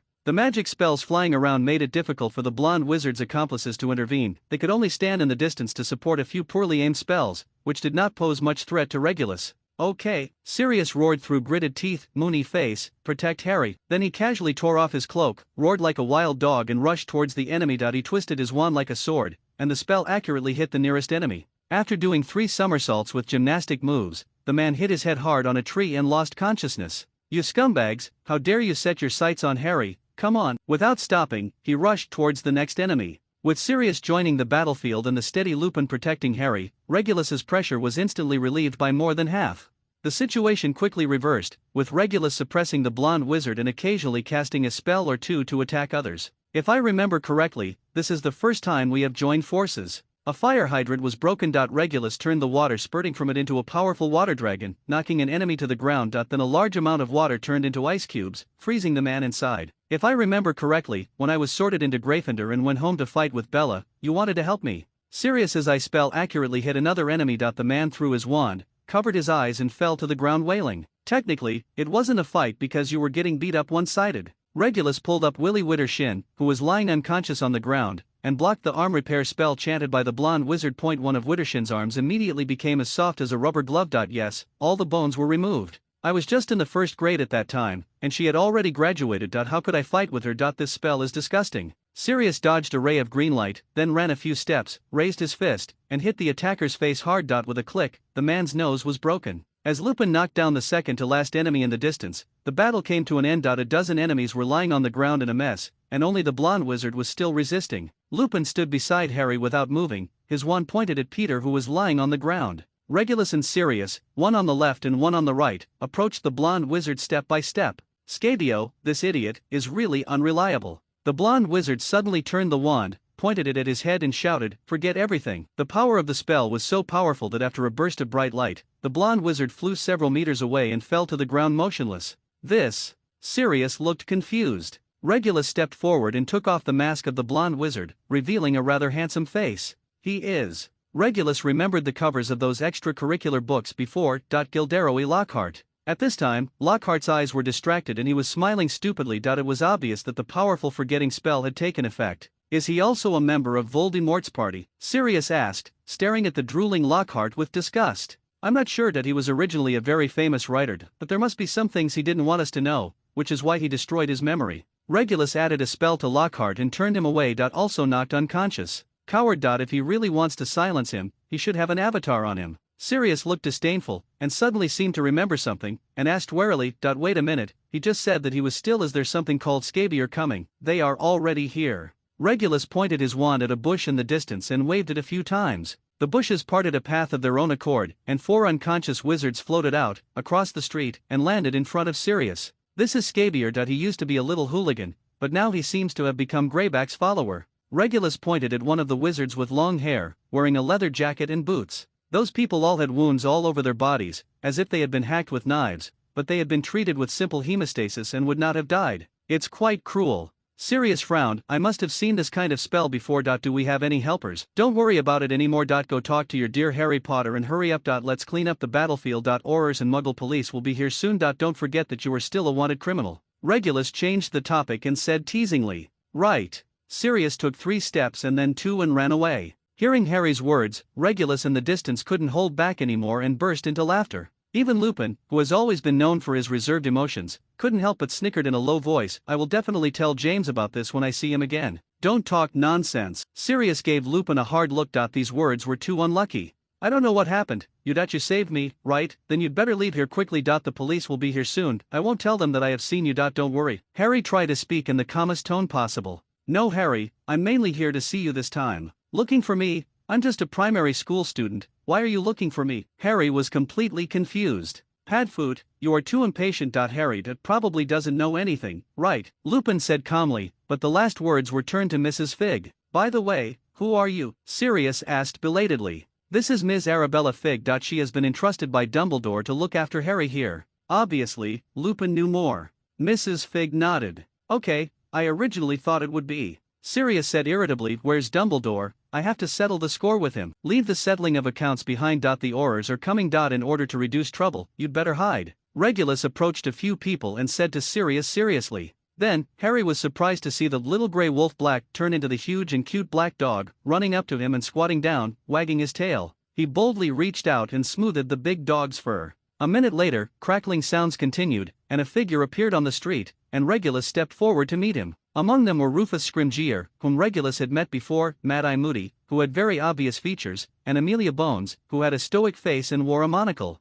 As for some other Aurors, Regulus didn't know them. This is 5 minutes later than the time we agreed on, Mr. Director. Regulus took out his pocket watch and looked at the time and said to Scrimgeour. That's because we have been maintaining the anti-apparition curse and the Muggle expelling curse. Otherwise, those Muggle Aurors, that's what they're called. They've been here for a long time. We'll have to go door to door to revise it later to see you. The Muggle memories of this show led them to believe that what they saw was just a Halloween costume party. Moody took over rudely. A ball of fire suddenly bloomed, and Dumbledore appeared in purple wizard robes, still holding the street lamp that Lockhart had lifted into the sky. Seeing Dumbledore's arrival, Regulus already understood that Voldemort did not appear in Godric's Hollow tonight and would not appear here again. Is everything done over there? Regulus asked Dumbledore. Connolly went there in person, and Kingsley was also there, doing the aftermath. Dumbledore waved his hand, and the street lamp slowly floated to its original position, was re-erected, and was powered on again. There is an old Russian witch who is very powerful. I really want to study what is going on with her flying stone mortar. Ahem. Amelia cleared her throat, interrupting Dumbledore's divergent thinking. Mr. Black, although your identity is suspicious, in view of Dumbledore's guarantee for you, we will not investigate you for the time being. Scrimgeour glared at Regulus and said, I hope you can stand on the right side. The place. These people tried to kidnap Harry Potter. They have been stopped and captured by us. This is what you need to worry about now. Regulus pointed to the group of people locked in cages over there and ignored them. There was a hint of menace in Scrimgeour's voice. Where is he? Moody's ordinary eyes were still staring at Regulus, but his magical eyes were already looking at Peter, who was lying alone on the ground. This man's name is Peter Pedro, Regulus said seriously. About 9 years ago, he killed 12 Muggles, faked his own death, and framed all the crimes on Sirius on Blake. Scrimgeour and Moody looked surprised at the news, and Amelia stared at the big dog thoughtfully. Leave him to us and we will find out the truth. After a moment, Amelia broke the silence. So, you have been reinstated. I thought it was Barty Crouch who came. Regulus said to Amelia. Oh, Buddy hasn't been feeling well recently and is recuperating at home. Regulus was a little confused. When he saw Crouch some time ago, he was still quite energetic. Logically speaking, a wizard with high magic power would not get sick so easily. Barty is too serious about his work, even a tough guy can't stand it. Scrimgeour stepped in, but we need his energy. The minister said that this incident must be handled properly. Do you understand? You're right, I've been off for almost a month, so it's okay to work 2 days overtime. Amelia made a rare joke. On the other side, Moody directed Delis, Savage and several newly arrived Aurors to escort the subdued wizards into a van. The car looked nothing special from the outside, but it could easily hold a dozen adults, leaving Harry on the side stunned. I have to warn you, Peter is good at escaping. He can turn into a mouse. Regulus reminded Moody when he was about to take Peter away. This is easy to do, Moody said gruffly, pointed his wand at Peter, and recited a series of complicated spells. A bronze chain appeared on Peter's body, and then disappeared as if it had been cut into his flesh. Moody put away Peter's severed hand and wand in disgust, and got Peter into the car. In the distance, the big black dog looked a little agitated. Lupin and Harry stood beside him, calming his emotions. After handling the scene, everyone from the Ministry of Magic left, and it was as if nothing had happened on the street. Wait a minute. Lupin, who had been silent for a long time, suddenly spoke. If I remember correctly, Rufus Scrimgeour is the director of the Auror office. According to what Moody just said, they have the ability to maintain spells around here. It's been a while. So Bigfoot, why wasn't he taken away? Right. Dumbledore turned around and said with a smile, Alastair is the one mainly responsible. We discussed the details of the operation in advance. Lupin stopped asking. Moody and Dumbledore were both original members of the Order of the Phoenix and had a deep friendship. It was not surprising to help them with a small favor. After bidding farewell to Mrs. Fig, the group of people walked along the empty and quiet street towards the Desleys' house at number 4 Privet Drive. Harry, you are exactly like James. Do you remember last time? That brat bullied you and I drove him away. I recognized you at a glance.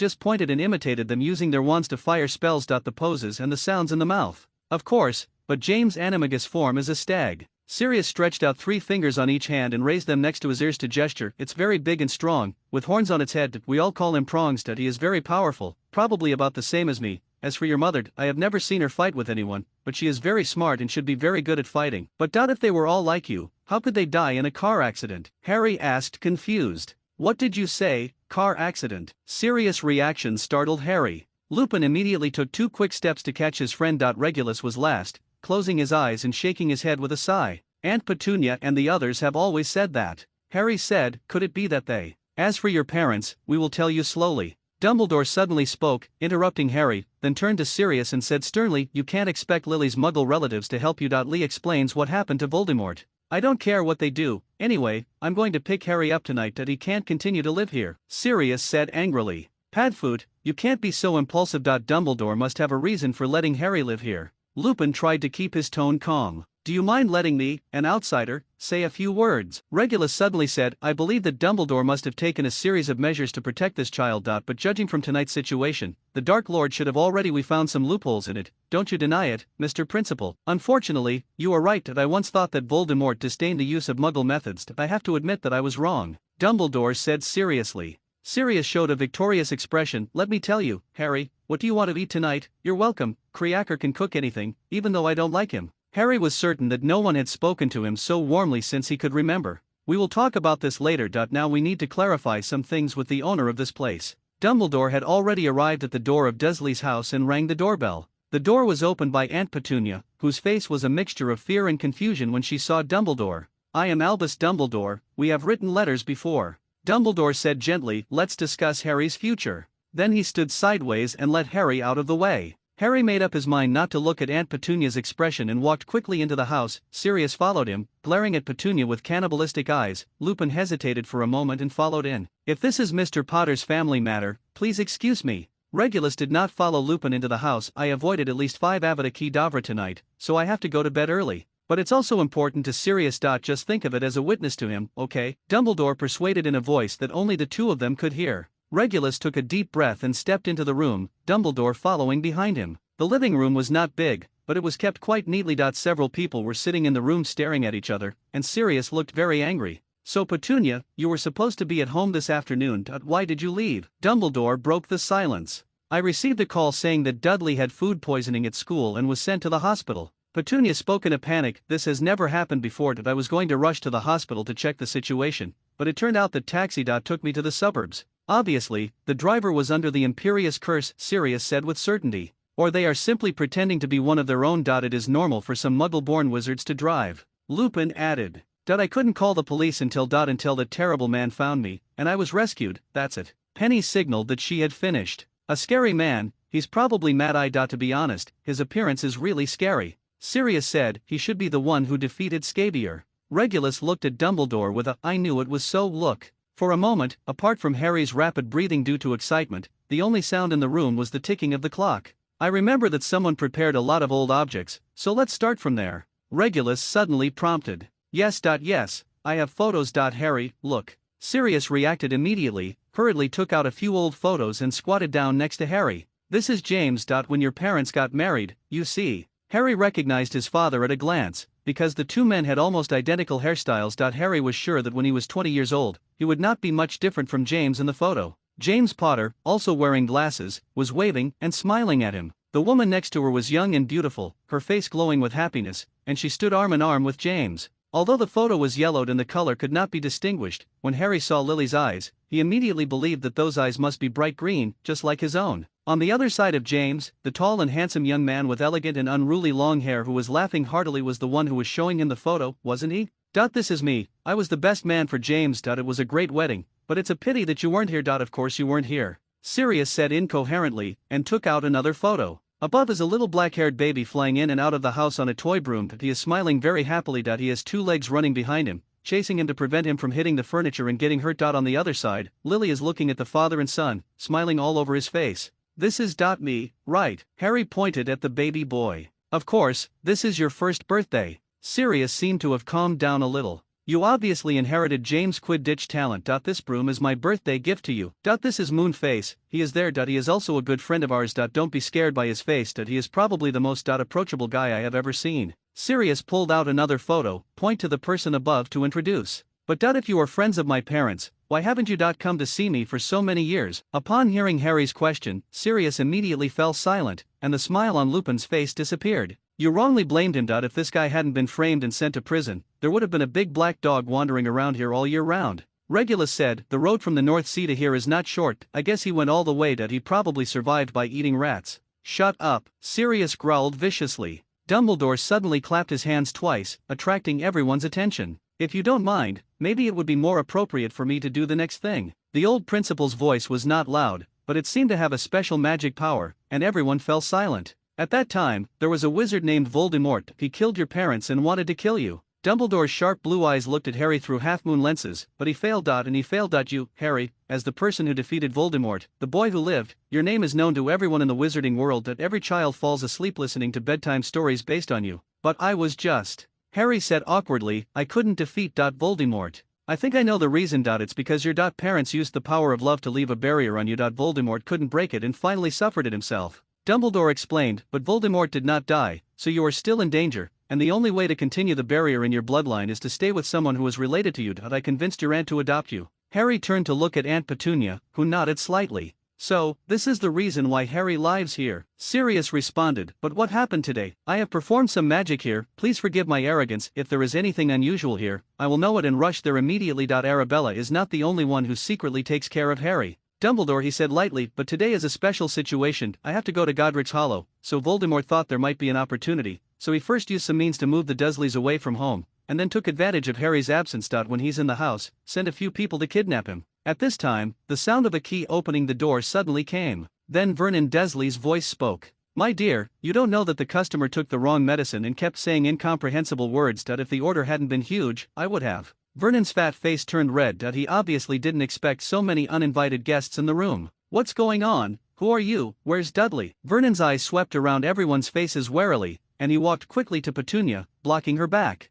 Dudley is sleeping upstairs. They are friends of that Potter. Petunia said hesitantly. Which Potter? Vernon was stunned for a moment, because they usually didn't mention the names of Lily and his wife, and then he quickly reacted and said angrily, I'm warning you, this is my home. If anyone wants to do anything wrong, please calm down. We are here to take Harry away. There is no harm. Lupin was closest to Vernon. Aha, have you finally figured it out? Are you going to take this freak away? Vernon said in a weird voice. Sirius jumped up and was about to punch Vernon without saying a word, but was stopped in place by Dumbledore's snap of his fingers. You should listen to this child's opinion. Since it's the same wherever he lives now, what if he doesn't want to leave? Regulus pointed at Harry, who was ignored by everyone for a while, and said. Among the adults in the room, Dumbledore, Sirius, Regulus and Lupin were all tall, while Uncle Vernon was a fat man. The thin Harry looked particularly small. So Harry, will you live with me? Come to my house. James and Lily have appointed me to be your guardian if something happens to them. Creaker may be annoying, but you will those who like Entalis. Sirius looked embarrassed. Everyone was quiet, even Vernon stopped talking, waiting for Harry's answer. If what you say is true. Harry looked at Sirius and then at Petunia. Okay, I do. Then, it's settled satisfactorily. Dumbledore said cheerfully, it's time for us to pack our things. The door to the stairwell suddenly opened, and all of Harry's things flew out and fell neatly into a suitcase conjured by Dumbledore. Sirius picked up the suitcase immediately. Let's go out first. Farewell is always unpleasant. Regulus and Lupin looked at each other and left the room. Dumbledore and Sirius followed the two. How do you plan to take this child to London? He may not be suitable for operating right now. Regulus asked Sirius. I haven't thought about it. Maybe taking the Muggle train is also a solution. Sirius said nonchalantly. I have an idea. Dumbledore blinked and pointed his wand to the sky. Following the old man's movements, a meteor streaked across the night sky, emitting brighter and brighter light, surpassing the stars and the moon, and finally landed in the open space in front of the Dursley's house with a rumbling roar. It was a stylish motorcycle with tough lines. Under the dim streetlights, the metal body reflected a cold sheen. Hagrid said that some things should be returned to their original owners, Dumbledore said with a smile. After watching Sirius and Harry leave, Dumbledore let out a sigh of relief. You two, if you have nothing urgent to do, just take a walk with me, an old man who has nothing to do, okay? It seemed like they were asking for advice, but neither Regulus nor Lupin raised any objections. The three of them walked aimlessly along the dim street. Mr. Principal, why do you act like settling this child is more important than preventing the Dark Lord from getting the Philosopher's Stone? Regulus spoke, breaking the silence. I thought you had the same idea as me, Dumbledore said with a smile, otherwise why would you volunteer to protect Harry? Because I'm not at ease with certain two people. Even I can see that the guy who just flew away on a motorcycle Regulus pointed to the sky, can't get along with Snape at all. You but you have illusions about them? I agree with Regulus, Padfoot, and Severus on this point. They are like fire and ice. There is no way. In short, it is right not to let them meet. Lupin touched his nose uncomfortably. Mr. Principal, when he appointed me as prefect, he probably hoped that I could stop their contradictory plans from proceeding. Unfortunately, I let everyone down. That's because you don't want to lose this hard-won friendship, Dumbledore said gently to Lupin. In a sense, stopping a friend is much harder than stopping an enemy. Even though the light from the street lamp was very dim, you could still tell that there was some blood on Lupin's pale face.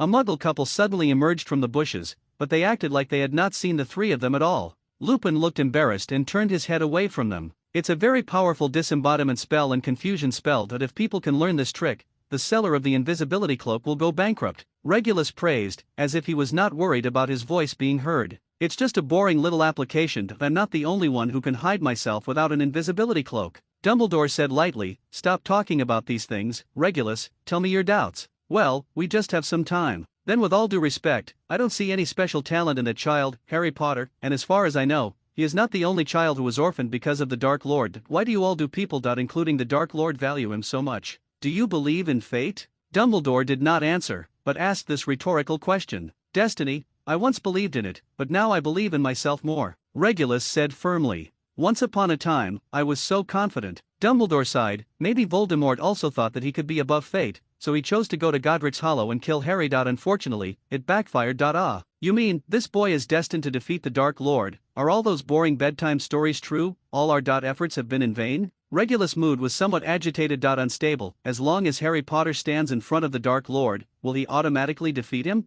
I didn't mean that. Everything we have done so far is worthwhile and is the necessary preparation to defeat Voldemort, Dumbledore said seriously. When Harry grows up, he may have enough skills to fight against Voldemort's power, but now, he is just a child who lost his parents. You're always right, Regulus said disapprovingly. I think it's very difficult for Harry. Mrs. Fig told me that his aunt and uncle didn't treat him very well. Lupin tried to change the subject, growing up in that kind of environment. But I think he still has very healthy and optimistic. Yes, I'm really optimistic. I'm going for a ride on a flying motorcycle with someone I've known for less than 10 minutes, and I have to move out to live with him, Regulus said in a bad tone. What if we weren't the ones visiting the house just now? But the Dark Lord's people took some gentle measures and cast some spells on the child's aunt and uncle to get them to cooperate. Now Potter has had dinner with the Dark Lord. The situations you mentioned didn't happen, did they? Dumbledore said slyly. We don't need to worry about things that didn't happen in the past. We have to look forward. Having said that, Regulus wisely chose not to argue with Dumbledore about Harry. Sir, is everything going well over there in Godric's Hollow?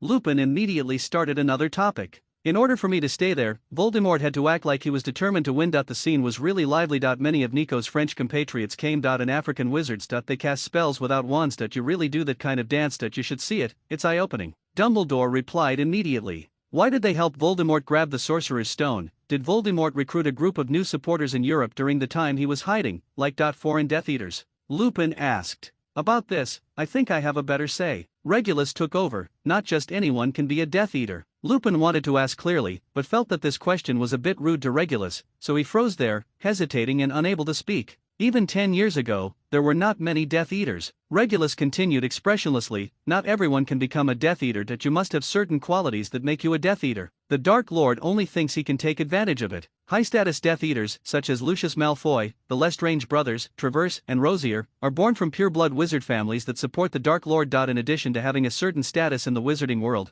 they can also spend a large sum of gold galleons to support the activities of the Death Eaters. People like Crabbe and Goyle were able to get into their positions purely because of Malfoy's influence. Hearing Regulus' words, Dumbledore adjusted his glasses, his eyes bright. There are not many people who meet the requirements. Those die-hard Death Eaters were either captured in Azkaban or killed by Aurors, such as Rosier and Wilkes. Lupin counted on his fingers. Said, Lucius Malfoy and Avery both lied about being under the Imperious Curse and escaped trial. But in fact they bribed the Ministry of Magic with a large sum of gold galleons, which was undoubtedly effective. Yes, they are thriving now and are even more comfortable than they were 10 years ago. As for Karkaroff, he is now the principal of Durmstrang. Even if Voldemort comes back, it is impossible to give him a higher status. Of course he has no need to do such a thing, Lupin concluded. And in order to escape guilt, Igor confessed many hidden Death Eaters. I'm afraid he is more unwilling to see Voldemort come back than we are, Dumbledore added. So, Voldemort will not trust these people, Lupin said firmly, but I really can't think of anyone else who has been missed. I have to correct your wording. The Dark Lord never trusts anyone, he only uses Death Eaters, Regulus said coldly. His situation is not good now. If he cannot forgive these people temporarily, his betrayal can only push them completely against him.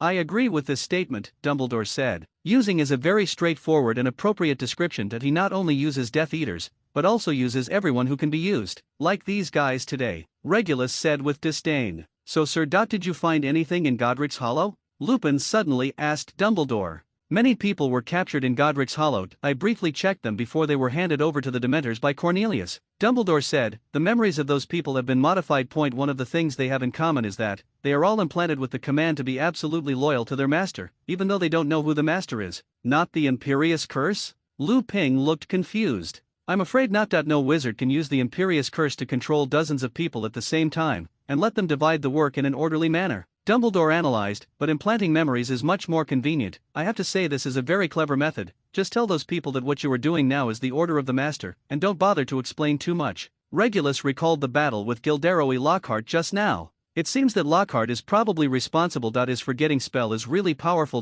No wonder he wants to destroy his own memory. At this point, Regulus's voice became smaller and smaller. His face gradually became serious. What's wrong? Dumbledore asked softly. I thought of a possibility. Since Lockhart can implant false memories into these people, if he had already backed up his own memories, it is indeed possible, but the most likely place he will go is Azkaban. There should be no one there to send him memories, Dumbledore said in a comforting tone. But Regulus had little faith in this consolation. The top brass of the Ministry of Magic have always had their own agenda, and will do anything as long as they can gain power for themselves. God knows whether Cornelius Fudge, who has been constantly confused by big news soon after taking office, will get out of his way. That Lockhart, no matter what he did, he can't stand trial now. Lupin forced a smile. Let's think about something good. Peter was caught, which means that Padfoot is the charges will be cleared soon. Looking at Amelia's energy, I think she has prepared Veritaserum and Legilimens now to escort Peter to the trial hall. Regulus followed Lupin's words. If I was right, people will see this news on the front page of the Daily Prophet tomorrow. Speaking of Sirius, I have to ask you for something. Dumbledore suddenly stopped and said solemnly to the two of them, I can foresee that Sirius will be very caring. Or doting on Harry. I hope you can restrain him a little. I will try my best. Lupin smiled bitterly and scratched his hair, as if he was still the Gryffindor student back then and was being talked to by the principal.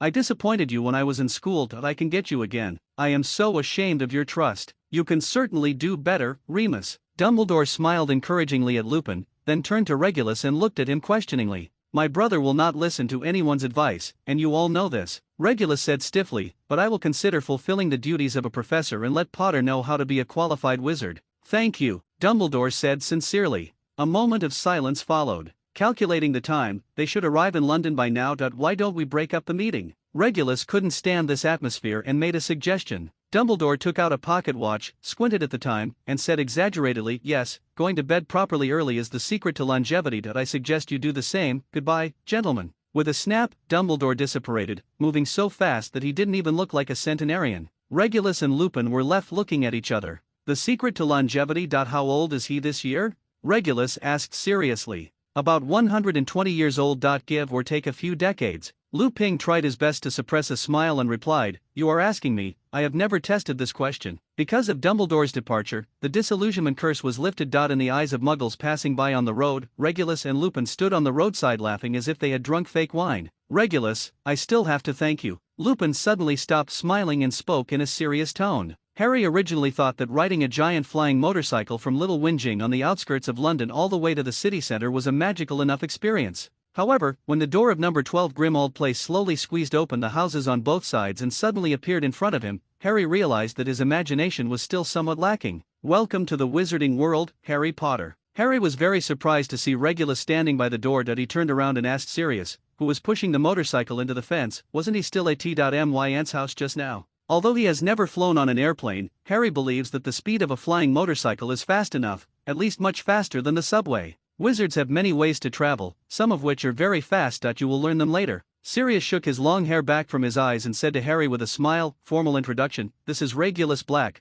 my brother. How should you call him, goduncle? Forget it. Anyway, he will go to Hogwarts next year. Just like those students, you can call me Mr. Black or Professor. Regulus was obviously not satisfied with this title. After Harry and Sirius entered the house, Regulus re-strengthened the protective spell around the house. Today, there were no probing aurors to disturb the tranquility here, which made him very happy. From the outside, number 12 Grimmauld Place looks like an ordinary high-end residence. After entering the house, Harry realized that this place was extraordinary. Those elegant and antique decorations, the exquisitely crafted silverware inlaid with various gemstones, and the space that was far larger than it looked from the outside, all of which Harry had only seen in documentaries about ancient aristocrats. Mr. Black. Sirius. Is your family also a noble? Harry asked cautiously. For a 10-year-old kid who had barely seen pocket money, the shock of his residence instantly changing from a stairwell to a 5-story mansion was quite a shock. Wizards don't have nobles. But the Black family does have some influence, Sirius said nonchalantly, and Regulus rolled his eyes at him. Although he has restrained himself, Sirius's views on his family, which he has accumulated since childhood, are difficult to eradicate. Harry stepped lightly on the carpet and walked through the corridor step by step to the living room, his eyes a little busy. Harry Potter, the boy who defeated the Dark Lord, did what Master Regulus failed to do, but it doesn't seem to be anything special. A hoarse, low voice like a bullfrog suddenly spoke at Harry's feet. The edge sounded. Harry looked down and saw Creacker, wearing an apron with the Black family crest, staring at him with eyes like cloudy glass balls. What are you? I mean, who are you? Harry, who had never seen a house elf before, was frightened by Creacker's strange appearance. Creacker is a house elf, born to serve the noble and oldest Black family. Creacker bowed to Harry. Okay, Creacker, go cook quickly, everyone is hungry, Regulus said loudly in the distance, and Creacker hurriedly ran to the kitchen. What did he just say he was? Harry asked Sirius doubtfully. A house elf, a magical creature that has signed a contract with a wizard, mainly takes care of the wizard's daily life. Sirius struggled to find the words. Let's go to your room first, put the luggage away. Follow me, come. Sirius waved his wand and directed Harry's suitcase to float up the stairs, and he led Harry behind. When walking through the corridor, Harry was surprised to find that the characters in the portraits hanging on the wall were pointing at him and whispering to each other. Harry Potter, the boy who lived, is such a rare person. A mysterious voice came from a large and exquisite blank portrait. I'm afraid you'll be seeing him every day, Phineas, Sirius said, half joking. I think you'll soon be begging him not to paint a beard on your face. What do you mean, he's going to live in my house? Screamed Phineas Nigellus, dissatisfied. Correction. It's our house, Sirius said viciously, and then pulled Harry quickly up the stairs, ignoring Phineas. Who is he? Harry asked nervously. He doesn't seem to be happy with me living here. My great-great-grandfather. Ignore him. Sirius opened the door to a room, lit the chandelier, and pushed Harry in. No one can drive you away from here. Harry had never seen such a magnificent bedroom. It is enough to sleep 3 people, with a large bed with an ornately carved headboard, high windows covered with long golden red velvet curtains, a large wardrobe that can hide several adults, and temporarily empty bookshelves and desks. This is my room. Harry opened his mouth in surprise, looking unbelievable. To him, this room was 10 times better than Dudley's. What's wrong? Don't you like it? Seeing Harry's reaction, Sirius asked worriedly, if it's too small, I can only tidy up my parents' bedroom. No need, it's great, I love it. Harry explained hurriedly. That's good. Come, let's put your things away first. It's too late today. Tomorrow we can go to Diagon Alley to buy some necessities. How about Nimbus 1999? Let me replenish your birthday gift. Sirius shook his wrist, and the contents of Harry's box flew out automatically, and were piled by category beside the bed, in the wardrobe and on the desk. It's a mess. Some textbooks and storybooks fell to the ground, old pants were rolled up into a ball, and the little soldiers were lying on the desk in a mess. Alas, this spell is one of the few times I mess up. Sirius covered his head and said gloomily, Andromeda is the best at this, she can make the house tidy easily, I see, just let her perform. Laughing, Harry quickly discovered that this humble housework magic might be of great use to him. At the Dursleys' house, every time Harry was forced to help tidy up Dudley's room, it felt like torture. Can I learn this magic, sir? He did not forget the title Regulus requested. You're not old enough to go to school yet. In principle, we shouldn't teach you magic. Regulus stood up straight and said seriously. Harry looked frustrated. After all, magic is around him, but he can only see it, not use it. But considering that your godfather doesn't pay attention to rules and regulations, I think that instead of letting him teach you some magic that is not suitable for children, it is better to use this time to preview next year's lessons. Regulus continued. Harry's face suddenly turned cloudy, and his eyes shone like a pair of bright emeralds. Regulus snapped his fingers, and several old-looking books flew down from the room upstairs and fell into Harry's hands. Standard Spells, Elementary, Beginner's Guide to Transfiguration, Magic Potions and Potions. Harry muttered the titles of the books while opening old books that looked like textbooks. In addition to various text contents, there are also various never-before-seen illustrations and symbols, accompanied by a large number of neat notes. This is my old textbook, from about 20 years ago. The version may be a little old, but the basic content is not much different. Regulus turned to Sirius again. Can you teach the first grade class? Who are you looking down on? Just these rags. Back then, even that stupid bastard Peter could teach Animagi Transfiguration. Harry must be as smart as James and can learn it as soon as he learns it, right? Sirius encouraged him. Looked at Harry. Transfiguration? Correct. Like when you turn into a dog? Correct. I want to learn. It is good. No. Harry and Sirius looked at each other and were both stunned by Regulus' words. After a few seconds, Regulus is right. Animagus is not something that a young wizard can learn. When you reach the 5th grade and get excellent transfiguration owls, I can teach you. Sirius glanced at him with an unkind expression. The younger brother put away his playful smile and said, when you finish studying these books, you will know that human body transformation is a very profound magic. Once something goes wrong, the consequences will be terrible. Some people become 5-legged monsters. Although he knew that this was not how the 5-legged monster came, Regulus wisely did not correct Sirius. Listening to Sirius's embellished explanation, Harry temporarily suppressed the urge to learn to become a dog, but there was still a hint of eagerness in his eyes. Mr. Potter, from the perspective of a professor, I hope you will be down to earth. If you can learn everything in these 3 books before next May, you will have met my expectations. Regulus, I suddenly became serious. I can even predict that after you go to school, you will be the center of attention of your classmates and teachers. When the time comes, you will not know anything about it, but it will be very embarrassing. Like all students who were criticized by the teacher, Harry lowered his head and didn't know what he was thinking. The content of these 3 books is what I think is the most basic and important. As for the defense against the dark arts that I teach, it needs to be based on these 3 courses. Regulus continued, to be fair, your godfather is a very good transfiguration master and a master of charms, but his potion skills are only so-so, so you'd better not let him down. Harry nodded, seemingly listening. What do you mean, isn't my potions class good?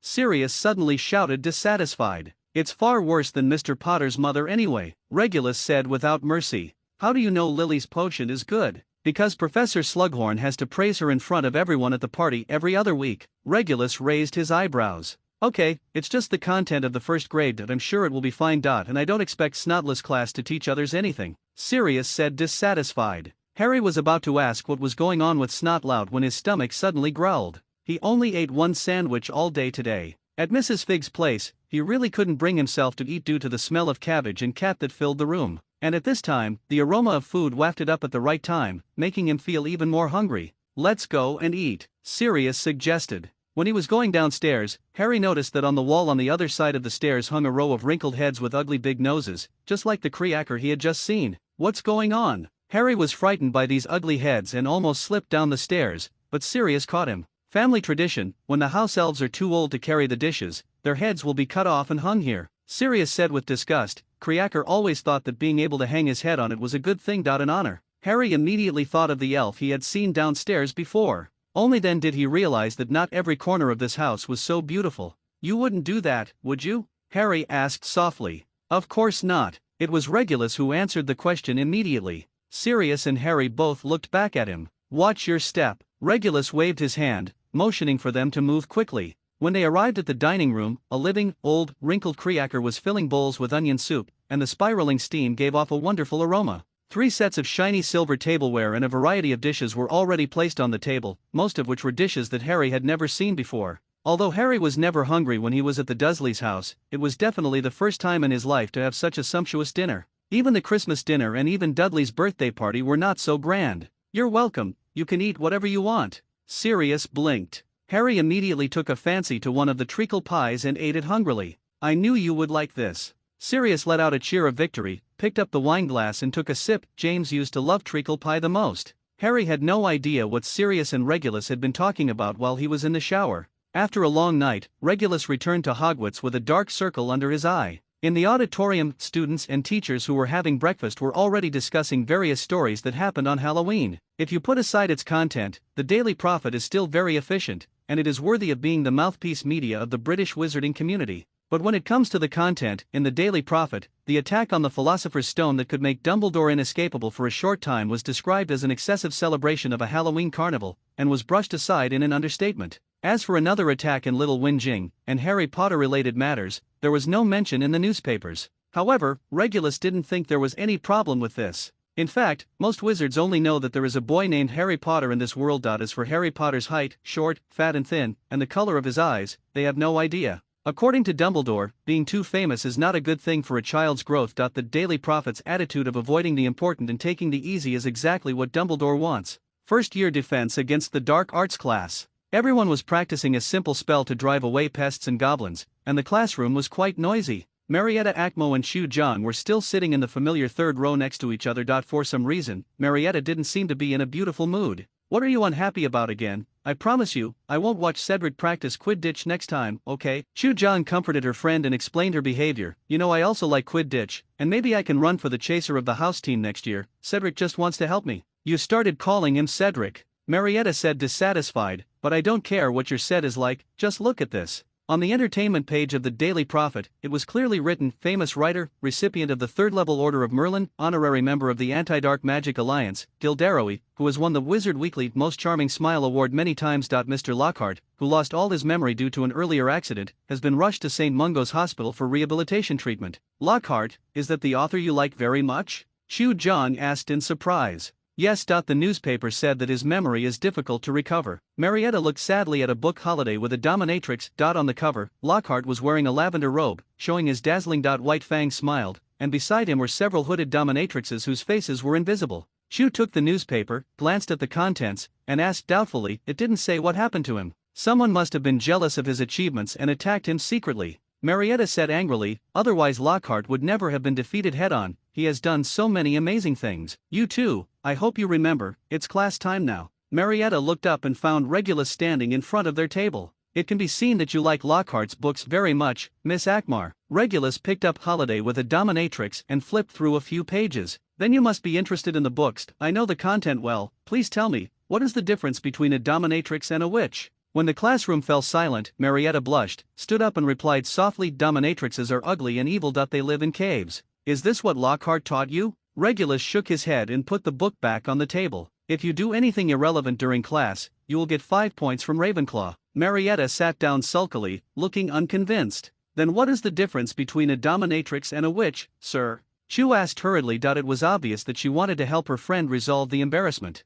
In the classification of the Ministry of Magic, hags are classified as humans. This means that we can see them in Knockturn Alley, Hogsmeade, or any area where wizards gather. Regulus began. Narrated, they can use magic, and some are good at weather spells. Adjectives such as evil and ugly are just used by adults to scare children, because they really like to eat raw liver. Knockturn Alley, Dad never let me go there. Cormac McLagan slapped the table. I don't want you to go there either. But you can pay attention. Those old witches with warts on their faces who often sit in the corner of the leaky cauldron are most likely dominatrixes. Regulus's statement caused a murmur, and some bold activists such as McLagan had obviously decided to take a closer look the next time they went to the leaky cauldron. There is another theory that they only have 4 toes on each foot, but for your health, I don't recommend this examination method. Regulus said with a smile, you can decide the reason for yourself. The classroom is full of happy air. In the following time, the little wizards practiced spells and discussed 7 ways to identify dominatrixes, and the atmosphere was lively. Only Regulus felt more complicated. According to the newspapers,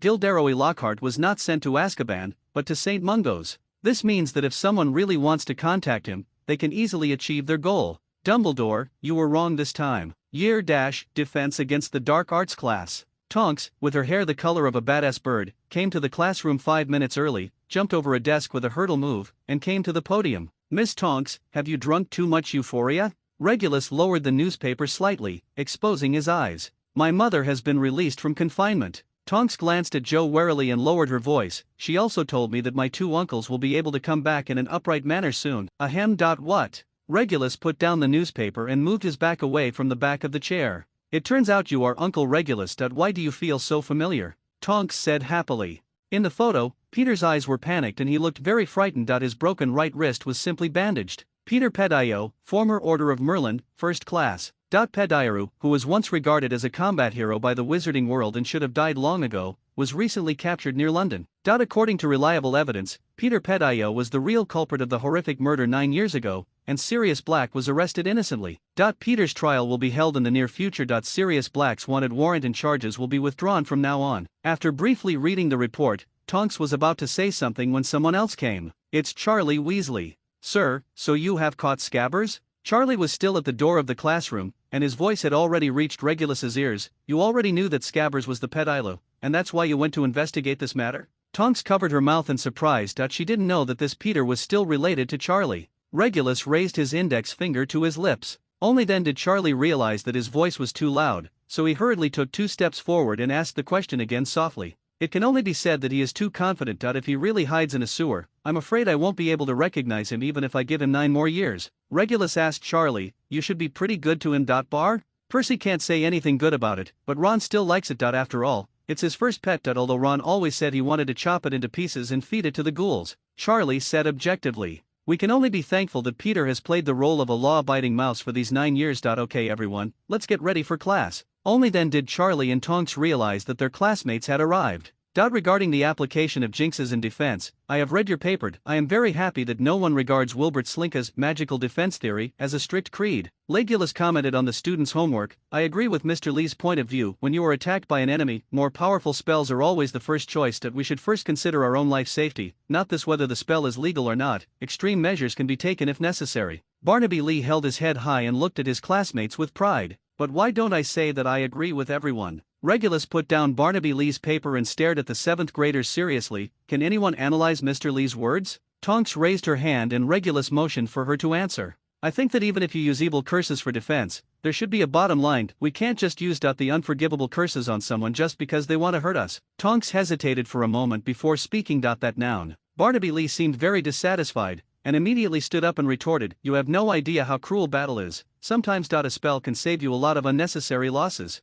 Quiet. Tonks and Lee sat down, still staring at each other angrily. I don't know how your former teacher taught you the unforgivable curse. Now, I want to tell you an important point. Regulus's voice suddenly became cold. Ignore the soul-stealing curse for now. To use the Cruciatus curse and the death curse, you need not only magic power, but more importantly, malice. The temperature in the room seemed to drop 5 degrees suddenly, and even Lee and Tonks were unconsciously suppressed by his momentum and listened attentively. To cast a successful Cruciatus curse or death curse, you must have an extremely strong will in your heart to torture or kill the other person. Regulus's tone made these 7th grade students shudder. Do you think you can do this? The students looked at each other, and even Barnaby Lee turned his head to one side, staring at some non-existent object in the corner. You can't. There is a reason why these spells are unforgivable. Abusing them will not only bring pain or even death to your enemies, but also cause your own soul to be eroded and become broken and crazy. The classroom became quiet, and everyone could hear their own heartbeats. I hope you can understand where this line is drawn. Regulus's eyes swept over all the students in turn,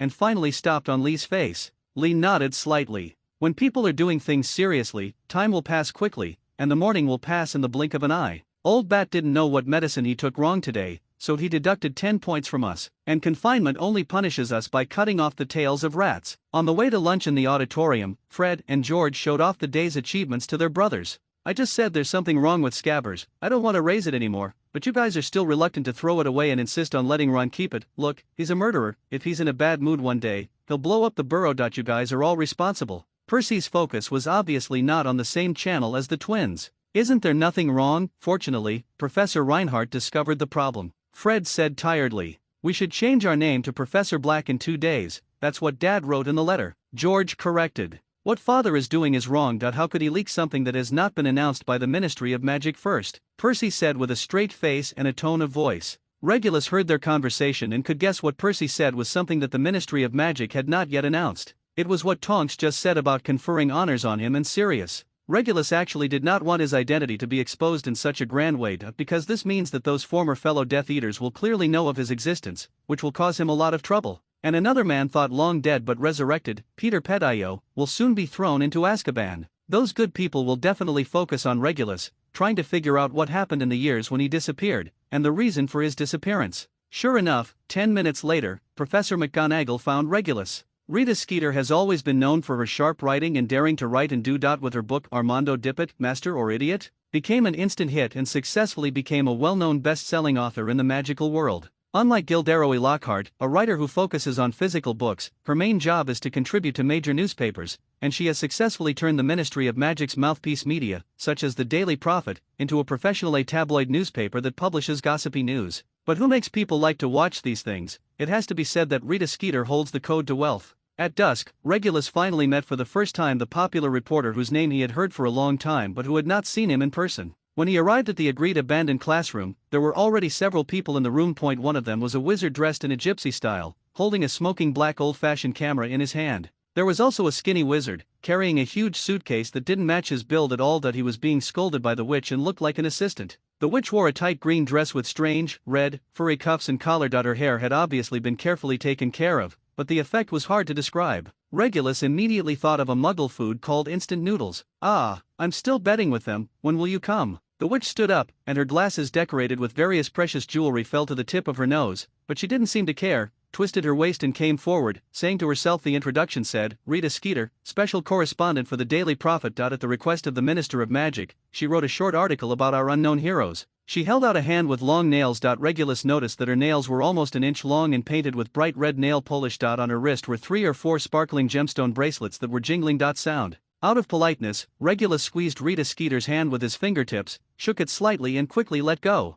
He deeply felt that there must be something wrong with Sirius's speculation about the relationship between Skeeter and the editor-in-chief of the Daily Prophet. The taste of the dignified editor-in-chief should not be so unique. Skeeter didn't know what he was thinking, so he immediately called his assistant and started to work. "Shall we take pictures first?" "Whatever, but it's best to be efficient." The photographer in gypsy clothes ran forward with small steps and directed Regulus to pose in various poses. Of course, for a copywriter, time is gold. Rita Skeeter moved a chair and sat down, taking out a notebook from her valuable-looking crocodile leather bag. A bright green, surprisingly large quill pen, secretly telling you, "One of the secrets of my success is to be faster than other reporters. When others write one report, I have already published 5. Regulus agreed very much with this point. The photo session passed quickly, but the setting sun outside the window had completely dropped below the horizon. "The light is a bit dark, do you mind if I add some lights?" It sounded like he was asking Regulus for his opinion, but before he could answer, Skeeter had already taken out a handful of candles from his purse, threw them into the air, and then waved his wand to light them all up.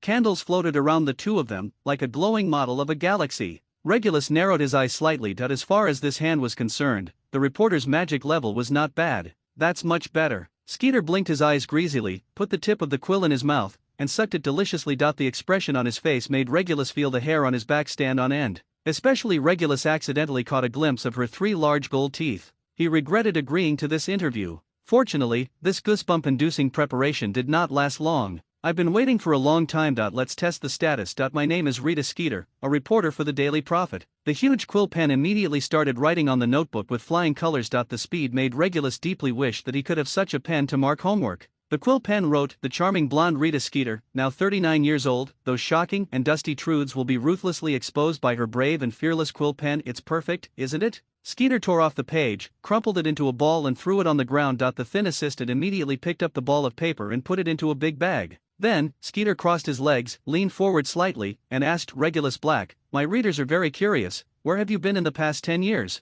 This question was quite sensitive to Regulus. Before he could answer, he saw that the quill was already frantically writing down words in the notebook as if it were filled with chicken blood. Regulus Black, he looks much younger than his actual age. The traces of time seem to stay 11 years ago when he disappeared. It was a dark time, just like Mr. Black is regrettable the last name is the same. The Black family is unfortunately known for being close to mysterious people and specializing in dark magic. However, the first thing Regulus Black did after disappearing for a long time was to take away Peter Pay, who had also been anonymous for many years. Dilu was sent to Azkaban.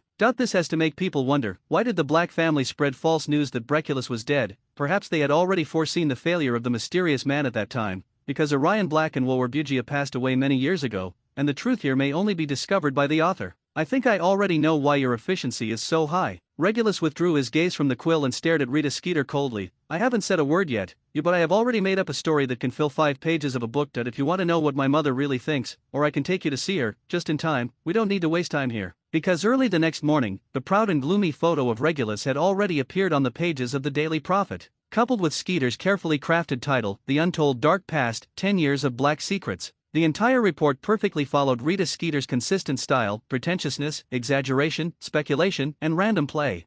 There are various signs that Sirius Black's running away from home may have hidden reasons. Perhaps the person in charge of the Black family used a cover-up method because they were unwilling to put all their eggs in the same basket.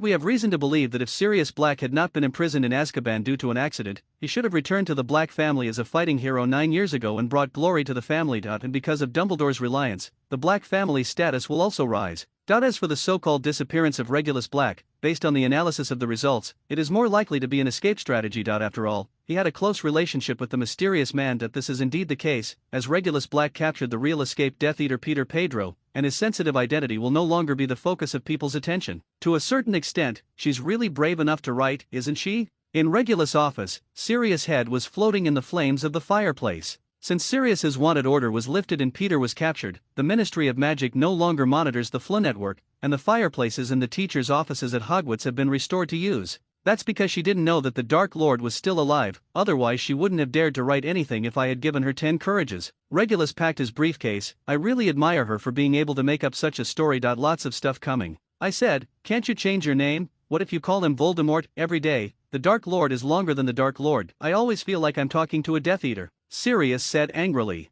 You're used to it, you can't change it. Regulus threw the Daily Prophet into the fireplace. The newspaper passed through Sirius' face and was ignited by the flames in the fireplace, spurting out a few sparks. Sirius cursed dissatisfiedly, but found that the communication had been cut off by Regulus. In the second-year defense against the Dark Arts class, after learning Regulus' true identity, both Gryffindor and Slytherin students restrained themselves a lot. For Slytherins like Montaigne and Warrington, although the ancient Black family has declined, its influence and wealth are beyond the reach of the ordinary pureblood families they came from. Now that the Black brothers have made a strong return, it is likely to herald the re-emergence of the Black family, which may be an opportunity for their family. They received a letter from home early in the morning. The content was roughly to establish a good relationship with Professor Black. At the very least, they would not be subject to frequent deductions and imprisonment. If they could get some preferential treatment, that would be the best. For Gryffindor, the achievement of capturing a murderer who has been on the run for many years is admirable enough. Because this means that this professor has real talent in learning, and you can learn a lot of useful magic from him, which is more convincing than teachers who can only read textbooks.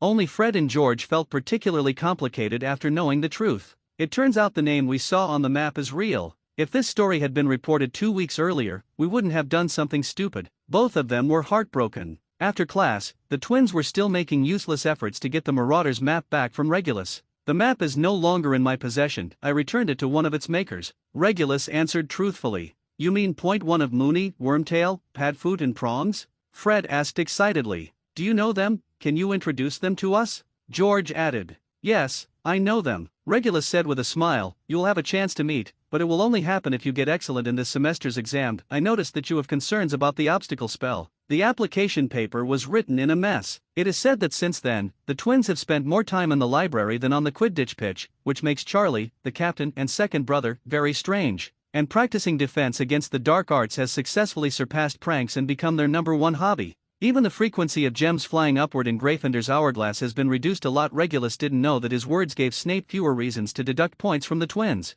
Of course, as more and more people read Rita Skeeter's story, so did the trouble. Every morning at breakfast time, some owls would fly to Regulus's position, drop letters and varying amounts of feathers, and then fly away. At first, Regulus opened a few letters with a little curiosity, but he soon discovered that the quality of these letters was not high, and the contents included but were not limited to admirers, doubters, and those who wanted to establish relations with the Black family. Family representatives, and some other people with ulterior motives. For example, a female reader sent a howler letter, saying that she was fascinated by the photos and hoped that Regulus would agree to go on a date with her. The scene of the roaring letter exploding in the auditorium was something Regulus would never forget. As a result, the next fifth-year students in class were unlucky. They faced a Professor Black who was more terrifying than Snape and had double the homework. Seriously, it's time for you to find me an aunt. After class one day, Tonks sneaked up to the desk and joked about her cousin. My mother was married to me when she was less than 20 years old. My dad ran away. How old are you this year? Before Regulus could deduct % from Hufflepuff,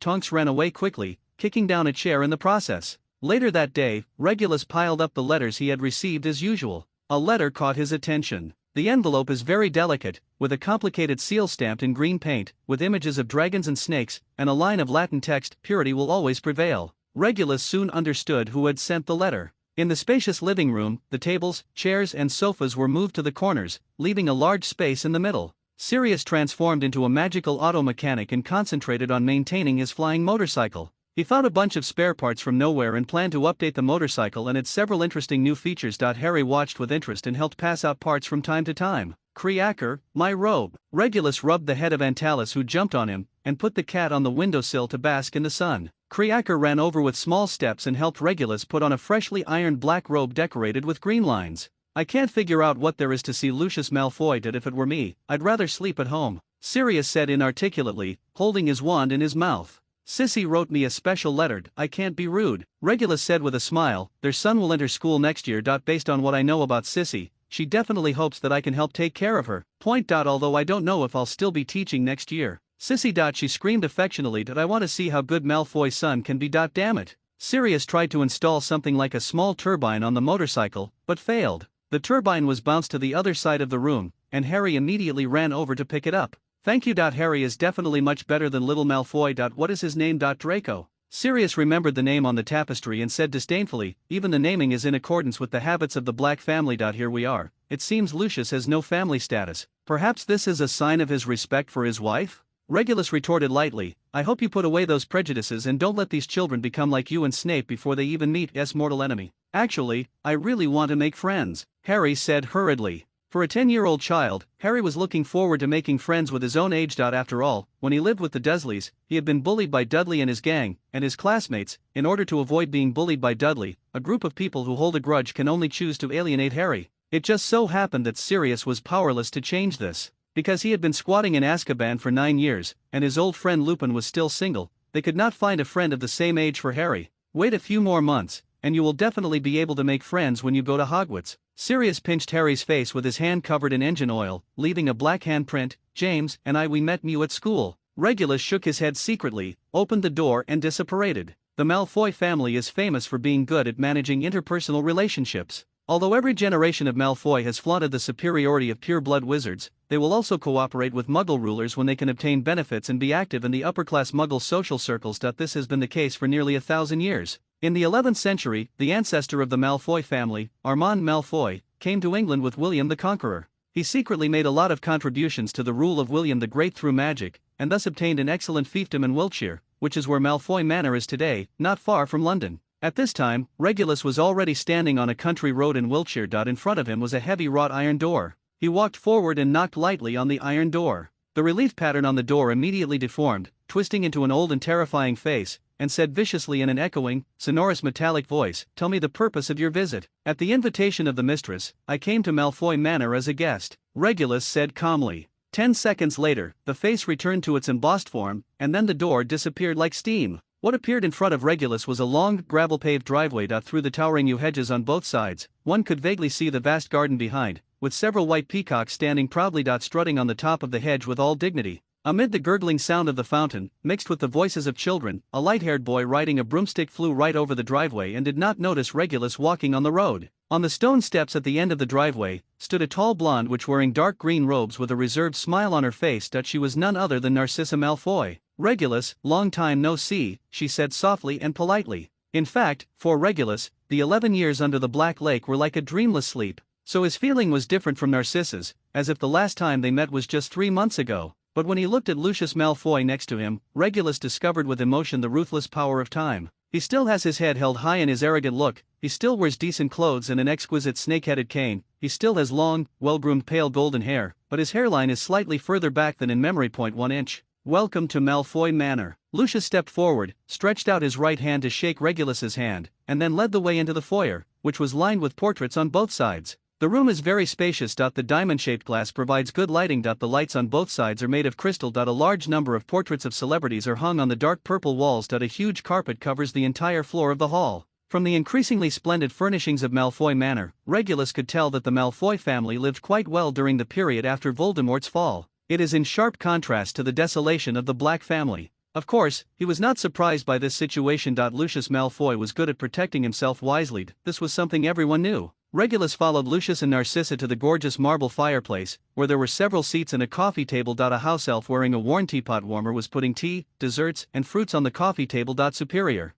The elf saw Regulus and opened his eyes like tennis balls. He wanted to say something, but Lucius knocked him aside with his cane. It's none of your business here, why don't you back down? The elf bowed shakily and disapparated. After a few simple greetings, Lucius seemed to want to ask something, but the words always stuck in his mouth, seeming a little uncomfortable. Regulus was not restrained and was eating fruit by himself. Finally, Narcissa spoke. Rael, we read the newspaper, and I can understand that under such circumstances, you are unwilling to reveal your whereabouts over the years to the public. Narcissa stared at her cousin with her blue eyes. Can you tell us? I promise that our conversation today will not spread out of this room. If you have any difficulties, we can help you. What I told the reporter was the truth. I was under a spell and lay in a place no one knew about for 11 years, and then I woke up. Regulus put down the orange in his hand and crossed his fingers in front of him. Do you expect me to believe such a perfunctory reply? Lucius looked a little dissatisfied and stared at Regulus with cold gray eyes. Then he turned to Narcissa and said arrogantly, your cousin has no intention of getting our help at all. I think it is unnecessary for you, sissy. Narcissa wanted to say something, but Regulus nodded slightly to her, and then said to Lucius, I know this sounds a bit fanciful, and you don't have to believe it at all, but the one who was recently announced to be resurrected from the dead, I'm not the only one. Are you talking about that poor Peter Pedro? He hid in hiding for 9 years, thinking he could escape punishment. Lucius said impatiently, his biggest mistake was not knowing that he had been expelled from the Black family long ago. Serious, there is also a brother who secretly pays attention to him, but I am not interested in your family's anecdotes. You are right. Sirius is my brother after all. Although he is a bastard, he cannot go to Azkaban because of something he has never done. Regulus suddenly softened his tone and leaned forward. Said to Lucius, and Lucius, if you were the one who caught Peter, what would you do? I don't know that Peter is the mole, but with your original position. Narcissa coughed twice, interrupting Regulus. Me, of course I will bring him to justice, that guy who succeeds more than he does, Lucius said ambiguously. Looking at Lucius' serious expression, Regulus smiled playfully and suddenly said, by the way, I went to Azkaban a while ago and met Bella. Under the cover of her sleeves, Narcissa's hands clenched tightly. How is she? She told me that the Dark Lord will come back soon. By then, she will get the reward she dreamed of, and those betrayers will be brutally punished. Regulus' eyes looked between Lucius and Lucius. Narcissa glanced back and forth. She stayed in Azkaban for too long, and may not be mentally normal. Don't worry. Narcissa stretched out her right hand and grabbed Lucius' slightly trembling left hand. What am I worried about? He should be worried. Lucius's voice was abnormally high. He pointed at Regulus. The expression on his face was distorted. I don't know what means you used. Not only did he escape the punishment of the Dark Lord, he also escaped the trial of the Ministry of Magic, and then he sat here gloriously. I don't know what you are talking about, Lucius. Regulus interrupted Lucius coldly. You must have heard the recent rumors, those that Cornelius Fudge doesn't want people to know things. Other people don't know what that means, so you won't be so stupid, right? Lucius stopped talking. You'd better take this time to think of an excuse. That person is not like the Ministry of Magic, who can be dismissed with a pile of gold galleons. Regulus added. Do you think what Bella said is true?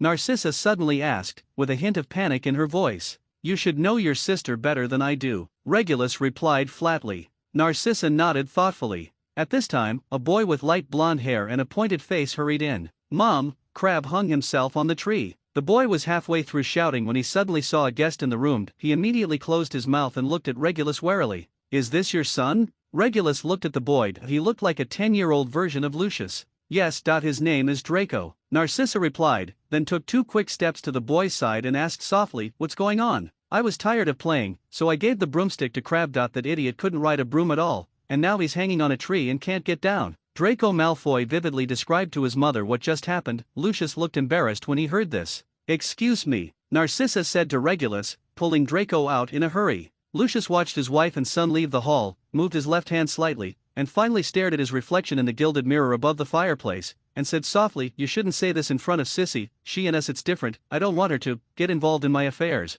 That's not what I care about. She is my cousin, and she was kind to me in the past. Regulus also pointed to his left hand. For the sake of our original friendship, I have to remind you, as for the choice. Of course it is in your hands. Humph, that's really. Thank you so much. Lucius forced out a smile that was uglier than crying. It didn't take Narcissa long to rescue Crabbe from the tree. She quickly led Draco back to the house. Who is he? Draco asked again, obviously not knowing Regulus. How many times have I told you to pay attention to your behavior? Where are your manners? Lucius rapped the ground with his snakehead cane dissatisfied and scolded his son. This is my cousin. You should call him Uncle Regulus. Narcissa rolled her eyes at Lucius and said gently to Draco, he is now a professor at Hogwarts. That you will be here next year. I want to learn magic from him. Didn't you say you were going to send me to Durmstrang? Draco immediately grasped the point. I just said that to Crabbe and Goyle. Ahem. Your mother thinks it's too far away from home. Although Igor Karkaroff and I are old acquaintances, I think. Lucius glanced at Regulus meaningfully, turning to Draco again, he said, nothing can happen to my only son. At the dinner table, Lucius Malfoy introduced Regulus to the expensive wine they drank in a dignified manner. Narcissa seemed a little reserved, eating in small bites and basically saying nothing. Actually, going to Hogwarts is not that bad. People say that the weather in Durmstrang is very cold and not suitable for playing Quidditch. Draco wolfed down the barbecue and looked very happy. But Germany, where is Armstrong? Igor never told me this. He said that the location of Durmstrang's school is a secret and cannot be disclosed to the outside world. I guess it should be on the Baltic Sea coast. Lucius replied slowly. The Baltic Sea? Draco obviously didn't know much about geography. It's far away anyway, Narcissa said. You don't have to worry about this, but you can talk to Regulus about Quidditch. I remember he used to be Slytherin's chaser. Really? Draco's eyes lit up after hearing this information. Can you teach me Rinsky's fake moves? You can learn it when you reach 4th grade. Taking into account his age and the difficulty of Rinsky's fake moves, Regulus answered within a time limit. Draco obviously interpreted this answer as perfunctory, and his dissatisfied muttering also attracted a mild criticism from Lucius. Looking at the way the Malfoy family got along, Regulus was quite emotional.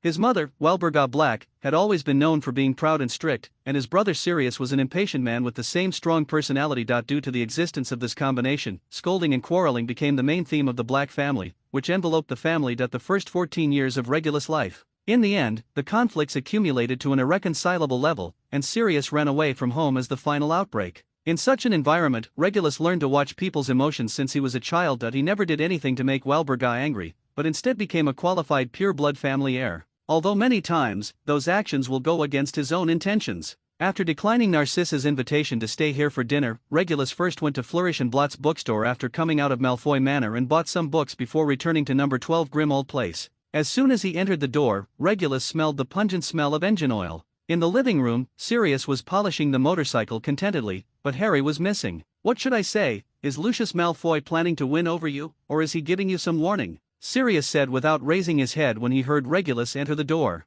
None of them. Regulus hung the robe on the wall and waved his wand. Where's Harry? I took him to try out the new function. The little guy got a little motion sick and was sleeping upstairs. Hey, what are you doing? The windows were all opened, and a strong draft blew through, taking away a lot of the smell of engine oil. Sirius was dissatisfied and grabbed a magazine that was almost blown away in midair. On the cover of the magazine is a female motorcyclist with a hot figure and cool clothes. The taste hasn't changed much. Regulus stopped the strong wind. A man's vision becomes very specific starting from the age of 16. Sirius didn't feel embarrassed at all and put the magazine aside. Let's talk about Malfoy. I can feel that Lucius is a little scared. Regulus took out 2 more bottles of butterbeer and handed one to Sirius. Sirius took the beer and took a sip, and then said contemptuously, of course he will be afraid. His master fell the day before, and he went to the Ministry of Magic to surrender and clear his relationship the next day. Guess what Voldemort will reward he? This is just one of the reasons. Although Fudge does not intend to let the public know the truth now, he is more afraid that the Dark Lord will really come back, so even in secret,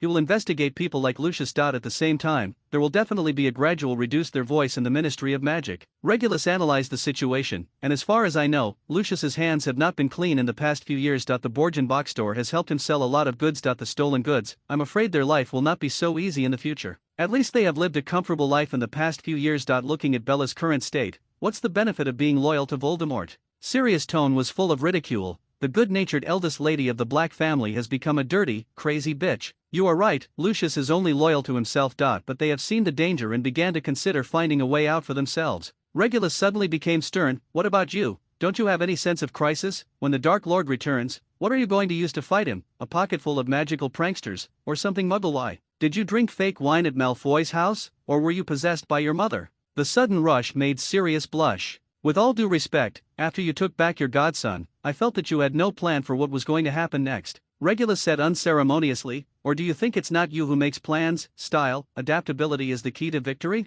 What do you think I can do? If Voldemort wants to hide, Dumbledore can't find him. What should I do? Turn into a dog and sniff him out? I will do it if that works. Sirius looked very worried. Irritable. Okay. Then let me ask you, who is more powerful, you or Snape? Regulus immediately changed his angle. Snot man Humph, how could he be my opponent? If this sentence means %% chance of winning, then Sirius' tone of voice only carries %% confidence at most. You don't have enough confidence, right? Let me tell you something you don't want to hear. If you and Snape were locked in a room for a duel, and only the living ones could come out, I would put all my wealth on Snape. Win. Regulus said bluntly. If I hadn't wasted so many years in Azkaban. Sirius tried to defend. In this case, you have been squatting in Azkaban for many years, can you beat Bella? Regulus asked again. At least you won't lose to her, right? Sirius said gloomily. How long can Bella last if she faces Dumbledore? Regulus continued to ask. About 10 seconds. Sirius thought for a moment and replied. This means that with your current level, if you encounter the Dark Lord, you can only last for 10 seconds at most. Regulus made a cruel conclusion. In these 10 seconds, when you encounter real danger, you can only hold on for 10 seconds. It was too late for Harry Potter to run from upstairs to downstairs. Sirius' face turned pale, and he leaned on the sofa without saying a word for a long time. Finally, he drank the bottle of butterbeer in one gulp. His chest heaved violently, but he did not refute Regulus's words. Clearly, he agrees with this conclusion, even if it seems a bit unsparing to him. I have observed people like McGonagall, Flitwick, and Snape, whom you hate the most, during my time at school. Their magic power is very powerful, but there are traces of it. High power. Regulus, as I said, every time they cast a spell, I feel like this is a great move, but if I practice for a while, I can use it. Dumbledore is different. He looks like an ordinary bad old man. But as my magic power becomes stronger and stronger, I can see the gap between myself and Dumbledore more clearly. I once had a feeling that even if I spent my whole life studying magic, my achievements would not be 1/10 of Dumbledore's. Of course, the Dark Lord and Dumbledore are equally matched in my opinion. Finally, Regulus concluded. What do you mean by this? We are all useless, no matter what, we can't compare to Voldemort and Dumbledore? Sirius' voice was a little muffled. I said. Once, Regulus said slowly. Sirius's eyes lit up. The magic you are best at must be transformation, right? Regulus suddenly asked. That's it. In that case, I'm going to give you something. I hope you can gain something. The briefcase is flying. Then, Regulus took out tomes from his briefcase and placed them on the table one by one. What is this? A magic book? Sirius excitedly picked up one of the books, his expression immediately changing from expectation to confusion. The cover clearly reads King Arthur and Merlin, the Sword and the Stone. He flipped through the titles of another book. The Secret of Druidism, Cliona, The Last Druid, Gaul Wars. Judging from the titles, these books should be historical books or biographies, not the magic secrets he imagined. What do you mean? Sirius asked, confused. As an animagus, have you never studied the origin of this magic? Regulus asked helplessly.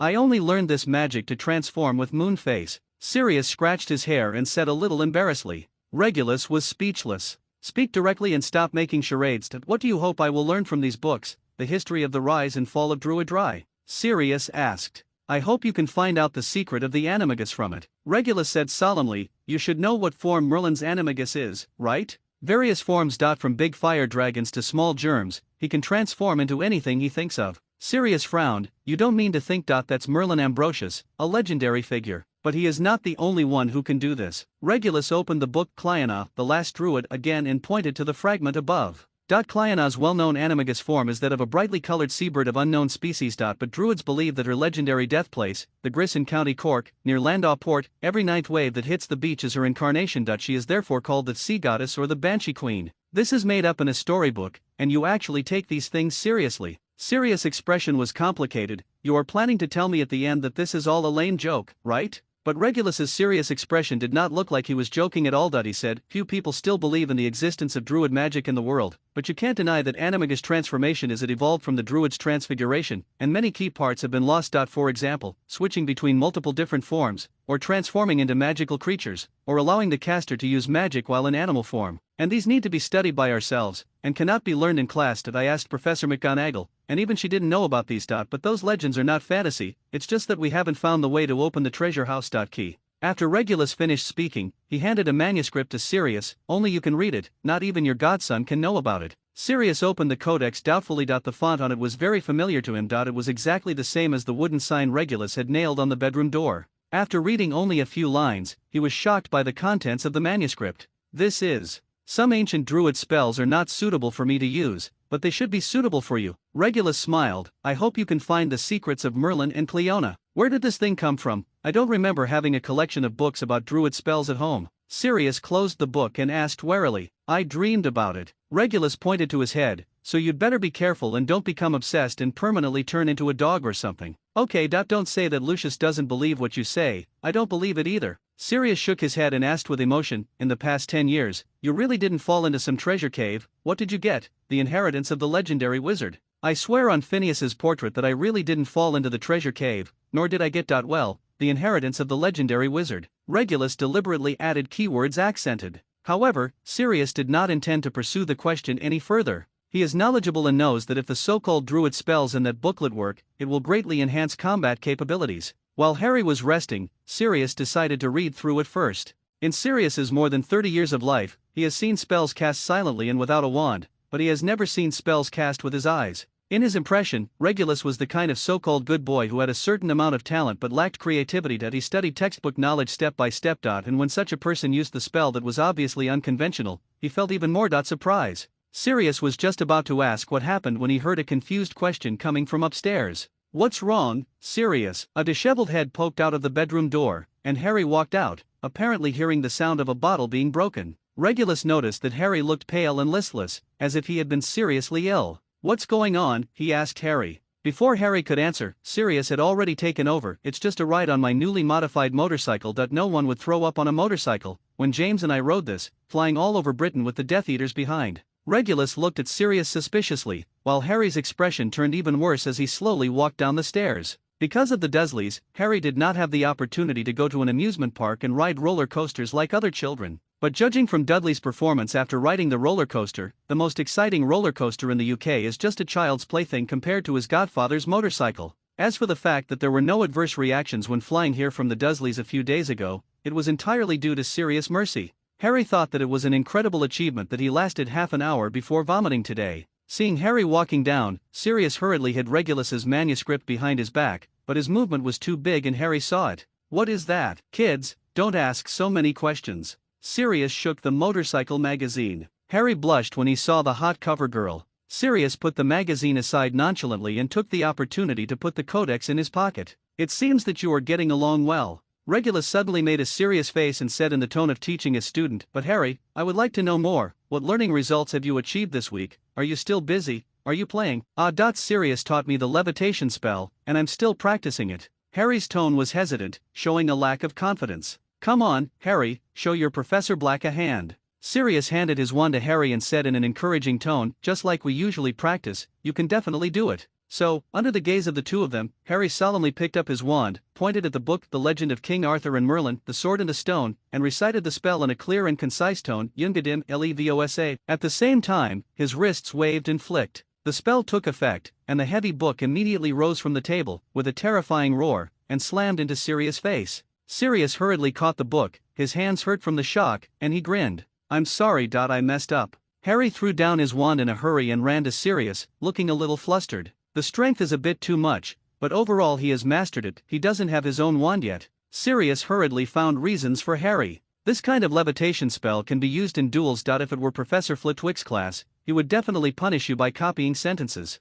Regulus said, pretending to be serious. Harry's face fell and Sirius patted him on the shoulder, trying to comfort him. But considering that you have only been exposed to magic for a week, this level is not satisfactory. Generally speaking, first-year wizards can only learn this spell after taking 2 months of theoretical classes. Regulus changed the subject and said he took out 2 tickets from his pocket and handed them to Harry. Congratulations on passing my first quiz. This is your reward. Thank you, sir, this is. Harry took the ticket in surprise and looked down at the words on it. The ticket read, British and Irish Quidditch League, Holy Skull Harpies vs Chudley Cannons. The Banshees are the favorites to win the championship this year. Tickets for their games are not easy to get. You are busy grading homework at Hogwarts every day, but you can actually buy. Or are you a ticket for the top box? Sirius took the ticket, glanced at the content above, with doubts on his face. Do you want to watch it? Regulus rolled his eyes at Sirius. If you don't want to watch it, give me your tickets back. After saying that, Regulus tried to take back the ticket, but Sirius put the ticket into his trouser pocket with a playful smile. Of course, it's a pity that the opponent is the Chudley Cannons. I remember they haven't won the league championship in 100 years. Sirius said with a hint of regret, I remember their team declaration when I first went to school. Or, we will conquer all. It's a pity that it backfired. Later, because they really lost too much, they changed it to let's all cross our fingers and be optimistic. Regulus added. The two laughed together. Harry looked at the two of them, a little confused. Is the sport of Quidditch really so magical? can everyone find a common language? All joking aside, you'd better support the Banshees and don't shout cheers. Because these 2 tickets were obtained by Slughorn from Gwyneth Jones, who is the captain of the Banshees. Regulus warned. Gwyneth Jones, the batsman, I like her, Sirius said with a smile. Regulus and Harry both looked at Sirius with strange eyes. He hurriedly explained, I saw in the newspaper that she was suspended for trying to curse the opponent's players' face-off. Just because of that people have flagrant fouls on her players during games. I mean, I love that character. I see, then maybe you can get some autographs after the game. The game is in Devon, so you have to hurry up and get there. Regulus pointed to the fireplace and said to Harry, if you get motion sick, maybe you can use flu powder. What is flu powder? Harry looked confused. Harry has never used flu powder, so forget it. If he is teleported to Italy. Sirius shook his head. I will fly more steadily this time, and everything will be fine. Aren't you going, sir? Harry suddenly asked Regulus. I have something else to do. I wish you all a good time. Regulus waved his hand. 5 minutes later, after watching the flying motorcycle turn into a small black dot and disappear into the sky, Regulus returned to his bedroom and took out a large, rough-edged book from his briefcase. The Key of Solomon is clearly written on the cover. Different from the one that Kerty Bubeji lent him before, the contents of this Key of Solomon were completely copied by hand. If the record is true, this version of the book is the first edition when it was written in the 14th century, and the one by Bubeji is a copy reprinted by the French in the 17th century. Some of the contents and rituals in it are different. Omission. Most people don't know the difference between the 2 versions, because the black magic rituals recorded in the book cannot be completed in the modern magic system. Only Regulus, with knowledge of the mysterious voice, could tell the difference. He even wondered whether the so-called King Solomon who wrote this book had the same experience as him, because this book seemed to be tailor-made for him. After settling some matters with Kriaker, Regulus recited a spell on his door, sealed the bedroom, and began to study. A few hours later, a device in the bedroom lit up with a green light, followed by a rhythmic beeping sound. Regulus casually scattered an unfinished magic frame, because according to the agreement, this was the signal triggered by Kriaker after he discovered that Sirius and Harry had returned home. As soon as he opened the door to the room, he heard the lively discussion downstairs. That one named Gwyneth Jones is so awesome. What's her name? Is it a fake move to hit the ball behind you without looking at people? Counter the bludger. That's right, counterattack bludger. She can hit the opponent's player every time. I want to be a hitter in the future. Things didn't go as Regulus expected, and Harry obviously fell in love with Quidditch at first sight. This game is so exciting, it's better than basketball, football, and baseball combined. They're flying. Seeing Regulus, Harry couldn't wait to express his feelings after the game. You will also become a very good Quidditch player in the future. Sirius looked at Harry with pride. James is the most powerful player I have ever seen. He can play all positions. You inherited his gift, Harry. I remember when I was in school, I caught a few snitches, Regulus said unceremoniously. Maybe. I haven't paid much attention to Slytherin's games. Seeing Regulus's face getting paler, Sirius immediately changed the topic sensibly, patted Harry on the back, and said, Where's the gift Professor Slughorn gave you? Come take it out and let's take a look. Harry quickly put a small package in his hand on the table and reached in, only to find that the space inside was much larger than it looked. He took out a variety of candies and snacks, including but not limited to Mars bars, chocolate frogs, and pineapple preserves, and piled them all over the table. Finally, he took out a photo signed by all the players of the Holy Skull Island Harpy team. Headed by Gwyneth Jones, all female players were sitting on broomsticks and waving. Why that Professor Slughorn seems so enthusiastic about me? Harry looked at a lot of snacks, a little at a loss. Sirius had bought him a lot of things during this time, but that was because of their godfather-son relationship. As for the fat, always smiling old man today, Harry was sure he had never seen him before. Because your mother is one of his favorite students, Regulus explained. I guess he must be regretting that he retired too early and couldn't take you under his wing. That's right. Sirius nodded and agreed, but we can encourage him to return to Hogwarts to teach, just to replace Snotlout. He is one of the few Slytherins I don't hate. At this point, Sirius immediately stopped, because he knew that every time the academy was discussed, Regulus would become very unkind. Fortunately, Regulus had no intention of arguing with him. Under the light that was not too bright, neither Sirius nor Harry noticed that Regulus's face was paler than usual, nor did they notice that his left hand was always hidden in his sleeve and not exposed. The next day, Regulus returned to Hogwarts early. The little wizards accepted the fact that Professor Reinhardt became Professor Black very quickly. Later that day, after dinner, Regulus was walking along the corridor on the 5th floor, admiring the murals, when he heard someone at the end of the stairs yelp Professor Black. Regulus turned around and saw that it was Barnaby Lee. Professor Ketleband is looking for you. Please go.to Hagrid's.hut. Lee put his hands on his knees, breathing heavily, beads of sweat dripping down his face. Falling on the ground, he obviously ran all the way here. Only looking for me? Yes. He only asked me to find you. He seemed very anxious.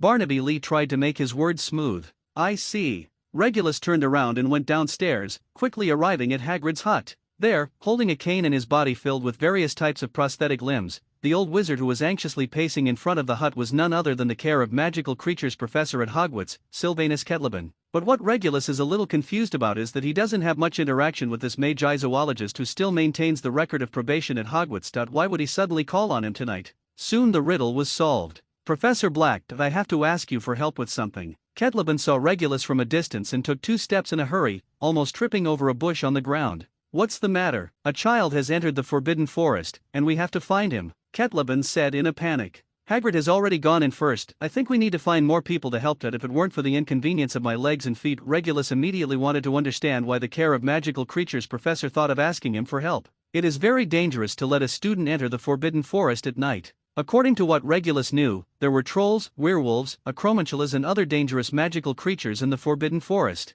No matter which one, a student cannot deal with it alone. Although the deans of the other 4 colleges are very capable, telling them this kind of thing means that they will know that Kettleben made another mistake during his stay on probation. Obviously, Kettleben didn't want to be expelled, and Regulus seemed to him to be equally capable, and perhaps a little easier to talk to than the 4 deans. Leading to the depths of the dark Forbidden Forest is a narrow path, with occasionally 1 or 2 branches connecting different areas of the Forbidden Forest. From time to time, a ray of moonlight passes through the branches and leaves and falls on the ground. Wherever you look, there are countless fallen leaves piled up. Regulus didn't like the feeling of stepping on these fallen leaves. It was a futile and unfathomable feeling, which made him feel very uneasy. Of course, when he was in school, he didn't like wandering around in the Forbidden Forest in the dead of night. But now, under the clear light of the cold moon, he felt that his whole body became lighter. Did he become sensitive to the moonlight after being scratched by Lupin? Regulus glanced at the moon hanging on the treetops, shook his head, and put this idea behind him. As he went deeper, the woods became more and more dense, and the moonlight was blocked on the treetops. The forest was basically dark. Occasionally, there would be some faintly fluorescent magical flying insects, disturbed by Regulus's steps. He didn't cast the lighting spell with his wand. With the devil's vision turned on, this darkness has no effect on him. Moreover, this makes it easier to discover those dangerous elements who are well hidden. For example, those vines that look ordinary are actually dragon claw vines with a very high risk factor. Their vines are thick, long and tough, and they also secrete extremely corrosive mucus. Once a creature approaches, the vines will wrap around that person like tentacles. Eventually it will be completely digested and not even a bit of bone residue will be left. Regulus carefully avoided the hunting range of those dragon claw vines, because those things had limited intelligence and only knew how to attack their prey crazily and did not know how to retreat despite difficulties. However, they would grow very densely and densely. Once they were stuck, quite troublesome. The top priority is to find Rolf Scamander as soon as possible. Suddenly, a wolf howl came from deep in the Forbidden Forest. Regulus stopped and discerned the direction of the howling wolf. Just this moment of pause was enough for an accident to happen. He felt his feet softened out among the fallen leaves and humus. Countless tree roots suddenly broke out of the ground and wrapped around his right ankle like an octopus waving its tentacles. Regulus reacted quickly, and a sacrificial fire ring bloomed directly from his ankle, quickly devouring the tree roots. At the same time, the wand was pointed at the ground, and a powerful petrification spell was ejected from the end of the wand, and the rotten leaves instantly became as hard as stone slabs. A heart-wrenching sound came from below. It was obvious that countless tree roots were trying to penetrate this hard barrier to hunt. The thorn tree. Regulus recognized this terrifying species, so he quickened his pace and quickly left this dangerous area. The above-ground parts of the thorn tree are fairly harmless, but its roots are very dangerous. It attacks any creature that stays above it, including humans. Once pulled by the roots of the thorn tree, the part sunk into the ground will be quickly devoured and unable to escape until the whole person is completely transformed into nutrients. The thorn forest, with dozens of trees, has long been a forbidden area for the creatures of the Forbidden Forest. Regulus walked in by mistake and brought the fresh flesh and blood of those trees that had not been seen for a long time. Naturally, he received a warm welcome. I can only hope that Mr. Scamander has not taken this path. After finally getting rid of the entanglement of the thorn tree, Regulus had a new understanding of his bad luck. He waved his wand and cast a bubble charm on himself. The reason is simple. The guy blocking the road ahead smells too strong. He was nearly 4 meters tall, with a huge body covered in flesh, and a disproportionately small head. He was holding a huge, lumpy wooden stick in his hand, and slowly approached Regulus with heavy steps. All characteristics indicate that this is a giant monster. Moreover, it is the largest mountain monster with the most brutal personality. The trolls had spotted Regulus and charged. It doesn't take much reason to anger a troll, because in their pitiful brains, any living creature is an enemy, and will be violently attacked as long as it appears around them. The giant man weighing 1 ton took long strides and swept his heavy weapon from left to right, which was quite scary. Even well-trained adult wizards need to be extremely careful, otherwise breaking an arm or a leg is a trivial matter. The most common result of being attacked by a troll is to turn into an indistinguishable mush, but it was absolutely impossible to get back into the disgusting thorn forest. For Regulus, it was not that difficult to deal with a giant monster, even though the creature was thick-skinned and quite resistant to curses. Under the sleeves, several bright green magic patterns lit up on Regulus' left arm. He was ready to receive the giant monster's attack. The troll rushed over and smashed the rounded stick on a tree, breaking into 2 pieces. The big tree where the two hugged each other also shook a few times frighteningly, but did not fall down in the end. Several bats were frightened and flew into the air. The giant monster looked around for its prey, but could not find the tiny human being. Its dull nerves did not feel that the human being was already standing on its back. Regulus did not use his wand, but took out his dagger and stabbed it in along the gap between the 2 cervical vertebrae of the troll like a matador killing a bull. The powerful black magic attached to the dagger crazily eroded the giant monster's spinal cord. The extremely intense pain forced the giant monster to let out a deafening wail. Its spinal cord is not as resistant to magic as skin, not to mention the magic on this dagger is extraordinary. With a muffled sound of a heavy object falling to the ground, the giant monster's huge body fell to the ground, and its thick limbs struggled helplessly for a few times before becoming motionless. Regulus pulled out the dagger and used magic to remove the blood on the pure silver blade. At the same time, a green light erupted from his eyes and accurately hit a sneaky short figure 10 meters away. The creature screamed and fell into the darkness, never to come out again. Regulus knew that it was a red hat, and wherever there was blood there would be traces of these evil dwarf-like creatures. The blood flowing out of the giant monster attracted more than just red hats. The blood seeped into the ground and was sensed by the thorn forest not far away. Soon the tree roots grew to a length of more than 10 meters, dragging the giant monster's body into the dense forest. After walking a few dozen meters, Regulus suddenly stopped in front of an open space. "Please come out, friends," he said to the seemingly deserted woods. Something in the woods came out in response, a few centaurs. "You shouldn't be here, human." A centaur who was red from head to tail spoke in a low tone with a touch of sadness. "Ronan, we don't need to talk nonsense with them. As for that human, you are not welcome here, leave now." Another centaur roared rudely. His hair, beard, body and tail were all black. "I'm looking for a student and he came to the Forbidden Forest earlier. It was said that he was looking for a magical rune horse." Regulus raised his empty hands to show that he was not hostile. "I promise, I found the one. Students, leave the Forbidden Forest immediately." After hearing the explanation, the irritable-looking black centaur made no move to give way. Instead, he raised his bow and arrow and aimed at Regulus. "I'm warning you again, leave our territory," the black centaur roared. "I have no interest in your territory. If you are not going to help, please get out of my way." Regulus was also a little angry, and his tone was cold. When the black centaur heard these words, he was completely enraged. He loosened his fingers and shot the sharp arrow straight into Regulus's right chest with a sharp sound of breaking through the air. Green light erupted from Regulus's eyes again, intercepting the arrow in the air, and the arrow turned into powder. The other centaurs raised their bows and arrows, aiming at Regulus. "You are not human. At least not completely human. What are you?" The melancholy Ronan suddenly spoke, only he did not raise his bow and arrow. "I don't know myself." Regulus glanced at his left hand and said firmly, "I don't have time to talk nonsense with you, because my students are still in danger." The black centaur obviously thought that there was no need to continue the conversation. Following his order, all the centaurs except Ronan launched an attack on Regulus, but they were all defeated by Regulus's dexterity. Dodge like a normal person. When the black centaur was about to knock the third arrow, the bowstring in his hand suddenly snapped and broke into 2 pieces. He stayed for a moment, and when he looked at his companions again, he heard crackling sounds continuously, and the bowstrings in the centaur's hands were all broken. In the originally calm Forbidden Forest, a strong wind suddenly blew up, and the fallen leaves on the ground were rolled up, blocking the sight of the centaurs. The strong wind came and went even faster. When the black horseman hurriedly pushed away the leaves that were stuck in his eyes and looked around, he found that there was no trace of the human being. "Damn wizard, how dare you trample on the dignity of the centaurs!" The black centaur paved his hooves angrily, making a sound like snoring, and prepared to chase him along a certain road. But Ronan put the broken bow on his back, stopped the black centaur, and pointed at the sky. "This is..." The black centaur looked towards the starry sky in the direction of Ronan's finger. Soon, his eyes froze. "The stars don't lie. Bane, I think we should reconsider," Ronan said slowly. Regulus could no longer hear the chatter of the centaurs. He was taking long strides and moving quickly along the path blocked by the centaurs. Due to the existence of the centaur tribe, this journey is relatively safe and there are no messy magical creatures. After walking along this road for about 10 minutes, Regulus finally found the goal of his trip to the Forbidden Forest. There is a fire in a clearing, and next to the fire is a strange combination: a horse, a person, and a horseman. The horse is a huge silver-maned horse with wings on its back and fiery red eyes. It is about the size of an elephant. He just looked injured and lay weakly on the ground. The person, a thin boy with messy hair, was taking care of the giant horse. The centaur was beside him, seemingly performing some magic ritual. Under the dual illumination of the moonlight and firelight, you can see that the horseman's body, hair and beard are all reddish-brown, and he looks very strong. And unlike other centaurs, the reddish-brown centaurs wear some shiny jewelry, such as necklaces and earrings. Seeing someone coming, the horseman dug the ground vigilantly, picked up his bow and arrow and aimed at Regulus. "Rolf Scamander," Regulus said tentatively. "It's me.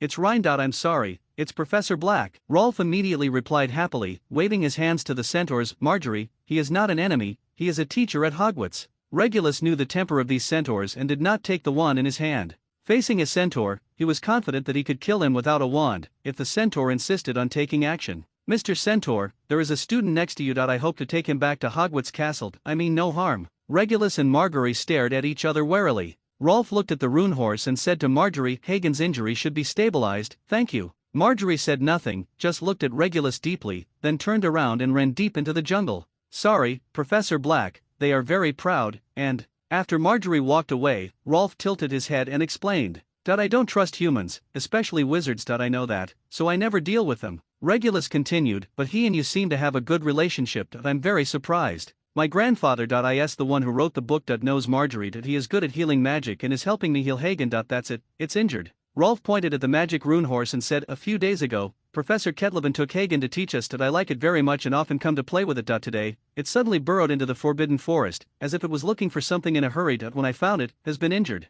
Regulus stepped forward and checked the rune horse's injuries. There were several deep and ferocious wounds on its limbs, and the exposed muscles turned black and purple. "This should have been done by the acromantula," Regulus judged. "That's right." Rolf sighed, "Without Marjorie's help, I definitely wouldn't be able to save it. I heard your grandfather and Dumbledore say that there are acromantulas in the Forbidden Forest. You should be well aware of their dangers. Why do you still dare to stay here?" Regulus asked. "This is the territory of the centaurs. They have negotiated with the acromantula tribe and will not invade each other. But a little further over there is the territory of the acromantula." Rolf pointed to the dark forbidden forest and said, "Don't look at Marjorie's fierce appearance. He will drive those students who occasionally go deep into the forbidden forest back to the castle to prevent them from straying into the territory of spiders. Those spiders are not as easy to talk to as centaurs." Regulus was convinced that compared to the ferocious and bloodthirsty acromantula, these proud centaurs were simply amiable. But this moment is not the time to discuss who is cuter, the centaur or the spider. When Hagrid first appeared, Regulus mistakenly thought that Hagrid was holding another student. Then he reacted quickly. Because of Hagrid's body shape, the corpse looked smaller. At the same time, Talisman Mahagan, who was lying weakly on the ground, suddenly struggled to stand up and staggered towards Hagrid. But its injured front legs had no strength and could not bear the huge weight. After taking 2 steps, its body swayed and fell heavily to the ground, letting out a whine. Rolf hurried over to calm it down. "Rolf, you were here. And Professor Black." Hagrid recognized the two of them, walked to the fire, and placed the bodies on the ground. The man's condition was quite miserable. One left leg was bloody, and the part below the knee was missing. His stomach was also cut open, and all the blood on his body seemed to have drained out. Rolf only glanced at it, turned his head half sad and half disgusted, and retched into the open space. The rune horse stopped trying to stand up, and stared at the corpse with its big red eyes, full of sadness. "What's going on?" Regulus stepped forward and tried hard to identify the body. Judging from the clothing and body shape, he could only confirm that it was not a student. This was a difficult thing to do because the attack on the man was obviously brutal and his entire face was a mess. In the end, Regulus discovered in vain that this man was someone he had never seen before. He strayed into the depression of Aragog, and when I arrived, it was like this. Hagrid shook his big, shaggy head, his tone full of frustration and confusion. "I don't know why he did it. Death, Aragog is obviously not dangerous. Aragog, he is the leader of the acromantula in the Forbidden Forest. I raised him decades ago, and he has always abided by his agreement with me not to attack humans."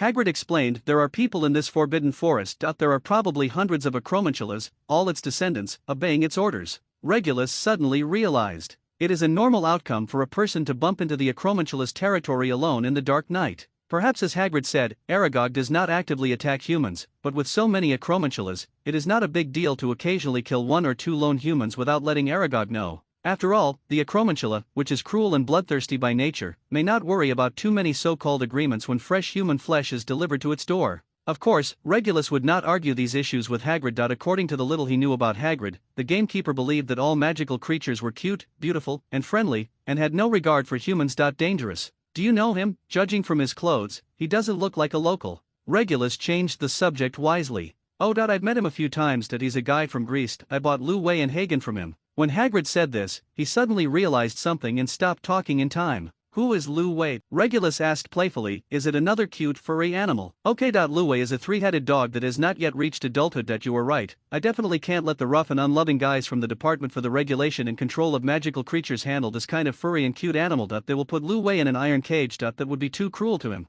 Hagrid said with deep understanding. Regulus immediately thought of what happened to Charlie Weasley and Barnaby Lee before. It was indeed Hagrid's style to keep a terrifying creature like a three-headed dog as a pet dog. Regulus believed that even Professor Ketleben, an equally enthusiastic fan of magical creatures outside the Forbidden Forest, didn't have the courage. After all, the three-headed dog had a huge appetite. Actually, he didn't intend to sell Hagen to me, but a few days ago, he became a little strange. He always said that the master wanted him to do something, and said that he was going to Godric's Hollow. I thought he was drinking. He was drunk and didn't care. Hagrid was still rambled on. I guess he wanted to visit Hagen today, but didn't know how to enter the castle, so he chose to cross in from the other side of the Forbidden Forest. He should be told that Aragog lives here. Ugh. This makes sense. Hagen should have been able to feel his approach, so he rushed into the Forbidden Forest to look for him. Rolf also added to Hagrid's guess. The two relied on their own guesses to reconstruct the entire incident, but Regulus always felt that things were not that simple. Hagrid didn't know what the Greek wizard meant by master, but Regulus knew very well. This poor guy who almost fed the Acromantula was obviously a foreign wizard whose memory had been modified by Gilderoy Lockhart and used as cannon fodder and a victim. He even managed to escape from the Ministry of Magic on Halloween. Capture.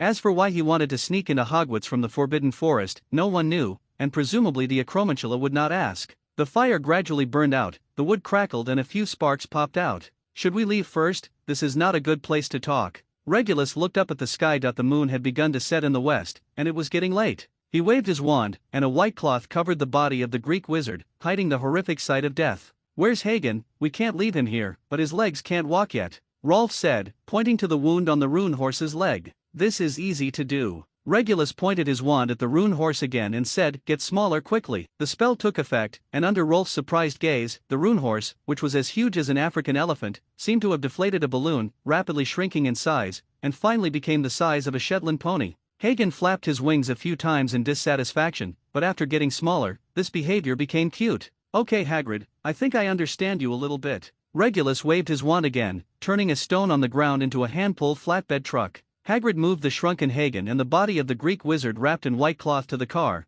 and he played a guest role as the driver. Hagen kept rubbing his head against his former owner, while Rolf walked beside the car and gently stroked its neck and back, trying to calm it down. In this Forbidden Forest, the safest place is probably next to Hagrid. The gamekeeper knew the entire Forbidden Forest like the back of his hand. The journey back was uneventful and no danger was encountered. So this road is so safe. I regretted taking the other side when I came in, Regulus said helplessly. Which way are you taking? Hagrid lowered his head and asked. Regulus pointed in a direction. Merlin's hunting dog. Hagrid scratched his head and said, that road is really difficult to walk. There is a nasty thorn forest, as well as trolls and other things. Didn't you meet a troll? There was one, and I killed it, Regulus said lightly. Hagrid didn't think it was anything. After all, he was a fierce man who dared to sneak into the Forbidden Forest and fight with trolls when he was just in 3rd grade. Rolf cast a surprised look at Regulus. With his family background, he knew that trolls were not easy to deal with, and when the professor found him, he didn't even mess up his hair, so he obviously wasn't troubled by the trolls. Regulus thought so too, and said with some dissatisfaction, I think the most troublesome are the centaurs. Sometimes they are simply unreasonable. Indeed, they are always chatty, convoluted, and extremely proud. Hagrid agreed, but they are still quite smart. My grandfather said that there is a centaur liaison office under the Department for the Management and Control of Magical Creatures. There has been no work record since its establishment, Rolf said with a smile. Sounds like a good job that you don't have to do anything, and you can get gold galleons every month, Regulus concluded. Several people walked back to the outside of the Forbidden Forest. Standing next to the hut, in addition to the bewildered Ketleben, was Dumbledore, who was wearing a dark purple and gorgeous wizard robe with a gold star. Headmaster, this is none of Sylvanus's business. Hagrid mistakenly thought that Dumbledore was here to expel them, and immediately tried to take the blame for Ketleben. Dumbledore nodded slightly to Hagrid, who immediately stopped talking. Mr. Scamander, you remind me of Newt when he was young. You don't know why he was expelled from Hogwarts, right? Dumbledore turned to Rolf and asked with a smile. He never told me this. Rolf tilted his head, staring at the pile of pumpkins behind Dumbledore. In short, it is very dangerous for you to run into the Forbidden Forest at night, and Professor Sprout will know about it. Rolf's expression turned into a resigned smile. Over there, Hagrid had placed the shrunken rune horses and the bodies of the Greek wizards on the ground, and the flatbed truck turned into stone again. Is this the rune pony? I remember they would be bigger. Dumbledore bent down and looked at the pony. Headmaster, please stand back a little. Regulus smiled and pulled out his wand. There was a flash of light, and the rune horse lying on the ground returned to its normal shape. That's right. Dumbledore turned to face everyone and said, my old friend Flamel once told me that Beauxbatons has a tradition of taming magical rune horses, that you should be able to chat with the principal of Beauxbatons.com. As for this poor friend. Dumbledore waved his wand, and the blood stains on the Greek wizard's body disappeared. The open wounds quickly returned to their original shape, and his clothes became smooth, and he looked like he was sleeping peacefully.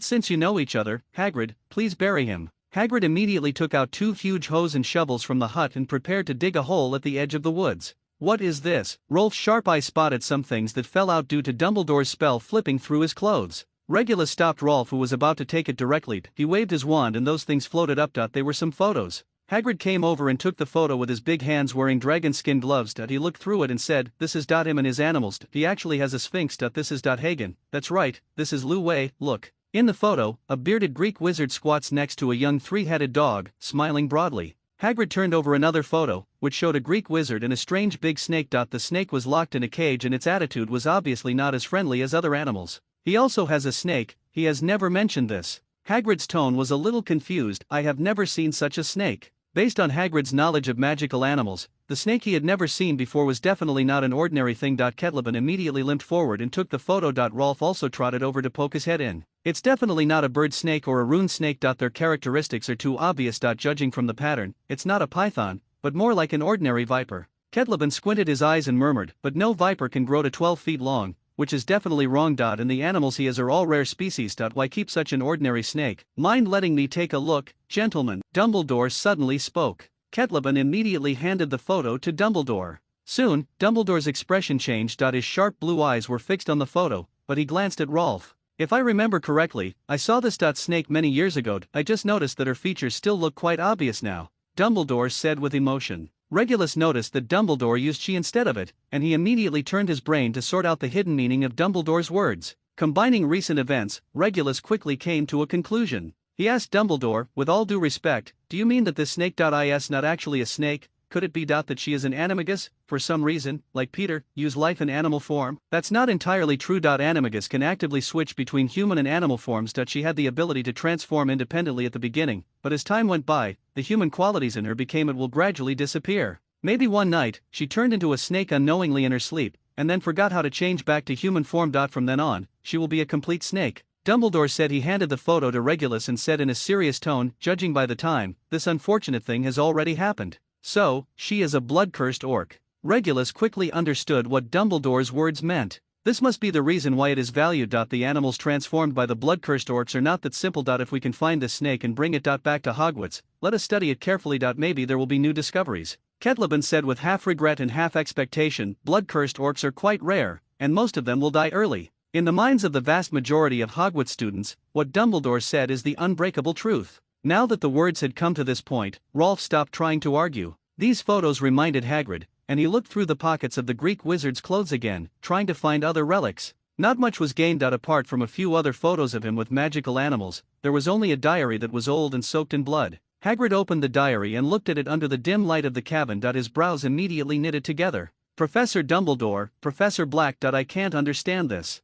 He walked towards Dumbledore and handed the diary over. Dumbledore took the diary, flipped through 2 pages, and said, this is written in Greek. It is all about his travels around the world. Then he handed the diary to Regulus. Although he was not proficient in 100 or 200 languages, including mermaid and troll, like Dumbledore and Barty Crouch, Regulus could still read the Greek above. He opened the diary and read from back to front. The latest date is today, and there is only one line written on it. Must enter Hogwarts. I turned a few pages forward, and they were all written in scrawl, short, incomprehensible sentences. From this, Regulus could only see that the owner of the diary had a big problem with his mental state. When did you buy Lu Wei and Hagen? Regulus suddenly asked Hagrid. Hagrid slapped his forehead with enough force to smash a watermelon. After trying to think back for a moment, he said uncertainly, probably around mid-September, not long after school started. Regulus flipped forward a few pages in the diary, and the writing on it was soaked in blood and was difficult to read. He pulled out his wand and read into the diary, clean up, restore it to the original state. The spell took effect and the writing became legible again. I got an order from the master to deal with Lu Wei and Hagen as soon as possible. The master seems to be very interested in Nugget, but it's a pity that I left her in Albania. It seems that he also knows the name of this snake. The blood-cursed orc. Is he a Parselmouth? Or does the blood-cursed orc still retain some sense and can communicate with him? Regulus looked at him. To Dumbledore. Perhaps we can only solve this mystery when we have the chance to meet Nugget, because this poor friend can no longer tell us the truth. Dumbledore sighed. Regulus flipped through the diary quickly and stopped on the page of August-th. Gilderoy Lockhart invited me to have lunch tomorrow. I know he is a famous adventurer. Maybe he can tell me where there are more fascinating magical animals. These lines are neat, completely different from the scrawled and messy handwriting at the back. They don't look like they were written by the same person at all. It seems that he had lost part of his memory at that time and was implanted with a false memory of obeying his master. Regulus made a judgment. Hagrid, Ketlaban, and Rolf didn't understand what he meant. Only Dumbledore nodded slightly. This diary was written since July. Regulus quickly read it all and found nothing more valuable. All I know is that this Greek wizard has a famous name, Achilles. Before coming to the UK, he left Nugget and some other animals that were too difficult to smuggle into the care of a friend in Albania. Regulus handed the diary back to Hagrid. Hagrid sandwiched the photo between the diary and stuffed it into the hands of Achilles, who was already lying quietly in the pit. The burial process was carried out in silence. No one read a eulogy, only the rune horse occasionally neighed once or twice. "Gentlemen, it's time for us to return to the castle," Dumbledore suggested after the last shovel of earth was covered on the simple grave. "Professor, I'm thinking that if we use a transformation spell on the blood-cursed orc, force her into a human form and then lock her with magic, and finally modify her memory." On the way back to the castle, Rolf suddenly proposed his whims. Regulus said nothing. In his opinion, although Rolf's method was a bit fanciful, it seemed feasible in theory. "I don't think so. Not to mention how complicated the magical process is required. Minerva should have told you in class about the dangers of cross-species transformation, and that something could go wrong at every step." Dumbledore said calmly. Sue shook his head and said earnestly, "Even if the previous steps are successful, she will not be the same after we instill memories in her." This philosophical question confused Rolf. He muttered to himself until he returned to the Hufflepuff common room. "Sometimes, he really reminds me of young Newt," Dumbledore said with emotion as he watched Rolf walk away. "I hear this kind of thing all the time lately. Someone tells me 8 times a day that he thinks of young James." Regulus followed Dumbledore up the stairs step by step. "What do you think? How about the child Harry Potter?" Dumbledore asked. "Based on my observations during this period, he has a certain amount of talent, and his character is considered healthy,"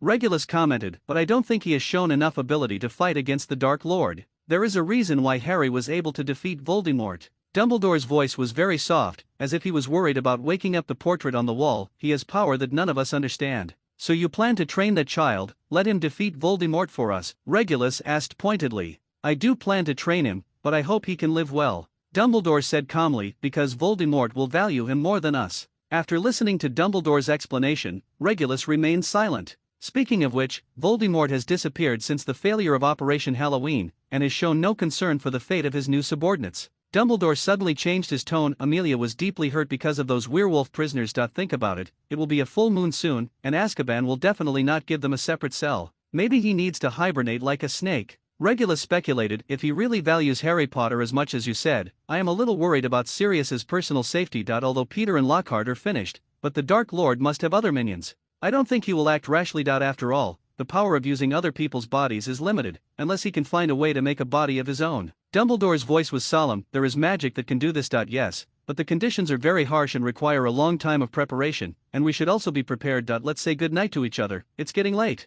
After saying that, the old principal slowly climbed the stairs and returned to the principal's office on the 8th floor. This weekend, the little wizards of Hogwarts finally waited for the most tense, exciting and highly anticipated House Cup Quidditch match in the entire school year. The opening match is naturally Gryffindor versus Slytherin. The two colleges have had a long-standing feud, and each has its own victories and defeats in competitions over the years. But in terms of audience support, Slytherin obviously suffered a lot. They obviously became the public enemies of the other 3 houses. Hufflepuff and Ravenclaw both joined the ranks of cheering Gryffindor. In the faculty auditorium, Regulus, who arrived a few minutes late, had to sit in the only available seat. Sitting next to him with a serious look on his face was Snape. Regulus sniffed. The potions professor was probably doing experiments a quarter of an hour ago, which was reflected in the strong smell of medicine on his body. In Regulus' impression, Snape seemed to have no other hobbies besides studying potions and spells. He came to watch Quidditch matches mostly because, as the head of Slytherin, he had to come to supervise the college team's games. The two made eye contact but said nothing.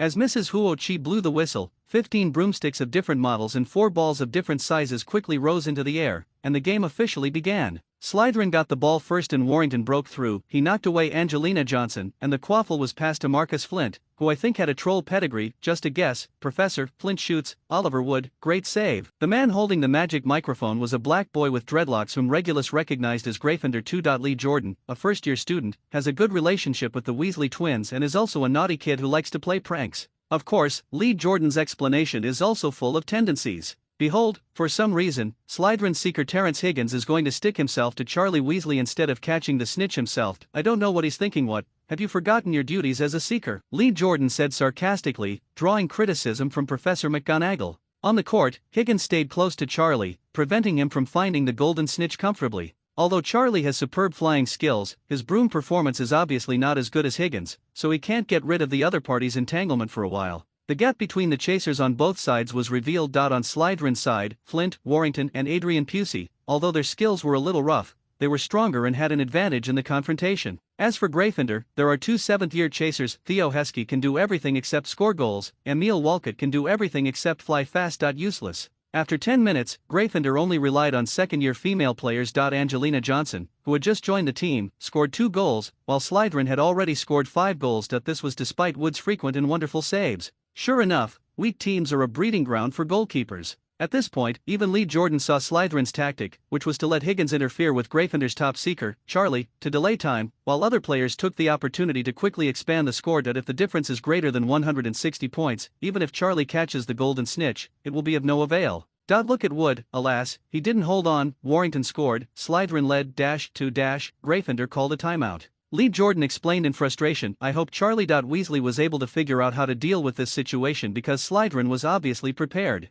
Professor McGonagall, an avid fan, looked very frustrated. She looked at Snape in confusion. In her memory, Snape was not good at riding a broomstick when he was a student, and he had never participated in a Quidditch match. This kind of targeted, it's not like he can come up with tactics. But when her eyes glanced at Regulus sitting next to her, she immediately figured it out. This was Slytherin's main seeker back then, and he had won many victories for the college. Did you provide them with guidance? At the same time, at the other end of the stands, Snape asked softly while still staring at the court. Ever since Mr. Flint heard from somewhere that I was pretty good at Quidditch, his attitude towards me has changed 180 degrees. As a professor, it is also appropriate to give students a little advice. Le Goulet said with a smile. The game started again. Fred and George obviously got Charlie's instructions and frantically swung the bludger in the direction of the 2 seekers, trying to interfere with Higgins' entanglement with Charlie. The Weasleys are obviously very confident in their brother's skills. Look, Charlie dodged the bludger, Higgins almost got hit, but Charlie escaped. Go catch the snitch. Oh my god. Lee Jordan suddenly stopped explaining in horror. Everyone saw what happened. Charlie even stopped his dive and was almost rear-ended by Higgins, who was catching up.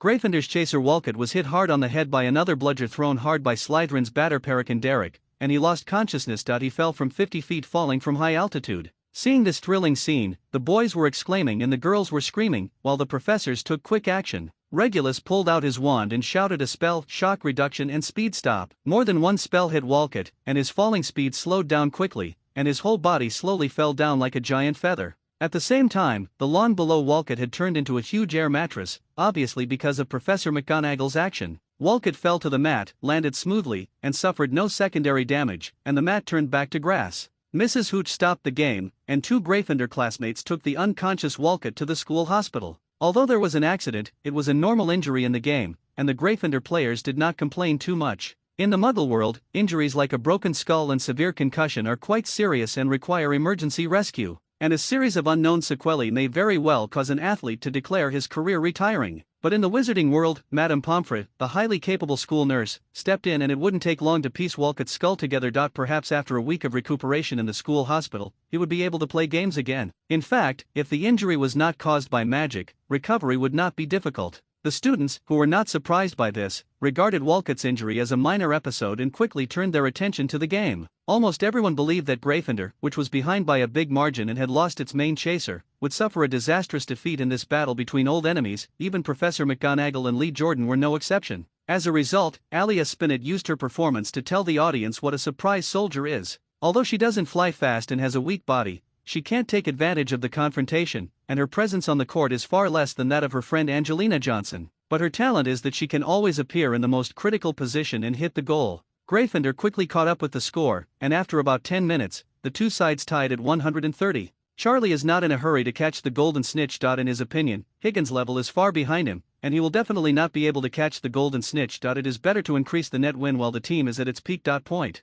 Firstly, you can feel proud when facing Barnaby Lee and other Slytherins. Secondly, you can also establish an advantage when the total score is calculated at the end of the entire game. In the stands, Snape's face was livid. Although he was not personally interested in Quidditch, it was always unpleasant to see the Academy lose, especially to Gryffindor. Regulus concluded that at this moment, Snape must be thinking about how to deduct points from Gryffindor to balance his mood. Husky and Flint collide, the ball drops, and Angelina gets the quaffle. She dodges Warrington and passes to Alia. Wonderful fake move. Alia cheats after passing the goalkeeper. The ball went in again. Gryffindor took the lead. Lee Jordan jumped up and down holding the microphone, shouting particularly enthusiastically. 3/4 of the stands were cheering, and even Professor McGonagall was waving her arms excitedly to cheer for Gryffindor, acting like a fanatical fan. Unfortunately, we are probably going to lose this game, Regulus said helplessly to Snape.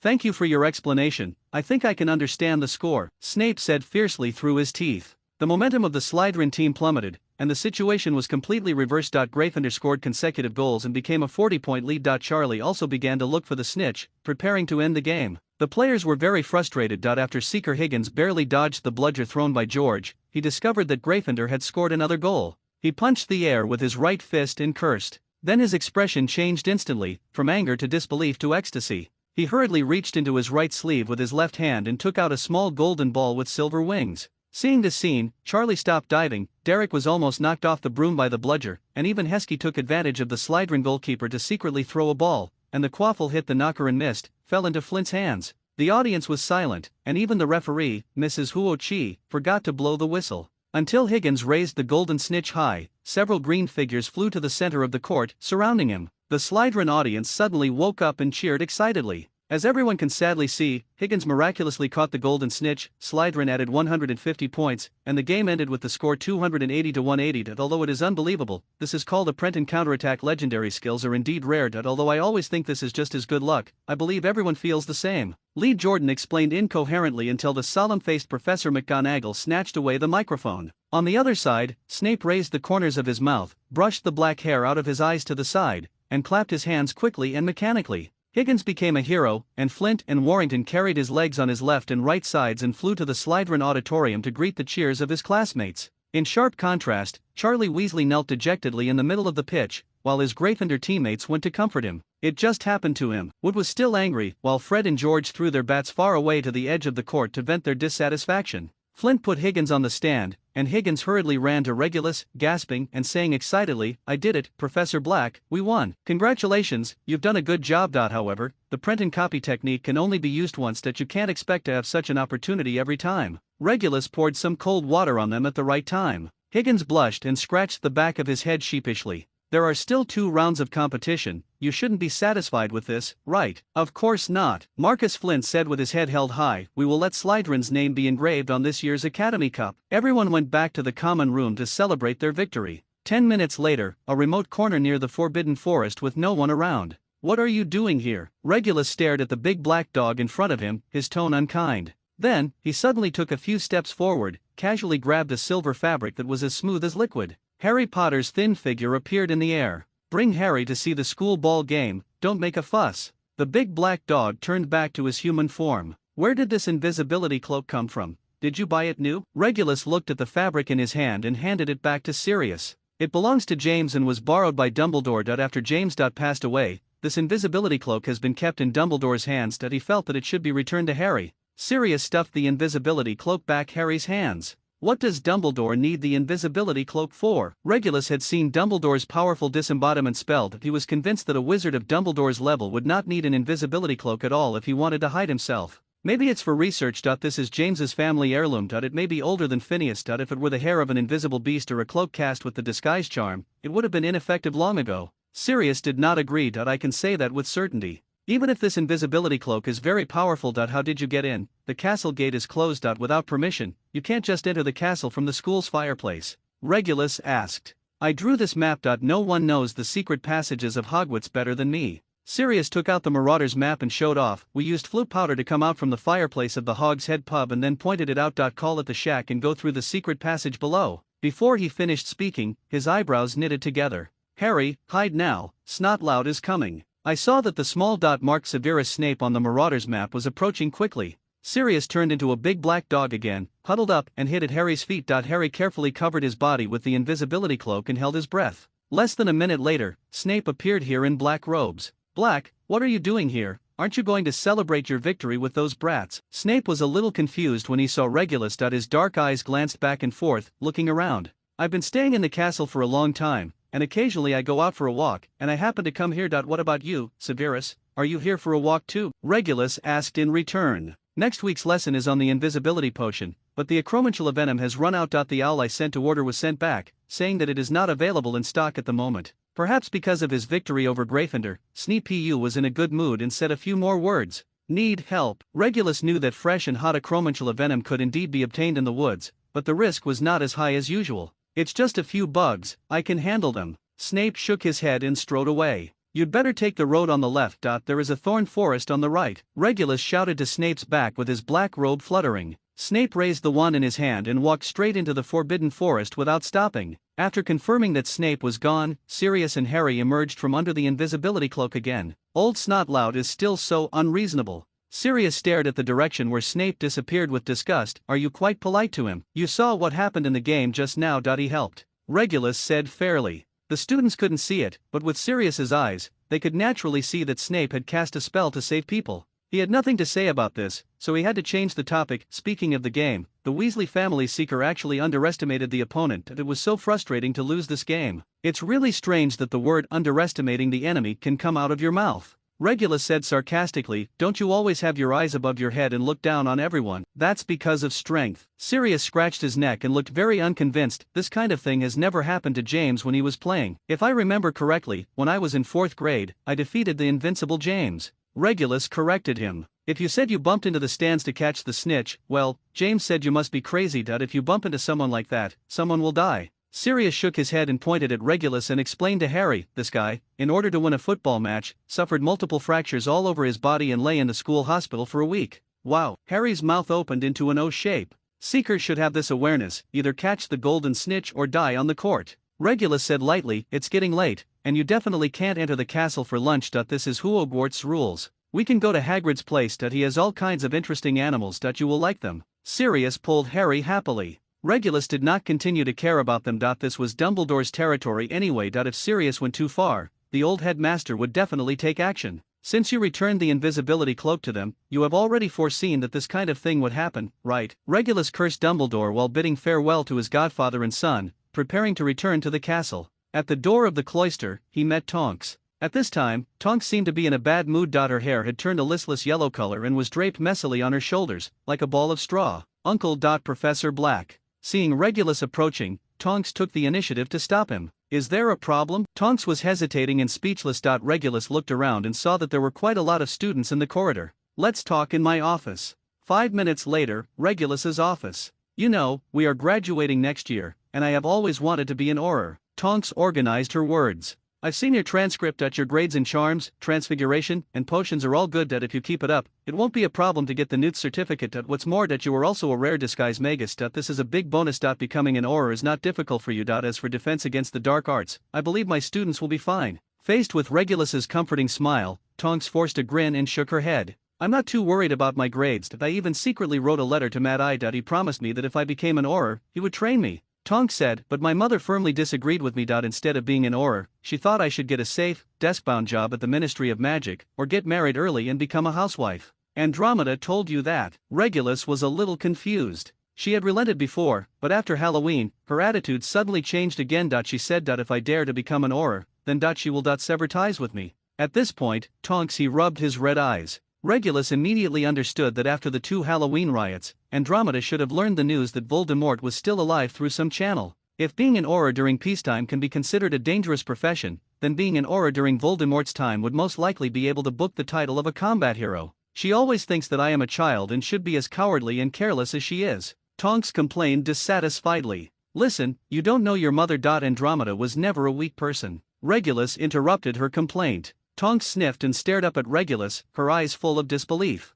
In the Muggle world, injuries like a broken skull and severe concussion are quite serious and require emergency rescue. and a series of unknown sequelae may very well cause an athlete to declare his career retiring. But in the wizarding world, Madame Pomfret, the highly capable school nurse, stepped in and it wouldn't take long to piece Walcott's skull together. Perhaps after a week of recuperation in the school hospital, he would be able to play games again. In fact, if the injury was not caused by magic, recovery would not be difficult. The students, who were not surprised by this, regarded Walcott's injury as a minor episode and quickly turned their attention to the game. Almost everyone believed that Gryffindor, which was behind by a big margin and had lost its main chaser, would suffer a disastrous defeat in this battle between old enemies. Even Professor McGonagall and Lee Jordan were no exception. As a result, Alia Spinnet used her performance to tell the audience what a surprise soldier is. Although she doesn't fly fast and has a weak body, she can't take advantage of the confrontation, and her presence on the court is far less than that of her friend Angelina Johnson. But her talent is that she can always appear in the most critical position and hit the goal. Gryffindor quickly caught up with the score, and after about 10 minutes, the two sides tied at 130. Charlie is not in a hurry to catch the golden snitch. In his opinion, Higgins' level is far behind him, and he will definitely not be able to catch the golden snitch. It is better to increase the net win while the team is at its peak. Point. Firstly, you can feel proud when facing Barnaby Lee and other Slytherins. Secondly, you can also establish an advantage when the total score is calculated at the end of the entire game. In the stands, Snape's face was livid. Although he was not personally interested in Quidditch, it was always unpleasant to see the Academy lose, especially to Gryffindor. Regulus concluded that at this moment, Snape must be thinking about how to deduct points from Gryffindor to balance his mood. Husky and Flint collide, the ball drops, and Angelina gets the quaffle. She dodges Warrington and passes to Alia. Wonderful fake move. Alia cheats after passing the goalkeeper. The ball went in again. Gryffindor took the lead. Lee Jordan jumped up and down holding the microphone, shouting particularly enthusiastically. 3/4 of the stands were cheering, and even Professor McGonagall was waving her arms excitedly to cheer for Gryffindor, acting like a fanatical fan. Unfortunately, we are probably going to lose this game, Regulus said helplessly to Snape. Thank you for your explanation, I think I can understand the score, Snape said fiercely through his teeth. The momentum of the Slytherin team plummeted, and the situation was completely reversed. Gryffindor scored consecutive goals and became a 40-point lead. Charlie also began to look for the snitch, preparing to end the game. The players were very frustrated. After Seeker Higgins barely dodged the bludger thrown by George, he discovered that Gryffindor had scored another goal. He punched the air with his right fist and cursed. Then his expression changed instantly, from anger to disbelief to ecstasy. He hurriedly reached into his right sleeve with his left hand and took out a small golden ball with silver wings. Seeing this scene, Charlie stopped diving, Derek was almost knocked off the broom by the bludger, and even Heskey took advantage of the Slytherin goalkeeper to secretly throw a ball, and the quaffle hit the knocker and missed, fell into Flint's hands. The audience was silent, and even the referee, Mrs. Huo Chi, forgot to blow the whistle. Until Higgins raised the golden snitch high, several green figures flew to the center of the court, surrounding him. The Slytherin audience suddenly woke up and cheered excitedly. As everyone can sadly see, Higgins miraculously caught the golden snitch, Slytherin added 150 points, and the game ended with the score 280-180. Although it is unbelievable, this is called a Prenton counterattack. Legendary skills are indeed rare. Although I always think this is just as good luck, I believe everyone feels the same. Lee Jordan explained incoherently until the solemn-faced Professor McGonagall snatched away the microphone.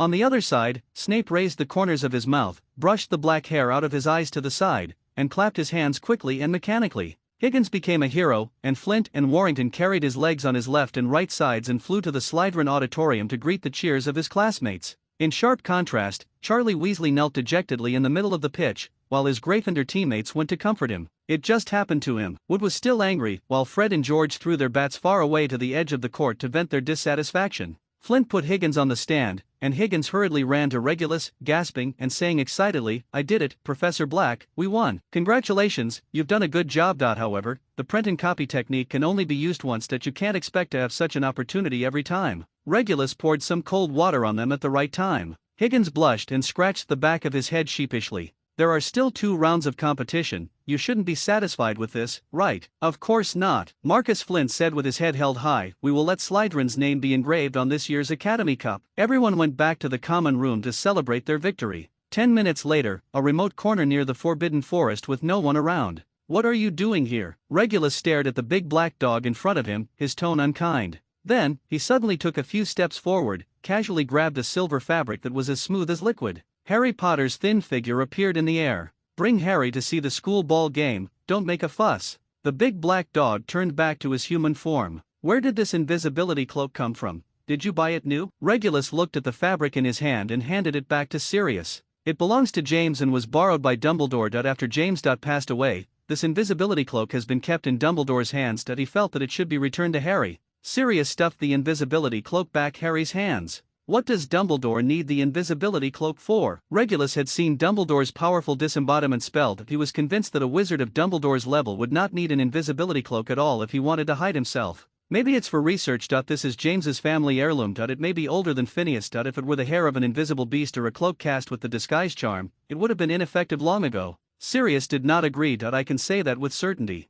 Even if this invisibility cloak is very powerful. How did you get in? The castle gate is closed. Without permission, you can't just enter the castle from the school's fireplace. Regulus asked. I drew this map. No one knows the secret passages of Hogwarts better than me. Sirius took out the Marauder's map and showed off. We used flute powder to come out from the fireplace of the Hog's Head pub and then pointed it out. Call it the shack and go through the secret passage below. Before he finished speaking, his eyebrows knitted together. Harry, hide now, Snotlout is coming. I saw that the small dot marked Severus Snape on the Marauder's map was approaching quickly. Sirius turned into a big black dog again, huddled up and hid at Harry's feet. Harry carefully covered his body with the invisibility cloak and held his breath. Less than a minute later, Snape appeared here in black robes. Black, what are you doing here? Aren't you going to celebrate your victory with those brats? Snape was a little confused when he saw Regulus. His dark eyes glanced back and forth, looking around. I've been staying in the castle for a long time, and occasionally I go out for a walk, and I happen to come here. What about you, Severus? Are you here for a walk too? Regulus asked in return. Next week's lesson is on the invisibility potion, but the acromantula venom has run out. The owl I sent to order was sent back, saying that it is not available in stock at the moment. Perhaps because of his victory over Gryffindor, Snee was in a good mood and said a few more words. Need help. Regulus knew that fresh and hot acromantula venom could indeed be obtained in the woods, but the risk was not as high as usual. It's just a few bugs, I can handle them. Snape shook his head and strode away. You'd better take the road on the left. There is a thorn forest on the right. Regulus shouted to Snape's back with his black robe fluttering. Snape raised the wand in his hand and walked straight into the forbidden forest without stopping. After confirming that Snape was gone, Sirius and Harry emerged from under the invisibility cloak again. Old Snotlout is still so unreasonable. Sirius stared at the direction where Snape disappeared with disgust. Are you quite polite to him? You saw what happened in the game just now. He helped. Regulus said fairly. The students couldn't see it, but with Sirius's eyes, they could naturally see that Snape had cast a spell to save people. He had nothing to say about this, so he had to change the topic. Speaking of the game, the Weasley family seeker actually underestimated the opponent. It was so frustrating to lose this game. It's really strange that the word underestimating the enemy can come out of your mouth. Regulus said sarcastically, don't you always have your eyes above your head and look down on everyone? That's because of strength. Sirius scratched his neck and looked very unconvinced. This kind of thing has never happened to James when he was playing. If I remember correctly, when I was in 4th grade, I defeated the invincible James. Regulus corrected him. If you said you bumped into the stands to catch the snitch, well, James said you must be crazy. If you bump into someone like that, someone will die. Sirius shook his head and pointed at Regulus and explained to Harry, this guy, in order to win a football match, suffered multiple fractures all over his body and lay in the school hospital for a week. Wow. Harry's mouth opened into an O shape. Seekers should have this awareness, either catch the golden snitch or die on the court. Regulus said lightly, it's getting late, and you definitely can't enter the castle for lunch. This is Hogwarts rules. We can go to Hagrid's place. He has all kinds of interesting animals. You will like them. Sirius pulled Harry happily. Regulus did not continue to care about them. This was Dumbledore's territory anyway. If Sirius went too far, the old headmaster would definitely take action. Since you returned the invisibility cloak to them, you have already foreseen that this kind of thing would happen, right? Regulus cursed Dumbledore while bidding farewell to his godfather and son, preparing to return to the castle. At the door of the cloister, he met Tonks. At this time, Tonks seemed to be in a bad mood. Her hair had turned a listless yellow color and was draped messily on her shoulders, like a ball of straw. Uncle. Professor Black. Seeing Regulus approaching, Tonks took the initiative to stop him. Is there a problem? Tonks was hesitating and speechless. Regulus looked around and saw that there were quite a lot of students in the corridor. Let's talk in my office. 5 minutes later, Regulus's office. You know, we are graduating next year, and I have always wanted to be an Auror. Tonks organized her words. I've seen your transcript. Your grades in charms, transfiguration, and potions are all good. If you keep it up, it won't be a problem to get the Newt certificate. What's more, you are also a rare disguise magus. This is a big bonus. Becoming an Auror is not difficult for you. As for defense against the dark arts, I believe my students will be fine. Faced with Regulus's comforting smile, Tonks forced a grin and shook her head.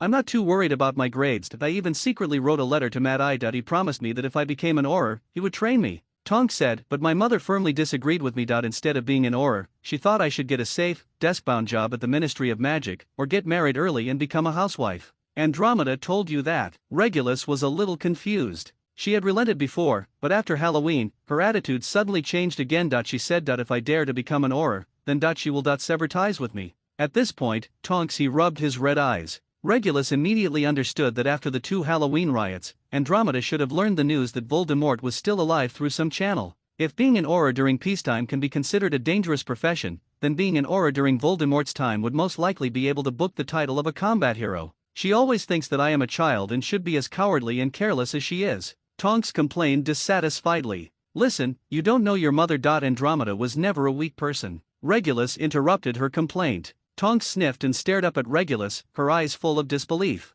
During the last war, you were still ignorant. But being an Auror is not just a house game. Regulus met Tonks' questioning gaze and said seriously, I hope you can understand that. Why did you choose to be an Auror? Is it to prove yourself, or to grudge against Andromeda, or for some other reason? Tonks wanted to say something, but Regulus put his index finger on his lips and shook his head. After sighing with emotion about the profoundness of chamberpot culture, Regulus exited the exhibition room. He silently recited in his mind what he really needed, a room large enough to practice magic without being disturbed. I walked back and forth 3 times in front of the white wall. The sleek door with its brass handle appeared again. But he did not step into the room immediately. Instead, he said to the direction of the stairs, Mr. Principal, I think I have found the toilet you mentioned. Do you want to go in and have a look together? Following his words, Dumbledore walked up the stairs step by step, holding his starry nightcap crooked to the side. Okay, the old principal said with a smile. When they entered the room again, the furnishings inside had become completely different. There were torches burning on the walls, like those in an auditorium hall, lighting up the whole room. Under the torch, there is a whole row of bookshelves, with about hundreds of various magic books on them, just like a small Hogwarts library.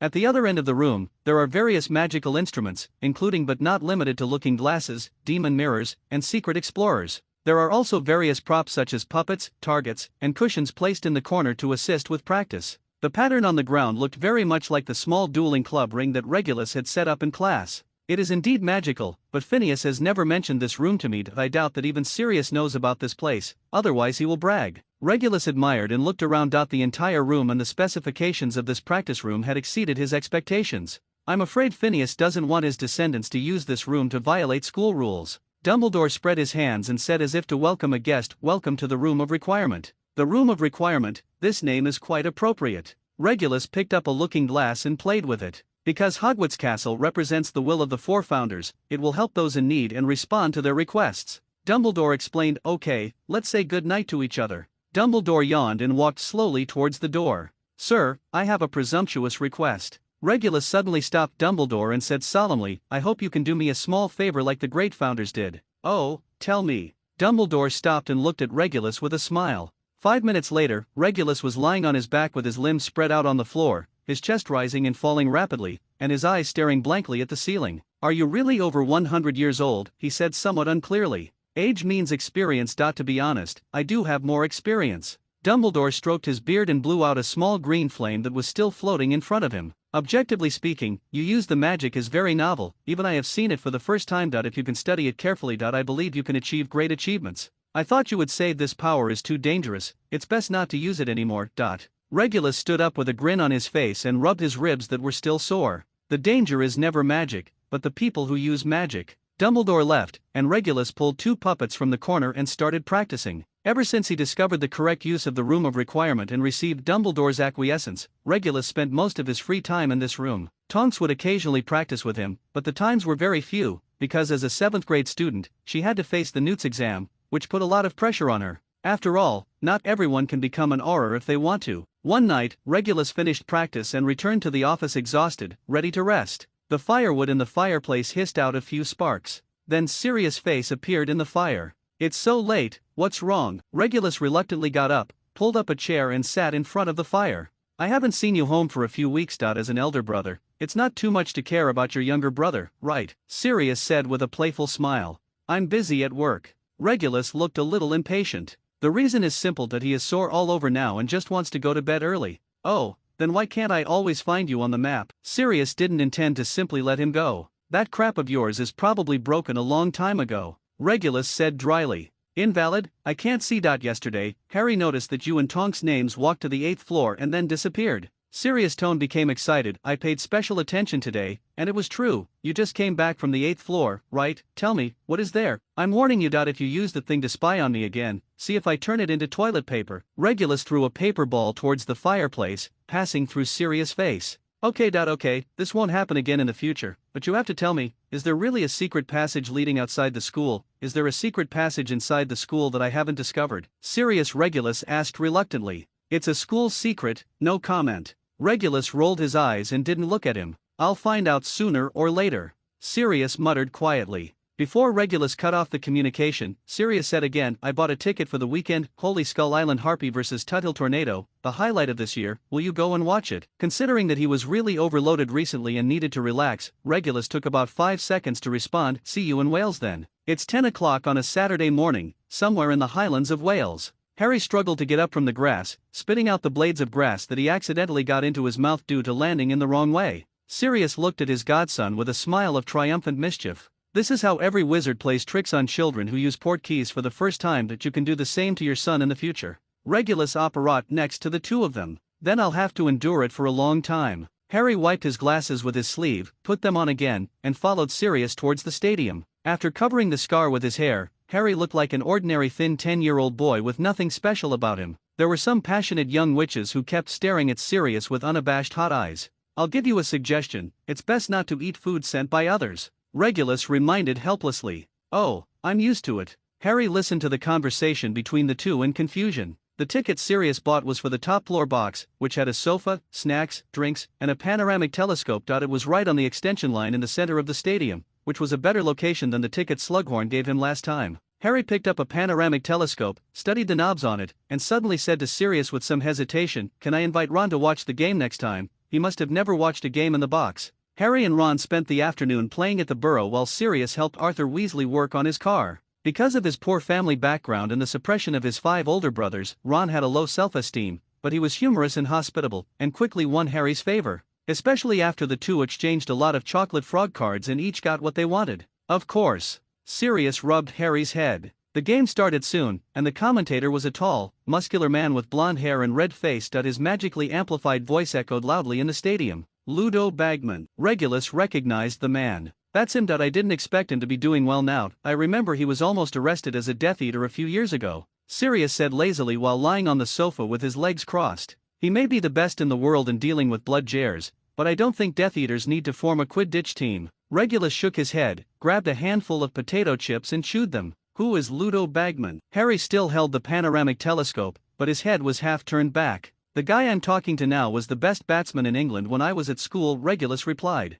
It's not a big deal to say he is the best in the world. Anyway, after he retired, the British team has never achieved any decent results. Sirius added. Wow, Harry exclaimed and turned the direction of the telescope, as if he wanted to see what the legendary world-class star looked like. The game was exciting, much more exciting than the school Quidditch game. After all, the players on the field were all professional players, and they were the highest-level Quidditch players in the entire UK and Ireland. But Regulus always felt that watching their games was not as exciting and immersive as watching the Hogwarts House competition. As for Sirius, for him, there were only 2 types of Quidditch games, those with James Potter and those without James. Obviously, today's game belonged to the latter, and he didn't show much interest in it. The main purpose was to make Harry happy. Judging from Harry's frequent excited cheers, this goal was at least achieved. The one fly in the ointment is that although Captain Gwyneth Jones played well and sent the 4 main players of the Tornadoes on stretchers with blood jares, the Holy Skull Island Harpies finally lost due to the gap in overall strength of the team. Still lost the game. This left Harry, a newly minted Banshee fan, feeling a bit lost in the end. When the game was over, Regulus ran into an acquaintance. Lucius Malfoy. Hello, Regulus, we didn't know you were coming to the game, otherwise we would have added an extra seat in the box. Lucius Malfoy stretched out his right hand. I decided on the spur of the moment, mainly at his invitation. Regulus simply shook hands with Lucius and pointed at Sirius. Lucius frowned. He and Sirius didn't have much interaction, but he soon discovered another person. Is this the legendary Harry Potter? Lucius's gray-blue eyes flashed with interest. Not bad. Sirius held Harry close to him and replied coldly. At this time, Narcissa led Draco out of the box and greeted Regulus with a smile. When she saw Sirius, she just nodded stiffly. Harry raised his head and met Lucius's scrutinizing gaze. Through the hair on his forehead, Lucius vaguely saw the lightning-shaped scar, but he did not look away and said softly to Draco, "Why don't you come and meet your future classmate? This one is very famous, a legendary person." Draco walked over slowly and leisurely, with reluctance written all over his face. He was slightly taller than Harry, but he deliberately stood on the steps, looking down at Harry like his father, and stretched out his right hand with the same air as Lucius just now. "Draco Malfoy," Draco said brightly. "Harry Potter." Harry squeezed Draco's finger, shook it twice symbolically, and then let go. The two stared at each other without saying a word. "This is not the place to talk. If you want to talk, you can make an appointment at another time." Seeing that the atmosphere was awkward, Regulus said to save the situation. "That's right," Lucius said with a smile. The two groups soon parted ways. "Dad, why should I be friends with that Harry Potter? He doesn't look like a big deal," Draco complained impatiently on the way. "But his name is well known in the wizarding world. If 90% of people want to make friends with him, but you choose to go against him, it would be unwise," Lucius taught him seriously. "Son." Narcissa walked beside them without saying a word. At the same time, "This is the Malfoy family," Regulus said briskly. "How do you feel about meeting them for the first time?" "To be honest, I don't like them very much. I feel a little uncomfortable." Harry told the truth. This guy still has the same virtue of looking at people through his nostrils, and his son is the same. Sirius' tone was full of disdain. "Sometimes you can tell whether you are compatible when you first meet. I saw snot at the first sight. Jing, I just wanted to break his nose, and it's the same now." Harry forced a smile. "Of course, it's normal to have a bad impression when you meet. When your parents first met, they had a quarrel in the carriage." Sirius continued to comfort Harry. "This does not prevent them from getting married later." This sentence was a bit over the top, and Harry's mouth fell open in surprise. "The weather is getting colder and colder, and fireplaces are lit in the classrooms for warmth. The warm flames burn slowly, making the students always seem drowsy. When you are near a lake or river and suddenly see strange but lush broadleaf cattails, it means you should be careful." In the defense against the dark arts class, Regulus was trying to create a sense of tension. Atmosphere. It is said that this makes it easier for students to concentrate instead of simply falling asleep. This is a little secret taught to him by Slughorn. The old potions professor was very good at stimulating the curiosity of young wizards. This approach worked well. Most of the students were listening carefully, except for one person. It was a skinny Hufflepuff boy with dark skin. He seemed to be looking down at the extracurricular books hidden in the drawer, mumbling something, and not paying attention to the crazy hints of the classmates next to him. "Mr. Scamander, please tell me, what are you doing now?" Regulus walked up to him and lowered his head and asked. "I'm reading this book, sir. It says that there is a species called the scimitar-horned snorkel in the world. They live in the mountains of Sweden." Rolf Scamander answered the question as if it were normal, raised the magazine in his hand, and explained to Regulus seriously, "I think this is unreasonable. Swedish Brachyrhinosaurus usually lives in the mountainous areas of Sweden, and it is well known that Brachyrhinosaurus will not allow it. Other creatures appear in your territory." Regulus took the magazine and it read the Quibbler clearly on the cover. "It's a reasonable guess, but it has nothing to do with the content of our class. The question we should focus on is, why should we be careful about the lush broadleaf cattail grass?" Regulus stared at Rolf and asked. The classmates all looked like they were watching the show, but Rolf was not moved at all. He answered in a flat tone as if he was reciting the text, "Because that's probably the mane of a water monster that lures careless people to ride on it. Get on its back, then dive into the bottom of a river or lake, devour the person, and then float the person's internal organs to the surface." Before Regulus said correct answer, he heard Rolf continue, "My grandfather's book said this, but I think he exaggerated a bit. Because the horse-shaped water monster is not dangerous. I have one at home and I have been riding it around since I was a child."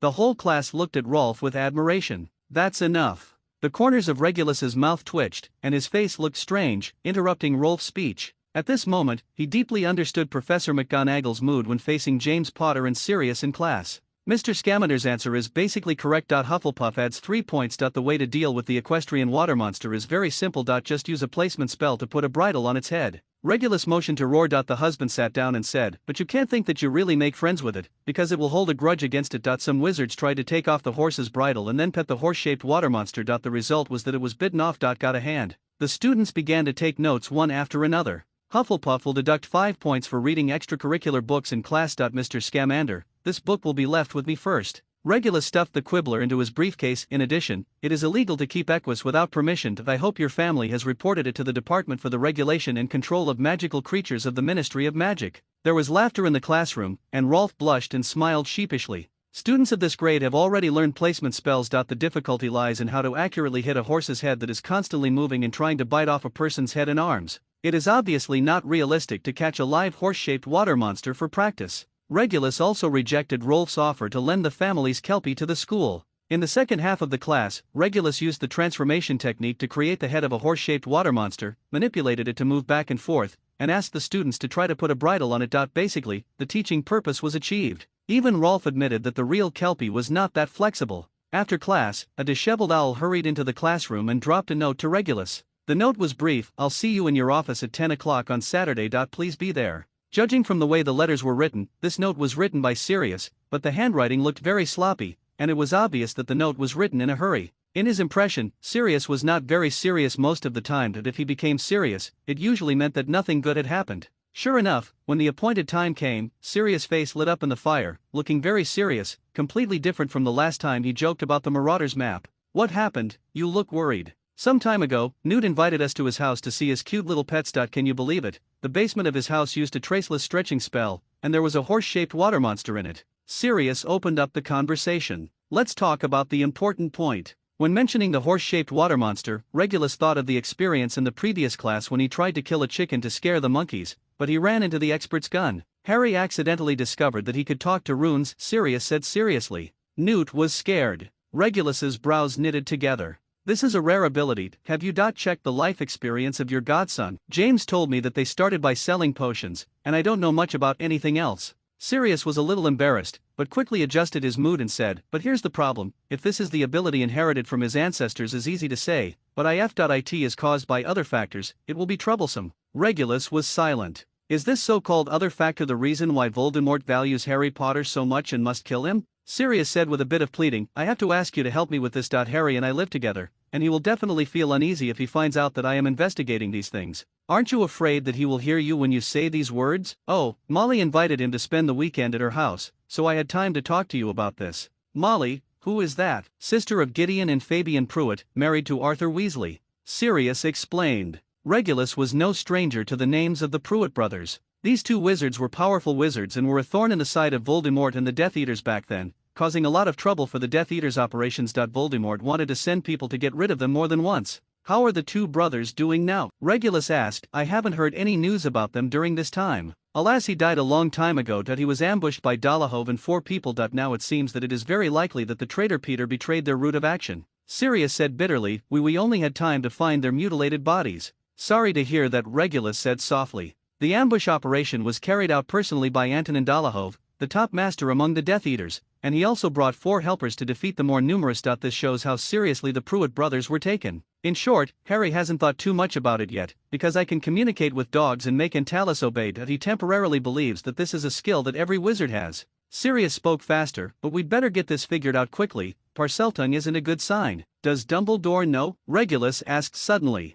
"I haven't told him yet. I don't think it's necessary to let Dumbledore know everything. He has to take care of so many things." Sirius hesitated and replied, "But it's not a trivial matter, if it's really because of what you call other factors." Regulus said seriously, "I understand." Since this conversation, Regulus spent much less time in the room of requirement and spent more time in the library, looking up history books and biographies. Since Lily Potter was born as a Muggle, it was almost impossible to have an ancestor who could speak Parseltongue, so Regulus focused on the bloodline of James Potter. Although the Potter family is an ancient wizarding family, the name of the Potter family does not exist among the 28 holy families in the wizarding world. This is because Potter is an unusual Muggle surname, and based on this, the people who originally compiled the list of pure-blood wizards speculated that the Potter family accidentally mutated from mixed bloodlines. This subjective behavior made Regulus' investigation work somewhat difficult, because the wizarding world had never paid much attention to mixed-blood families, and the records about them were not as detailed as those of pure-blood families. According to Sirius, James Potter's father, named Fleamont, used to run a shampoo company.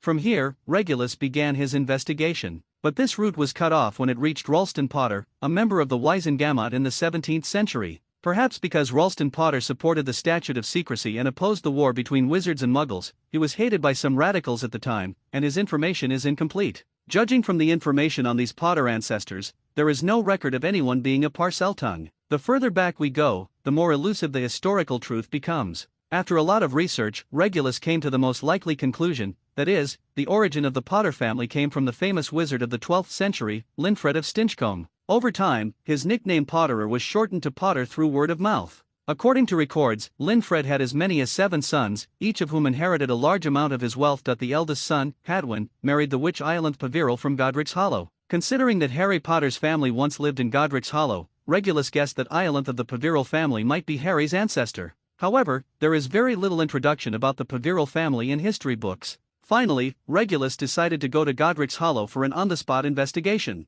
Entering December, the valley is no longer lush and green, but is covered with white snow and shrouded in silver. Once again, he came to the center of the small square and watched quietly as the obelisk turned into a statue of the Potter family. Regulus discovered that many of the Muggle shops around the square were closed, and there was only a wizard bar still open for business. Perhaps before Halloween, in order to avoid casualties caused by the conflict, Dumbledore used various means to persuade these Muggles to move away from their ancestral land. The church was still lit with lights, and for a long time, 1 or 2 believers would come in and out. There were a few devoutly praying believers inside, but none of them paid attention to the cloaked Regulus walking through the hall. Arriving at the cemetery, he first found the graves of James Potter and Lily based on his memory. The white marble tombstone has been covered with snowflakes, and the flowers Regulus placed here a few months ago have long since disappeared. Using this tombstone as his starting point, he began to look for clues. In addition to several ancestors of the Potter family, Regulus also discovered the surnames of many other pure-blood wizards, some of whose descendants were even his former classmates or current students.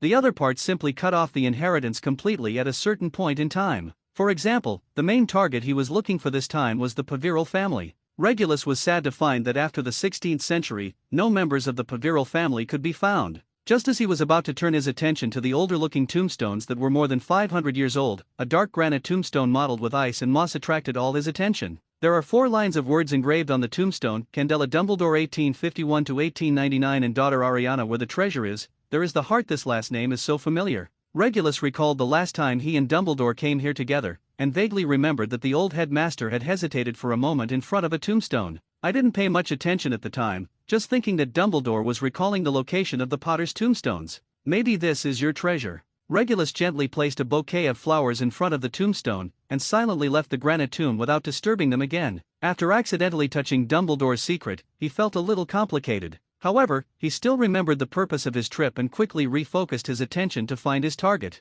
Finally, after 10 minutes, Regulus discovered a broken tombstone covered with moss, with a few lines of words vaguely engraved on it, but due to severe weathering, the writing was almost impossible to read. Phoenix Fox was perched lazily on its wooden frame, with several long tail feathers resting on Dumbledore's desk. The old principal looked forward quietly. At the end of his sight, Regulus was leaning on the armchair, reading a mottled old book by the dim light of the fireplace. The title of the book has lost its paint, but the words "Born Noble, a genealogy of wizards" can be recognized. This is one of the few well-preserved Black family books in number 12 Grimmauld Place. Regulus specifically asked Kreaker to send it to Hogwarts. But the above records about the Paviral family only have a few cursory sentences. It is obvious that the paternal lineage of the Paviral family has long been severed. Regulus could only find out that Ignotus had 2 older brothers named Antioch and Cadmus, and they are not the Parcel Tonguis that people are familiar with. Further back, the surname Paviral has no inheritance. Potter goes back 20 generations, and there is no one in his family who can speak Parseltongue, so the origin of his ability is already obvious.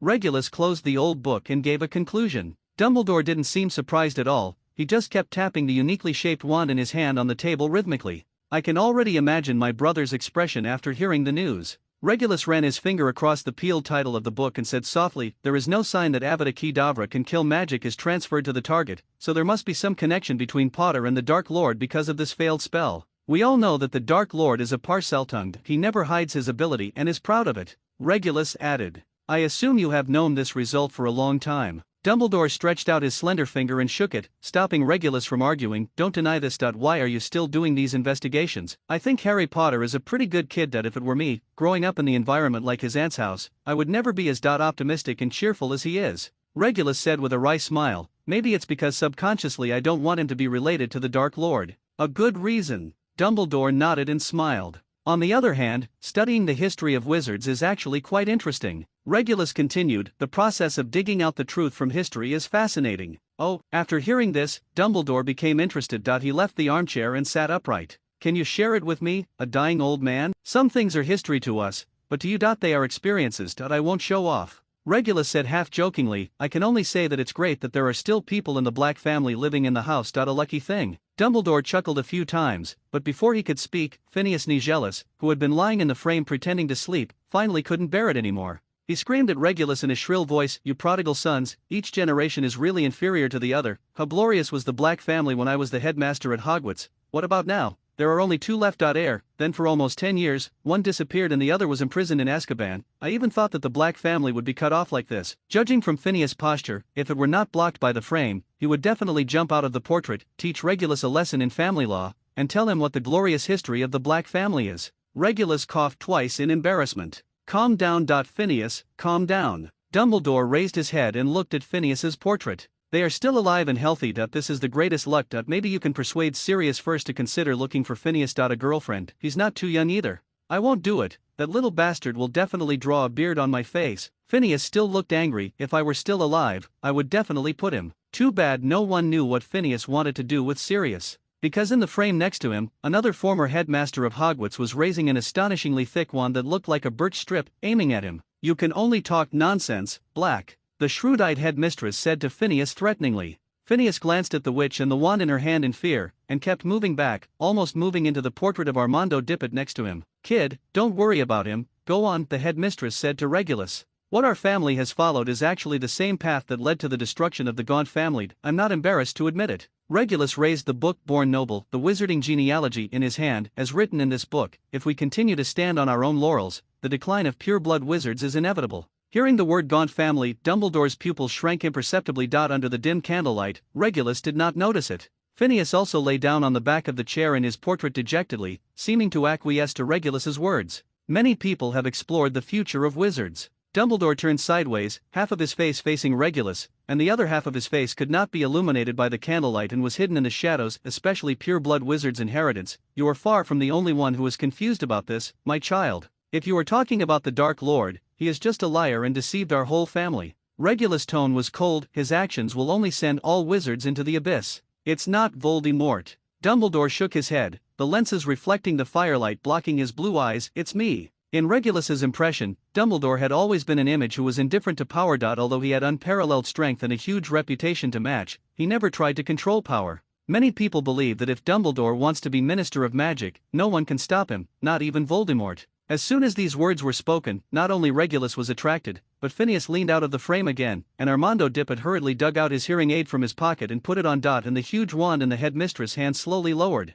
It's a pity that my stupidity is not enough to find the answer. Dumbledore's tone was full of loss and regret. What I can do is to keep the wizarding world as status quo and peaceful as possible, that's all. Regulus was not surprised by this. If Dumbledore had any good ideas to improve the embarrassing situation of pure-blood wizards, he would have started to promote it. It seems that intermarriage with muggles or mixed-blood wizards is the only solution, Regulus said suddenly. Before Dumbledore could speak, Phineas, who had been holding it in for a long time, couldn't bear it any longer. He roared viciously at Regulus. If you dare to bring a muggle or mud-blood in, see if I will burn your name off the family tree. Phineas, you are so rude. A fat wizard with a red nose shouted loudly, waving his fist and shouting, educated people usually don't talk like this. Armando Dippet stood up tremblingly and blocked the path of Phineas running over. On the other side, the headmistress had already raised her wand and pointed it at Phineas. Sorry, slip of the tongue, Phineas explained with a red face. I am so angry with this little brat. But the pure blood of the Black family. The noble blood. We are born noble.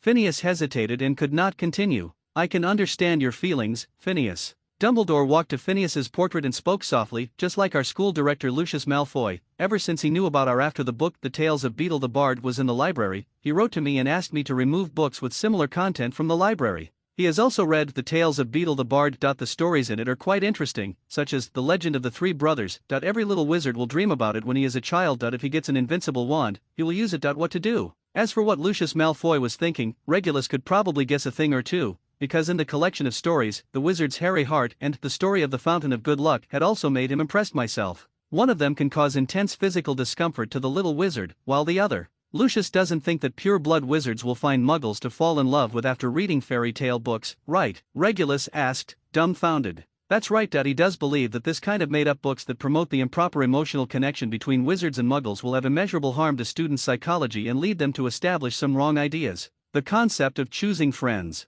Dumbledore said, of course, I concluded that his speculation was illogical, so I rejected him. Since then, he has insisted on writing me a letter every week, mainly criticizing my personal hygiene. Dumbledore returned to his desk, pulled out a stack of gorgeous envelopes, and handed it to Regulus. Regulus took the letter, read a few lines and put it aside, sighing, he is really freed out if he can use this time to practice magic. Obviously, Lucius didn't understand the nature of the matter. Dumbledore said, I can understand his original intention of keeping the wizard bloodline pure. Let's not mention this, we should focus more on things we can do. Go ahead, as for the rest, let nature take its course. The best we can do is that we are almost certain that Harry Potter received some gifts from the Dark Lord. Regulus took over, we need to figure out how close this connection is and what. Fawkes suddenly let out a clear, singing cry, and Dumbledore looked at his phoenix thoughtfully. I have a little guess about this. The old principal slowly sat back in his chair. Is that locket still in your hand? I locked it in the basement. Wait, I have an idea too. Regulus's eyes suddenly lit up, and the problem that had been bothering him finally found a breakthrough.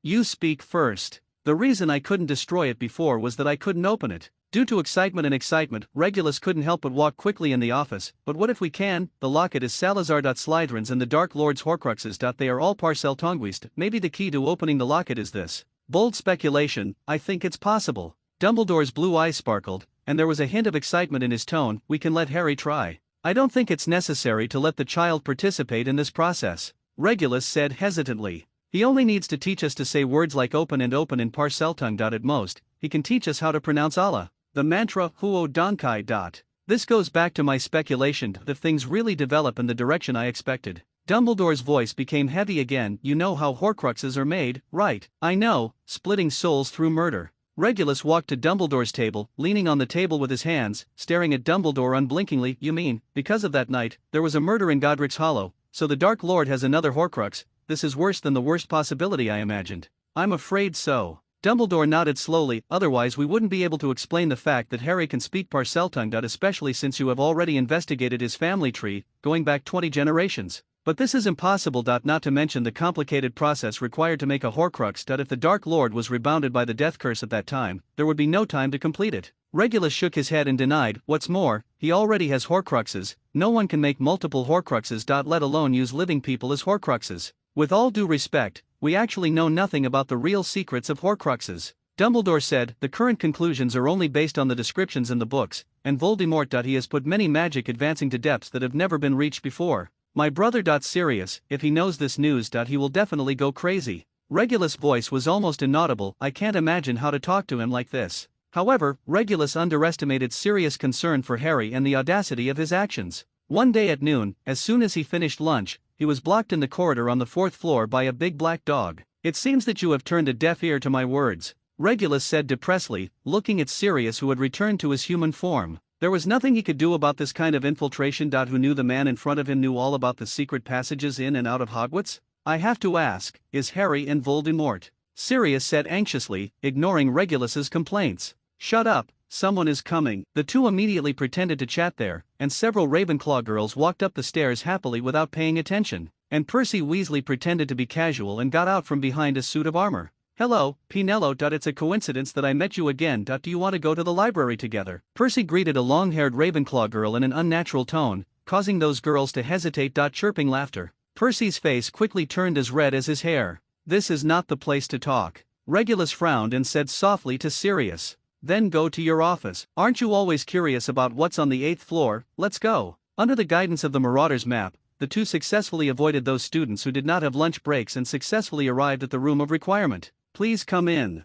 Regulus said seriously, pointing to the smooth door emerging from the wall. Sirius held the brass handle and opened the door. He was surprised to find that the layout of the room was exactly the same as the living room of number 12 Grimmauld Place. Cool, do you come here every time to talk to Tonks? Sirius picked up a silver cup with the Black family crest and looked at it. I remember I used to hide from Filch here, when it was just a broom closets and stuff like that. Aren't they real? There was a soft pop and the cup in his hand disappeared. This is true, otherwise it would be too amazing, Sirius praised. It's a pity that food can't be produced in this room, Regulus said with a slight regret. Of course, that is one of the 5 exceptions to Gamp's basic law of transformation. Forget about that. Tell me, what exactly happened to Harry? Dumbledore believes that the failed Avada Kedavra may have created a close connection between Harry and the Dark Lord. Harry may have acquired some abilities of the Dark Lord, such as Parseltongue. Legulus struggled to choose his words. So, Sirius asked hurriedly. The specific situation still needs to be observed. After all, this kind of thing has never happened before. Dumbledore and I are preparing to destroy the Horcrux. Maybe by then, there will be some reactions on Harry, and we can use this to deduce the truth. Regulus said, by the way, where is Harry? He won't go to the Weasley house again, will he? Sirius pointed at the Marauder's map and explained, I asked him to drink tea at Hagrid's place. Wait for me for half an hour. You should be able to see him on the map. His pupils constricted and his voice became lower and lower. The Marauder's map shows that Hagrid's hut is empty. In the clearing, the small dot marked Hagrid was moving quickly and aimlessly. Where's Harry? Sirius spread out the map hurriedly, trying to find traces of Harry. At the same time, the students sitting in the corridor, reading books, practicing magic, or simply dating, did not notice that an invisible child just walked past them. The towering castle of Hogwarts stood right in front of Harry. Harry, who listened to Sirius telling wonderful stories about school every day, certainly couldn't give up this opportunity to find out. So while Hagrid was pouring tea, he put on the invisibility cloak and slipped out of the hut. He fell asleep looking at the Marauder's map every day, and had an idea of the general location of Hogwarts. Under the cover of the invisibility cloak, he quickly walked through the corridors and arrived inside the castle. Those ever-changing stairs dazzled Harry. Antique sculptures and armors, as well as portraits of different styles on the walls, show the antiquity and legend of the castle. In one of the frames, there was a short knight wearing obviously mismatched armor, riding a pony that was as funny as him. Instead of holding a lance, he held a strange-shaped wand, shouting slogans. A bipedal flying dragon charged. Harry was fascinated, but accidentally bumped into someone, and the invisibility cloak slipped off. The man was dressed in black clothes and robes, with jet black hair and eyes. His cold gaze passed over his huge aquiline nose and rested on Harry's exposed face. After looking at each other for a moment, Harry found that he couldn't move. The invisibility cloak was roughly placed on his head, and then Harry floated in front of the man in black like a puppet on strings, walking down a spiral staircase. In the room of requirement, Sirius finally found the dot marked Harry Potter among hundreds of names. Here, he's in the corridor on the first floor, and Sirius' eyebrows quickly knitted into knots. The Snivellis is together. It's broken. We have to find him quickly. Sirius picked up the map and ran towards the door in a hurry. I have to suggest that you add a search function on the map to facilitate locating a certain person. Regulus reluctantly caught up with Sirius and suggested, I'll think about it. After going out, Sirius ignored the surprised students and started running wildly. After passing through the narrow corridor, Harry was taken into a dark room that smelled strongly of medicine and was surrounded by storage shelves. Hundreds of glass bottles were placed on it, reaching to the ceiling. The glass bottles contained potions of various colors and were soaked with various slimy animal and plant specimens. He accidentally saw a strange creature soaking in a glass bottle next to him, and immediately got goosebumps all over his body. Harry Potter. The man in black suddenly spoke. Do you know me? Harry suddenly realized that he could move and asked doubtfully, Are you a teacher at Hogwarts? The man in black slowly approached Harry, staring into his green eyes without saying a word. Who are you? Harry felt a little uneasy and asked again. The famous Harry Potter. The man in black spoke in a volume that was barely above a whisper, but Harry heard it softly and clearly. He is as arrogant as his father and doesn't know the word danger. How to fight. Do you know my father? Harry quickly refined the key points of the man in black's words, but he had a vague feeling that the man in front of him might not be his father's friend. James Pott, that's right, you have an annoying face exactly like him. The man in black's black eyes flashed with cold light and hissed, Enter the Huo without permission. Gwart's Castle, let me take a look. It seems there is no precedent. But I think you don't have to come to school next year. What do you mean? I don't understand. The headmaster, Professor Severus Snape, will formally propose to the headmaster that you be deprived of your qualifications for admission. Do you understand? The man in black announced his home address, and the sentence uttered by his thin lips was full of malice. If your low understanding is not enough for you to understand, then I suggest. Harry could not hear what Snape suggested, because the wooden door of the office had been violently opened, and Sirius with disheveled hair rushed in. Snot loud, why did you bring Harry here? Sirius gasped, pulling Harry behind him and asking Snape. I should ask you this question, Black. Snape raised his head, stared at Sirius and sneered, As far as I know, there is no reason for you to appear in Hogwarts. As a professor of the school, have the responsibility to drive idlers out of the school in order to maintain normal teaching order. Harry was horrified to find that both of them had raised their wands and pointed at each other, with hatred written all over their faces, and they were likely to start a fight if they disagreed. At this time, Regulus also rushed to the office, and Harry seemed to have grasped a life-saving straw. Sir. Stop them quickly. Rail, stay out of your own business. Sirius roared angrily. You'd better let him help you, Snape taunted, just like you're most accustomed to. Without saying a word, Regulus pulled Harry to the corner.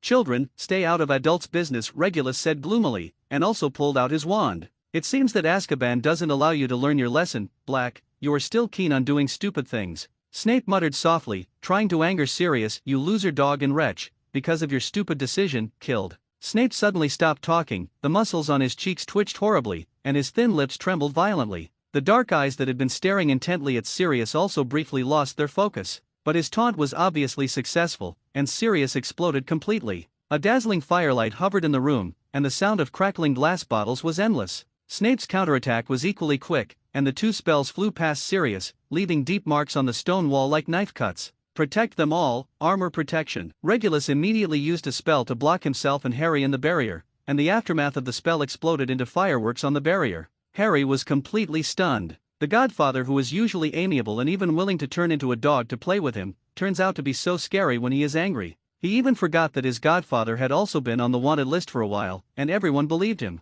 Sirius and Snape waved their wands wildly and fired poison spells at each other. Regulus had to continue to strengthen his shield to prevent Harry from being accidentally injured. Stop fighting. Finally, after Sirius exploded one of Snape's black snakes, Harry screamed in a tearful voice. When Sirius was distracted, he had already been hit by Snape's disarming spell, and his wand flew out of his hand, hit the ceiling, and fell aside. Game over. Before Snape could finish his words, two vines suddenly grew out of the ground and entangled his feet. What the hell? Snape immediately waved his wand, and the invisible sharp blade cut off the vines. Do you like it? I'm new to this. Taking advantage of this short gap, Sirius jumped up and punched Snape hard in the eye. Snape stumbled, tripped over his chair and fell, dropping his wand. He hurriedly went to grab the wand, but Sirius kicked him first and kicked the wand under the cabinet. But Snape reacted quickly, grabbed a potion jar that fell on the ground, threw it at Sirius' face, and dragged Sirius down while he was avoiding the splashing potion. As a result, the wizard duel turned into a muggle brawl. Seeing the two powerful wizards rolling to the ground without grace like drunkards, fighting each other with fists and kicks, and greeting each other with dirty words, Regulus finally couldn't help but take action.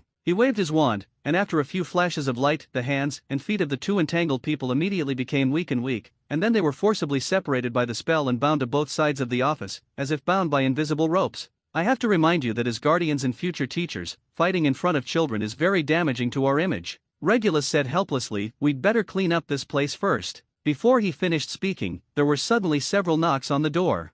I'm not free, Snape shouted in disgust. It's me, Severus. The room suddenly became quiet, and everyone knew who the owner of this old voice was. The door to Snape's office slowly opened, revealing Dumbledore's tall and thin figure wearing silver-gray wizard robes. I heard from Sir Cadogan that there was an accident here. Dumbledore stepped into the room, his blue eyes slowly scanning the messy office through the lenses. There were broken bottles and cans all over the floor, and some unknown liquids reacted together and were hissing, and there was also choking smoke coming out. Sirius's palms were dripping with blood, a crocodile heart was stuffed in his mouth, and blood was still bleeding from his left nostril. Snape's right eye was beaten purple, and there was a bloody cut on his eyebrow bone that he was lying on the ground, spitting out one of his front teeth in anger. Regulus stood in front of the storage cabinet with a nonchalant look on his face. Next to him was Harry, who had not had time to put on the invisibility cloak. Can you tell me what's going on? Dumbledore's question was obviously addressed to the only person in the room who was in a reasonably normal mood. It's a long story. Regulus shrugged and replied helplessly, maybe it's an old grudge. Dumbledore sighed and waved his wand, and the broken glass bottles immediately put themselves back together, the scattered medicinal materials were put back inside, and the reacting medicinal solution disappeared out of thin air. He walked up to Harry, lowered his head and said, Harry Potter, you shouldn't be here. Harry glanced at the miserable Sirius and knew that he had caused trouble, so he was ashamed and said nothing. As for you, Sirius, if you are still studying in Gryffindor House, I will definitely deduct 200 points from you, plus a semester of confinement. Dumbledore turned to Sirius again and said sternly, Sir, I just wanted to. Sirius slurred as he tried to explain, but Dumbledore raised a slender finger, shook it, and said, I know, we will find a way. As soon as the wooden door closed, I heard the sound of breaking glassware coming from the office. Harry was at a loss, but he heard Dumbledore say softly, come with me. The old headmaster took the lead, and Regulus followed behind with his lips pursed out in order to prevent the students wandering around the castle from discovering the abnormality. Harry followed the advice and put on the invisibility cloak. The doubtful glances of the teachers and students were mainly attracted by Sirius, who had disheveled hair and a poor complexion. To be fair, I feel sad for Snape. Just imagine him lying under the cabinet looking for the wand. He didn't yell at us to get out just now. He should have been very restrained. Walking through a deserted place when they entered the corridor, Regulus sighed in a low voice, you two really can't make anyone feel at ease at any time. Who asked him to cause trouble in the first place? Did he bring Harry to his dark and smelly office to interrogate the prisoner? Besides, with the principal here, he wouldn't dare to be presumptuous. Sirius heard Regulus speaking for Snape. He immediately retorted unhappily, but you are so presumptuous. Dumbledore stopped and glared at Sirius sternly, maybe I should consider whether you are suitable to continue raising Harry. I am the guardian designated by James. You have no right to deprive me of my custody rights. Sirius was immediately furious, and Harry was so frightened that Harry jumped out from under the invisibility cloak and grabbed his right hand, only to find that he had pinched it. Blood. Sirius gasped in pain, but did not withdraw his hand. I'm sorry. Harry quickly let go of his hand, looking a little at a loss. Healed as before. Regulus pulled out his wand and pointed at Sirius' injured hand and said, "Those wounds healed at a speed visible to the naked eye." "Thank you." Sirius kept flexing and stretching his fingers, clenching and relaxing his fists, and found that it didn't hurt at all. But he soon discovered the problem. When did you become so good at healing magic? I like to let students practice in class. It is inevitable that there will be some bumps and bumps. I can't keep bothering Madame Pomfrey, Regulus said lightly. I would like to say thank you to you on Poppy's behalf. Dumbledore said to Regulus with a smile, I am very happy to find a professor who can handle emergencies correctly. I remember that a few years ago, it was also defense against the dark arts. In class, when the teacher was demonstrating the flame spell, he made a mistake and burned his butt. Beside, Harry, who was once again covered by the invisibility cloak, sounded very amused. He was about to ask more questions when Sirius said seriously, Don't try to fool me, Dumbledore, we are still discussing my custody issue. Ah, that's right. I'm not an official of the Ministry of Magic, and I really don't have the qualifications. Dumbledore said, but I don't want Harry to be in danger often. Or is it because this period of time has been too quiet, and you have forgotten that in Wonwon what happened on Holy Night? Sirius' arrogance softened. Several people came to the door of the principal's office, and Dumbledore read out the password, pile of cockroaches. What is a pile of cockroaches? Harry took off his invisibility cloak and blinked his green eyes at the three adults around him. Do not ask. The gargoyle jumped aside, and the four of them walked along the spiral staircase and entered Dumbledore's office. The various exquisite and strange instruments placed on the table and display cabinets immediately attracted Harry's attention. But the education he received since childhood and his reason told Harry that these things should not be touched.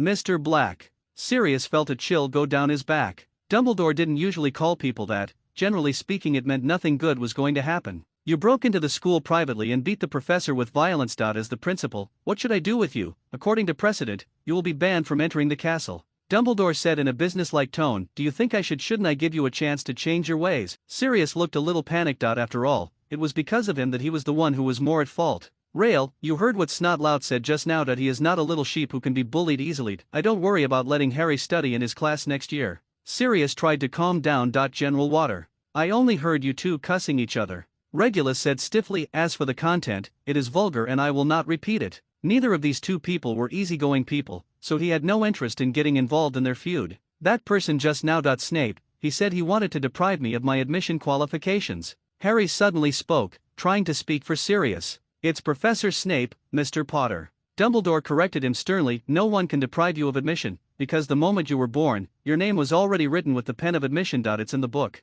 What book? Harry had never heard of this term. The pen of acceptance can detect any signs of magic, and the book of admission determines whether these signs meet the requirements for admission. This is the only way Hogwarts has screened students for nearly 1,000 years. Dumbledore explained, in short, you don't have to worry about your admission qualifications for now. For now, Sirius and Harry asked in unison. If you sneak into Hogwarts Castle secretly again, I'm afraid I will agree with Professor Snape. If you flout the rules too much, it will be dangerous to others and yourself. Dumbledore said seriously. Rules are just things invented by those in power to protect their own interests. Sirius cleared his throat disdainfully, they are made to be broken. But many times, only by abiding by the rules can you ensure a normal life. Regulus retorted, if you had stayed at home, nothing like what happened today would have happened. A normal life as plain as boiled water. Sirius immediately countered, that can only be called living. The debate can be left behind, but I think many years ago, Gryffindor and Slytherin failed to convince each other, so we should respect other people's opinions. Dumbledore said, stopping the two of them from talking. War of words.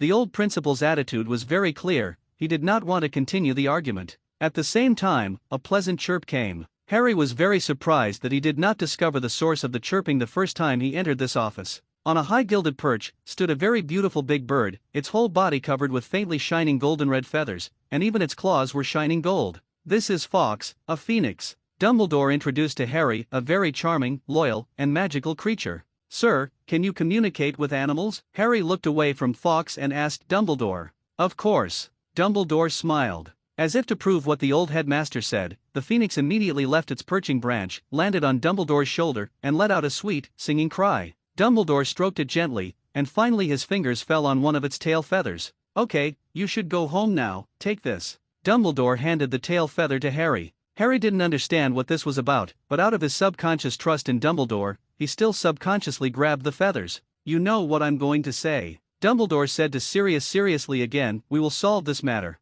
Sirius nodded slightly, grabbed the phoenix feather with his left hand, and put his right hand on Harry's shoulder, giving him a reassuring smile. Number 12 Grimmauld Place, London. Dumbledore said to Phoenix, and Fawkes nodded humanely. Harry was completely confused and was about to ask a question when his whole body was engulfed in fire. 10 seconds later, the fire bloomed in the principal's office again, and Fawkes flew back to its perch and dozed lazily. Sorry. Regulus started, but was interrupted by Dumbledore. I expected something like this to happen when I left Harry to be raised by Sirius, Dumbledore said. In that case, why don't you just leave Harry with his muggle relatives? If you use the protective magic or something as a reason, even Sirius will agree. I just feel that now is the life they deserve. Dumbledore sighed. Danger and trouble will not be a problem if we defeat Voldemort. Then I have to act quickly. Every second counts. Regulus sneered and turned to leave. Wait a moment. Okay, considering Severus's current mood and state, I think I have to ask you to do the potions class in the afternoon. Dumbledore said seriously, I remember Horace said that your potion scores are very good, 2 fourth-grade classes, it shouldn't be a problem.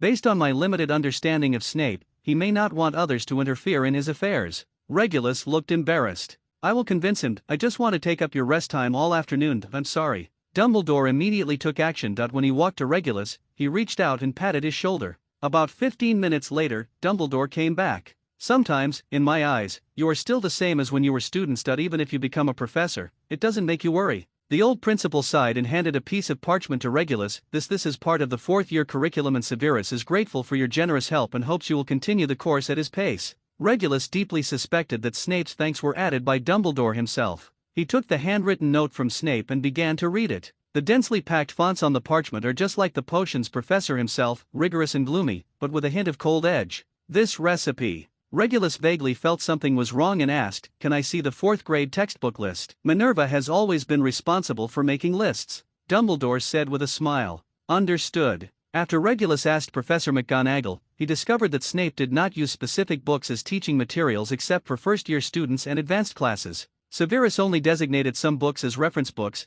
and the teaching content was basically formulated by himself. Therefore, there are very few advanced students who can keep up with his progress. Although I should not question the teaching methods of other professors, Professor McGonagall said. The 4th-year potions class is divided into 2 periods. The 2 houses taught today are Gryffindor and Ravenclaw. Regulus felt a little uncomfortable with the cold and damp classroom that Snape chose. For some reason, he had a very low tolerance for similar environments. Professor Snape feels unwell today, so I will be in charge of your classes this afternoon. Facing the confused looks of the students, he explained. Most of the Gryffindors had smiles on their faces. Relatively speaking, the Ravenclaws were more reserved. This lesson is about intelligence enhancers, a very useful potion. Upon hearing this term, the Ravenclaws all opened their eyes and listened carefully. Can anyone tell me what effects the intelligence enhancer has? Miss Clearwater? The Ravenclaw girl whose name was called stood up and replied, this is a potion that can make the drinker's thinking clearer. Correct, Ravenclaw. Wait a minute, how does Professor Snape usually get extra points? Regulus suddenly asked. No one gets extra points in potions except Slytherins, complained a Gryffindor boy. In that case, 1 point for Ravenclaw. Regulus smiled, don't break the rules too much. There was a sigh in the room. Percy Weasley suddenly raised his hand. Mr. Weasley, I would like to add that drinking an appropriate amount of intelligence enhancer can counteract the effect of the confusion spell, Percy said with confidence and expectation. Correct, 1 point for Gryffindor. Percy was cheered by the class, seemingly forgetting his first Gryffindor point in potions in a long time. Intelligence enhancers do not allow you to truly gain wisdom. This needs to be remembered. Regulus signaled the class to be quiet. If you drink it in excess, it will cause serious damage to the user's spirit. However, I suggest that you review your magic. While drinking, drink a small amount so that you won't fall asleep easily. Okay, you have 1.5 lessons to try to make the recipe. He tapped the blackboard with his wand and wrote on it the preparation method that Snape gave him. On the blackboard, the students immediately became busy. Although the process was somewhat tortuous, what was gratifying was that by the end of get out of class, almost all the students had brewed a passable intelligence-enhancing agent. This kind of situation is not too common in Snape's class. Professor Black, if you continue to take this course, I won't worry about next year's OWL's exam. A Gryffindor student revealed the truth. Most students cannot guarantee that they will still complete all the steps 100% correctly with a silent Snape standing behind them. Don't even think about it. Regulus immediately gave up the unrealistic thoughts of the young wizards. Percy raised his hand again. Mr. Weasley, Professor Black, I found that in your recipe, the amount of scarabs, the timing of adding ginger root, the direction of stirring the armadillo bile, and the temperature of the fire are all slightly different from the preparation steps in the book. Percy take out a copy of The Book of Potions written by Zygmunt Backe and read about the information about intelligence enhancers. Professor Snape is much more professional than me when it comes to potions that you can ask him directly for advice on this issue. Regulus smiled, because he gave me this formula. Percy blushed and muttered something inaudible. Several Ravenclaw students also looked at Regulus with inquiring eyes. Obviously they had the same doubts as Percy. In fact, when I first got this formula, I had similar questions. Regulus took out 2 crystal bottles from his briefcase, both containing green potions, and explained, there are 2 bottles of intelligence-enhancing agent that I prepared before class. The bottle on the left was prepared according to the steps in the book, while the bottle on the right was prepared using Professor Snape's method that you just used. After placing the 2 bottles of potions together, the little wizards discovered that the bottle on the right looked better. Although I am not an expert, I can still judge the quality of the process, so I judge that what Professor Snape wants to teach you is what he thinks is the best preparation method. Regulus concluded, of course, if you have a better idea, you can innovate on your own, as long as this potion can achieve the effect. But I have to remind you that behind a mature formula, there may be hundreds or thousands of failures. Your current knowledge reserves are far from enough. The little wizards all nodded in agreement. After all, they are still at the stage where they will make mistakes if they follow the instructions. It is too early to propose improved formulas now. As for homework, a paper on the proper use of entheogens, 2 feet long. Howling. After class, Regulus quickly fled the potions classroom and cast a cleansing spell on himself. He suddenly understood why Snape's hair was always greasy. Time flies so fast, and in a blink of an eye, Christmas is approaching. Most students would choose to go home during the holidays to reunite with their relatives, and Regulus was finally able to take a normal means of transportation, the Hogwarts Express, back to London. For him, last Christmas had not passed that long. After all, 10 years had passed between his eyes opening and closing during that deep sleep at the bottom of the lake. But for Harry and Sirius, this Christmas means a lot more. Needless to say, Sirius, the Dementors in Azkaban were not in the habit of sending Christmas greetings to the prisoners. When he was at the Dursleys' house, Harry couldn't experience the joy that Dudley felt when he spent Christmas. There were gifts all over the house, and they all belonged to Dudley. He had nothing but some rags from Aunt Petunia. So when Harry woke up and saw the gifts piled beside the bed, he was immediately moved to tears, lost all sleep, and devoted himself to the vigorous action of opening the gifts. First there was a large package, which contained a crudely packaged, huge piece of fudge, accompanied by a card that said, St. Yen Kuai Lok, Harry. Based on the rough packaging method and the greeting card with 2 misspelled words, Harry concluded that the gift came from Hagrid. The second gift was a book called Fantastic Beasts and Where to Find Them, with some words from Moonface on the title page. Those posters and postcards of the Chadley artillery were, of course, given by his new friend Ron Weasley, and the package that occupied the largest space was the Zuko gift package carefully selected by Sirius, which contained various items. A wide variety of toys, including but not limited to pull-out fireworks, wizard chess, crackling exploding tiles, and colorful firecrackers. As for that inconspicuous little box, it was a brass moonglass given by Regulus. The gift gave detailed instructions on how to use it. And, of course, a toothbrush from the Dursleys. Harry, breakfast is ready. Hurry downstairs to eat. Dumbledore will be here in a moment. Sirius's voice came from downstairs. After Harry went downstairs, he found that the living room had been decorated, with shining stars floating on the Christmas tree, and occasionally trailing shooting stars, circling around the Christmas tree. Creaker was making dessert in the kitchen, while Regulus held Antalis and trimmed her paws. The radio in the house played rock music by the Weird Sisters. Sirius used a chicken leg as a microphone and sang and danced to the beat of the music. The portraits of black ancestors on the wall had their ears closed and their eyes closed. Merry Christmas! As soon as Harry finished speaking, Antalis suddenly opened her eyes, jumped up from Regulus's arms, arched her body alertly, and stared outside the room. Calm down, I'm just saying hello, I won't react so big, right? Harry was startled. It's not you. Regulus also noticed an anomaly. Someone invaded the area of number 12 Grimmauld Place, but the detection magic did not alert him. We have guests. Sirius turned off the radio and Regulus picked up his wand and walked to the door to observe the situation outside through the looking glass. Outside the door were 2 old men, one tall and thin, the other short and fat. The tall and thin one is Dumbledore, and the short and fat one is Slughorn. Regulus breathed a sigh of relief and opened the door. Merry Christmas, Professor. He was very confused and didn't know why Dumbledore called Slughorn. Headmaster, you were here about half an hour earlier. I went to pick up Horace first. He is very willing to spend this Christmas with us, but I didn't calculate the time. Why don't you invite us into the house? It's quite cold outside. Dumbledore said seriously, rubbed his hands. Regulus hurriedly welcomed the 2 people into the house. Harry, Merry Christmas. Harry hurriedly put down the sandwich in his hand and stood up to shake Slughorn's hand. Let me think about it, I have to give you something. Slughorn fished in his pocket for a while, took out a crystal bottle filled with sunshine-like golden potion, held it between his fingers and shook it. Guess what is this? Joy potion. Regulus immediately recognized the contents of the bottle. Correct answer, Mr. Black. 10 points for Slytherin. Sorry, I'm used to it. Slughorn smiled and pulled Harry over and put the elixir in his hand. When you are in a bad mood, you can take a few drops, but don't drink too much, otherwise you might end up singing non-stop. Harry chuckled, remembering Sirius who had been singing just now. Thank you, sir. Harry thanked him seriously. In this case, I can't come empty-handed. Dumbledore suddenly walked over with a smile, waving his unique, bumpy wand. The wooden torch appeared in the air, and then a flame bloomed at the top of the torch, emitting a soft orange light. Harry had the illusion that the flame was beating like a heart. Sirius' eyes widened when he saw the torch, and the unfinished chicken leg fell to the ground. This is a great Christmas gift, Albus. Slughorn said in admiration. Nothing, it's just a piece of cake. Dumbledore handed the torch to Harry, a piece of Gubular fairy fire that you can insert it in places that need long-term lighting. Goblet fairy fire. Harry muttered to himself. Yes, it's so beautiful. Harry looked at the flames that were constantly changing colors with fascinated eyes. Dumbledore nodded and smiled. What on earth is that? Harry suddenly raised his head and asked.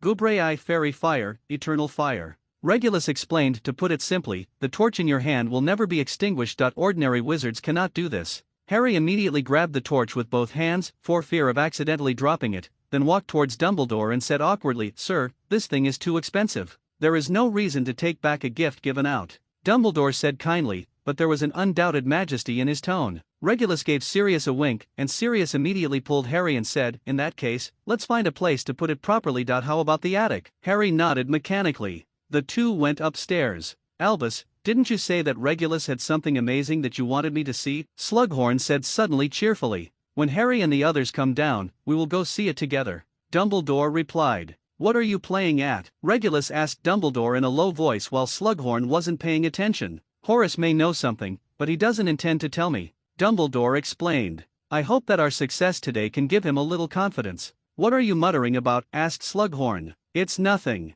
I know, you are planning to surprise this old guy like me. Right, Slughorn said with a smile. To be honest, I kind of miss the days of teaching at Hogwarts. Although retirement life is leisurely, but sometimes it's so boring. Soon, Harry and Sirius set up the Gubular fire and returned to the living room. Everyone, follow me. Regulus led the way to the basement. Only then did Harry realize that what he had always thought was a wall was actually a staircase going down. He was about to ask Sirius, but found that his godfather's expression was extremely serious at this moment. Don't touch anything after you get in, okay? Harry nodded. Regulus lit the lamp. The layout of the basement is a bit like Snape's office, with shelves and display cabinets everywhere, but the area is obviously much larger than Snape's office. It contains various dark magic instruments, part of the Black family's collection of books that were rescued by Regulus, and some strange potions with exquisite packaging and unknown uses. I finally understand why my father wanted me to make friends with the Black family back then. Slughorn admired and tapped a crystal bottle on a shelf with his wand. The indigo potion inside immediately turned into bright magenta.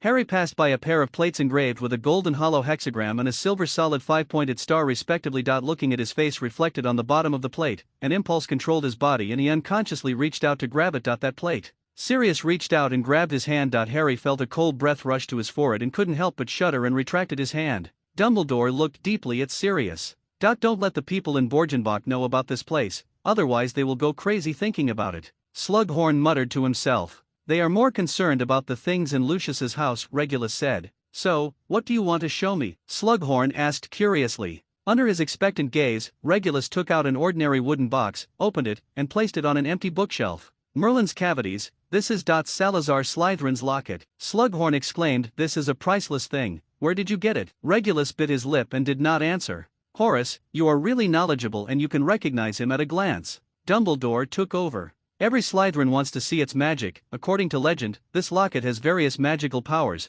but only the heir of Slytherin can open it. Slughorn said impatiently, do you have any method? We don't know how magical it is. Unfortunately, he is now a Horcrux. Dumbledore said lightly. Upon hearing the word Horcrux, Slughorn's face instantly turned pale, and a few beads of sweat appeared on his forehead. He took a few steps back in panic, and murmured, I remembered something. Forgive me for being with you. Dumbledore patted him on the shoulder and said encouragingly, don't you want to see it destroyed with your own eyes? Harry rubbed his eyes. He clearly saw Slughorn's figure disillusioned for a moment, but as Dumbledore's palm fell, it returned to its normal appearance. Sirius looked at Harry worriedly, then at Regulus, and said, "The Horcrux senses danger and is trying to protect itself. Do you hear this sound?" Everyone held their breaths and realized that at some point, the basement was filled with a dizzying and disturbing buzzing sound, sometimes sharp, sometimes deep. "You'd better kill it, otherwise we will be killed by it." Slughorn wiped the cold sweat from his forehead and looked at Dumbledore beside him in panic. "Horcruxes are not so easy to destroy. Albus, how are you going to deal with it?" "Harry, go and try and ask him to open it."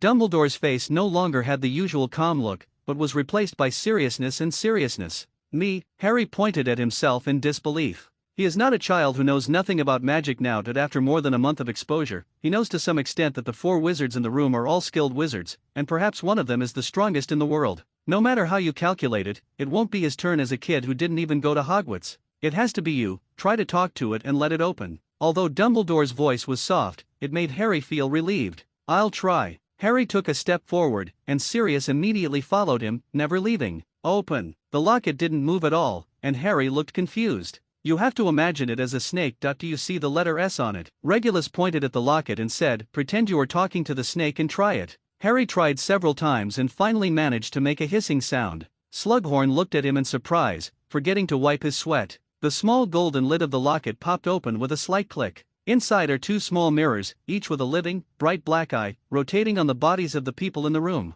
"Stand back." Regulus stared into the eyes in the locket. "Ready." Sirius hurriedly pulled the overwhelmed Harry behind him. Dumbledore had already grasped his wand, seemingly ready to take action at any time. A voice suddenly sounded from the locket. The voice was like the hiss when Harry ordered it to be opened just now, but everyone could understand what it said. "I can see your ambition, and I can see your fear." At the same time, those eyes had locked onto Regulus. "The last blood heir of the ancient pureblood family, Regulus Black. You are afraid that your family will die, and you are afraid that you will not be able to fulfill the great trust of your ancestors. Give your soul to me, and I can help you achieve your dreams. Everything." The voice began to confuse Regulus, as if he knew that he was the key figure. "Kill him quickly," Sirius shouted anxiously. "Don't listen to his nonsense." Regulus nodded, but instead of picking up the wand, he raised his empty left hand. The locket suddenly trembled crazily in the wooden box, as if it wanted to escape from this place, but was imprisoned in place by the magic cast on the wooden box, and an unsettling clicking sound sounded throughout the bookshelf. The eyes hidden in the glass mirror changed from black and translucent to a heart-stopping scarlet. Immediately afterwards, a puff of smoke emerged from each eye, twisting and tangled in the air, and finally formed 2 human shapes. "Merlin!" Slughorn screamed and accidentally hit the shelf when he stepped back. He almost fell down. Dumbledore conjured an armchair out of the air and caught his fat body. Harry covered his head, because a sharp pain was coming from the scar on his forehead, as if it was going to split his skull in half along the lightning-like mark. The unprecedented pain was so unbearable that Harry groaned. Sirius' nervous eyes kept wandering over the Horcruxes, Regulus and Harry. He stretched out his hand and put it on Harry's shoulder. An imperceptible light green, full of lifelight, flickered in his hand and sank into Harry's body. Harry felt a refreshing coolness, and his headache seemed to be relieved a little. By now the smoke had taken shape and Harry didn't recognize them, but the other 4 people in the room did. It was Walburga and Orion Black in their youth. Like 2 trees with the same root, they stood in the locket, looking down at Regulus, swaying slightly from side to side. Regulus stared at the parents transformed by the Horcrux. The Horcrux Walburga is more beautiful but harsher than the real Walburga, while the Horcrux Orion is more handsome and colder than the real Walburga. Their eyes were not the gray of the Black family, but the same scarlet as the eyes in the glass. "You betrayed your career and beliefs and brought the entire family to destruction. Your abilities are not enough to inherit the glory of the Black family. It is better to dedicate your soul to the Dark Lord. They're not real, do it quickly." Sirius was still shouting, looking like he wanted to rush up and smash the locket. Regulus suddenly smiled. "This is not the place to talk. Do you want to talk?" The Horcrux Walburga and the Horcrux Orion agreed in unison, then turned into thick fog and flew straight into Regulus's heavenly spirit cap. Sirius froze, Slughorn's handkerchief fell to the ground, and Harry looked confused. The pair of scarlet eyes in the lens of the locket disappeared, and the disturbing buzzing sound that had been echoing in the room stopped at some point. Regulus's eyes lost their brightness, and his whole body fell down on his back like a stiff piece of wood, and fell heavily to the ground. "Rail!" Sirius yelled, letting go of Harry, and was about to rush over in one stride. The next moment, he felt that he lost control of his body and was pulled back to Harry by an invisible force. He looked at Dumbledore quizzically. "This is just the beginning, don't disturb him," the old principal said sternly.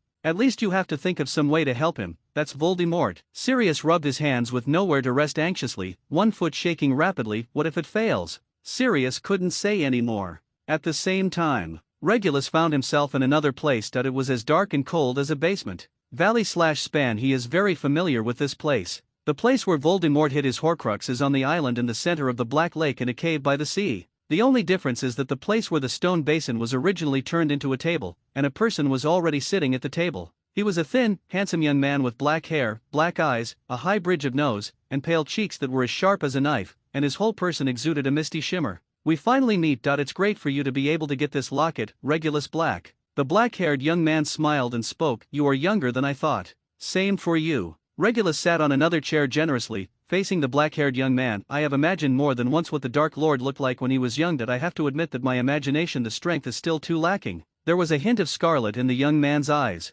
"Dark Lord, is that what you call me?" The black-haired young man tapped his slender fingers on the table and said thoughtfully, "Then, no one dares to call Voldemort directly, right?" "As you wish, indeed," Regulus replied. Regulus saw that the young man was wearing a simple ring with a large black gemstone on it. In his mind, Voldemort had never worn this ring. "I can feel that you still have a little respect for me." There was more smile on the young man's face. "I am very curious, why do my loyal followers think of betrayal?" "Because I feel that under your leadership, pure-blood wizards will inevitably perish. This is not the result I want," Regulus replied in a neither humble nor condescending manner. The young man suddenly laughed, and Regulus looked at him quietly. "A person's thoughts are different from those when he was 50 years old. Maybe I in the future will have deviated from my original intention." The young man stopped smiling and said to Regulus seriously, "But we can correct his mistakes. Isn't it? We are together." "Us, yes, let's act together." The young man lowered his tone and encouraged, "If you find it inconvenient for others to share a body with you, you can also find a body for me. It's not difficult to do. Pure-blood wizards should stand on the head of half-bloods, mudbloods and muggles and rule them. It is time for your black family to restore its former glory. When we succeed, the black family will be the existence that the entire wizarding world must look up to. This is your dream, right?" "How should I trust you?" Regulus said with some fear. "I know that the Dark Lord is never kind to traitors. That's what I will do in the future." The young man comforted, "As for now, I am just Riddle, not Voldemort."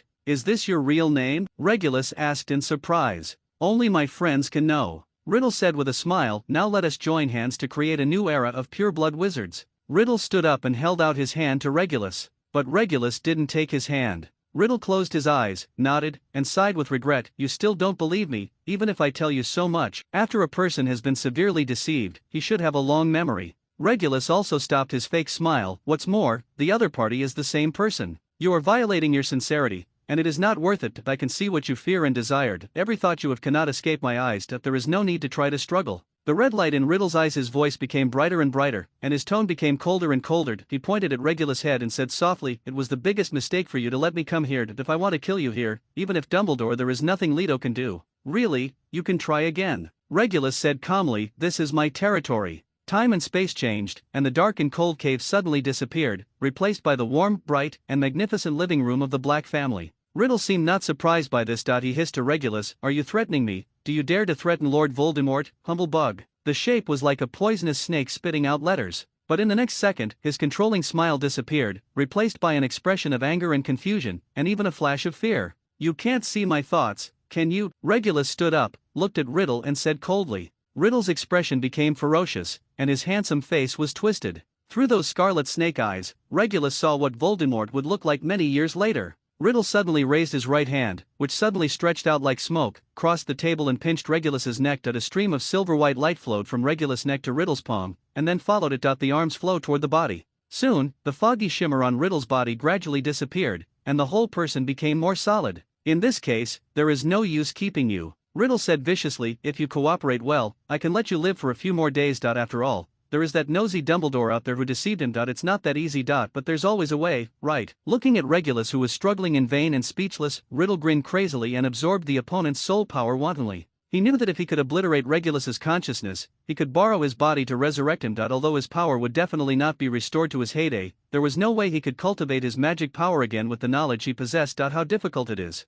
As long as he can escape from Dumbledore's nose, everything else will be easy to handle. As for finding the ontology, there's no rush, it's enough to have one Voldemort in the world. Riddle had already begun to plan his next plan, but suddenly he found Regulus laughing too. There was a sense of success in the plot in that smile, and it didn't look like life and death were in the hands of others at all. "Why are you laughing?" Riddle felt a panic for no reason. "I'm laughing, the Dark Lord is actually a brainless fool." Regulus closed his eyes and sighed. After an unknown amount of time, Regulus was still lying motionless on the floor. "Is he dead?" Slughorn looked anxious, wiping the cold sweat from his forehead from time to time. If you mean Regulus, I think he is still alive, Dumbledore said slowly. The old principal's unblinking blue eyes looked solemnly through the half-moon crystal lenses, looking at Regulus, who seemed to be in a deep sleep. What do you mean I think? Sirius walked around the room anxiously and asked Dumbledore. He told you that he was going to be so messy, and then you actually agreed. The magic that calmed Harry's emotions just now seemed completely ineffective when applied to him. He said that he was sure. There was no emotion in Dumbledore's old voice. I said the same thing back then, but in the end. Sirius squatted on the ground, holding his hair with both hands. I'm sorry, I know you can't be blamed for this, I should have stopped him, I was too impatient, ever since I found out. Sirius hurriedly stopped, but Harry had already guessed that the words his godfather swallowed must be related to him. Can I ask what exactly happened? Harry's voice was soft but his tone was firm. Sirius and Dumbledore looked at each other. The old headmaster approached Harry and asked, Does your head still hurt? Harry couldn't help but rub his scar. He was still frightened by the heartbreaking pain just now. It doesn't hurt now. It's time to tell you something, Dumbledore said. Voldemort failed when he tried to kill you. The unsuccessful spell left part of his I in your body. That's why you can talk to snakes. Harry tilted his head, his green eyes meeting Dumbledore's blue ones. Hearing Voldemort's name, Slughorn flinched, but did not try to escape by operating again when Dumbledore walked away. And the thing that is fighting Professor Black is called a Horcrux. Dumbledore pointed to the locket. It was also made by Voldemort. Since you have Voldemort's magic power, you can naturally react to it. So my headache is because of that. Horcrux? Harry asked doubtfully. He walked closer to the bookshelf and looked at the exquisite locket. Sirius subconsciously wanted to stop Harry from getting close to the Horcrux, but Dumbledore raised his hand to indicate that it was okay. The locket was open inside the wooden box. The scary pair of eyes that were sometimes black and sometimes red were gone. What was reflected in the delicate glass lenses were Harry's own eyes. To put it simply, there was a soul sealed inside. Dumbledore explained the function of the Horcrux. It is a fragment of Voldemort's own soul. It's those two. Harry tried hard to find adjectives to describe the strange scene he saw. That's what the magic power of this Horcrux looks like, Dumbledore said. We don't know what the soul fragment really looks like, because it is currently fighting Regulus in his body. Harry tried hard to think about the meaning of the old man's words. After a moment, he asked with some horror, If Mr. Black fails, will the fragment of soul Voldemort take over his body and be resurrected? The worst case scenario is this. Dumbledore nodded slowly and replied. Then how should we help him? Harry asked anxiously. We can't watch like this. You must have something to do, right? You can't help me. It was not Dumbledore who answered Harry, but a much younger voice. Regulus, who had been unconscious and lying on his back, suddenly spoke in a relaxed tone. You're awake, Sirius shouted in surprise. Just as he was about to help Regulus up, he cautiously pulled out his wand and pointed it at the person lying on the ground. Who are you? How can I prove this? If the Dark Lord engulfs my consciousness, he will definitely disguise himself and make it difficult for the people closest to him to see through it. Regulus was still lying there, staring at the ceiling with his hands and feet spread out. He said expressionlessly, and if all my memories are read by him, then no matter what method you use, you will not be able to check the authenticity. Sirius was momentarily speechless. Do you still remember the magic you showed me when we met a few months ago when you first came back? Dumbledore suddenly said. Is this your plan, Mr. Headmaster? Regulus stood up, waved his wand vigorously, and chanted a spell loudly. Call God Guard. As the spell took effect, the mighty silver lion erupted from his wand, landed on the ground, and patrolled around. A smile appeared on Dumbledore's face. Harry and Slughorn looked at the lion lying at Regulus' feet in amazement, turning its huge head and looking around. Although the two people were surprised at different points. How could you do this? And your patroness you are more Gryffindor than me. The expression on Sirius's face was mixed, and he looked like he was going crazy. If Mother sees this, what do you think she will say? Finally, he also shouted, Call the gods to protect you. A huge bear-like dog jumped to the ground and showed its fangs in a demonstrative manner towards Regulus Lion. Although they both looked vicious, Harry was certain that these two shining silver creatures were absolutely harmless. Sirius, it seems that we can confirm for the time being that the person in front of you is Regulus, not Tom Riddle. Dumbledore concluded. Tom Riddle. Sirius put away his patroness and asked doubtfully. It's the mysterious man. Tom Riddle is the name he used when he was in school. Slughorn, who had been silent for the whole time, suddenly said. Some color returned to his face, and it was not as pale as before. It seemed that the patron saint of the Black Brothers had eased his fear. Sirius suddenly burst into laughter. Tom Riddle. When I was in solitary confinement, I even wiped the badge with his name on it. No wonder he wanted to change his name. Tom. Ha ha ha. Yes, he thinks the name Tom is too ordinary, and he is destined to be anything but ordinary. Dumbledore said with some emotion. In fact, he did do extraordinary things, even though it was terrible. Anyway, we have killed his Horcrux. Does this mean that we can completely defeat him? When Sirius spoke, he tried hard not to turn his eyes to Harry. Horace, What do you think? Dumbledore suddenly asked Slughorn. Of course, we made a good start, didn't we? Slughorn's eyes were wandering around, and his answers were hesitant. Why don't you ask the person involved how he feels? Regulus suddenly walked to the bookshelf, took the locket out of the wooden box, and held it in his hand. The patron saint lion quietly disappeared at some point. Are you okay? Dumbledore asked softly. Regulus suddenly stuck out his tongue and licked his lips. What do you want to do? Sirius asked alertly, his wand already raised and pointed forward. As soon as he finished speaking, Regulus's left eye suddenly turned red, just like the pair of eyes in the locket before, and then, an unidentifiable hissing sound came out of his mouth. At this time, even Dumbledore tightened his grip on his wand, his expression became solemn again, and he stared at Regulus with bright eyes. Parseltongue, how do you know that? Slughorn asked in disbelief. No one else understood what the hissing meant, except Harry, who heard Regulus say close. The locket, which was originally open, closed with a click after receiving Regulus's order. Regulus blinked his left eye, and his eyes returned to their normal color. What are you doing? Sirius blocked Harry behind him, pointed his wand at Regulus and roared, Who the hell are you? This is the second time you have asked me the same question within 5 minutes, brother. Regulus looked at the locket carefully and replied in a casual tone, I just want to show that the Dark Lord left a little gift for me. Sirius was about to speak, but Regulus said first, when I destroyed that soul, I also gained some of the Dark Lord's power and memories. Remember. Sirius had just said half a word when Regulus interrupted him. Very fragmented memories. There are only fragments of how he got the locket and the process of making it into a Horcrux. The only thing riddle in it is that he doesn't know what happened after the soul split.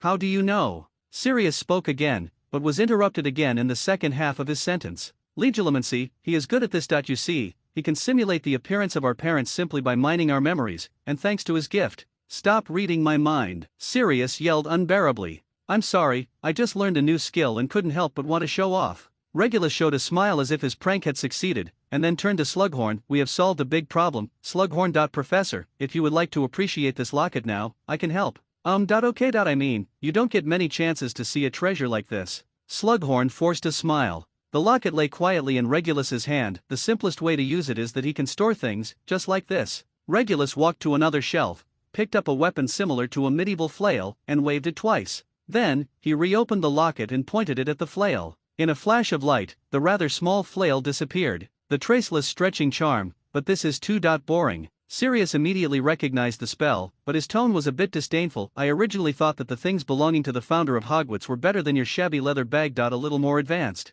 Although Slughorn said nothing, a hint of disappointment could be read in his eyes. Be careful what you say. Regulus flicked the locket gently. The flail suddenly appeared in front of Sirius. After hovering for half a second, it fell from the air and hit the ground heavily. The spikes on the hammer head stained with black blood were less than an inch away from Sirius' feet. This is. Sirius lowered his head and picked up the flail. Looking at the spikes on it, he couldn't help but shake his legs. Compared to ordinary things that use the traceless stretching charm, this locket is more convenient to access. Regulus explained, it also has a function, which is to detect whether the people around you have malicious intentions towards you. Of course, there is no way to verify this now. Magical. Slughorn praised perfunctorily and said insincerely, I, an old man, did get a lot of surprises today. It may be the most unforgettable Christmas in my 100 years of life. It's not the time to. Regulus took out his pocket watch. It was almost noon. Creaker should have already prepared lunch. I don't want to be criticized by Phineas's portrait as being rude or under the grace of the Black family, he said half jokingly. Horace, how long has it been since we had lunch together? How about just reminiscing about our friendship as colleagues? Dumbledore also said to Slughorn with a smile.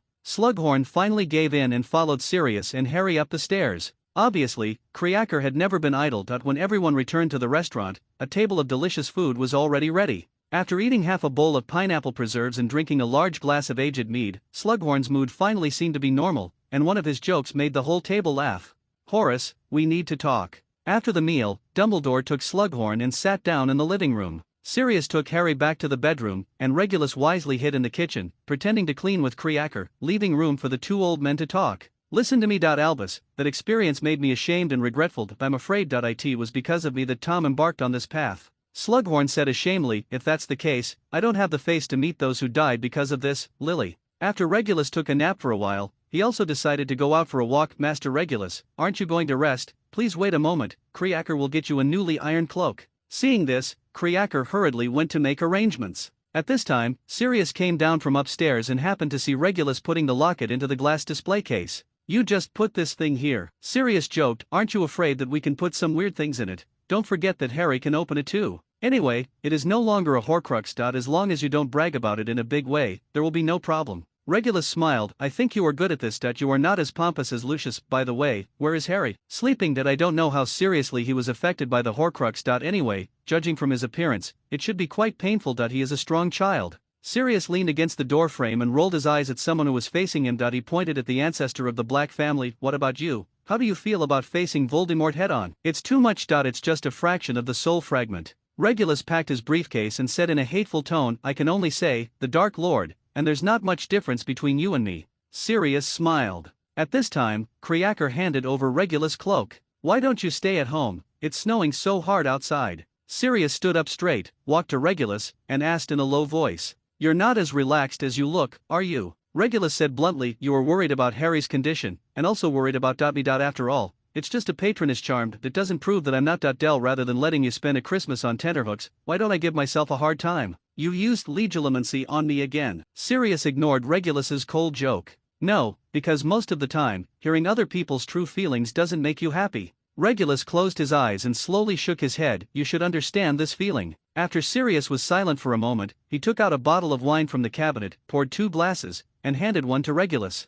Yes, I understand. The two raised their glasses, clinked them together, and drank the wine in one gulp. You killed Sirius pointed at the locket and said, the piece of soul, and did not damage the locket. Does that mean that you can eliminate the piece of Voldemort in Harry's body? Don't hurt Harry. I can understand your worry about your godson, but you don't seem to have noticed that the reason I didn't damage the locket is Riddle got out of it and took the initiative to come to me again. Regulus said helplessly. Explaining, unless you can find a way to get it out of Harry's body, there's nothing I can do about it. Sirius looked a little frustrated, but in the next second, his face turned cloudy and clear, as if he had thought of some good idea. You can let Harry learn your spells, since you can kill Voldemort who got into your head. Wouldn't the matter be solved if Harry mastered this power? Sirius became more and more excited as he talked, and he kept saying it. Rubbing his hands on the ground. The book you gave me is indeed magical. I really didn't know that magic could be used in this way before. I feel like I wasted 7 years in Hogwarts. Today's wizards can't even recite a spell. I thought you had seen that the things I used were not the same as yours. Regulus poured a bucket of cold water on the overly excited Sirius. The power that can destroy the soul is not what he should be exposed to now. He is too young and too weak. After saying that, Regulus turned around and planned to leave, but he walked too quickly and staggered that he hurriedly reached out to hold on to the wall to maintain balance.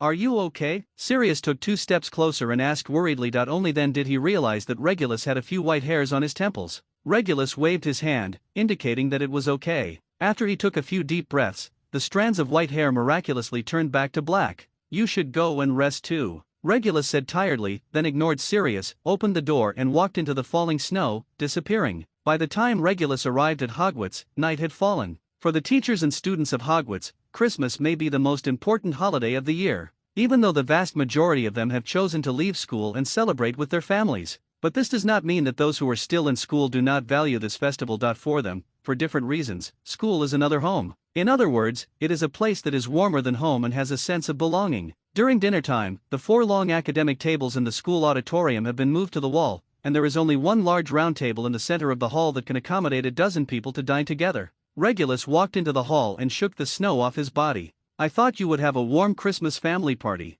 A cold voice suddenly sounded behind him. Regulus didn't even need to look back, as a huge aquiline nose and straight, greasy hair parted in the middle appeared in his mind. He suddenly had a thought. In his impression, Snape always looked like that, and he was suddenly curious about what this awkward potions professor was thinking in his heart. So he turned around and said, Merry Christmas, Professor Snape. At the same time, he stared into Snape's dark eyes and silently activated the powerful legilimency technique he learned from Riddle. Merry Christmas. Snape squeezed out these words from his thin lips, then turned and floated into the Great Hall, ignoring Regulus. Regulus was very surprised, because Snape's mind was blank and he could not see anything. What a powerful occlumency. Is he hiding his true thoughts anytime and anywhere? After shaking his head and getting rid of this thought, and deciding not to use legilimency on anyone again, Regulus also walked to the dining table and sat in the empty seat next to Professor Flitwick. Including him, there were already 12 people sitting at the table. In addition to him, Flitwick and Snape, there were also Dumbledore and Professor McGonagall in costumes, as well as Sprout who had changed into clean wizard robes. Professor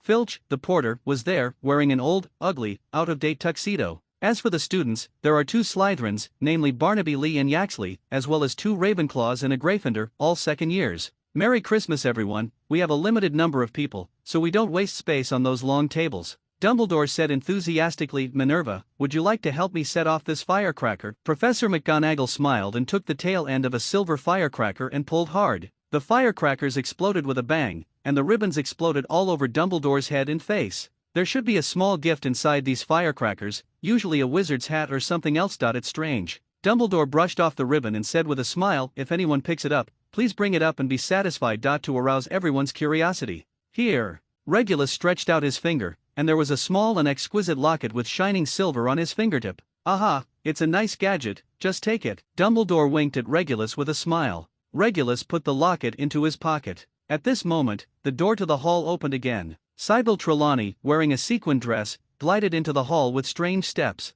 Sybil, welcome to join us for dinner. Dumbledore stood up happily. Fate guided me to abandon the delicious dinner I enjoyed alone and come to your party. Of course I couldn't disobey the instructions of fate, so I immediately left the warm attic and came here through the wind and snow. Please also forgive me for being unexpected and late. Trelawney said in her vaguest and most distant voice, fate never lies to me. Of course it is. We all know that, right? Dumbledore murmured, waving his wand, pulling up a chair and landing it between Professor McGonagall and Snape. Regulus had an illusion that Dumbledore's eyes had stayed on Snape for half a second just now. Trelawney stood in front of the chair, but did not sit down immediately. Instead, she counted the number of people counterclockwise. Finally, she let out a short scream. No, Principal, even though fate guides me here, I can't do anything that is dangerous to you, because if I sit down here, there will be 13 people at this table. Lilani's voice was no longer as ethereal as it was at the beginning. Instead, she was nervous and frightened. 13 is the most unlucky number. If 13 people eat together, then the first person to stand up after the meal will be the unlucky number. Will die first. You can stand up later then. Professor McGonagall's tone was full of impatience. If you don't sit down to eat, I'm afraid the food on the table will be thrown out because of the cold, and everyone will be hungry. Trelawney looked around, Dumbledore and Sprout both looked at him with encouraging eyes, Flitwick smiled and nodded, and several students tried to remain polite. Filch stared at her with squinting eyes, seemingly wanting to say something but unable to speak due to his status. Snape stared blankly at the plate in front of him. Sit down, among the people at this table, I am the youngest except for students, and I am willing to take this risk, Regulus said with a smile, but remember to remind me at any time, lest anyone forget this. His joke relieved the atmosphere a little. Trelawney closed her eyes and sat on the chair with a heroic attitude, pursed her lips tightly. The two junior students were frightened by Trelawney's actions, and a boy with light-colored hair even dropped his tableware on the ground. Relax, unless there is an invisible executioner hovering above us, ready to chop down the first person who stands up, you are safe. Professor McGonagall's tone was very dissatisfied, and it was obvious that she did not believe it. As for the subject of divination, I don't even believe in the so-called guidance of fate.